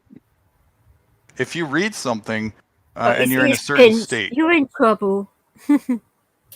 If you read something and you're in a certain state, let's say you're frustrated, you're going to have a semblance reflection of frustration in what you read. But I guarantee you an hour later, when your state of vibration has changed, maybe you're more relaxed or whatever, you go and read that same thing, I guarantee you it's going to be reading something for the first time again. Yeah. Everything on the external is going to reflect back to you the vibratory state that you're in. That's your perception of it. That's why I normally read books more than once, because of that reason. Oh yeah, for So sure. it seems like there's a grand design to the universe, right? For sure. It's beautiful. It's amazing. All the the clockwork of it. It's all about balance. Yeah. It works. Everything's about balance. We get to align with that if we want. But it didn't give you this divine dictatorial structure, which is great. Like, can you imagine if you woke up and you had no semblance of choice? You just had this divine, us a beautiful thing. Yeah, it's just this divine. You just sit there and there's observe, but there's no like participation. In order to give you ability to participate, it had to give the semblance of duality, and that's why we don't need to fight with that. We just need to learn our lesson. Like, you don't need to keep burning yourself to know that it's not a good idea to stick your hand on the element. You just need to feel the heat and just adhere to that, and that's all there is to it. It's the ego that doesn't want to accept that, though. It's the ego that wants to go, how can I figure out how to, stay there longer and, do all these things. But the person who aligns with the heart and wisdom just walks around the fire and enjoys the view. It's also a pride thing, isn't it, What does a psychopath align with? Pride is the epitome of ego, 100%. A psychopath is a further state away from aligning with the heart. To such degree where perhaps the trauma of doing that has overshadowed and overpowered the feeling of the default state till you actually forget what it was. And it's hard to access that because your egotistical state is so amplified at that current present moment with the trauma that goes along with that. But that can be healed too. It's all just different states of how far into a dark focus an individual is. And it could be from things that happen. PTSD is real. I've experienced it. That is not a fallacy. Holy fuck, is it real? And holy fuck, do you have to be really myself, so yeah, right? Yeah, holy true. fuck, do you have to be very. You get over it. You can to start, but to start healing from that, it does. And you've got to run, really, guys. Okay, sorry Matt. to jump out. Nice talking to you. You Nick. too. Nice meeting you, man.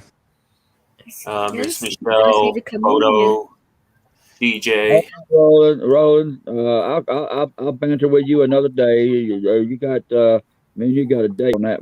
Yeah, we'll chop it up then. Yeah, we will. We'll chop it up then. All right, talk to you guys later. All right, Roland. She's saying you better put it in your calendar, or she'll shoot you. So yeah, it can be overcome, but it is a challenge, and it doesn't happen overnight. The deeper the state of it, But anybody who doesn't know what PTSD is like, I'll give you if you've ever been in a car accident and you've experienced a flashback, that is a fractional glimpse of what PTSD is like. But that's your first sign that it's real right there. Well, I think PTSD is a deep state of that trigger that keeps coming back to you. Well, there are different depths of PTSD as well. Yeah. You get a bit mild or severe or fucked up. As my therapist said yesterday morning in my Zoom conference call, I referred to it as bad, and she referred to it as extreme. In my case, it's which? Extreme. Extreme, okay. Because of my flashbacks, depression, anxiety. From where you've been, how could it not be extreme? Of course it is. Well, that's what she said. So, anybody who witnesses those things is going to have an internal traumatic thing. How could you not? All right. And she's ex-military herself, and last week she got my last CP exam, my psych exam, and she said, "Yep." And I said, "Oh, it's that bad, huh?" And she said, "No, I wouldn't call it bad. I'll call it to the far extreme." So, just keep aligning with love. Keep aligning with things that uplift you. Watch everything if you want that has to do with that. What really helped me with it the most, more than anything else, is watching on YouTube animals who were in dire straits being rescued by people and going through the process of, with their determination and strength, overcoming themselves and healing. Even if they weren't fully rejuvenated physically, they just got their spirit back, and seeing that come to life and the compassion and all that, it really does help to reignite the love center inside a person. It was probably the biggest factor of overcoming what I went through. Right now, over the holidays is bad for me. But for different reasons too, besides PTSD and depression and all that. But it's really it's a lot of it is just really focus, right? It's where your focus is locked on, and it likes to come at the most convenient times, doesn't it? These flashes of memories, and here I am again. It waves its hand, and recurring dreams. I'll wake up and I'll wake up in hot sweats. If I might punch something next to me and not know it, like I did one time before, or a couple of times before. I put my hand through the side of a dresser, my knuckles, and then if I get triggered daytime, I could have holes in the walls and doors and etc. and so on. Right. Yeah. So that was happening to me. I called them day mirrors. This in the day, constantly, I was getting fucking this nightmare in the day while I was awake, flashback things, deep rooted, and I couldn't stop it. And it was like, fuck, I just want all this. All I wanted to do was start the path of healing from the physical problem with the poisoning and all this stuff. And every day I had to go with the narrative that my mind was reminding me about, on top of every day was a new problem. A lot of days I was waking up feeling like somebody dumped some bleach down my throat and shit, so it was I have a serious bad thing about trust issues as well. I get like 1 or 2 hours sleep a day, and that's usually in either early morning, about 9. And then after I drive the roommate to work, I come back and get a cat nap, and then back up all night long until the next day. It's a vicious cycle. And yes, I do my demons every single day, and sometimes it's very, very, very hard to fight them demons. But I do it. Well, there's no one solution. People are different, and different things work for different people. Yeah, sure.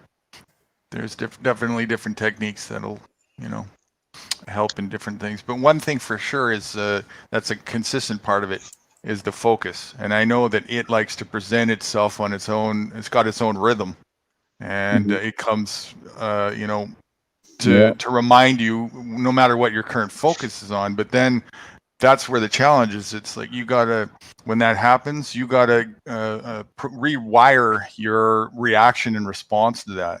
And that's where I started to have some success. Is I started to not allow that to be overwhelming to the point where, okay, now I'm just back in the bed and I just want to die mode and depressed. Instead, I had to start with looking at something that would distract me enough, even for a few seconds, where I can start to change where my conscious focus was. And so I would use those things on YouTube to start that process. And the more that I kept doing that, the easier it became, very slowly over time.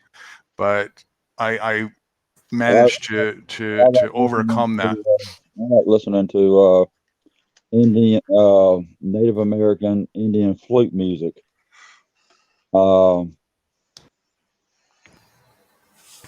It's real peaceful and real relaxing. Yeah, man, sure. Anything, whatever it is that, gives you that result to keep your focus away from there and give you that sense of I'm not under the thumb of this thing because I can make a choice again. I don't have to listen to it. It doesn't have the better of me. And eventually you'll get there. Do that. Everything that works, right? Doesn't matter what it is. Find the things that work. Yeah, I know, but it's hard, very, very, very, very hard. Believe me. It is. I totally understand, man. It's hard, especially at first. But it gets easier, man. It does. The more you do that, and the more you get just a little bit better at it every time you do that, the more that compounds in the opposite direction instead of the compounding of it winning over you, You just got to keep going and going and going. Let the compounding effect work in your favor. And don't let the it's hard, be the reason why it gets the better of you today ever. Just say, I don't care how hard it is. It doesn't matter. Even if it still gets the better of me, I'm still going to make the effort. Focus on this or focus on that, and just do those things. Go for a walk. Just be with somebody and have, like you're doing right now, have a nice conversation. Whatever works. Where you can just enjoy yourself. I'll tell you what worked for what worked for me, and I lived my life like a flashback. I mean, I could function and I could work, but it's like I'd come home, turn on the TV, and sit in a chair, and I never saw anything that was on that TV because I was flashback all the way to when I fell asleep, and that went on for years.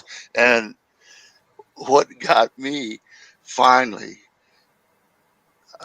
because you're always thinking, well, what if I'd have done this? What would have happened if I'd have done that? And you go through this constantly. And finally, I had to come to the conclusion that I did the best I could in the situation that I was in. Right. So, I was going to ask you guys once you come to grips with that, then you start pushing those flashbacks away. You get conscious that that's what's happening to you. Right. And you start pushing those away. And yeah, you do. And Nick name here is right. You then try to focus on other things. And when the flashback starts creeping back in, you recognize it and you push it out. Right. I was going to ask you guys how you would deal with the actual night and day terrors, because that is what's kicking my ass at the moment. Yeah. And challenge. Getting my head around that, because it's getting to the point now though where I'm getting scared to close my eyes because I know it could be coming, and at the time I don't know I'm having them, but afterwards it hits like a freight train, and I'm like, what the fuck was that all about? Because I wasn't thinking about it before, but then all of a sudden it hits you like that. And apparently like you're screaming the place down and like the cops outside and shit like that, and I don't be living my life like that. It's craziness. And I don't feel myself. I don't really have a good answer for that, but time does make that better, is what I've noticed. It did with me. But you don't want to wait till you're 60, 70 years old. No. I mean, I'm going for treatment now, but it's like fucking hell. It's not working with me. So one thing is a question before that is before the healing process can actually truly take place, and I had to recognize this too, is you have to first look at the environment that you're living in and objectively try and recognize, is there something here that is helping to compound the traumatized state. In other words, am I still in a place or an environment that is causing more trauma for myself?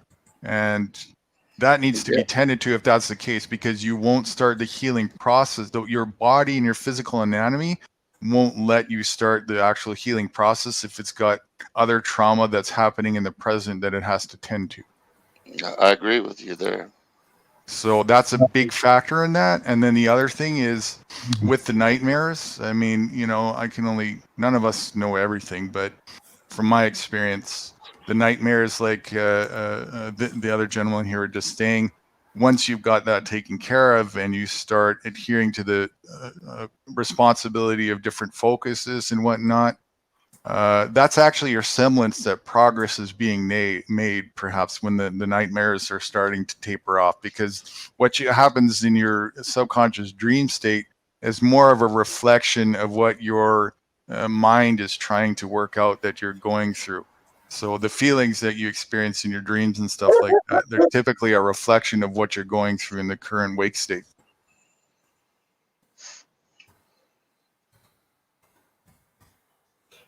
It's just funny that, I never ever remembered really many of my dreams before.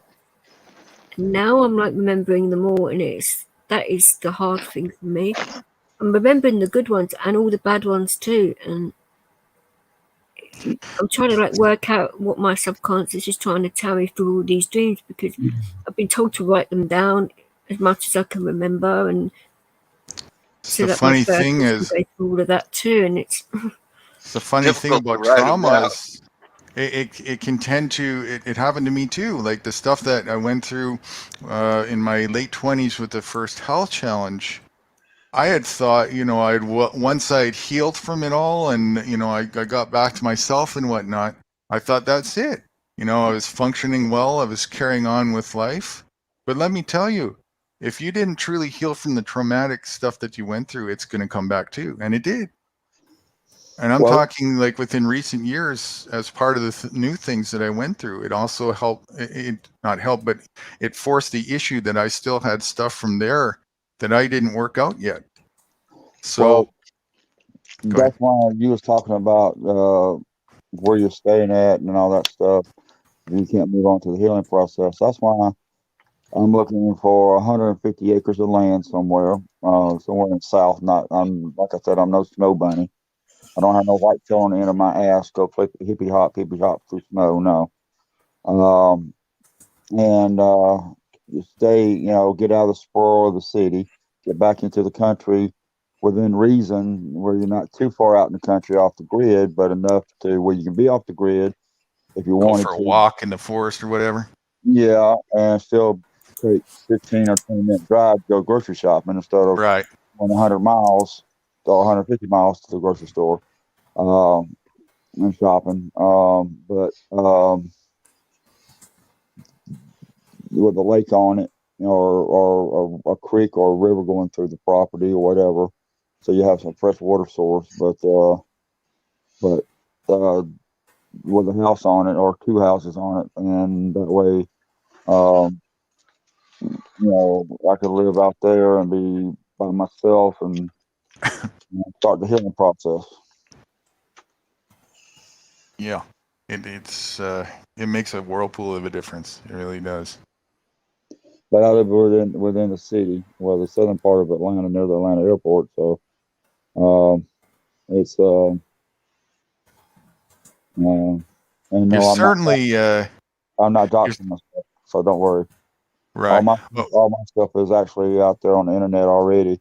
Me being an ex-elected official, so public official. So. Right. One thing for sure is when you're even trying to get to the start of the healing process or going through it, one thing that will be a deterrent to that is any reminders of the thing that caused whatever PTSD you have to begin with. So the more you can outcast that, the better. Mine was combat and also MST. I was actually physically raped by an officer above me, and then when I filled out the complaint form up the chain of command. When it got to him, he always threw it in the trash can. Or the shit can, whatever you want to call it, but the military term. But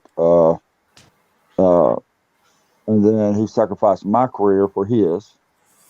You know, he got promoted, and then now I know where he lives at. He lives out there in Oklahoma City. He's married. He raised show dogs and the whole 9 yards. So I know actually where I can put my big hand on his ass, on his top of his head anytime I want. But and I could probably have him. And the only proof that I had on that is when I went to the VA psych, and that's what helped me get my benefits. And I think it was 13 or 14, 2013 or 14, somewhere in there. Before I went to 2 major hospitals for 2 months apiece. And I was operated on the first night, and the VA refused they refused me out of the emergency room because my benefits was not approved yet. So they sent me to a hospital in Atlanta that had given free health care. And when they found out about it, they was pissed at the VA for it. But that's another story. But still, and the psych, the shrink said that I had PTSD real bad. I had military sexual trauma real bad. Everything happened, even though there was no physical proof of it. But you don't have to with MST within the military with the VA. They cannot say you don't have, like they did prior when I got out. I was screaming for help and couldn't get it because they kept on saying I didn't have benefits, and then they kept on denying me. But there's no statute of limitations on rape. So and they could not stop my care, so they had to give me my benefits. And I had a friend within the VA that helped me get that and get situated with the shrink. And then from there on, it was the regional director at the time gave me my. He sent me to their doctor. I went down there, and she already knew about my service record and everything. She read up on me way before I even got in the door. And like most VA doctors do, no shrinks or CP examiners, but she really realized and said that I had military sexual trauma. It did happen to me. So, which is obvious. I mean, you got verbal confirmation from somebody who's deemed as medically competent or whatever, but obviously, I mean, you knew that already. Right. Well, you got to fight. You got to fight to get your 100%. That's what you need to. I'm not saying it right now. Money's not the answer, but money gives you avenues to your own self. Currently, it's still a tool that can be used to gain things. Right. So technically, I'm at 70%. My therapist said I'm far as I can go with my PTSD and MST because I'm on the extreme side of it, and they know I have recurring dreams and all that. That's put in the CP exam that was did on me, and I'm at the highest you can get for it. Now I got to go on for my other ailments like my bad back, my knee, arthritis in my legs. And then if you get side effects from your medication they give you, you can file a claim on that as well. And then before I went to sniper school, the ship that I was on for 2 years, that ship I found here recently. I found a document that the ship was one of about 50 ships that back in the 60s that had asbestos all through the ship. and it doesn't matter if you was in the engine room or the deck department. You was taking a needle gun, getting all rust off, and then putting your green death down, which is a acid compound to help stop the slow down the rust, and then you put your red lead on top of that, and then you put your white paint on top of that, and you didn't have the right protective wear, and so like having like the Kool-Aid mask that they make you wear now is not the corrective face covering for that type of contamination. And so when I went for my bad back, and they did an X-ray on my back, and they hit my lung, and saw a spot on my lung. They couldn't understand what that was. So so now I'm gonna put that down as a possibility that I've been exposed to asbestos with that document from the military branch document that clearly shows, and it was just released like 2 or 3 weeks ago. I just discovered 2 or 3 weeks ago, but I don't know when the document was actually physically released. But it's been out there. I don't know if it's out there or just recently been released or what. But the actual physical date of the document. But it clearly shows that. And I turned it over to my attorney. My attorney said, "Where did you get this document at?" I said, "I think it was off a Coast Guard site, off a military Coast Guard site." "Oh, okay." So, and but they both told me I could file a new claim on that alone. So I might do that too. So, and then then I'm still fighting my dad's.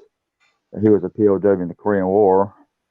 And I only had the only document that was left on a government form at DD 230. I can't remember the document down at the bottom of the number, but it said that he's supposed to have a Bronze Star with a V device.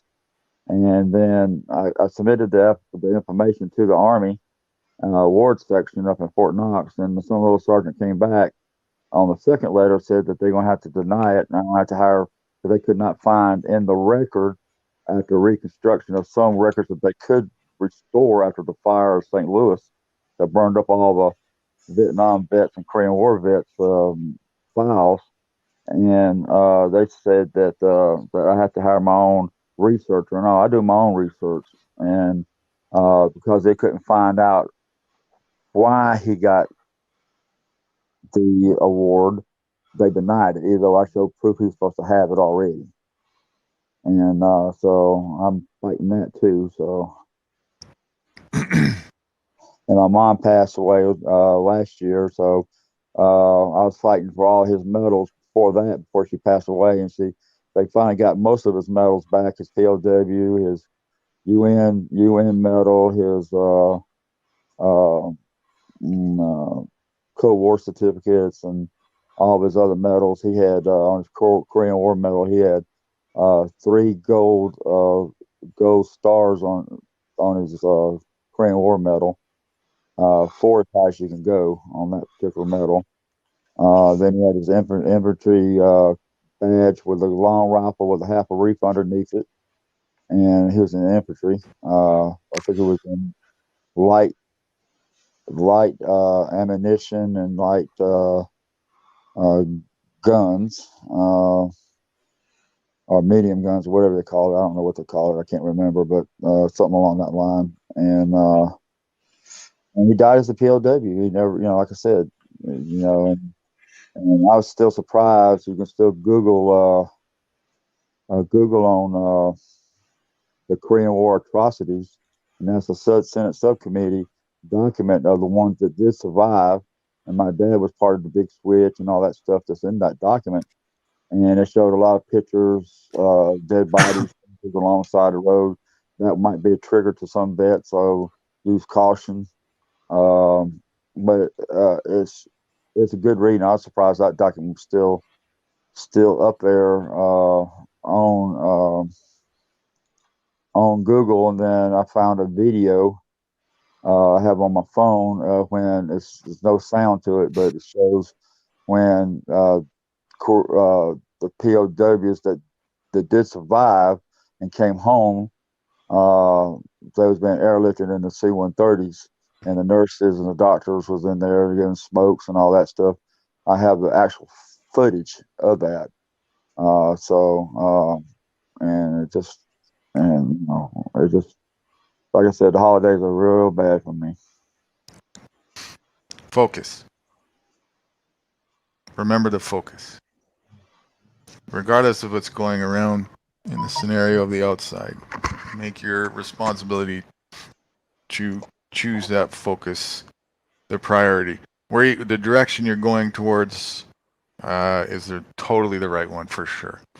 In the countryside, more where it's more peaceful and relaxed, and you know the chaos and the noise isn't going to disturb you. And where you can just focus on your health, and you know that's the right direction to go. And just keep that, you know, as kind of you and your center focus, focal point, and just let nothing intervene with that. Along the way, all the things that, you know, uplift you, anything that uplifts you while the road recovery takes place. You got to be careful about isolating yourself. You want to stay in communication with people that you care about, that care about you, even if it's by the phone. You know, you got to make regular contact when you feel like it. That's why I got y'all as my friends, and you know, Yeah, these panels, whatever it comes from, right? Whatever uplifts y'all you. like my extended family, so you know. Yeah, man. Absolutely. I can correlate to that 100%. Photo, what is it? Photo Ma? I don't know the specifics of your circumstance. Were you a vet as well? Okay, so obviously, you know, I was never in the military or anything, so I only saw, you know, what I would see in people's video documentaries of it, or their eyewitness videotape accounts of it and whatnot. And of course, my imagination and correlating to the people like yourselves who come back from that and seeing just the traumatic look on your faces enough to traumatize me. You know, I certainly wouldn't want to witness any of the stuff that you guys go through. So, nobody can ever be in a person's shoes that they go through, so I'll never know it to that degree. But I can shoes, you know, walk in somebody's shoes. Don't judge them. right. But I can correlate enough with just PTSD from my own things that have happened to me to know that no matter what the cause is, it's not fun. It's not something that I would wish upon anybody. But what I like hearing is that no matter what you went through, you're another verbal testimony who came through on the other side. And that's great to hear. You know, I commend you for that and the courage that it must take to you know, go through that and recover, and to sit here and actually be a light for other people that are going through it too, to give a bit of sense of direction. I don't see a whole lot of that, really. I don't see a lot of people who have been able to give that testimony. So that's good to hear and see that you can do that for other people. I totally commend all of you for going through that. It's not easy. No, it's not easy. But the good news is it's possible, you know. Yeah, you can get on the other side of it. And when you do, you know, it becomes inevitably one of those other things in your arsenal of challenges that you overcame, and it's a useful tool for, you know, what doesn't kill you makes you grow stronger, those types of things, you know. Yeah. It's all perspective, how you want to look at it, but you have to be not attached to that thing anymore. It has to be not getting the better of you, and then you can be objective once again to that degree. It's kind of hard. You know, my dad passed away when I was very young. Really, I remember him, but I don't.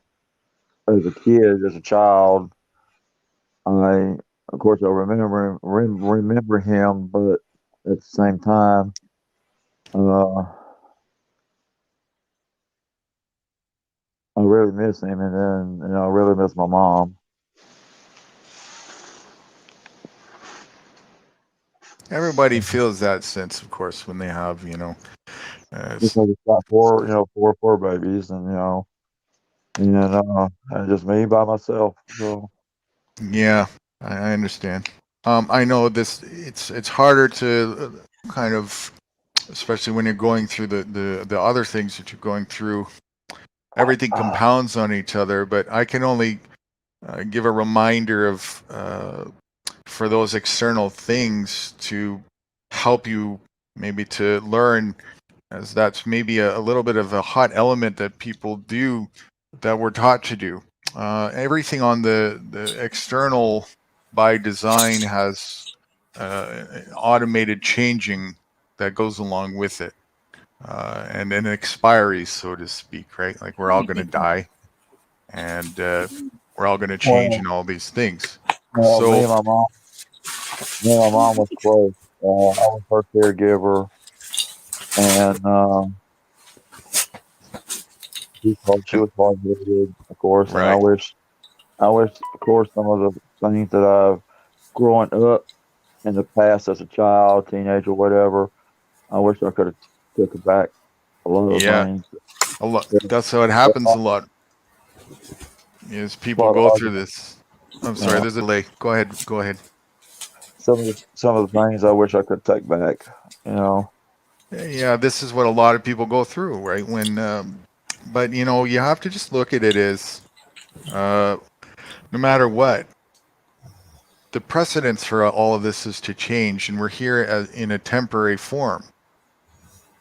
And you're doing what you feel is right in the moment that you're doing it. You're just making those determinations. And it's best that you not hold on to those things. The only thing that you should do is learn whatever lesson that needs to be learned from it and move forward. And I know that it becomes even more difficult when it's an individual that you were close with, such as a family or a friend or loved one or your marriage partner or whatnot. Yeah, an animal even, But really, it doesn't change that we have to be careful as to, not letting ourselves get attached to the externals, especially to such a degree where we forget and lose sight that narrative is by design a guarantee to play out. And sometimes we forget that. And when it happens, we get that reminder and it slaps us in the face. So truth be told, what the internal thing inside yourself is telling yourself is your focus is in the wrong place. That's why you're going to feel those tormented feelings over it, because you're choosing, once again, your focus. You're focusing on the places that is bringing that experience to yourself, not the stuff that you went through or the stuff that with your. And I'm not talking about the war stuff. I'm talking about with your mom dying and those things. And it's really just an acceptance thing. You have to just come to terms within yourself that here you are and you have a responsibility towards yourself, and everything that happens on the external is not within your means to have any sort of sway whatsoever. And so not to place an attachment on that. That's actually, a lot of people don't think of it because it comes from a place of love. Initially, you have a love for your family member or whatnot, your dog or your animal, your pet, all these things. It's coming from a place of love, but further than that, an attachment to it is actually an egotistical pursuit. And so when the inevitable actually happens at some point, whether that relationship changes or it's no longer there or somebody dies or anything along those lines, and whatever attachment level you had to it, without the acceptance that was inevitable, is where you're going to set yourself up to have a rude awakening towards. This is a lesson to be learned with that. It's like judgment. See, that's why I don't make a lot of judgments, especially on people, because I life is a journey, and you know so much when you're 10 years old. You Right. know a little bit more when you're 20, and you do things different as you grow. And as you grow, you kind of get rid of some bad habits, maybe, or maybe you pick up some. But wherever you are on that journey, I can I was there. How can I judge you for things that I probably did that were similar back then? So you just got to accept yourself. That is part of the growth pattern of your journey, your life. So you know, you would like to go back and do things different, but you can't do that. What you did was the best you could do in the situation at the time for your, you know, well, or perhaps you escape the realize word. you could have done better, and then that's the lesson to take with you, you know. But don't hold on to I wish I did. Just take the understanding that this is how I operate now, you know, and then let it go, because that's all that you need. Yeah, that's, then the Native American, they call it living in the graveyard. You don't want to live there. No, certainly not. That's what you're doing when you. That's where the flashbacks start entering in, and you don't want to live in the graveyard. You got to move on.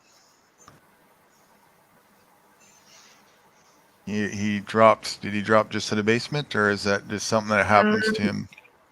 Her phone does that occasionally. And people do that all the time. Yeah. And he or she, and I don't mean like to himself. I mean just in general. It's just like avoiding slip, isn't it? Some of the time.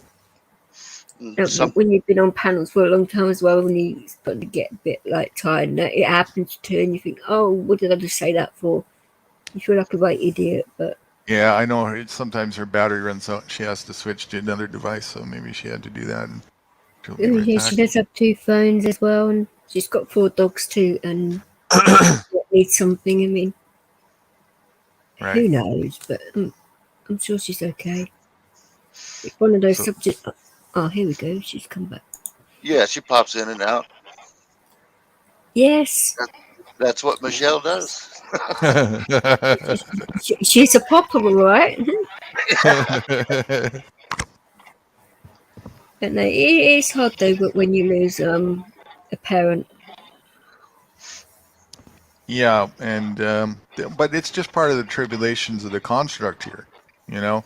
And we actually decide for ourselves. We self-determine how difficult that is, and a lot of it is dependent on our viewpoint. See, I've come to learn now, and what he was just saying, Photomy was saying a minute ago. I mean, I couldn't hit the nail better with that. You know, how I understand how this life thing works now is like compared to even 5 years ago. It's an ever evolving thing, and I'm at a place now where it's just like I'm ready to celebrate this thing called death, because I don't see death at all. I see that the only thing that really happens here is like we're kind of in a state of cocoon, and even scientifically, it's shown that energy doesn't get created or destroyed. It just transfers from one form to another. That being said, well, we have this energetic property inside of us, and we're operating from that. So when this anatomy that I'm currently centered inside of starts to expire, well, yeah, the shell is no longer going to be functional for me, but the energy inside is certainly not going to be destroyed.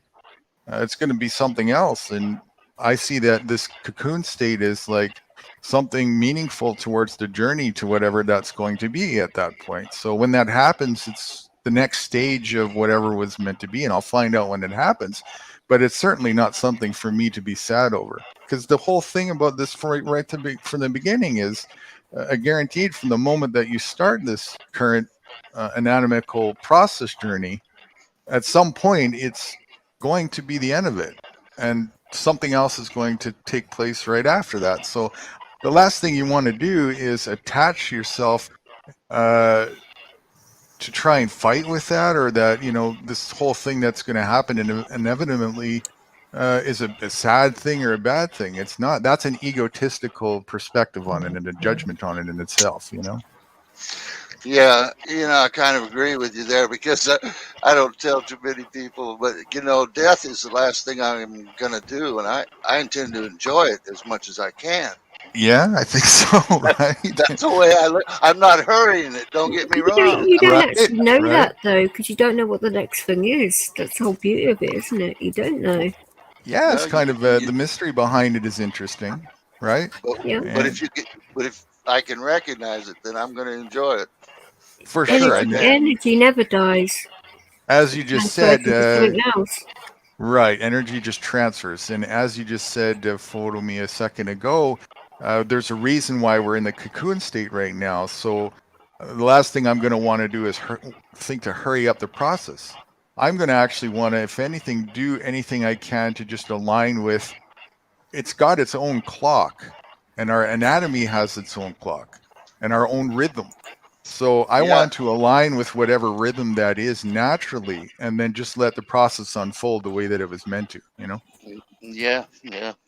See, my dad was a Masonic Mason. My mom was Eastern Star, so I'm part of the Eastern Star, and but our lodge went under, so I'm in search of another lodge. So I'm an Eastern Star, and I'm still an Eastern Star, but I hold a diamond, so I'm in limbo until I join another lodge. Michelle, that clipping thing has happened. Maybe I think your settings, you got to adjust, do that thing again where we figured out before where you can, if you recall. You must have switched devices, I would imagine. I've been doing it like on and off all Yeah. night, so it's I'm just getting used to it. But it's always Yeah. there. But How about now? You're good. That's a lot better. You got it. You got it. Okay. I just turned the noise cancellation on and the automatic. That was it. You're perfect now. You're perfect. Clearest I've heard you since I've been up here. Okay. There's a little bit of feedback, but not much. Now, what were you saying? Because I didn't catch it. Hold on. Let me make sure something else. Make sure nothing else. Okay. It should be no feedback now. No, that's a lot better. Okay. My dad was a Masonic Mason. My mom was an Eastern Star, and I belong to the Eastern Star myself, so I'm part of the Masonic family. And but I hold a diamond. My lodge went dark, so that means they sold the lodge to a church, and it was the most beautiful lodge here in Georgia.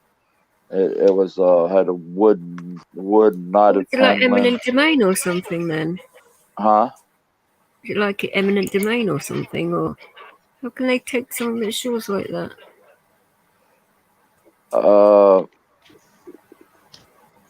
Well, you know what Eastern Star is, or Masonic Mason is? Not Freemasons are, but not so much Masonic Masons. I mean, what is the difference? Yeah, Freemasons is the same thing as Masonic Masons. Yeah. Right. Okay. And the Eastern Star is the women's part of the Masons, and the Freemasons or Masons are for the men, and they're the oldest fraternity known to man from. Well, yeah. Okay. Well, anyway,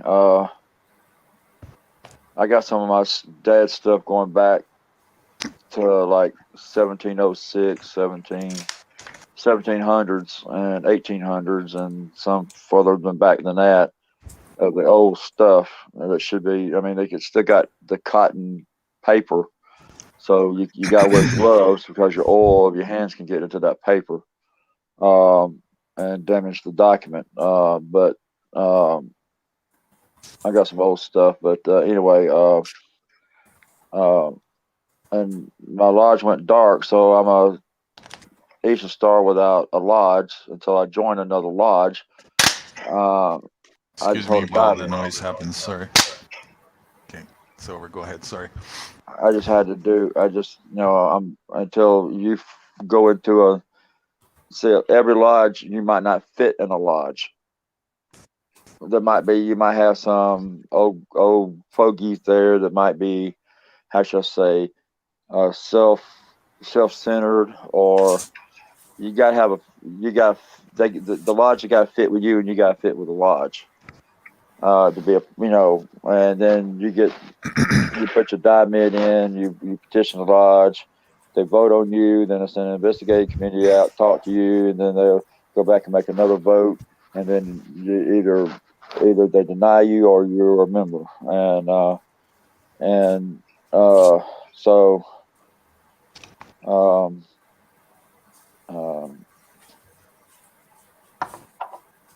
so it's just like a huge process to go through, right, as well. So, but the old lodge that I belonged to had the old knotted wood, had the wood floors with a star inlaid into the wood floor.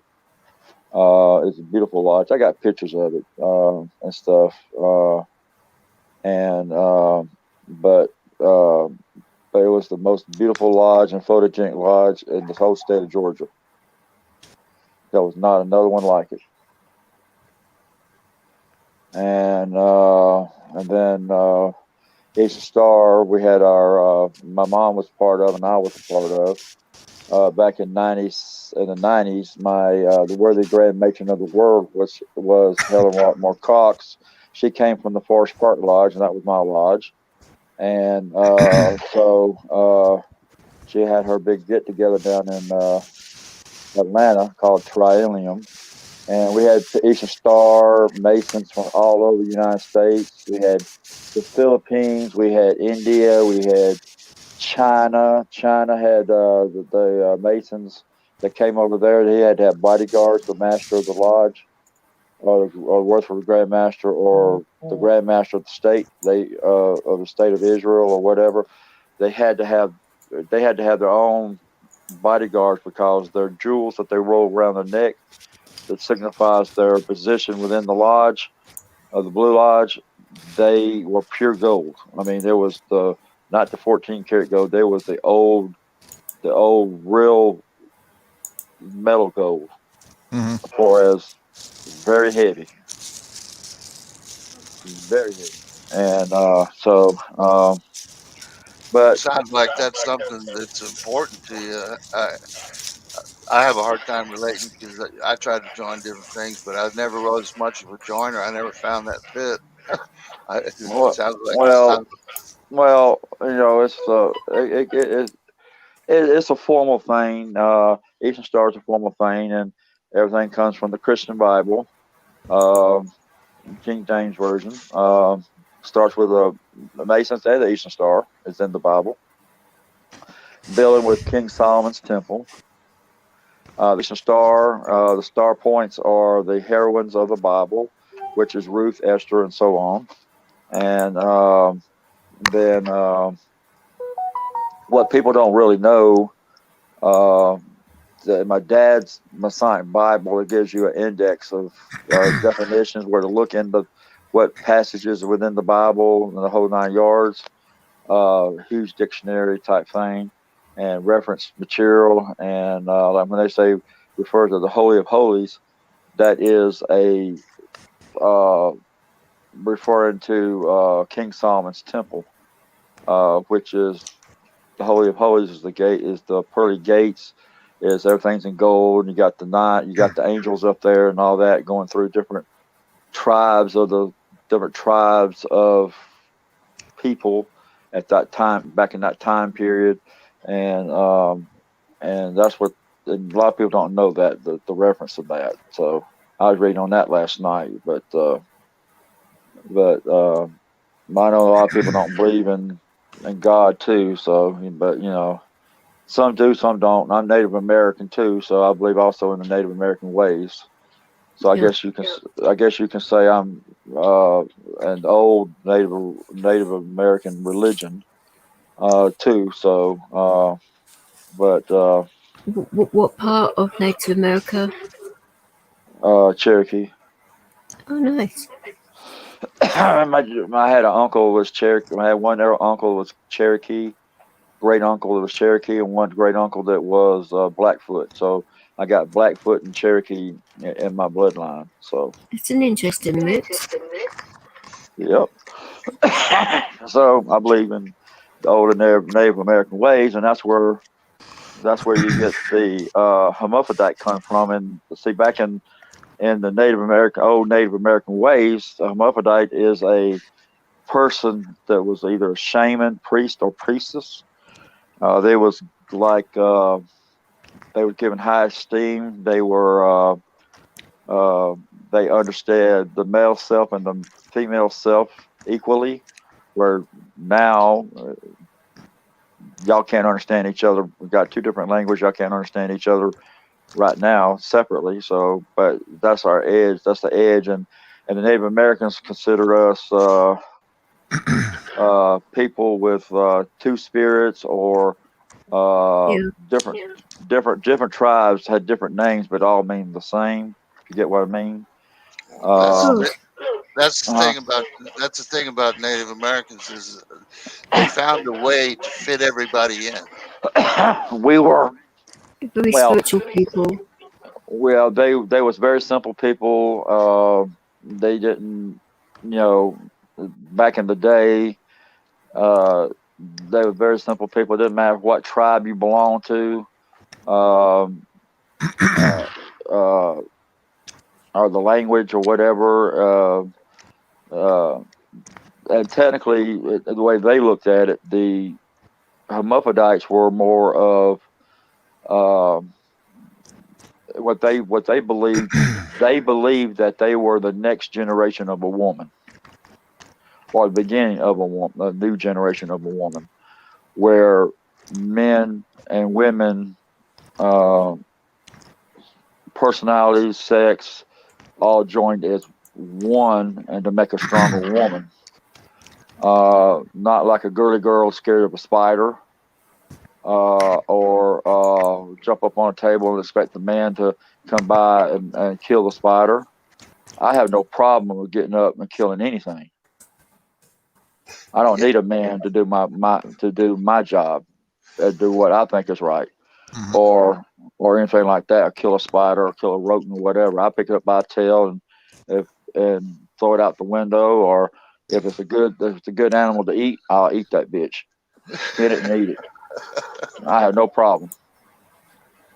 Now, some men might have a problem with that.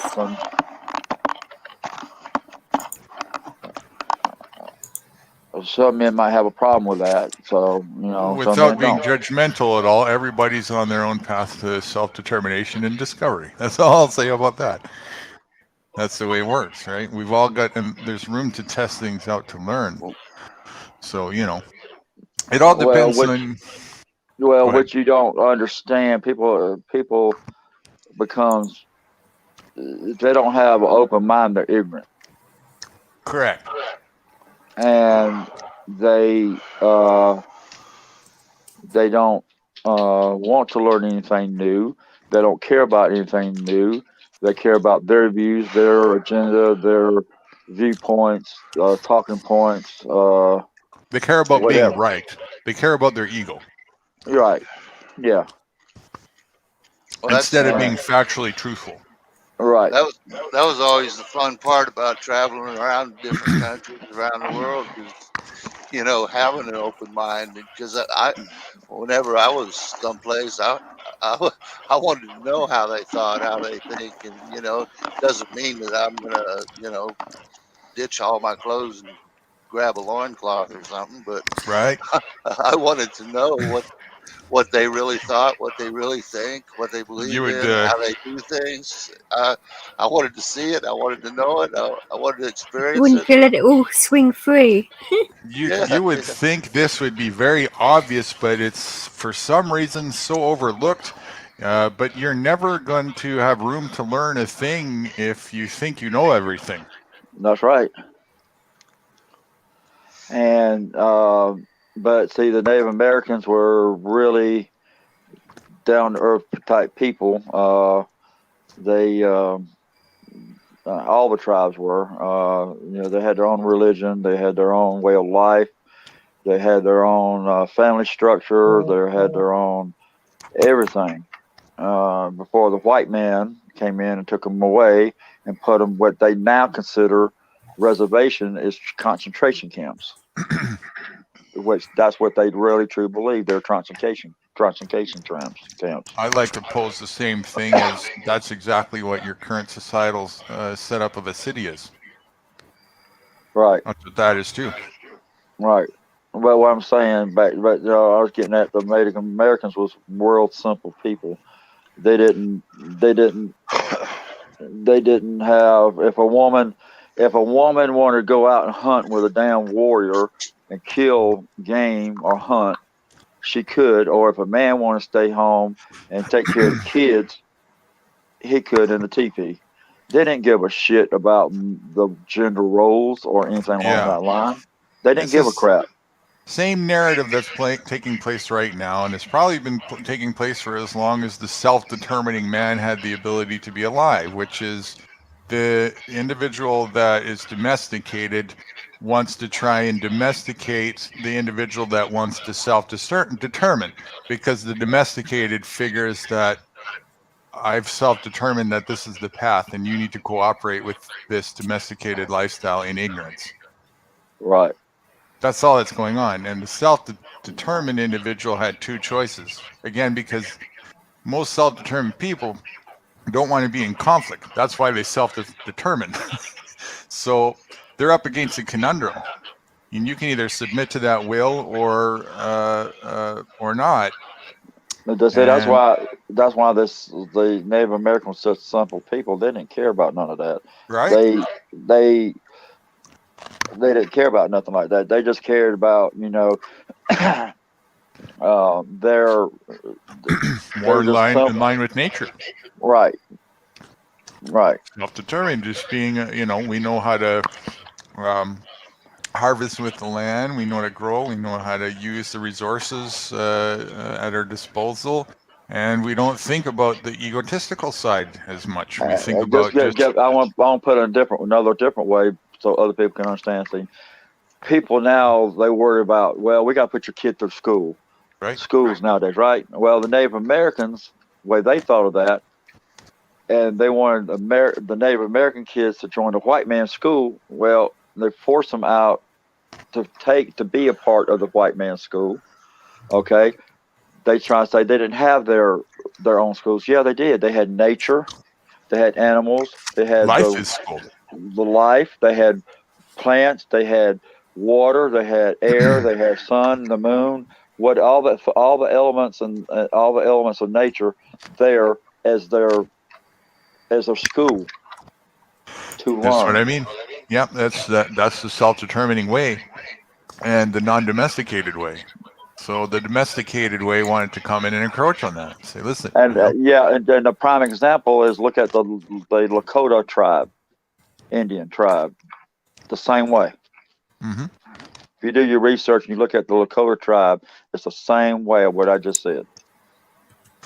And this is what I mean, like how arrogant that somebody comes in and thinks that, their way is the way to go when you've got right in front of you people who are doing just fine and in fact thriving quite well without domestication at all. No need for that. It's not that there isn't a semblance of tribunal when something kind of goes sideways, because when we make a mistake and we accidentally cause harm or whatnot, there needs to be something, a process of reflection and learning from this stuff. And heaven forbid if a Native American, any Native American disrespected an elder. An elder is full of knowledge. Knowledge is handed down to the tribe. The domesticated way wants to assume that you were all bad before everything started. You were all criminal.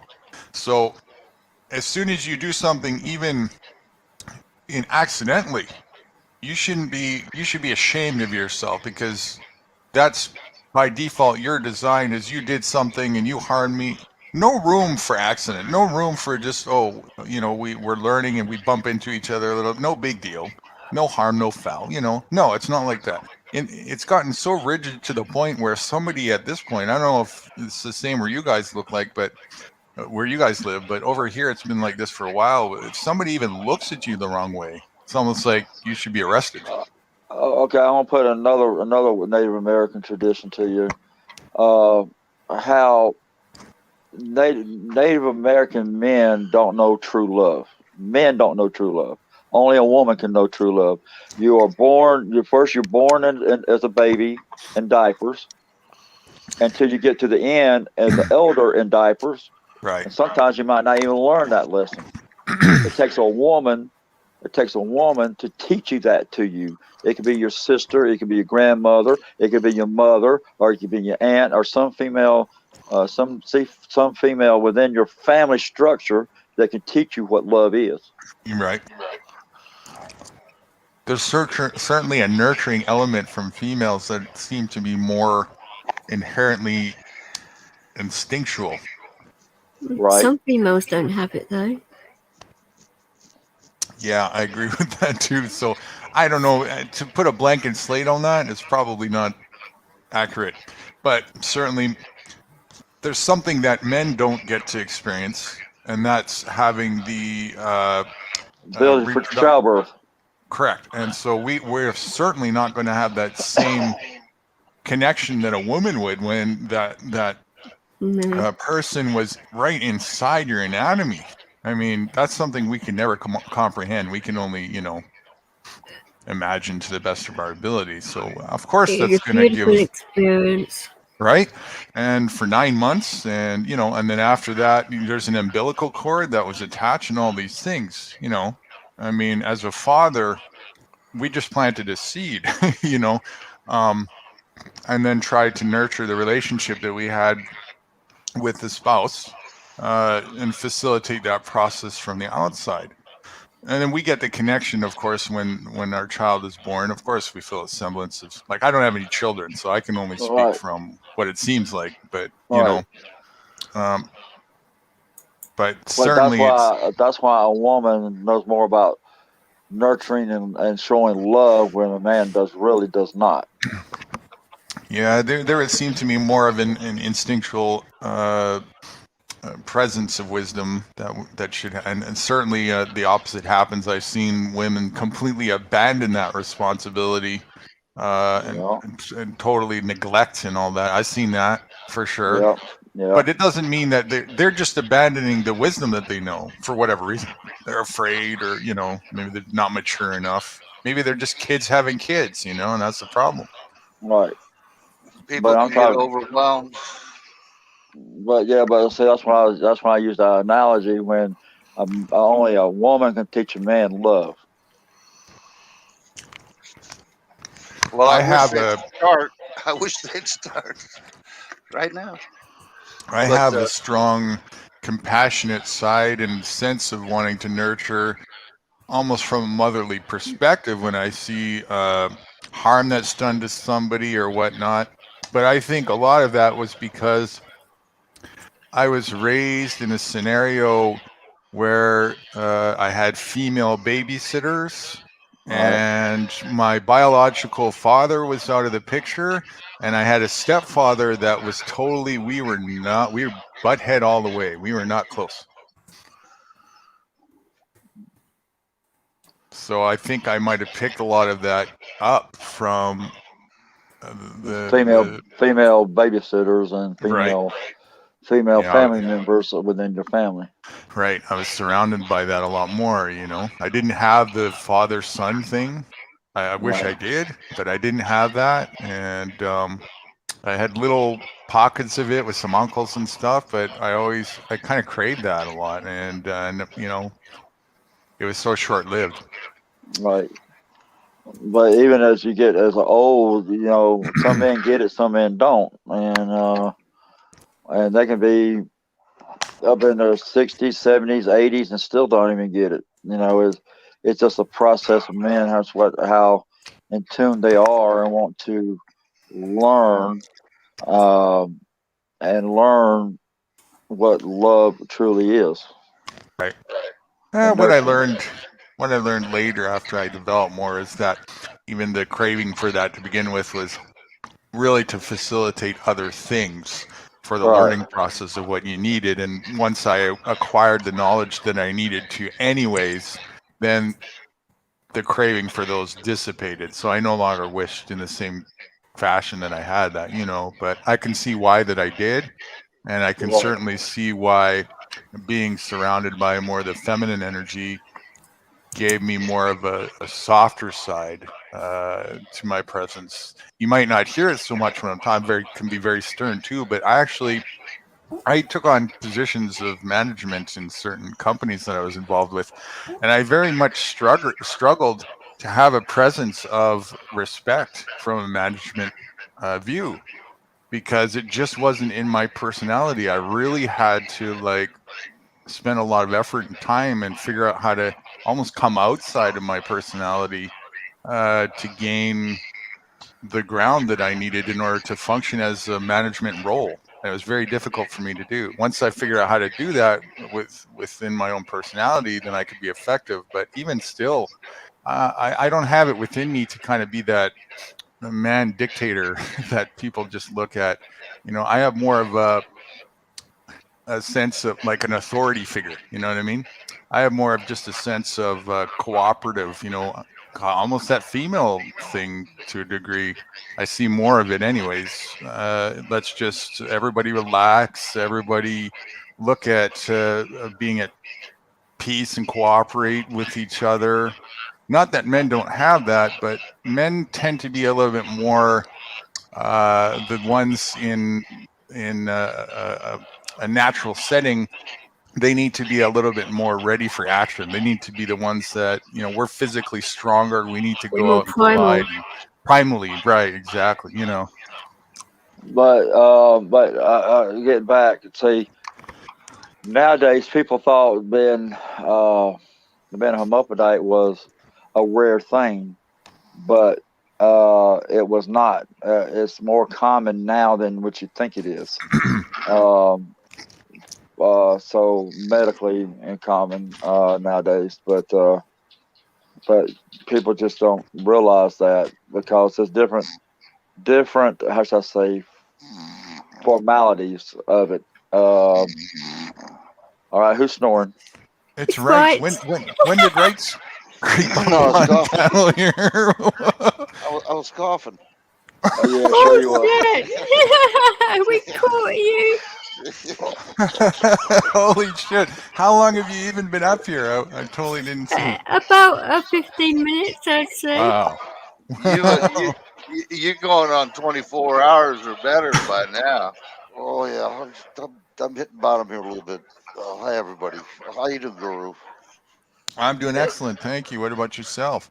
Doing good, fat and happy, and just full of vinegar, piss of vinegar. Oh, good stuff. One of these days, I'm going to have to catch you where it's not at the end of your, where you're starting to drift and get into the snoring phase. No idea. I mean, you missed I last night. started his live stream. Was it 4 or 4:30 this morning? Right.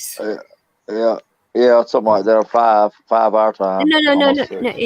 It was either 4 or 4:30. I cannot remember because I actually came up right at the beginning of that stream, and I didn't come off until nearly midday myself, and you guys were still at it then. So I'm like, wow, because I had a seizure, so I had to come down that way, and then I had to do my own live at like 4:30. So it's like I haven't stopped reading myself either. So it's been like both of us just like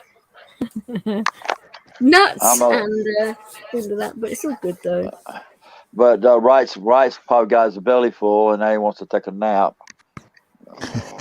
No, I just got done with Bull Bill. He's got his headphones. I gotta fix them tomorrow, and then he's taking off up north. So you said that you had to get his headphones from Fisher Price. I mean, for goodness sake! I told him about that. He knew about that. He says, "I heard you on the internet. You're not getting it for me." He heard me say it. Uh-oh. There are loads of places you can get decent headphones from Fisher Price. Yeah. He wasn't buying it. You're up the creek without oar. Yeah, he told me more. This is I ain't getting no Fisher Price either. I'm sure they would work fine though. I mean, but he's got a nice pair of headphones like mine, so it's nice. He would have talk today, but he's tired, very tired from driving. Excuses. Yeah, there's always an excuse for Bull Billy. Well, he's getting closer to his goal, though. Yeah, I'm happy for him. He's anxious to go, but it's funny. We got on stream. We're by oh, God, what's the name of that? Best Buy, and we heard you guys. I got out talking to you guys. As soon as I went someplace else, I couldn't get on anymore. Huh. So I don't know what Oh, happened. the But internet anyway, is a temperamental git. What can I say? I don't know. I'm gonna fix my phone today. I'm gonna reset everything and do everything again tonight. So if I don't fall asleep. But anyway, go ahead and talk. I was listening to your conversation. I didn't mean to cough. Yeah. Oh, We more we're like talking snorting about Arsenal. you. Damn, I Yeah, missed you that. I was remember? sleeping. I missed that. Funny that you always fall asleep on my live streams. Isn't that funny? Right, just remember about Rodney. I can tell you Oh, from for goodness, experience, don't he bring up sleeps on his own Rodney too. again. He certainly, from experience, sleeps on his own streams too. I'll tell Yeah, well, No. normally when I hear him snore, I like mute his mic to give him some privacy because he's a bit of an insomniac like me. So when he falls asleep, he needs some sleep. Obviously, I'm not going to be pissed off or wake him up. Snoring is the badge pissed of off. snoring on panel is the badge of honor. It's testimony that you are truly a panel whore. Yes. Oh, Right, it's now an honorary yes, panel that's whore. right. I Night V, Sir Panel Whore. Oh, right, there's a panel horror. Right, No, hold there's a on. I panel want to horror. clear myself so Guru knows what happened. I was I fell Guru asleep on. always knows he's a guru after all. Well, I fell asleep when Guru was showing us. I wanted to watch the ending so bad, and I'm watching, and all of a sudden, boop! My whole computer went bonk, shut right off, and I went, "Oh man!" My cord had a loose connection to it. I was fighting it all night that night, and you heard me Yeah. before. Remember? Blame the power cord. Yeah. Then I had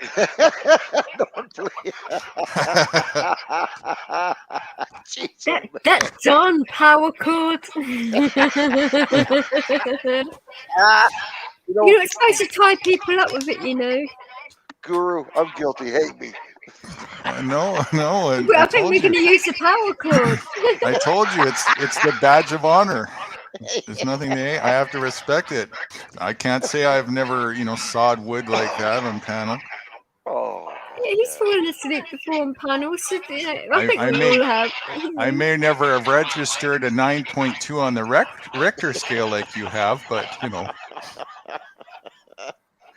Yeah, he's got very loud to shake in the internet. I mean, wow, but it's all good. Oh my God! I'm sorry, everybody. That's exactly what we said when we were holding our laptops for dear life because you were shaking the fuck out of them by that. It's something else when even Fruity is 40 feet across from me and she wakes up in a panic asking me what was that, Oh, it's only right shaking the net, shaking his pain. Who are you talking to, Bigfoot? I wouldn't know where that Bigfoot is, but wow, making a noise like that! Oh my God! I'm so sorry, everybody. Really, I'm trying to. Hi, Gil, you're right. Hey, Gil here. Mr. Candy is here. Gil Candy. Yes. Hey, Gil. Oh, there he is. What's going on, Gil, buddy? Hope you're doing all right, Gil. I'm sure he is. I mean, probably getting I'm going to get a cup of coffee. I'll be right back. I gotta wait. Sure, thread us again.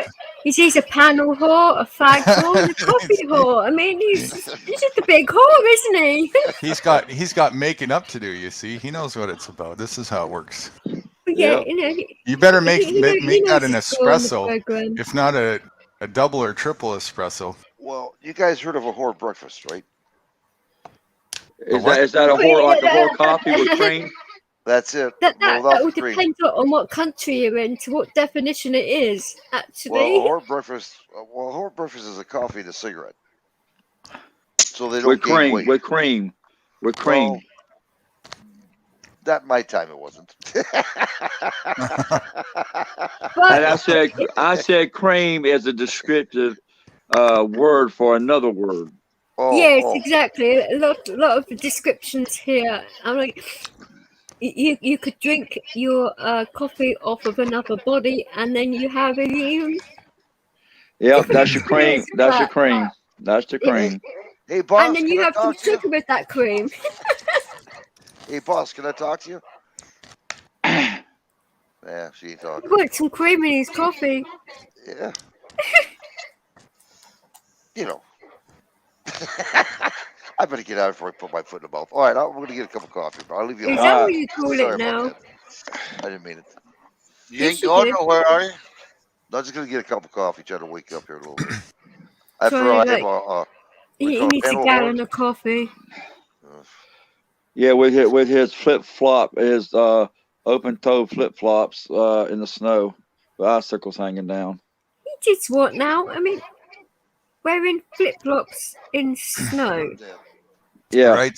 Rights will have to do a rerun of Barbara endeavors when you're more at the beginning of your wake state than at the end one of these times. Yes, I'd be part of that. Oh, that's funny as hell. That's well spooky with that voice. It's like, oh my god. That's what he was watching, and he was drifting away at the end, and he was trying so bad. There was maybe about 45 minutes left, and he got the good front part of it. Oh yeah, it was quite a fun stream. Barbara with her sake. That was fun. Yeah, yeah, we got these old rights. I bet it was nice for Sarah though to hear that too. I mean, you could hear her wetting herself, couldn't you? Basically. I am really glad that I got that she was a part of that. Actually, I mean, yeah, it means more because of what happened and that, and yeah, it just makes you realise that you never know what's going to happen tomorrow, so you have to make the most of today and what you have. Right. Yeah, I only met her like 2 months before that. I only knew her for about 2 months. That's not long at all, is it? Nope. And that's why I said before, she was frequenting your panels and stuff. You were very privileged for sure, and so she seemed to have done that on her last days. The last few weeks she was visiting what we were up to, more so it seemed, and because it just aligned with her energy. And of course, isn't it funny how even online? I mean, people think I'm mad for saying this, but you can read of people's energies online, and it's not as powerful as if you're in the same room, but you can feel it, and you do gravitate towards people with the same energies that you have.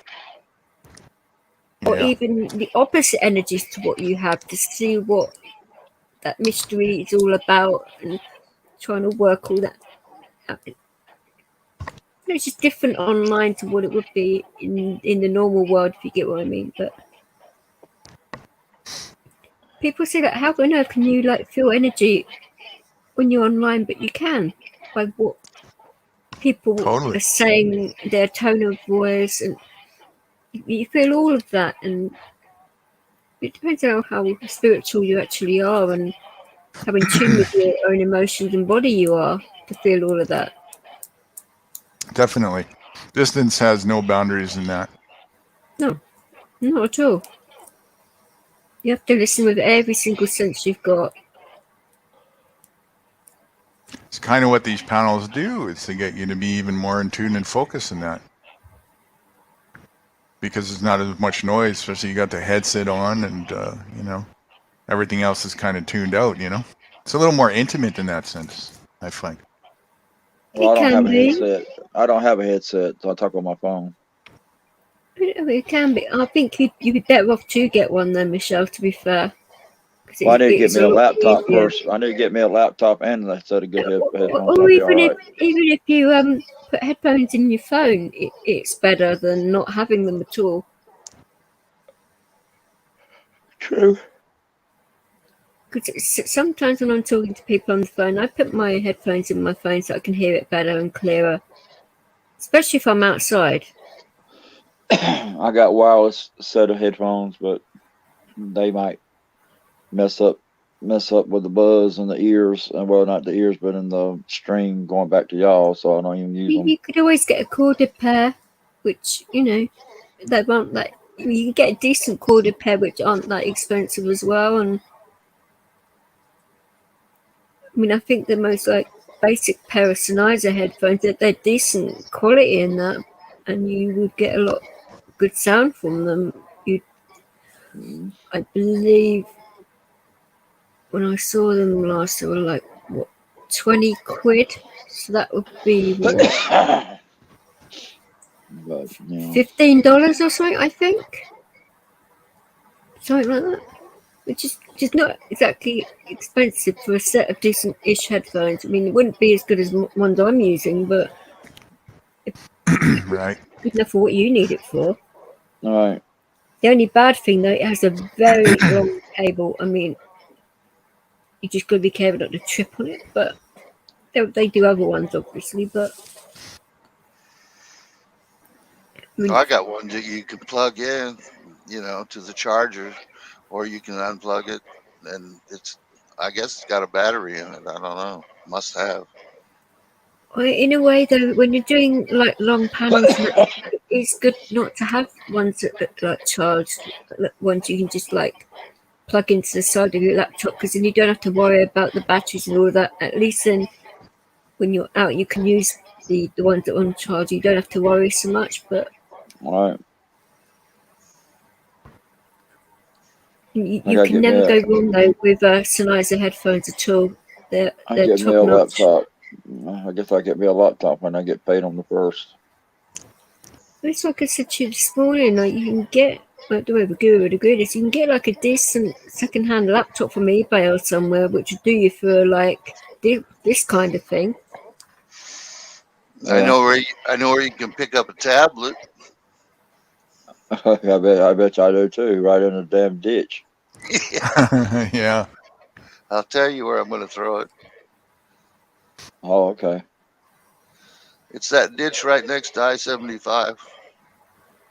Okay.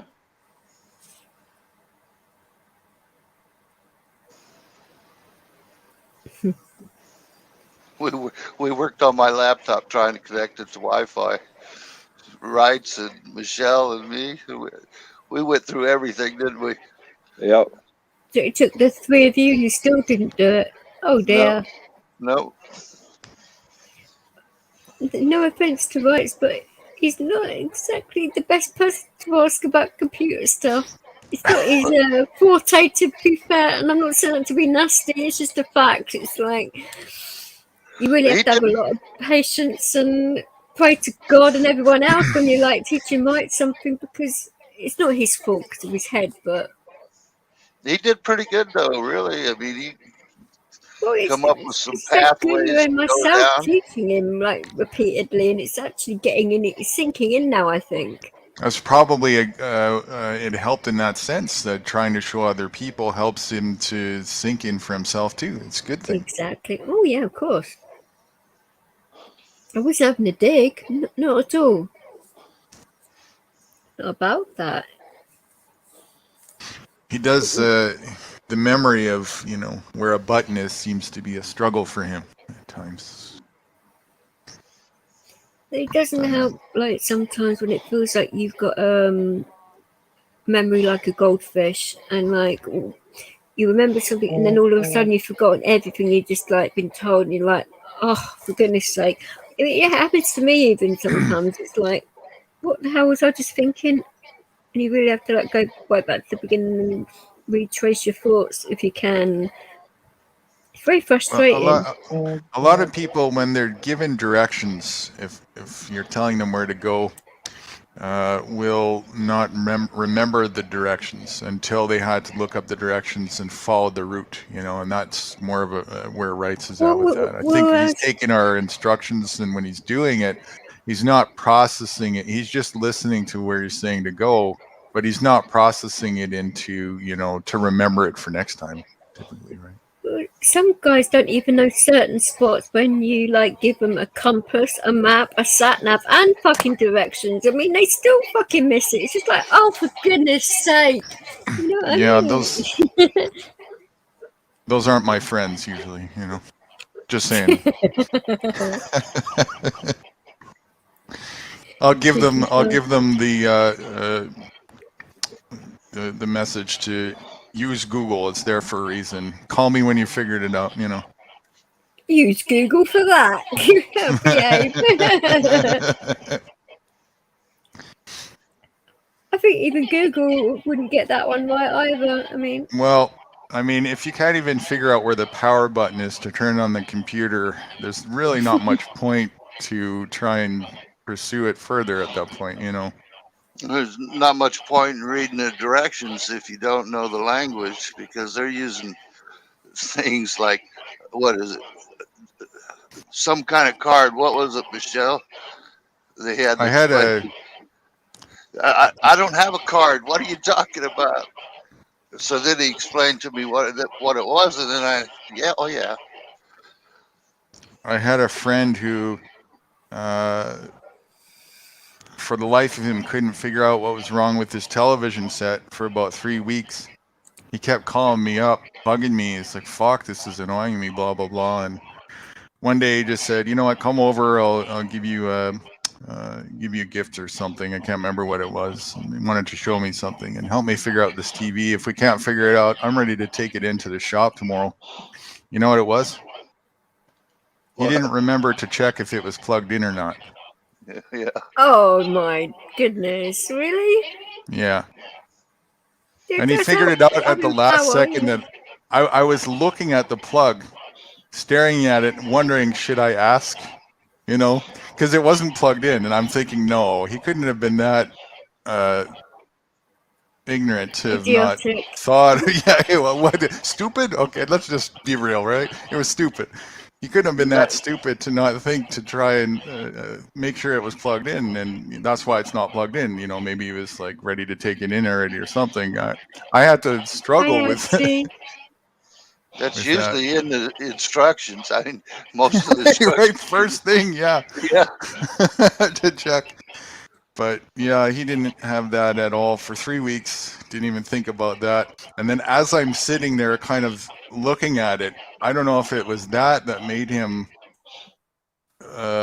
maybe the I was giving off the vibe or something, and he kind of just had that white pale ghost look on his face for a second, and he turned to me and he just started cracking up. And of course I knew I started cracking up too. He realized that he didn't plug it in all that time. Plugged it in and boom, of course it worked, you know. That's all it was.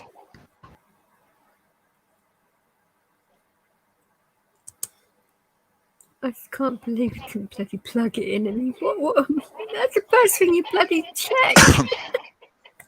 And actually, the funny story is, this individual who did that is somebody who I will never have any. One of the most gratitude that I have in life, where he actually helped me turn my life path around by teaching me the foundations of a lot of the things that I know right now to this day about ego and how that all kind of works.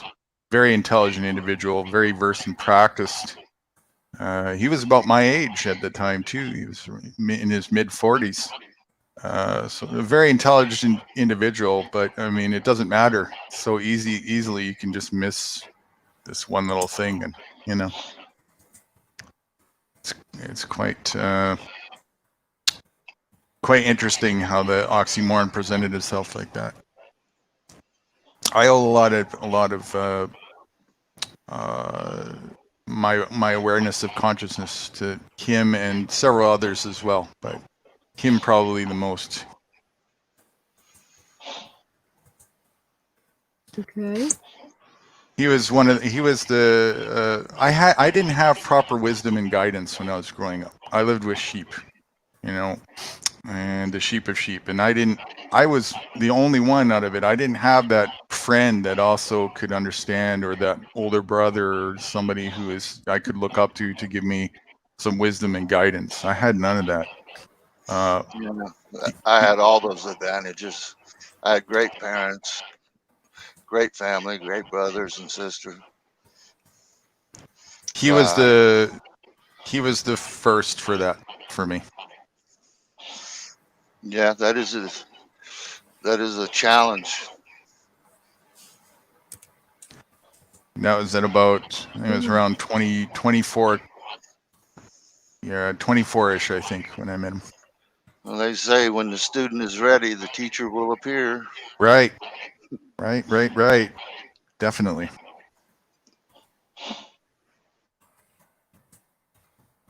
I certainly say so. Say what, DJ? I'd certainly say so. Well, it's pretty easy to recognize that because it's like the people that we're talking to that are asleep, they won't hear anything. That's right. Right. But Yep. it doesn't mean that the teacher or the master isn't there. They're there all along. It's just that the student can't recognize it until they're ready for it. Yep. Very true.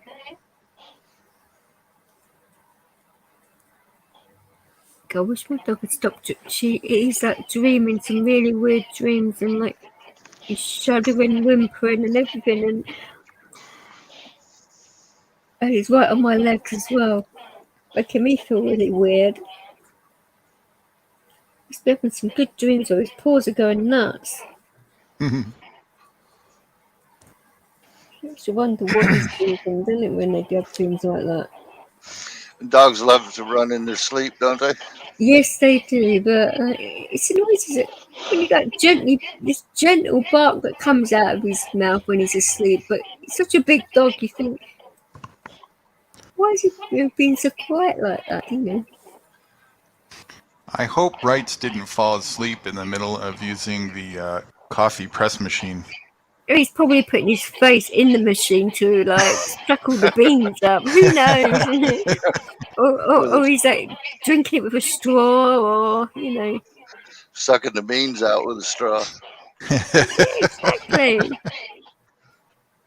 Give me 1 second, guys. I'll be back in a couple minutes. Just got to make an arrangement here. I'll be back. Make an arrangement. Is that a euphemism for something else?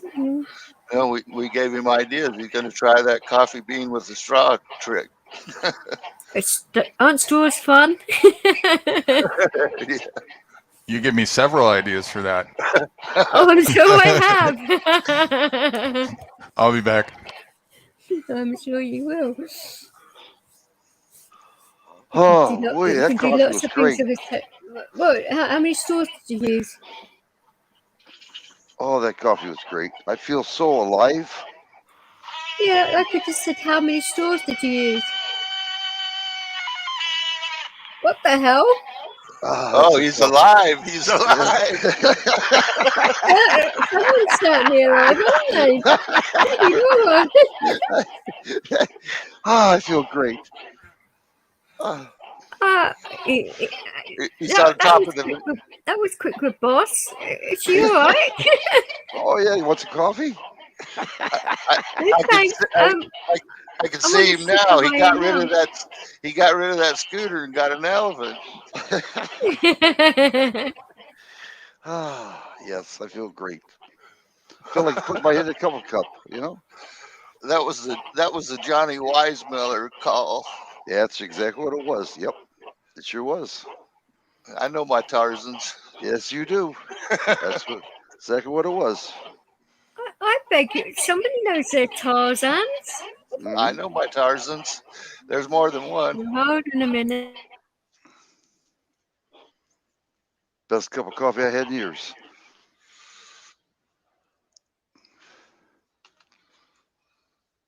Hello, FO4. Oh, Barbara, yeah, my hottie. What's going on, my Betty pet? Barbara, do you know? That's you. Okay. This is it's Barbara. Barbara, this is DJ Vix and hey, sexy. Oh yes, I know Michelle. DJ. We met. We hung out a few times. We were waiting for you, but you You were snoring wood too much. Sawing wood too much. Hit us up. Damn it. Yeah. We were waiting for you backstage, if you know what I mean. He certainly does. Typical man to fall asleep. That's where all the real action happens. Well, we got a newbie here, Barbara. I know you have met her, but I met him rather. It's Photomom. Oh, I was hearing, yes. Nice to meet everyone. I think Photomom's kind of Have shy. you been on the sake? Yeah, I'm shy. It's been a while. What, the sake or? Pretty girls scare me. It's never been a while for the other thing. I'm sure. Well, I really don't know what you mean. Since yesterday, I mean, you know, that is a little while. It's a lifetime. Yeah. It's for some. Could be to some people. I have a reputation to maintain, though, you know? Bloody Nora. That's a Wrights is going to help me out with that. Oh, yeah, he's a Well, helper. he is the biggest ball here, so yeah. I don't fall asleep. We're going to take care of that little slumber problem we got going on there. We'll be sure of it. Wow. Even the wife approved. Oh, yeah, she was all for it. You know, she don't like it when you fall asleep on her either, of course. Mm-hmm. Bloody hell. I mean, this is really legit, right? You're gonna take care of me, really? Oh, yes, well, you know. I just gotta. She told me all the secrets. We know you like to be on top. What is the Tarzan? All right. I'm happy now.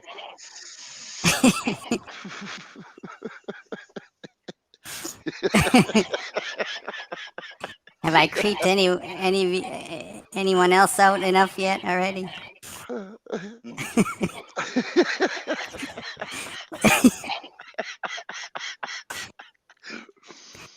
Oh, I'm excited for this.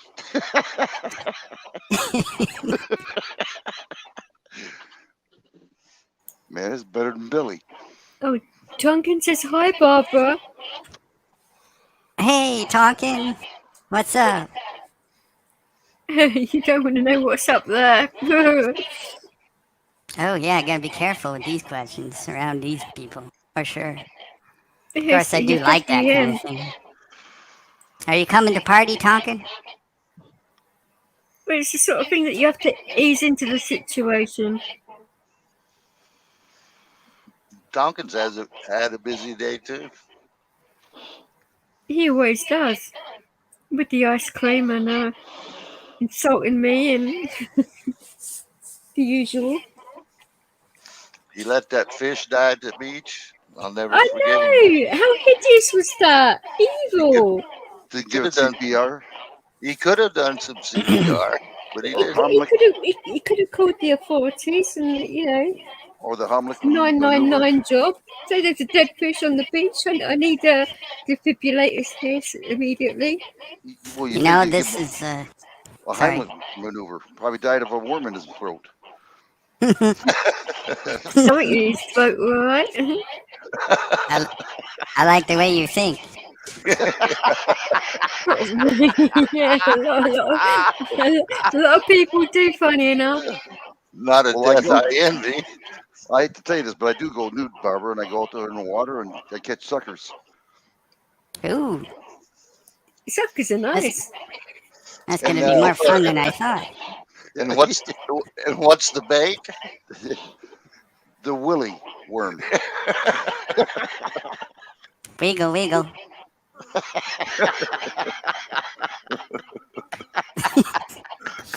Oh, for goodness sake. You know what they say if you shake it. You know what they say if you shake it more than 3 times. I'll let the waves do it. I'm always there to assist when needed. Music. I'm not going to ask for what part of the body. I don't know where that will go. I'm telling you, folks, this is a family show. I'm telling you. It's Send your kids up here. fun. Send your kids up here. No. If this is family show, I'd hate to see what the X-rated version was like.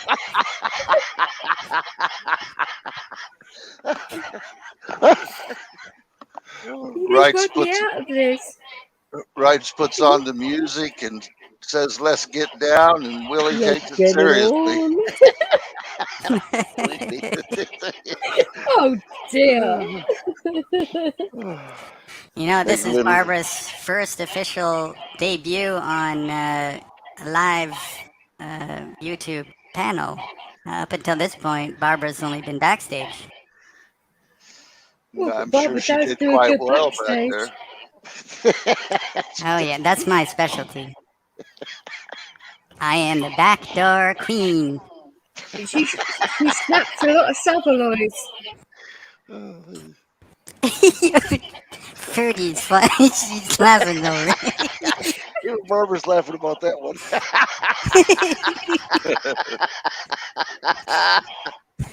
Fruity's laughing her head off, is she, bless her? Fruity's getting fruity. She's trying to make her way outside, but it's taking time. I'm sure it is, sweetheart. Oh shit. Oh, that's great. Oh my god. Yeah, Easy. well. Oh. Did you just say you were easy? Yeah, we know. Before you earned the title biggest whore on YouTube. Oh yes, that is my reputation. Oh no, I wasn't actually talking about you, Barbara. No. Right, it's the biggest whore on YouTube. If the shoe fits, you know. It's getting a bit tight because his ego's made his feet explode a bit. Well, the shoe fits. I'm a 13th inch foot here. 13. A 13-incher, my dear. Yeah. Not my feet. Is that why they say it's you know what they say about their shoe size? Yeah, I'll show you right now. Hold on. Oh, please, no pom-poms here. No pom-pom. Hold on. Ready? Ready? No. Hold on. This is a good one. There'd be no bloody. Ah! Hold on. What he said, what she thought, what it was. Right. Well, you are officially a glorified bootlicker. I think you should change your name from Rights for Vets for Brights for Vets. Got your t-shirt, it's bloody blinded me. Jesus Christ. Barbara's making me do it. I'm telling you. He's trying to be a limey. I know. It's like I have that kind of influence. Anyway. Well, let me put it Yes, this. How am I do. doing, Tompkin?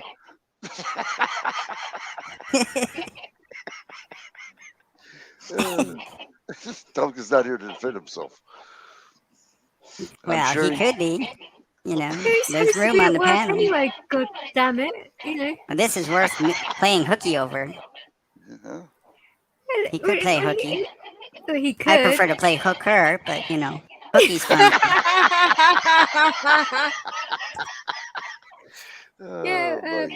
Playing hooker's fun. Oh shoot! Unreal. So you mean kept busy there, Barbara? Always. She's always busy hooking up. As they say, practice makes perfect. I need to follow my sensei.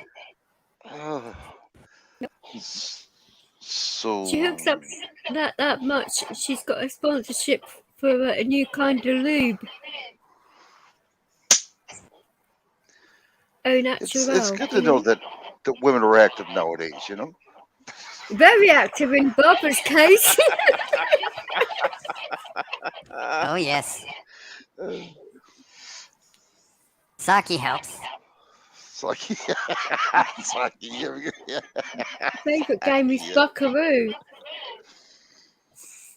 Now, if I'm right, Barbara, you used to live in Texas, but now you live in China.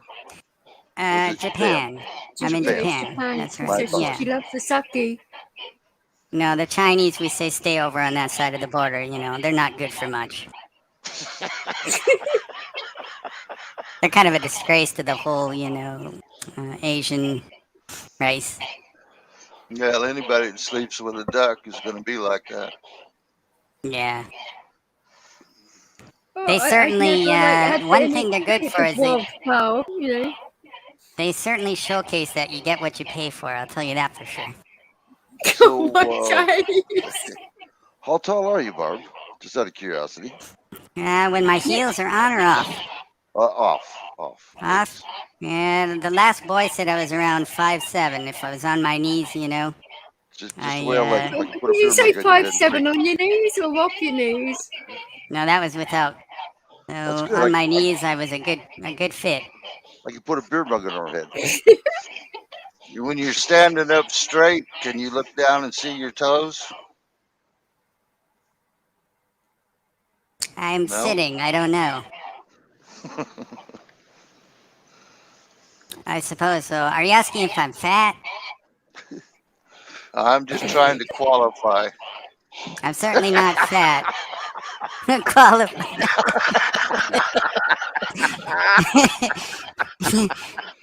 I'll send you a pre-approved mortgage contract in the mail. He's trying to get an idea of how good your rack is, Oh yeah, 9 out of 10. You have to have room for the boy too. That's the other one in there. 9 out of 10. Is that 9 out of 10 toes? That's where he fits between my triple D's. Oh my Triple God! D's. A mouth water. Sucker for a whole year. I'll add that to the mortgage contract. Don't worry. She actually does a credit score beforehand just to make sure, Oh, DJ, give me this woman's address, will you please? Give me this. I don't work address. for free, Well, that's all. I got a charge card. It's kind of overrated, but yeah, let me have her address, will you, DJ? Us girls got to do a credit check on the guys just to make sure they got because they're still going to pay one way or another. Oh yes, we're gonna have to share secrets, Michelle. Okay. The winner of Liar's Poker, we'll have to get those cards out and play Liar's Poker on that card. Well, I like to play strip poker with a shaved duck. I know. You spin the bottle too, don't you? When it breaks, yeah. Just keep on reminding yourself of Rodney. You'll be all right. No, that's all right. Spin the bottles after you finish winning the strip poker. That's right. The poor bastard's got to put an article of 935 Pennsylvania Avenue, Washington, D.C. Can I have her address, DJ? 935 Pennsylvania Avenue, Washington, D.C.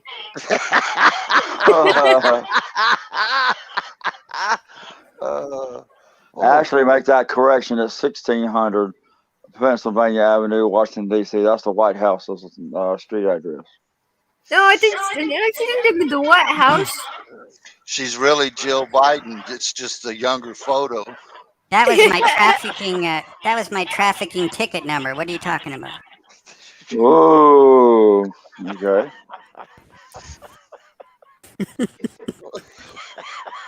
I didn't know you moved, Barbara, from 935 up there. I mean, wow. You must have done a lot on your knees to get that move. Yeah, I work hard. I worked hard. We noticed that by the scuff marks on your knees. Oh my God. Those carpet burns are a bitch, aren't they?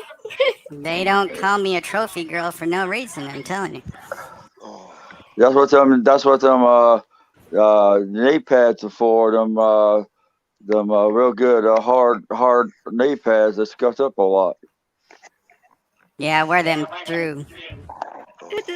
Those hard knee pads are for pussies. Did you pole vault over that fence? Pole vault? Yeah, you got a God. fence. You got a fence around that place now. You know. I did it in a skirt. Oh yeah, that's my girl. Sure. She skirted the issue. She skirted the issue around that fence. Next time I'll do it in the heels too. You work on the I top want heavy those when back, you fell, Barbara. I need those heels back. You worked on the top heavy, were you, when you jumped over the fence? I mean, you did make it over. Oh, Well, the bottom heavy too, but I did it there. And if the shoes are returned with or without heels, I hope you had the receipt. No, I gave the receipt to Rights, and Rights loses everything. Oh shit, I'm leaving. Rights didn't even know what pumps were. I know you Louis had. are expensive, you know. I definitely know what pumps are. Yeah, yeah, I'm sure you do. Hell, rights have problem with knowing what a thong is. Oh my god! Until he showed up in one, we didn't believe him. Now, come on, everybody! I'm trying to make a deal here with Barbara. So, do you accept Visa, MasterCard, or me? All of the above. Oh man, I got it made. Hey, Michelle, can I use your charge card? Hey, don't ask me. You don't know what she does with those cards in her slot, you know. Yeah. Use your own line of credit. Well, I just did. Let me just add on the envelope FedEx send to that mortgage contract. Got it. All right. Overnight delivery. The thing she does for bottles of sake, you'd never believe it. Blew my mind. Yeah, sake can do wonders, I'll tell you. Yes, it can.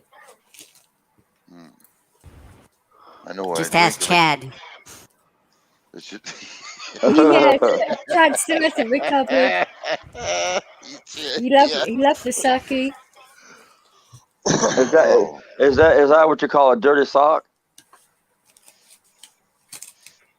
Oh, he loves his socks. Is it called a dirty sock or a sock warmer on something? I think it would be more called a dirty sake. Oh, okay. Dirty sake. Dirty sake. Yeah. Kind of tastes like a dirty sock sometimes. You ever tried sake? Oh. I don't really want to be thinking about that, thank you. Well, you drink enough of it, you don't have to think about it either. Sorry. Yeah, I guess you wouldn't, yeah. How many times have you drunk so much you've rolled over and gone, ah, who the fuck's that? I don't know, ask how many times Rights forgot where the button was. Oh, that many times? Oh, Jesus, what that's damn embarrassing.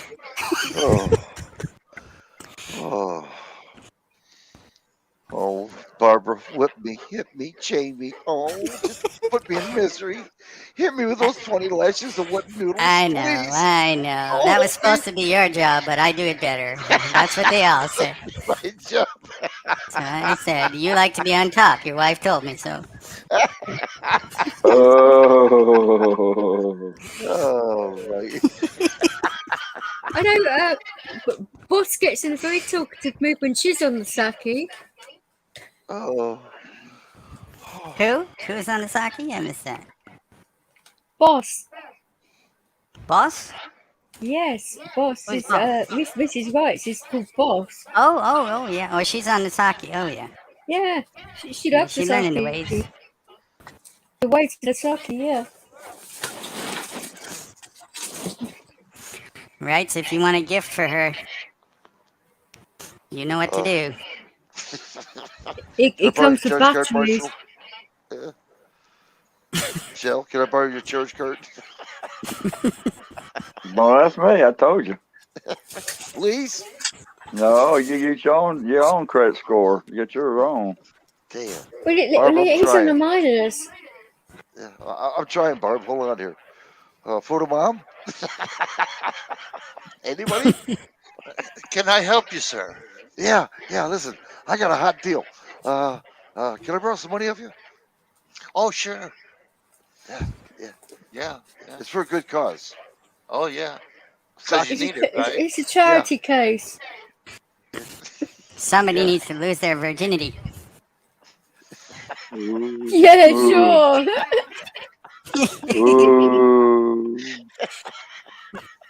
I think it's a good cause. That's every second weekend for me. My job. Every second day, isn't it? Weekend. Yeah, good point. Exactly. I forgot you knew my secrets. Oh, I certainly do. That woman tells me everything. Now we're females included. Wasn't counting them. I'm telling you, no. Oh, you just told on yourself. I'm telling you, She doesn't discriminate.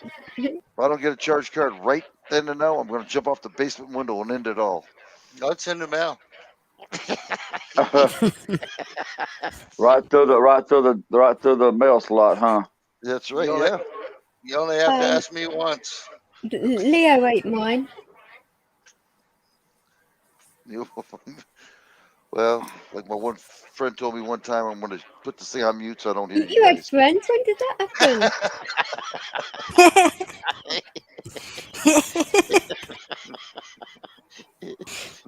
I won't hear a thing. I'll put it on mute. Go on, talk. I won't hear nothing. Yeah, sure. She didn't read that part in your diary?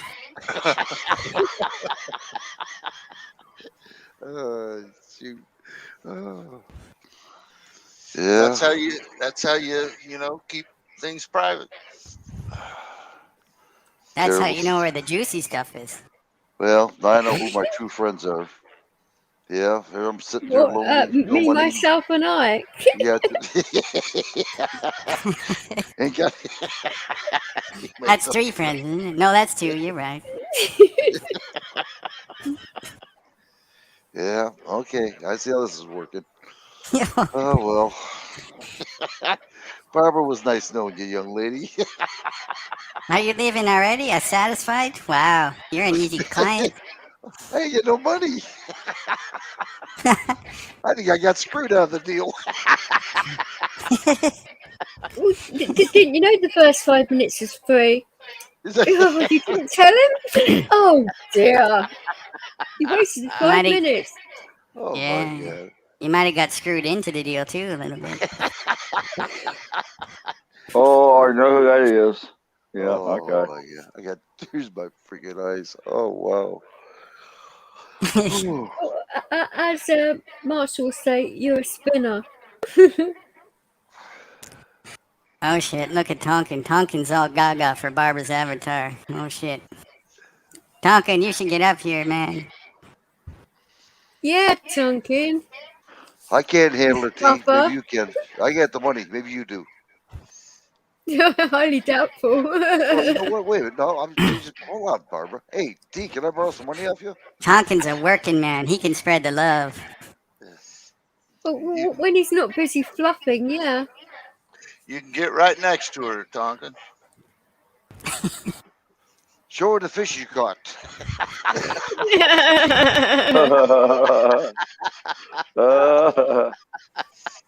Show her the worm you used. Oh, that sounds like some bait and switch to me. He loves to switch off his bait. I think so. Show the worm how it wiggles. He went fishing, did he? Yeah. He didn't catch anything, mind you, but well, when your bait is terrible, you need to try different things. They were jumping out of the water to get next to him. He was using the jigger. But maybe they were jumping out of the water to get away from him. I don't know. Yeah, that's what the seagulls were counting on, and they were gobbling everything up. But they left Tonkin alone. Funny that, eh?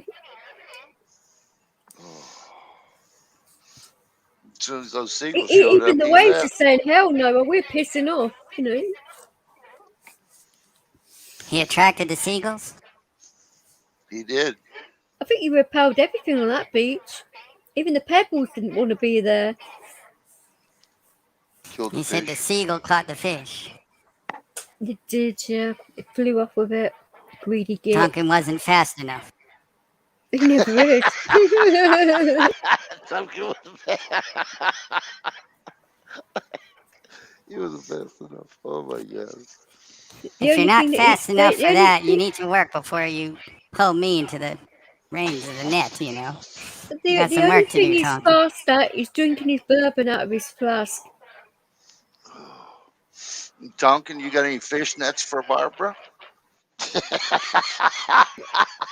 still got mine. He won't give them back. I'm good at being tied up. Oh. Very good at being tied up. He's no good at tying knots.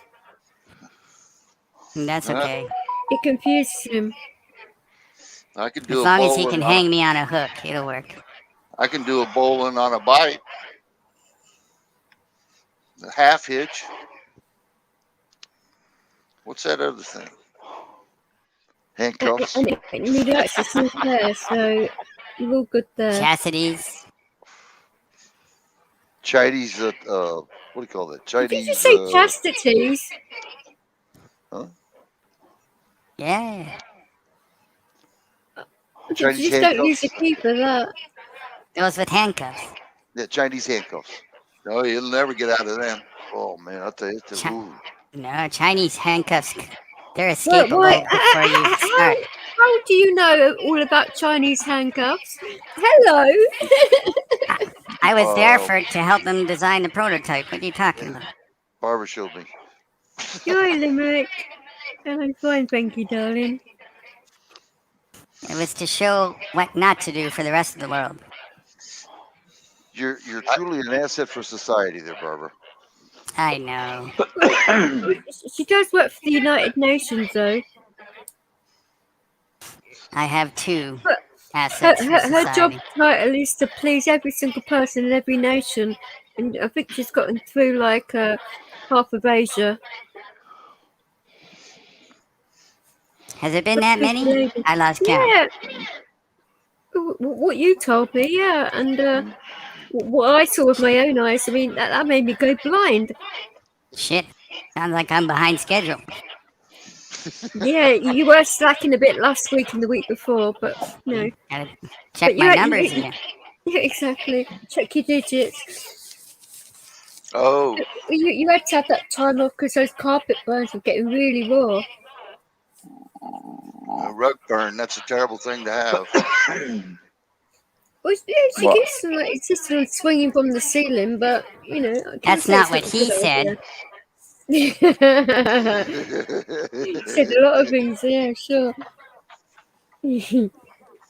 Burn me, baby, burn. And Smokey the Bear's gonna come back. Smokey the Bear's gonna come give you a visit. Hey, Barbara, honestly, do you like a Missoula party? What the hell I don't is even know what that is. I know what it is. Come on then, notice us ladies what a Missoula party is then. Come on then. If my hair wasn't blonde, I'd probably look it up. Enlighten me. It's the same here. I mean, blondes can't type. We're just too thick, you know. Well, I can't say it on the air. We can take hints. Look up corn oil. What? Look Corn up corn oil? oil. Yes. Yes. Oh, do I really have to Google this shit? Oh, for Are goodness you sake. sure it wasn't a canola party? Well, you could use canola, peanut oil. Mazola is a type of oil, is it? Yeah. How on From earth do you corn? spell that? Yeah, it's Missoula. Yeah. It's Mazola from corn. It's pretty good. How'd you And they spell have that? parties with this stuff? This is like what They some. sure do. Oh yeah. yeah. Well, good. I know what Don't stocks to invest in next week. Oh, right, that's how you spell it. Funny enough, Google knows what this means. Fucking hell. What you do is you put a plastic on the floor Yeah, and it says a social gathering in which the people lather themselves in cooking oil and participate in permissive They love activities. themselves in cooking oil. Yum. They start cooking. The temperature rises. Yeah. Fucking hell. Yeah. Mazzola party, baby. Mazzola party. Yeah. I'll try anything once. It's even in the Urban Dictionary. There you go. And you didn't know that? Yeah. What's wrong? What happened As here? the term implies, it involves a social gathering of people and some Mazzola oil. In the 70s, it was used to reference an orgy that involved the use of the, and then it doesn't say anything after that. You have to fill in the blanks yourself. Boop, boop, boop, boop. Yeah. And then they boop, boop, boop, boop. And then they hit boop, boop. There are lots of videos on YouTube about it, and I'm not clicking on any of them. You can fuck right off. Well, no, you can learn how to cook. I'll be right back. There'd be no backstages with that. I mean, I don't know what visuals of what it's covered in oil. I mean, It'll have, everything you need, whatever temperature it's going to handle. Can you imagine the drip stains on that? So, DJ, when do I get to meet this new guy? Oh, he's out whoring himself out as we speak, Oh, he plays the game too, does he? Oh yeah, he's a very dirty player. Well, maybe we can help him figure out how to use and get that wound one of these days. He's too lazy to find it. This nude guy's lazy. Well, when it comes to the finding a wand, yes. Well, maybe we'll have to do something about that. Mm-hmm.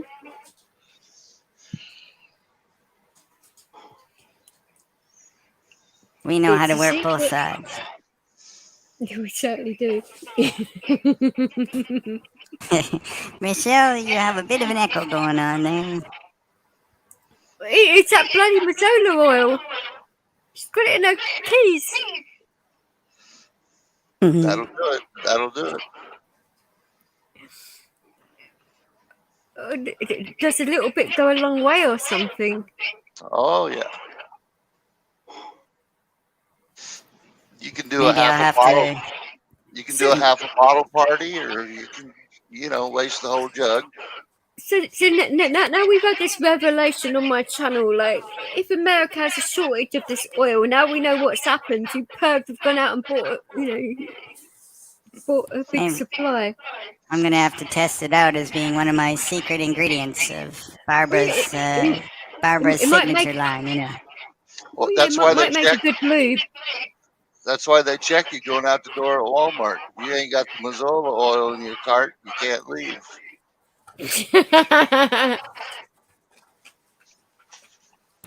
Are you sure that wasn't preparation H? Oh, you're gonna need that. That's an after party hors d'oeuvre. Oh my god.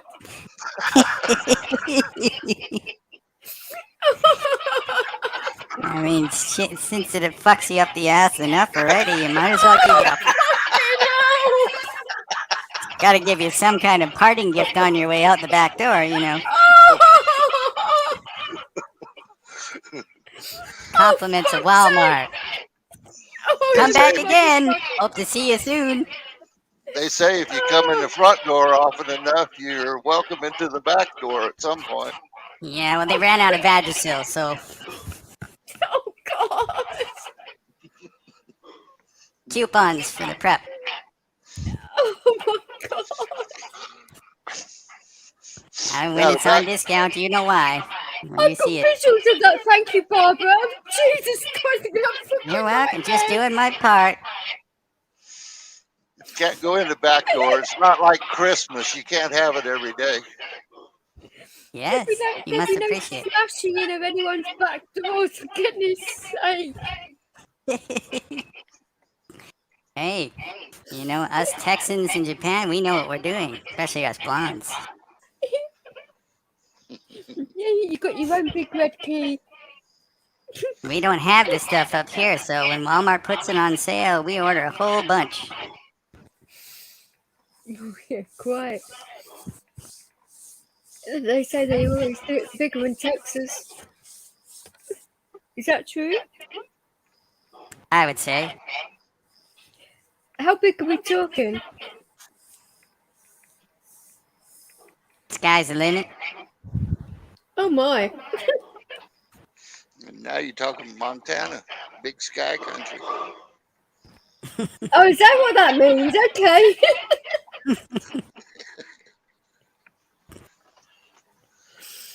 I mean, totally different over here, but wow. Yep, something about Montana makes the sky look bigger. I bet you Wright went to get more coffee. He got a little excited. He wants to stay up now. Huh? Well, it's because you mentioned Preparation H and back doors. It's like getting his freak on. He didn't. I don't think he caught that. He went before, but you know. He's checking the cupboard for that Mazzola. Here's one I prepared earlier. I bet you he's checking something. Making sure he wide awake. Could be writing that check. That credit card ain't gonna get there. Rise and shine, Buttercup. It's morning time. He's probably searching the cushion covers for loose change. Because Barbara is a cheap date after all. Only on Sundays. Yeah, actually, you do have that bargain on a Sunday. Yes, especially when you sign me up at Walmart. We did apply for a staff discount because we got a photo job. All I have to do is stand there.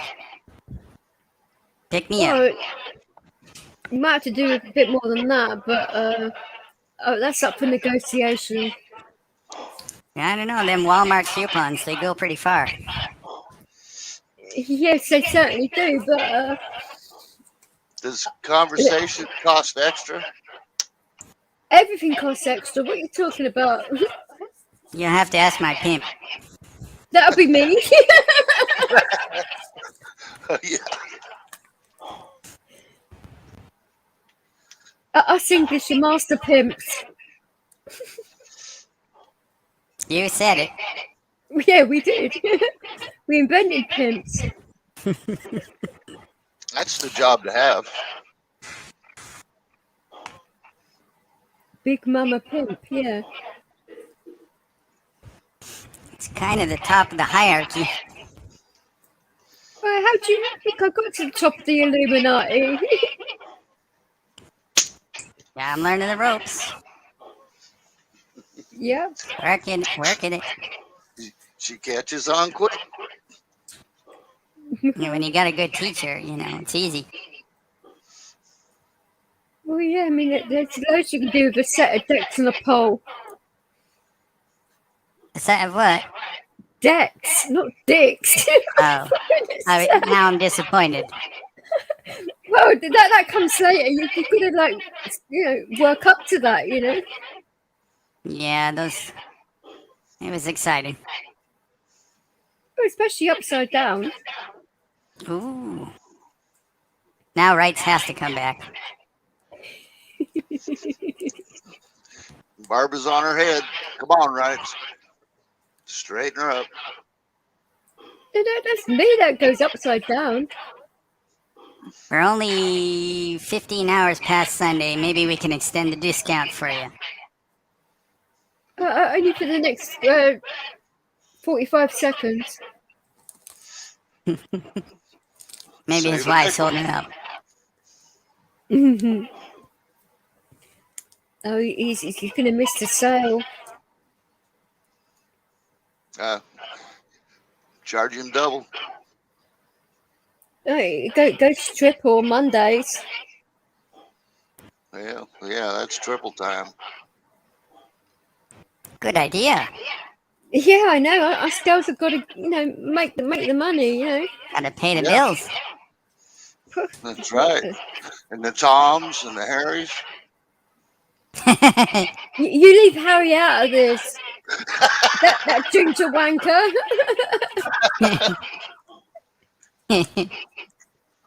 He's not. Notably, you missed out the middle one. Oh, we never miss out the middle one. Certainly is a family show. And he's in our family, yeah. Oh yes, all in the family. Their bloodline is so pure. Purest. We like to keep things clean in our family. Yeah. Incest is the game the whole family can play. Oh, for fuck's sake.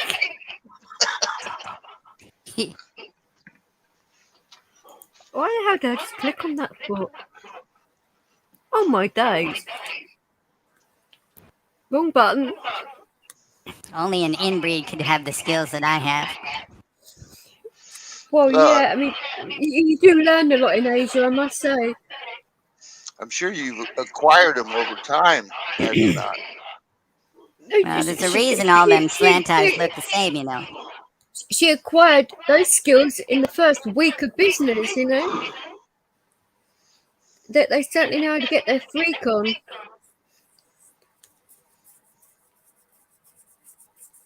That was part of the entrance requirement.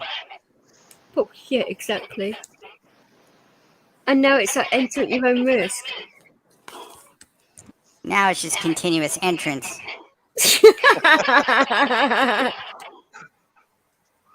Fucking hell. I'm better at that part. Sure you are. Oh god, I'm definitely gonna have bloody nightmares now. I was planning to get some sleep today. What a bitch. Just doing my part. Or like to all make us me Texans even more do, bloody tired. Yeah, great. Oh, I'm gonna be like a moody cow tomorrow if I don't get any sleep. I'm just picking up the slack while Nude isn't around. I'd like to meet this guy one day. Well, yeah, I mean, he says he wants his one back, but can't be that bothered about it. It's done me the world of good. Oh, yeah? Mm-hmm. Do you share? Very sure. I didn't catch that. I said very sure. Very sure? No. I was asking you, do you share? Oh, share? Yeah. No. Oh. No, it's staying hidden until he finds it. So you're a Wanda horde. Oh, I certainly am, yeah. I'm Barbara, you're Wanda horde. Yep. We make good sisters. Mm-hmm. All in the family. Certainly is, baby.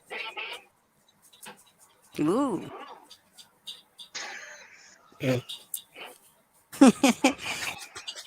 Oh god, I'm turning the fucking brightness on this screen down. Fucking hell. When you reboot your phone, it turns all brightness back up and that. Fucking hell. She's just trying to wipe the sweat off her forehead, What, by using my phone? She's a little warm after this conversation.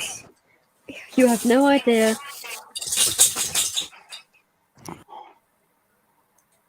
Enlighten us. No. That is for another panel. Yeah, I'll hear it in the sisters' washroom. We have different pronouns in the family, you see. But next time you can actually use my sister, my other sister. But by the time she got off her lazy ass and done something for the family. Are you proposing we're gonna have a threesome? Oh, and sleep with my sister? You're gonna be fucking joking.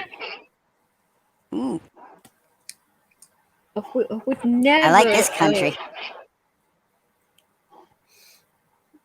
No, there'd have to be so severely like fuck for that to happen. There'd have to be which? Enough Well, sake? really fucked up. No, there's not enough sake in the world for that. I mean, Jesus. You could have like sake, fucking JD, and all the alcohol in the world. It wouldn't make a fucking bit of difference. I'm not fucking going there. Not with her. Oh God. But you said all. Never mind. That's far for this panel. We are X-rated. Yeah, we certainly are. It's one way of getting banned off YouTube, isn't it? Especially while I'm here. Right, sleeping? You said he'll be right back. Yeah, that was what, 20 minutes ago, wasn't it? Something like that. I think he went to go get another coffee, but the thing is, he didn't say he was going to drink it too before coming back like last time.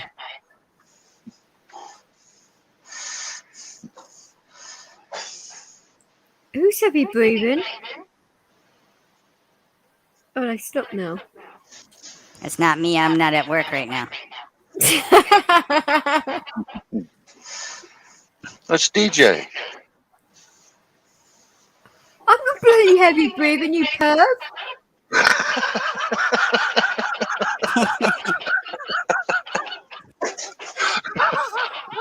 I know I'm English and I get the blame for everything, but that wasn't me. Nobody else heard it. It's just the effect I have when I'm around these panels. You know, everybody heavy breathes. I'm used to it already. Oh, look who it is. Look who's in the chat. Hello. Hello. Hi, Chad, you right? You gonna try some sake?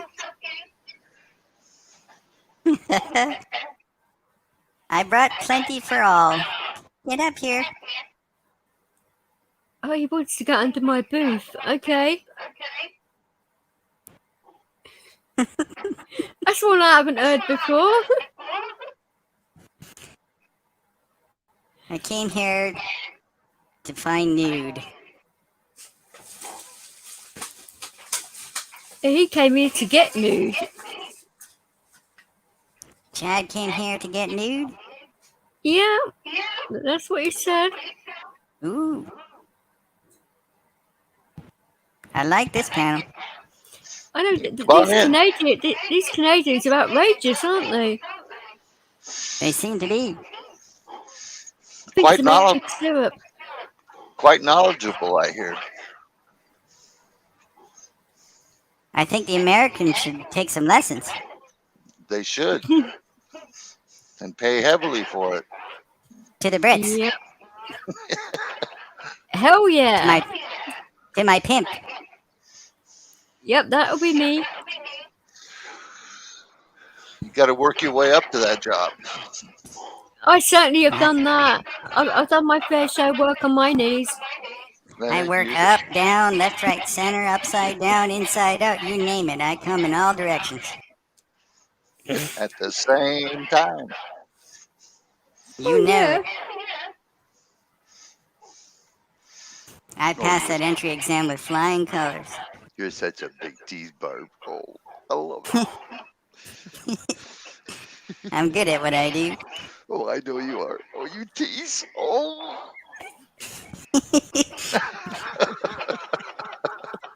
Oh, goody. Candy.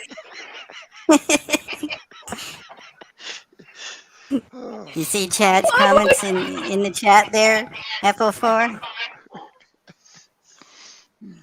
Oh, Chad's scared of the bobs.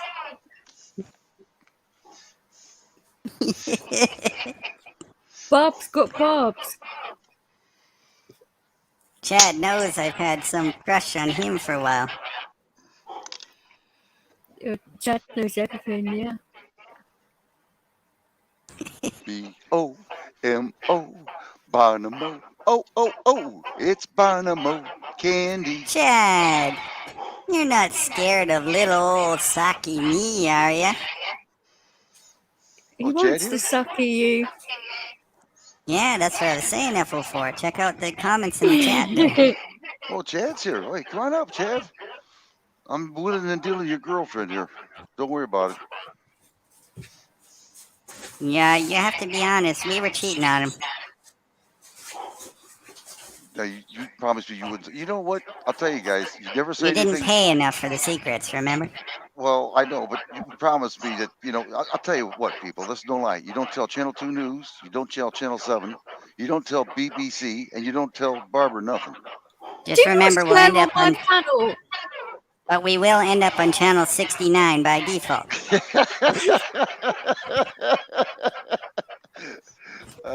No getting around that one. There's nothing like a yin and the yang, No, quite. Yang yang saki. In the hall.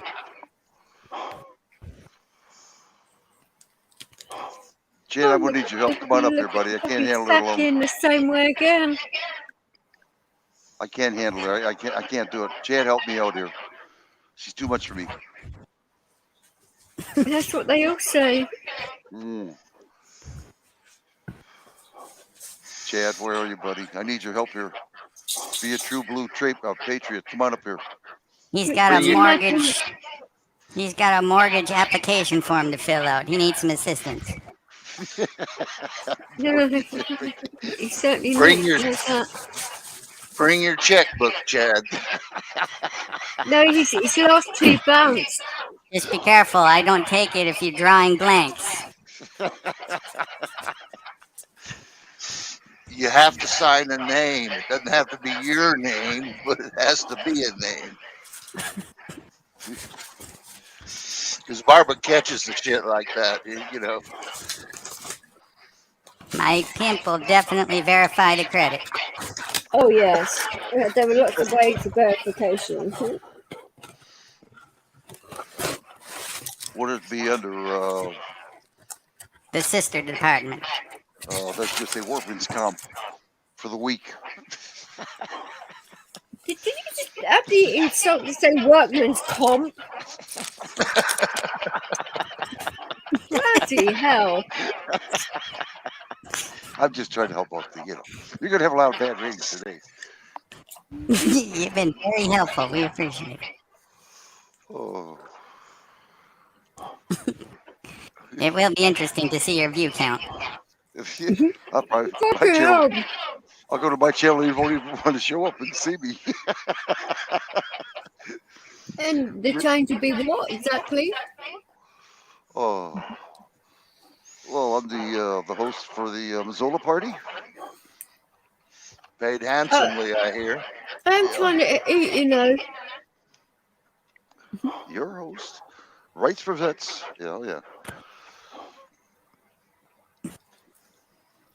Yeah, they're going to need a whole lot more rights after that. I'll tell you Chad, what. What's the matter, you chicken shit? Come on up. I know you still have that rug rash from last time, but come on. It don't burn that bad. We got the oil. Yes, we do. Oh, yeah, we got extra lube this time. We're working on Barbara's special signature tonight. We need a tester client. I'll tell you guys a little joke, and ladies too. Are you ready? Mm-hmm. Ready. Okay. Always ready, but yeah. Bring it. Joe Biden, every morning, they have to have the president to run outside, jog a little bit. And it was wintertime. And as he's jogging, he sees somebody urinated on the snow and it said, "Joe Biden, bite me." Well, that offended him. He says, "Who the hell's?" He says, "Who the hell's doing this? Peeing on the doggone snow, right in this, Joe bite me." So security says, "Don't worry about it. We'll find out." Next morning, he goes out there. Same thing again. And urine on the snow. It says, "Joe bite me, eat shit." Now that furious Joe bite me He says, that's it. I want to find out who the culprit is. He's peeing on this doggone snow and raking this shit. He says, I want to know it now. An hour later, security comes back. Says, well, we found out. Well, who was it? He says, well, it's Campbell Harris, but it was his wife's handwriting.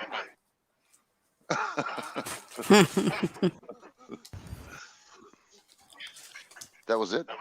Oh, come DJ, on now. did Biden remember to pay his bill on Sunday? Did he fuck? You know, I know he forgets he has a senior discount and all, but... And the CIA said they're going to take it out of their trust fund. Has anybody told him he's in the rears? Yeah. Ever since I turned the age of 12, he kind of forgot to pay them bills. I don't know why. He does a sniffy, does he, before he, you know.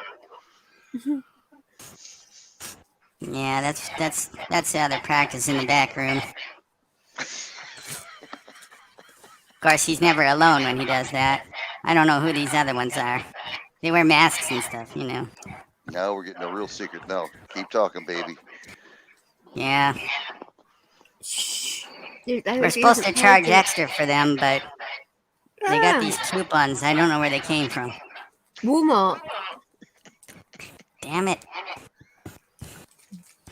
I'm going to have a talk with him. Poor Biden. Gotta be careful when we send out them Preparation H coupon on Sunday discounts next time. Yeah, next time we won't, then Max will get can cause a riot. That's right. One of these days I want to tell a good joke. That would be a first, yeah.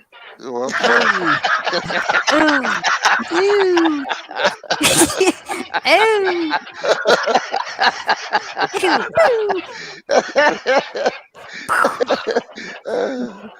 was cruel. That was cruel. I loved it. That was so bad, even I got turned on.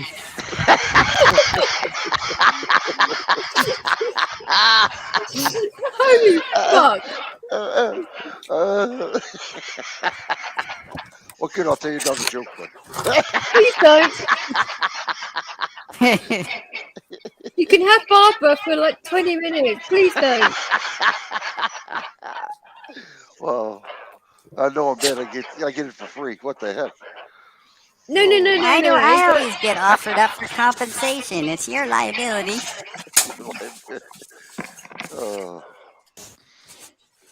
Barbara's taking off for the team. Yeah, I seem to take them all for the team. I am the team.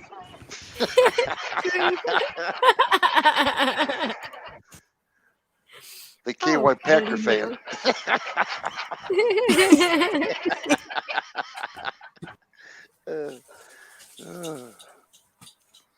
Just pack me more while I grow my bud. Oh, shit. I gotta find. I can't find this. I'm trying to find something, and I can't find the damn thing in my phone. I must have erased it. Son of a gun.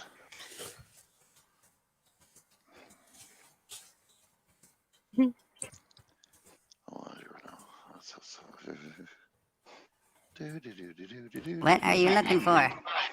You'll see the short as soon as I find it.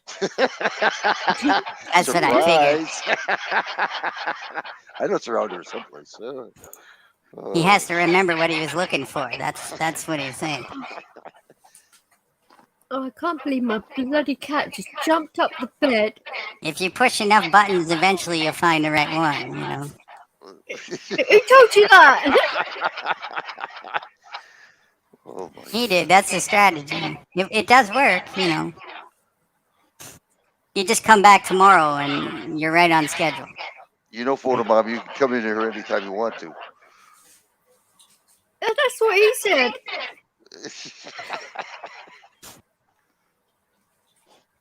I think he took off on us. Oh, he's on mute. It's right. You think I can find this doggone thing? No, I can't find it when I want to. I think Michelle still has a bit of echo there. Yeah, I know. It's Michelle. Michelle's a bit of echo there. No, I don't. Yeah. Hang on. Let's see.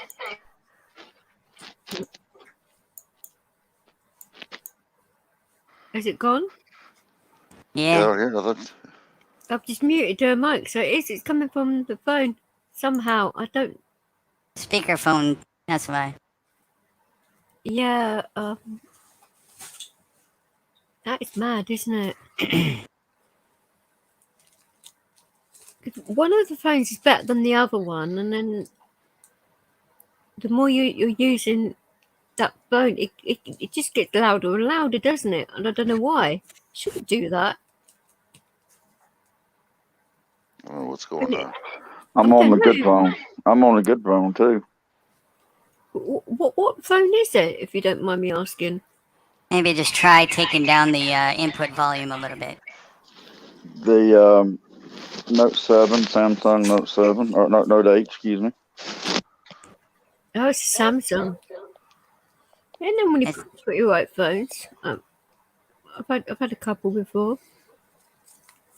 Actually, I've got one now, but I just don't use it at the moment. It's a trade-off when you turn off echo cancellation. So he'll sound clear like he does, but then the echo will be there.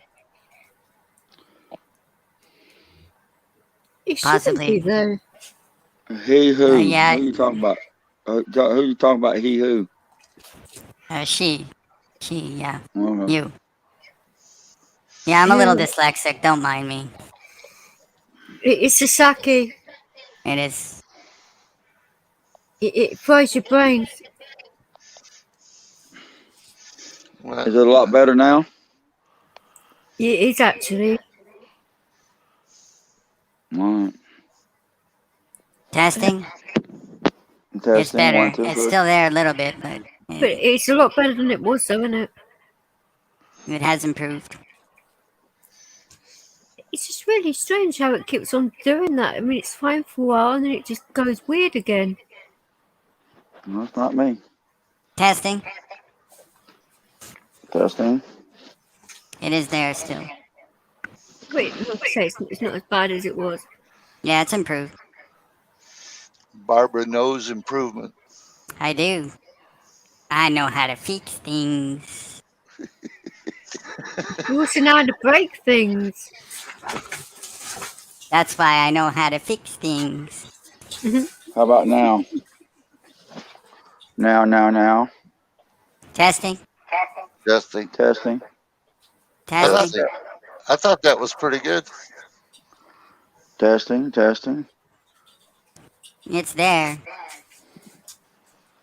We'll deal with it. It's alright. Better than that clipping sound. How about now? Oh, I think testing. Well, yeah, it's still there. How about now? Testing. What is that clipping sound anyway, do you think? It's gone, but the clipping sound's on. Well, what is that, though? I checked the automatic adjusting volume off. Yeah, it's like Morse code. MI6? No. No, I don't know what you're talking about. Bring MI6 into it. I mean, yeah, that is the foreign department, isn't it? Looking for beauty. Chad says, yep. Broke me, Barbara did. Well, are you Brokeback Mountain now, Chad? The dog agrees. You didn't do the dog as well, did you, Barbara? Oh. Well, it was in the contract. We did get paid a bit more. I found my thrill on Barbara's Hill. Oh, God. I ran up and down. And she's running still. Stand by your man. So I can identify him in the lineup. Jeez, oh man. While I'm at the gate of Walmart. Oh, Chad said he's mind fucked now. Chad, what the hell are you doing? He's excited. Oh, is that what it is? Guarantee. Leave Oliver alone. He's broke and mind fucked. A double whammy. Yeah. We need a hat trick. We need a hat trick. Give us a hat trick, Chad. Give us a hat trick. Well, only English can do that. I don't know. We need your help, buddy. Come on up here, please. English are good for hat tricks. What do you need Chad's help for, by the way? Tighten them handcuffs? I can't handle it anymore. You're just too much for me. I need help. Yes, you certainly do, but you're asking Chad for psychological. You really in the contract for next time. You really expect Chad to give you psychological consultation, do you? After look at him. After I've been through him. I guess it's what happens. You go, it's like you go to Alcohol Anonymous in groups together. I get it. I just can't take it no more. You've been barbatized. Well, I've been barbatized. Barbatized. Oh. If I had a good friend called Chad, but no, he won't help me out. Maybe it's because you pawned him off before. Didn't you say you're gonna bust his balls over this Barbara thing? Oh. Oh my God, I'm in trouble.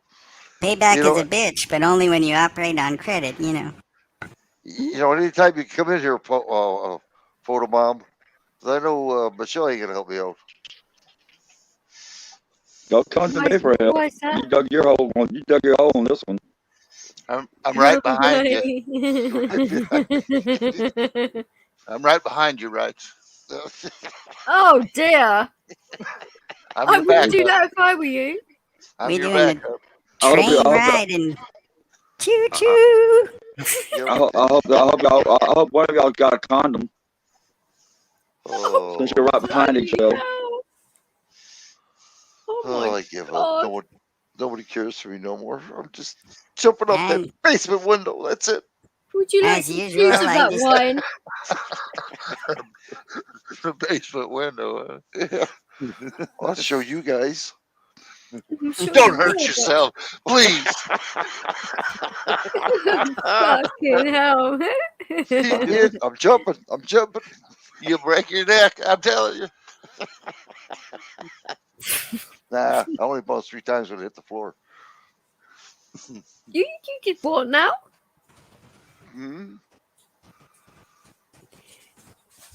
I said, you did what now?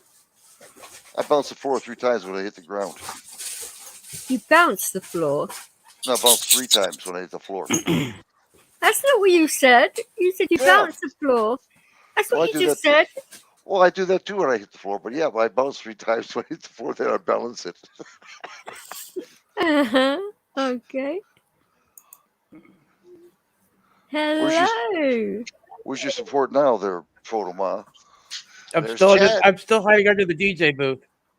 Oh, there he is. Oh, I'm still hiding under the DJ booth. Hello, big boy. It's been a while. Do you like your view from there? Yeah. We still need to work on taking care of them blue balls. You remember?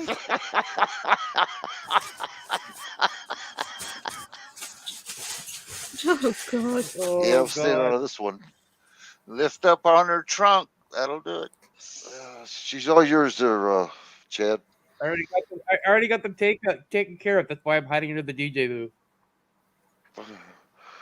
Oh, my God. I'm sorting that out for you, am I? Oh, okay. It's not nice of you to ask, isn't it? Oh, that's too much. Oh, it's safe. It's safer. I'm a blue ball specialist. It's safer down here. It's safer down here to the DJ booth with Leo. That isn't Leo. That's right. That's not Leo. That's not Leo sitting beside me. That's Willy the Wonka. Pee Wee Herman. Well, I know your legs under the. I know your legs under the booth, DJ. Yeah, those are certainly mine, but Make a note of that there, pimp. We take care of blue balls on Sunday. Okay, writing it down now. Where did I We put know that we're pen? going to have a lot of customers. Yes, I might have to help you out on that day. That's You're not possible. Tag Tag team style. Hell yeah.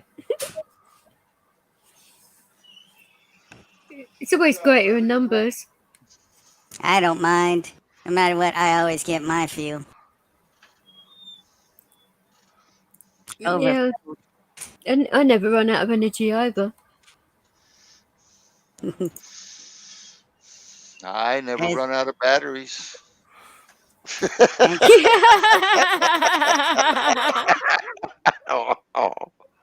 You haven't tried me yet.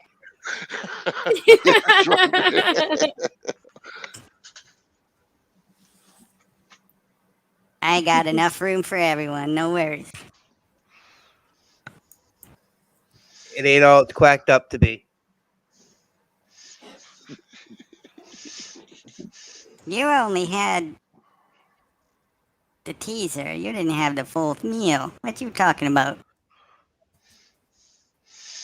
Well, if that was the teaser, I don't want the full meal. Ooh. Are you sure? Yes. I don't think he's very sure. That didn't sound too confident to me. You know So, he's just playing hard to get, right? So how did you happen to know, Chad? By accident? Everyone knows Chad by accident. I'm trying to be polite. Oh, bloody hell. I'm not. I don't want to embarrass Barbara. Embarrassed Barbara. Behave yourself. Good luck on that one. I got no shame. There's definitely no shame in Barbara's game. Fucking alright.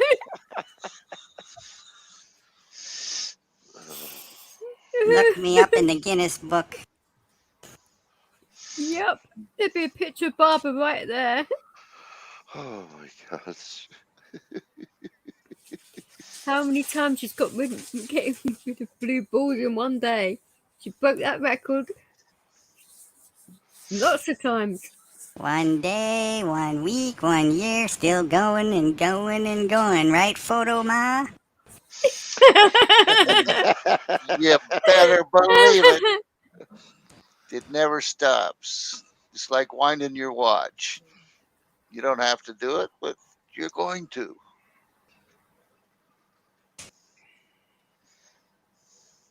What's the big hand say? It says you better watch the little hand. It's a little fly. Little fat. It gets underneath those spots you never knew you had. You know what I mean? No, explain that.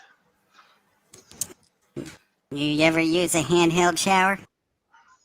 I have not. Gotta try it sometime.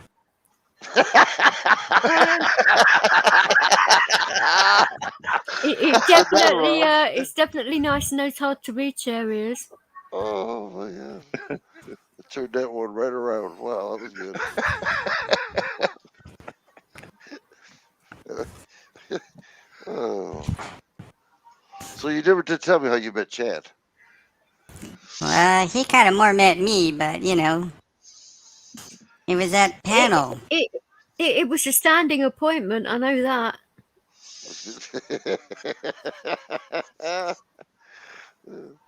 Which is always on my knees.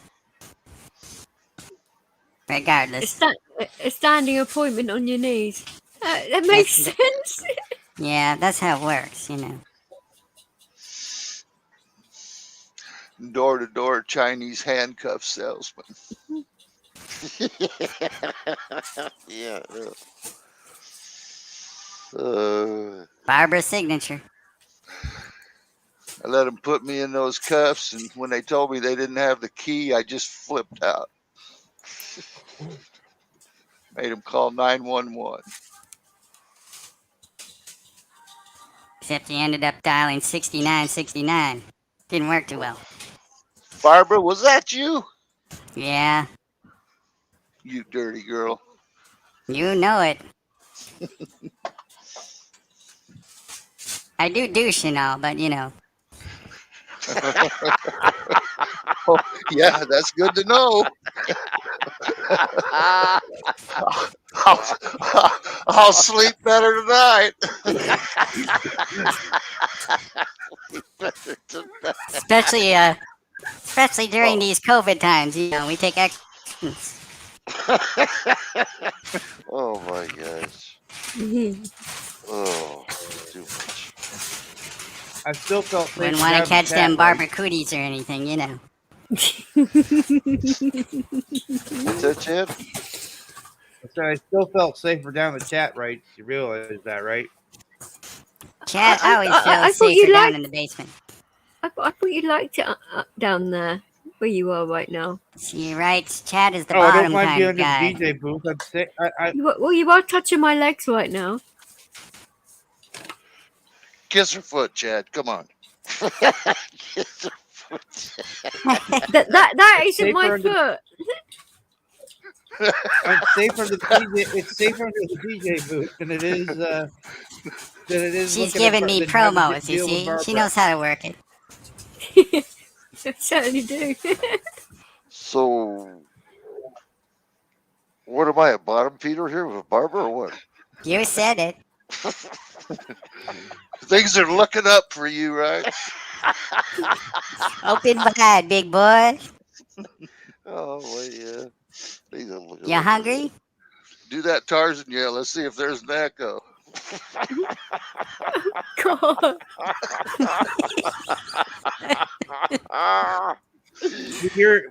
Right, be careful. The boss shit. Be careful, the boss might whack you with the fry pan.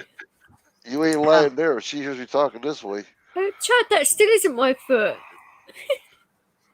Oh my god. That is pretty funny. What, my foot? That too. It is if you get in that funny position, I suppose. You know, the one we tried last time. Yeah, working on that. I learned quick. Yeah. Chad likes to be on the bottom, you see, right? You're the top. Okay, well, can you move me over there a little bit, DJ, so Chad can get at the bottom there? Yeah, you might as well put me where Chad is and vice versa, you know. I work best from the side, usually.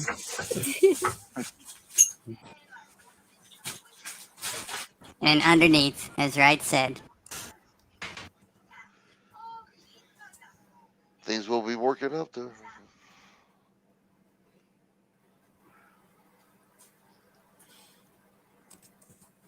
Chad, did you go to your therapist yet?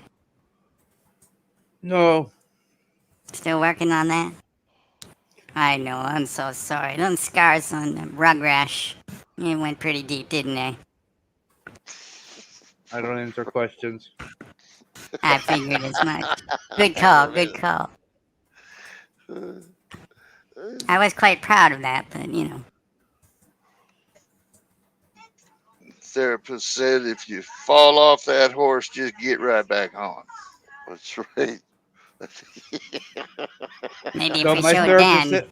My therapist told me to stay away from Barbara. Maybe if we showed Dan, he'll be more inclined to participate next time, you know. Next time. Oh, dear. Yeah, he ran away too early. You scared Dan so bad, I haven't heard from him in months. Yeah, he went to bed. He went off to another country, didn't he? He went to bed, and so far, he still haven't woke up.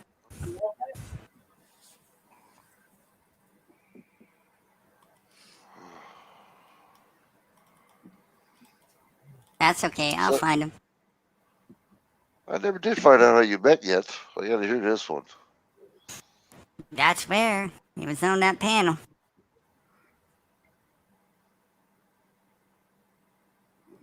One hot girl. I'm still traumatized Here's over my it. friend. She was hooking us up.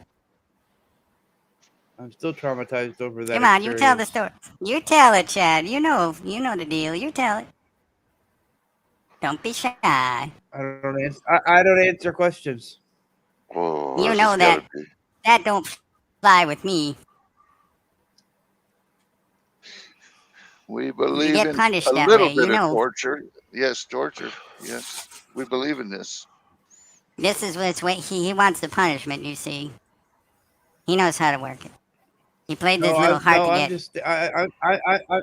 I'm just happy staying here in the DJ booth. No, that's my foot.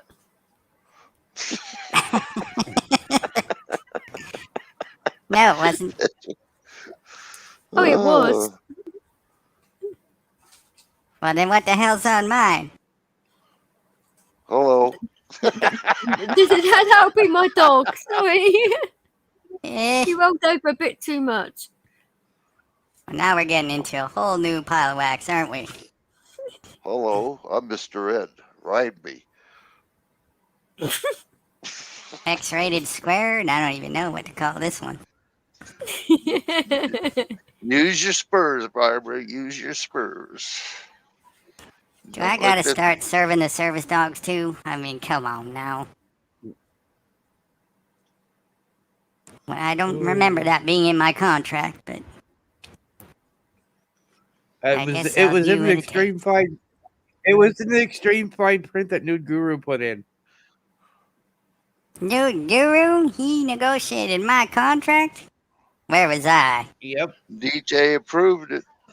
Drunk on sake. Sorry, what did I approve now? I forgot. Barbara's contract. Oh, yeah, I proofread it myself, yes. There's some kinky shit in there. I can tell you.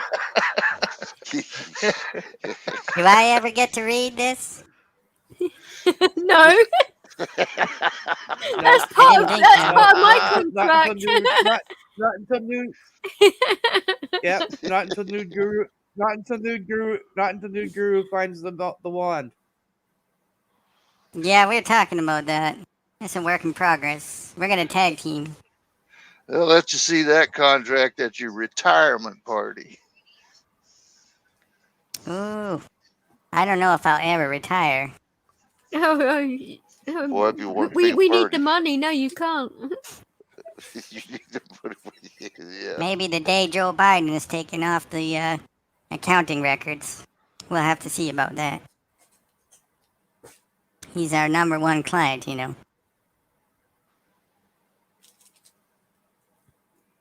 Ever since about what age again?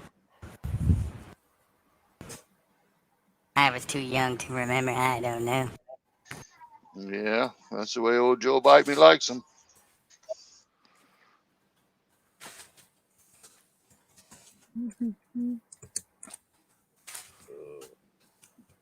Land of the free, home of the brave. They teach us how to salute, you know. I have to do that. I have to salute to that flag. A 5-finger salute. You got it.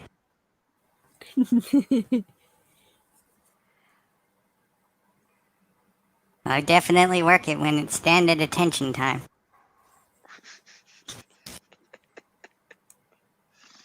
Why everybody so quiet? You don't want to know. Something going on under the table here? Maybe I gotta take a peek here. What's up with this? Tell us what you see down there. I see. Please don't. Yes, please don't. Oil festival.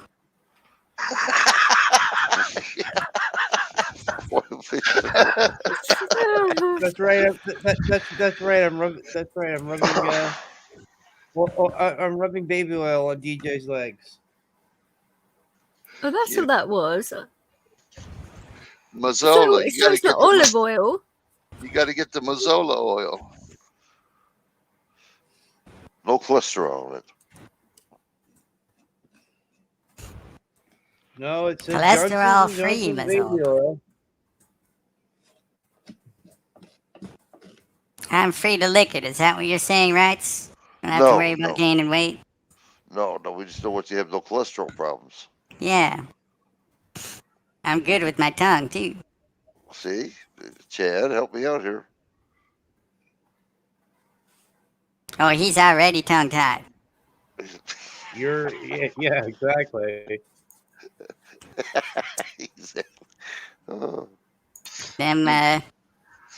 Them handcuffs go real well, you know, from China and all. Perfect time to pierce that tongue.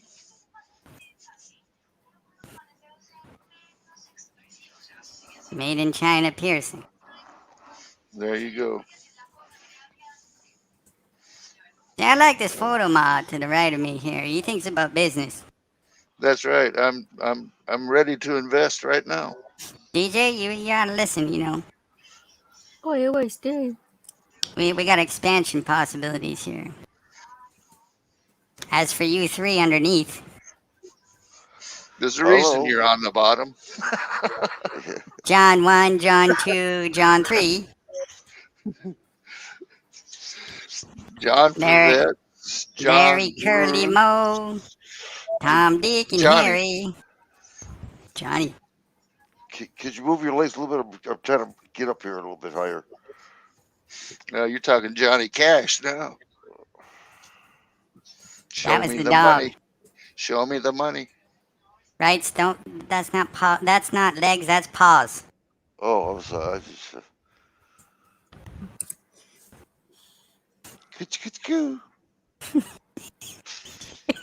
I tell you what, Jumbo. The answer is no. I mean, I've been live now for what, 11 hours and 15 minutes. Fucking hell. Barbara, can you do me a favor, please? Depend how much it costs.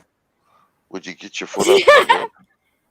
No, she likes it on the head. It's getting kind of heavy. That's what they all That's say. definitely what she said, yeah.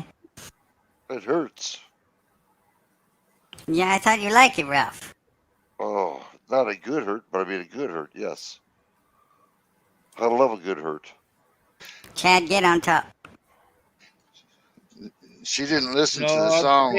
I'm staying right under the DJ booth where it's safe. Oh, we should show her that song later on. Stand by your man. Oh, yeah. Only in this case, it's stand on his head.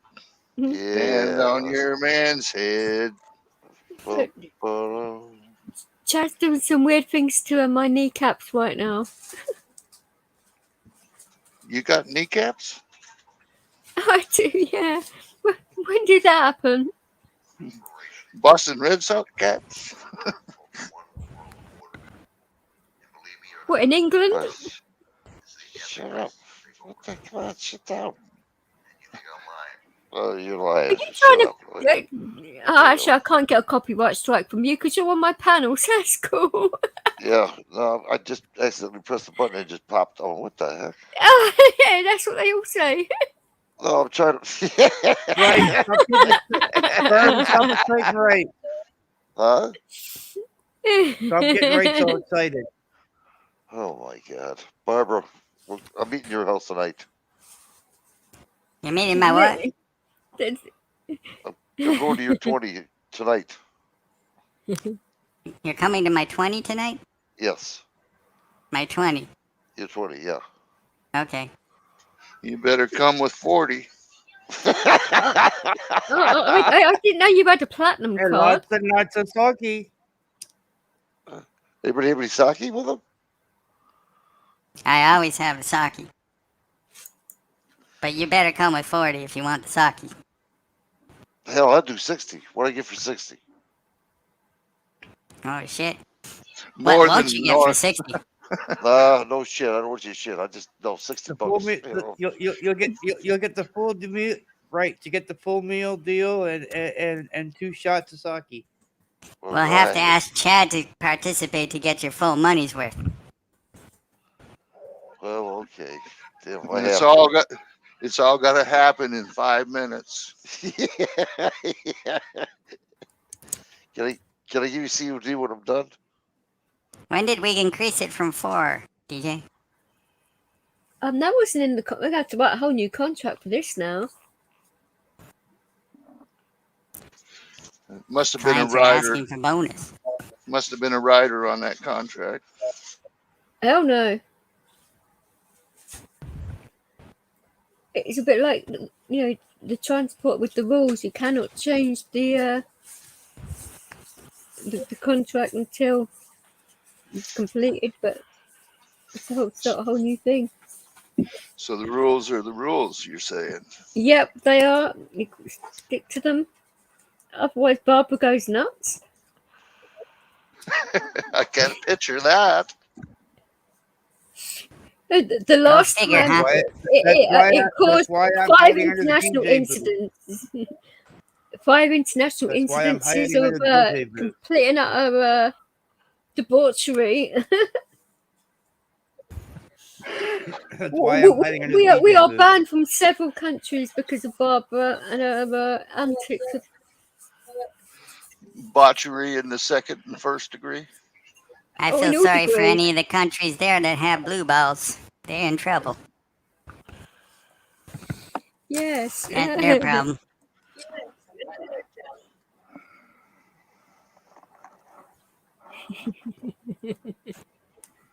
I'm a G-rated Barbara. G-rated Barbara. G-rated Barbara. There ain't nothing G-rated about you, Barbara. Oh, there's something definitely G-rated about me. I'll tell you that for sure. I'm an R-rated mama. I'm an R-rated mama. Gotta look deep inside, deep inside.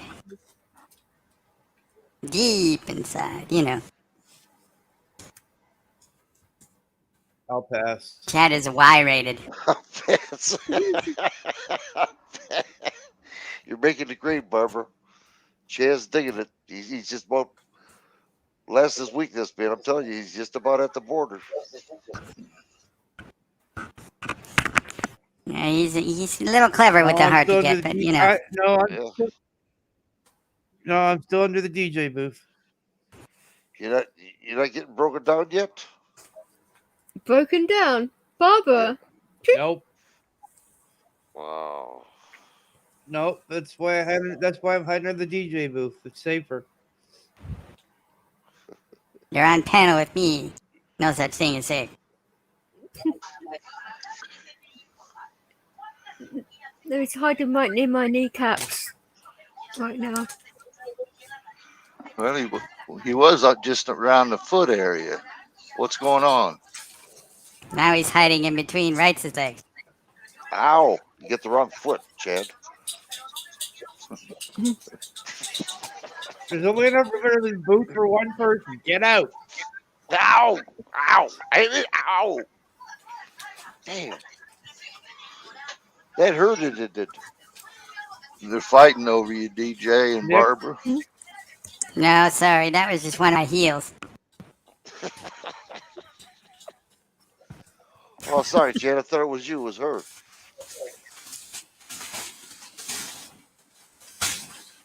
I want to say, but I'm under the DJ booth. How can I be hitting you? Yeah, I'm sorry. I should have known better. Barbara's sneaky, I'm the one pushing. I'm the one pushing you back out towards Barbara. I know, but it's hurting. Them stilettos she's got on her heels are killing me. All the men I know, they like it rough. Save him, Chad. Save him, Chad. No, Chad, give me 5 minutes. No, stay there. No, pull his hair. Come on. Sorry. There's only enough room under the booth for one person, and maybe Leo. Maybe Leo if I let him. I mean, if you let him. He is your master. And I am his, so that's the way it works. You knew that by now. That's true. Is Leo the one up there talking in my left ear telling me what to do? No, that was my first one. She passed. Leo is slightly different. Let's see if I can I'm curious if you listened or not. Oh yeah, I'm about ready to bark. That's good. Learning the ways. Yeah, this is Leo. I've changed my avatar picture. This is Leo. Okay. Yeah, that's a nice looking dog. Oh, he's a beautiful dog, but he's 75% bull mastiff. He's not full, not like my other one. She was a pure breed. Yeah, She was a lot bigger than him, but yeah, very big enough. She looks a little narrower in the face there. Oh no, her head was a lot bigger than Leo's, but he's a body lot too. more. Oh yeah, she was very muscular everywhere and solid, and I've got 3 head marks in my door where some idiots thought that they would try and break into my house, that they didn't believe I had a dog because she never made a peep. She didn't bark at all.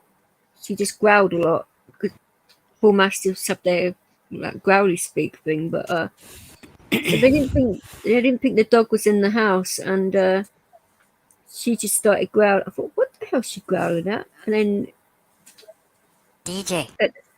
Then she just charged at the door and like tried to break through the bloody door. Yes, darling.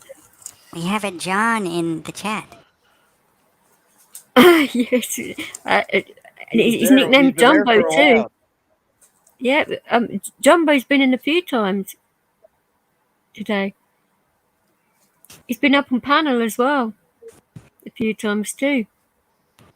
I have to follow what you taught me whenever we have a John around. Oh, I know. Be prepared, Jumbo. She loves a good John. It's in her contract. Everything's in that contract. Signed, sealed, delivered.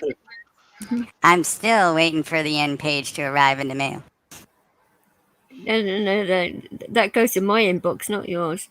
Yeah, that's what I figured. That's why I'll always be waiting. Yeah, they're always trying to hold that certificate over your head. It's on a boat somewhere in the middle of the Pacific Ocean, waiting to dock.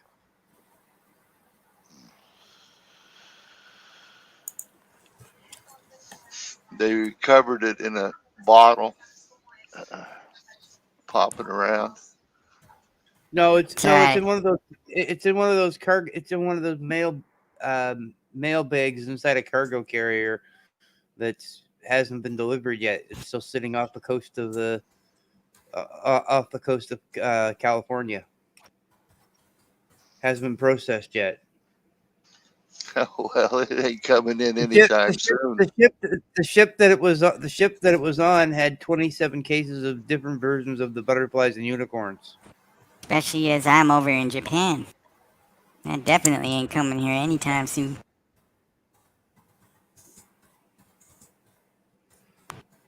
That's okay. I got enough sake for the wait. Certainly no shortage of clients. No. Rights alone is a repeat. We could probably retire. Oh my God. Yeah, I guess. Well, his wife loves it because it saves her energy. So we put she put a few clauses in that contract too. Yeah, she needed a break.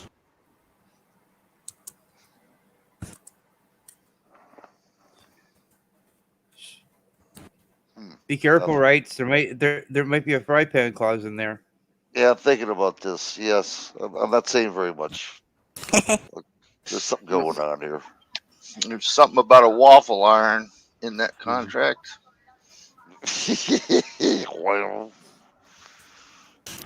She's the one who told us you like it rough. I mean, I already knew that already, but well done, Eddie.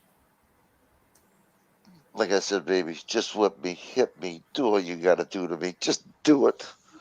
Lock me up, chain me, boil me in oil, give me a handcuff, slap me I'm around. just taking notes. Hold on. Chain me. Whack me. Slap him around. Lap around. Whack me, tie me up to. What was it? Do the whitey tighty on me. Whitey tighty. Tompkins' ears are piping up now. Oh, wait a minute. That doesn't surprise. That doesn't surprise me with that cheeky monkey. Well, he's a repeat client too. Oh, you've been two-timing me, Barbara? Well, she does love the Haagen-Dazs. She doesn't. I've been every time in you. 2 times over squared. That's how I work.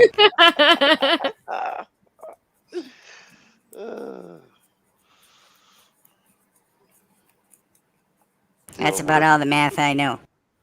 She's been roasted more than the rabbit.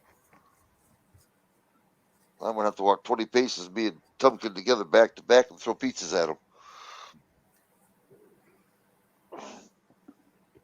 Like that.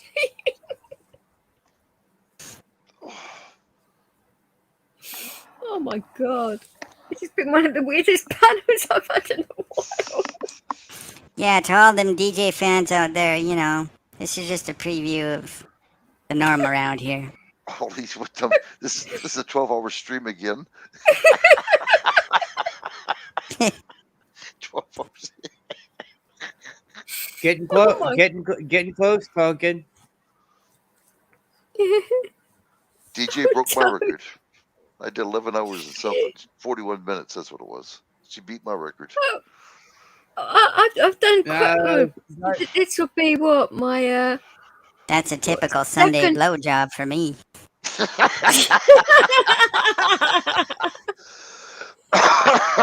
hours. Oh my Man, god! you better Uber. This will be my second 12-hour stream on this channel, and goodness me, I've done 18 hours on somebody else's panel after I did a mad stream myself. Wow, 18 hours. That bloody yeah. That's a long time. It got me when I was in a good mood that day. I was just about to. I just got from my panel and shut down. He said, "I'll come over to mine for a bit." I said, "That'd be a quick one." Fucking 18 hours, a bloody quick one. 18 hours. Goodness me, I was certainly bloody tired that day. Oh, fucking hell. But the average stream that I've been on, what, 9-10 hours. That's just nuts. 9 or 10 hours. Whew. That was a rough one.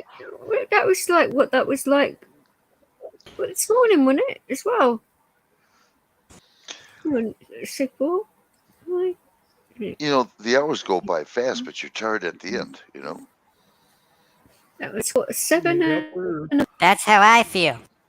7 and, no. I said that was a near 8-hour bloody stream this morning, wasn't it? 11:30, wasn't it? It was closer to midday, I think, and it was what, 4? So that'd be 11 o'clock here then. So yeah, and then I had to it was around 11:30 when he ended this morning. I sorted Leo out and then listened to some music to wake me up a bit because I knew I had to do a live stream. And now look, fucking 12-hour stream. Jesus Christ. Oh, I'm gonna. Well, you know what? I think you're gonna have your producer with you from now on. What kind of producer do you mean? Barbara. I can produce. Right on cue. Oh. Oh, yeah.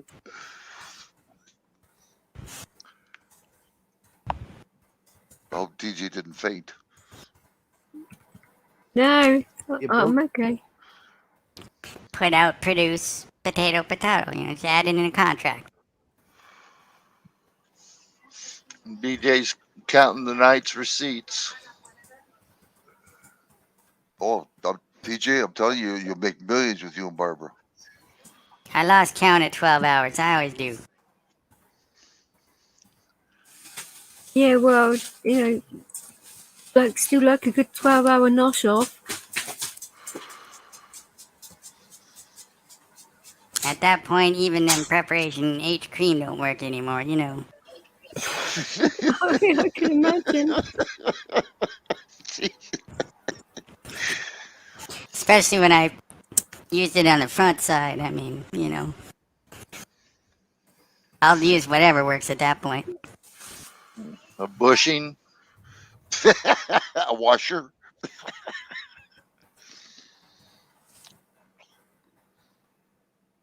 A gate valve? Giving me ideas. I'm writing, taking notes, keep going. Duncan said, I've never had a quick one. Isn't These that are good true? ideas. Did you catch those notes? I was getting at a washer.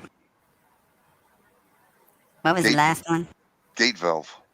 A gate valve. Mm-hmm. What on earth is that? Oh, it's it's what you use for your water pipe, and when you want to shut it off, you turn the handle. What kind of water pipe?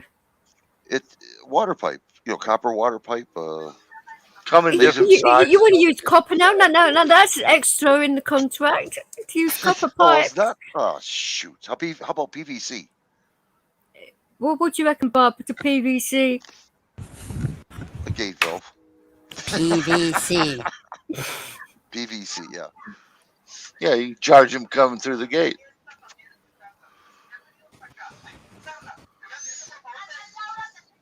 Toll booth. That's not a bad idea. That sounds like my diaphragm. Hey! The Nova Scotia government can give you some tips on that. They had a toll on the highway going into the rest of the province just past Cumberland County for over 21 years. 21 years. Yeah. Duncan, have a question for you, DJ. Got another one? Surprise. I asked that too. What You does say, he wanna DJ, you know? ever have DJ, have you never had a quick one? I answered that already. Oh, where was I? Yeah. I don't know where you were. Always a busy lady. You like multitasking somewhere. You stay under the table too long and you miss all the action, you see? Yeah. That's what happens when you're under the table. You were drinking. Where do you think I was? She was under the DJ booth with me.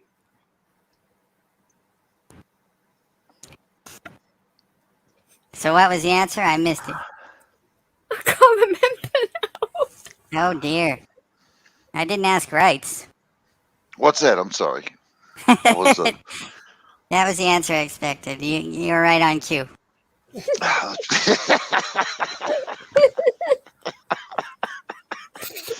Yes. Yes. Oh, bloody hell.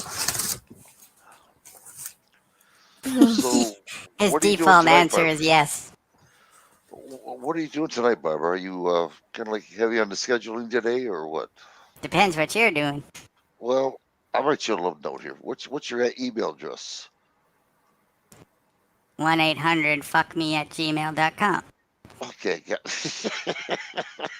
Of course. Yeah, well, I should have known that one. Okay, yeah. All right. That's how you remember my email and my phone number at the same time, you see. You're clever. DJ's idea. Well, TJ's idea. I'll send you a note. You can tell me what time you're available. 6900. 6900. You got. Wait, I got to go out and get another clock. That's what I asked too. Well, DJ told me to meet her at 16:30 at the StreamYard, and I had to go buy a 24-hour clock. It cost me $200. That's not the problem. The problem is, and the question: did you make it for 6900? 69. I don't have a clock for that. 6900. But I'll Get try on whatever it. it is. I'll try. DJ, maybe you should send that as part of the promo pack. Yeah, I think I might. The only question is, will he remember to wind the clock? That's a Probably not. No, knowing me, I'll probably forget. You probably hook steam to it. I hope you at least remember to press the start button. Oh, wait. Is that what He'll I be was sitting there at 6500 waiting for 6900 to come next week still, you know. Yeah, Where the hell is it? He'll be sitting there scratching his head. I'll be to say if they use it, I'll be I'm so confused. That's why you hook steam to it. You blow that steam whistle. Then you'll be looking for where to plug the damn thing in next. But you know, the thing runs on batteries. Just ask Photomod. He'll hook you right up. I never run out of batteries. Oh, us ladies like a prepared man. We always like a good supply of batteries. I've got packs and packs of batteries. Yeah, but they're the right size. Oh yeah, different sizes. I'm a guarantee fit. Mine are rechargeable. Yes, going and going. Yes, they are going. Yes, they are. They charge on the go. I got just the plug in. She actually comes with solar panels. Wow, the windmill technique. I like that idea. Whee! Watch her spin.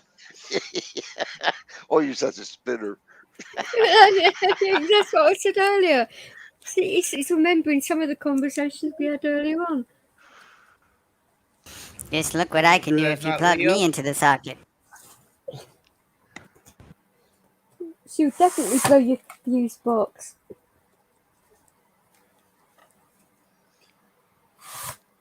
Hero's an altar boy with a kid. Now look at me. Can you move out the way? For goodness sake, Missy. Now you're an altered boy. I definitely have two settings: 180 volts and 210. I thought it was 240 over here. 440 there. It's 240 over here. I need three-phase. Three-phase, yeah. And a ground. Three-phase and a ground.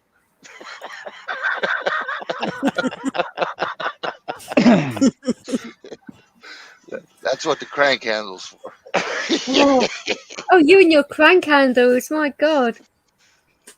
You don't know there is one for every occasion, isn't there?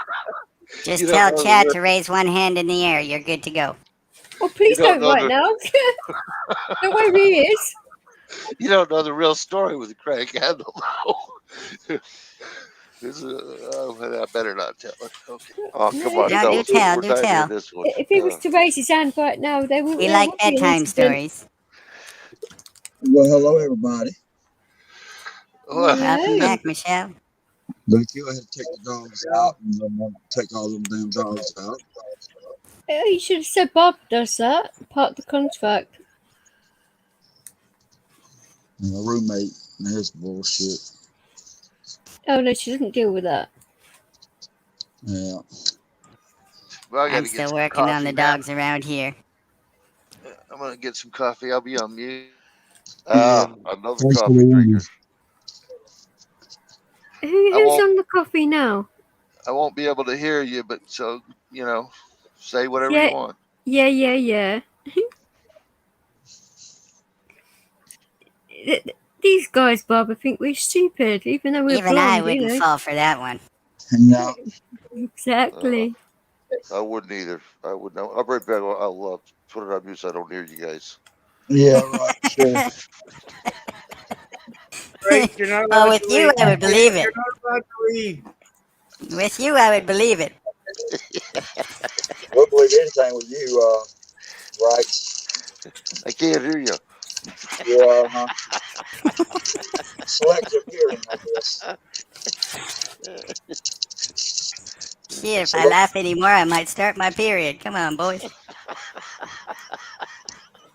Or pee your pants, one of the two. Thank you, DJ. That's all right. I just remembered that last time you got moved out of position, and that it took you weeks to recover. That was just a physical scarring, let alone the mental one. What the heck, GJ? You showed special favors. A mental mind fuck can be nice, but it wasn't with Barbara. Pardon? I said I was told that the mental mind fuck can be nice, but it wasn't with Barbara. A mental mind plug. Yeah. A mental mind fuck can be nice. Oh, fuck! So if it's a plug, I was going to say, what did she confuse it with a butt plug instead? Sorry. You asked for that one, Chad. You fell a mental butt plug. Well, I'm just taking notes. He asked for that one. He walked right into that one. Men are so gullible, aren't they? Yep, they're so gullible. They dig their own holes, and then they expect us to give them a lifeline. No way. I don't think so. You women are just man haters. That's all there is to it. No, it's not. No, we're not. I don't hate men at all. No, I don't either. It's just our business for me. Yeah. That's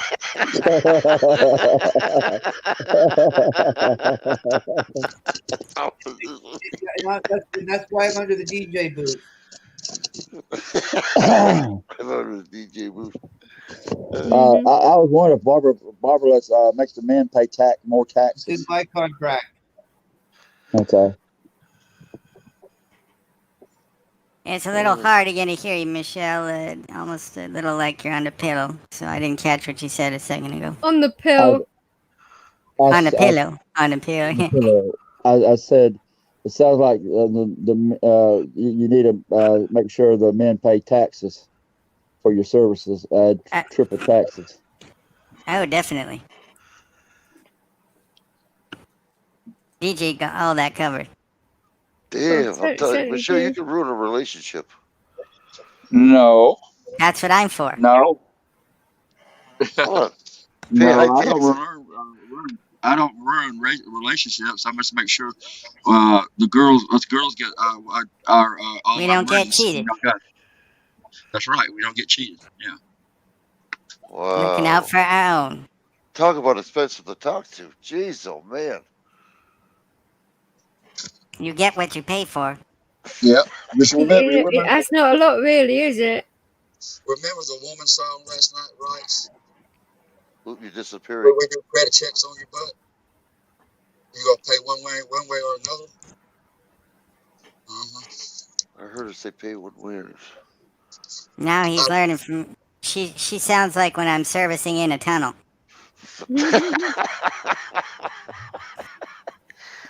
I can't. She's far away. It turned from under the pillow to in the tunnel. How about now? Test there you go. Yeah, there you go. Yeah, you're good. Okay, I said that I'm not a home wrecker, not by a long shot. We just want to make sure y'all men pay for what we do credit checks on y'all before we do anything. Damn. Remember the woman song that was in the woman song last night? She don't like except for the orgasms. It's a woman song. Just go back and play it later. You'll understand it. If you need a coloring book from Fisher Price, we can get you one. Coloring book. Yeah, I want a drawing of this. A lot of guys do need some kind of diagram to get it done, Well, Oh no, they need to follow the dots. Their drawing book. This is what I'm saying. You know, that you need a lot of help. Want to see that, just connect the dot type of book. Oh, she's disappearing again. Well, I'm doing the best I can on this raggedy ass phone. Raggedy ass phone. That's my fault. I'm in the tunnel now. Get out of here. Go on the other side. Well, I thought that was Wrights in his stilettos and his nice red dress with a slit at the side up to his hips. No, he stole that out of my closet. Yeah, I know. He was too cheap to buy his own. He just stole mine.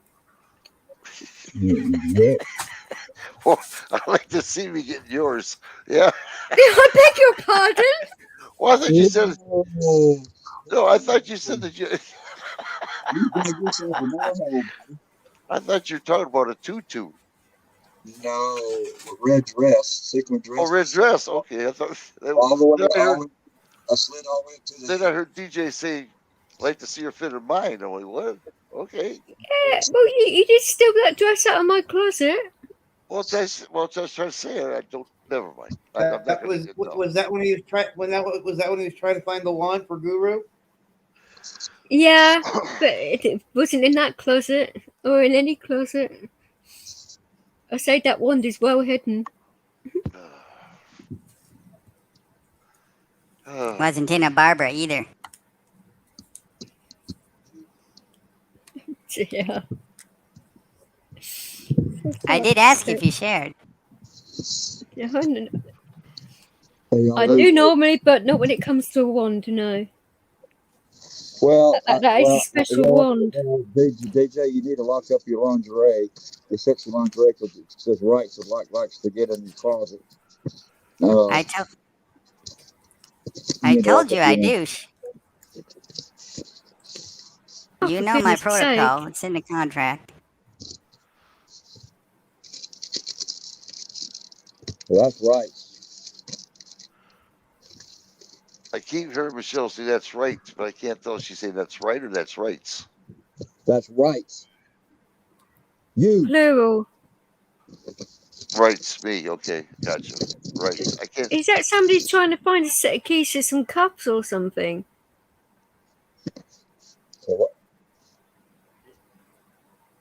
Let me mess with my audio again. Make sure we're going right. You said finding some keys and cuffs? That's what it sounded like. It sounded like someone's trying to find some keys to some cups. They are down there. I think that would be securing myself under the DJ booth. Okay. Chad, you're bad. He's sitting there handcuffed to the table leg, playing hard to get. You see how this works? In leather. But Chad, that is not a table leg. That's my leg. He's handcuffed himself to my leg. I'd sooner be cuffed to your leg, honey.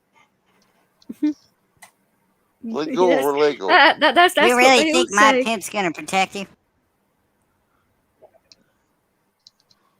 Say what? Let go over Lego. I said, you really think my pimp's gonna protect you? Ooh. Oh, Chad. Who, DJ? What's that? Who, DJ? That's my pimp. Who, DJ's your... Yes, I'm her pimp. She'll protect me. You really think that my pimp's gonna protect you? And what do I get out of it? She's gonna protect. She's gonna protect your wallet. Guaranteed. And your checkbook and your credit card. It's in the contract. Yep.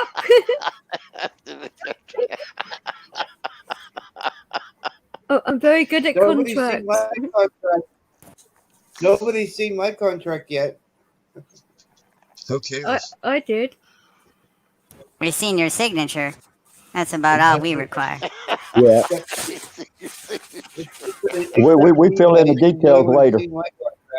And if you're not capable for writing it, we just take your fingerprints. That'll do. Yep. I don't even need those. I got his DNA locked right inside. No problems. Oh, God. My DNA has not been anywhere near you, Barbara. There's no squirming out of that. No, no. Oh, my God.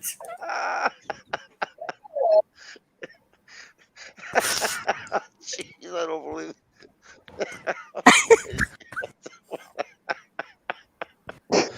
Oh, this is worse than a fart in a church. Actually, that's better than the fart in the church. What you talking about? I know how to compete. I knew that was coming. I knew that was coming.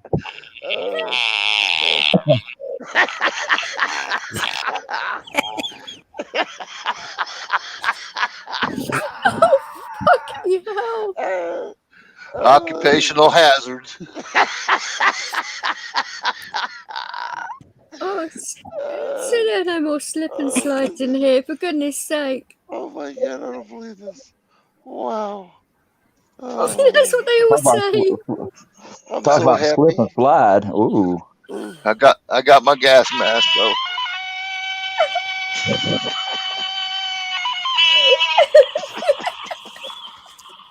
Even I'm excited now. I think instead of a slip and slide, it's more like electric slide. Oh shit, I forgot about that. What the hell? Shut up, shut up, shut up. That's Timber. He's rounding up the elephants. They got to stampede the village. Shut up.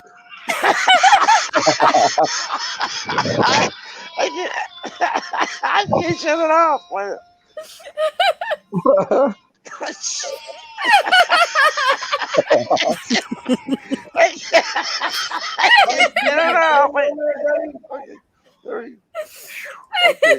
Okay, I got it. Sorry about that. Are you sure? Oh, yeah. What the?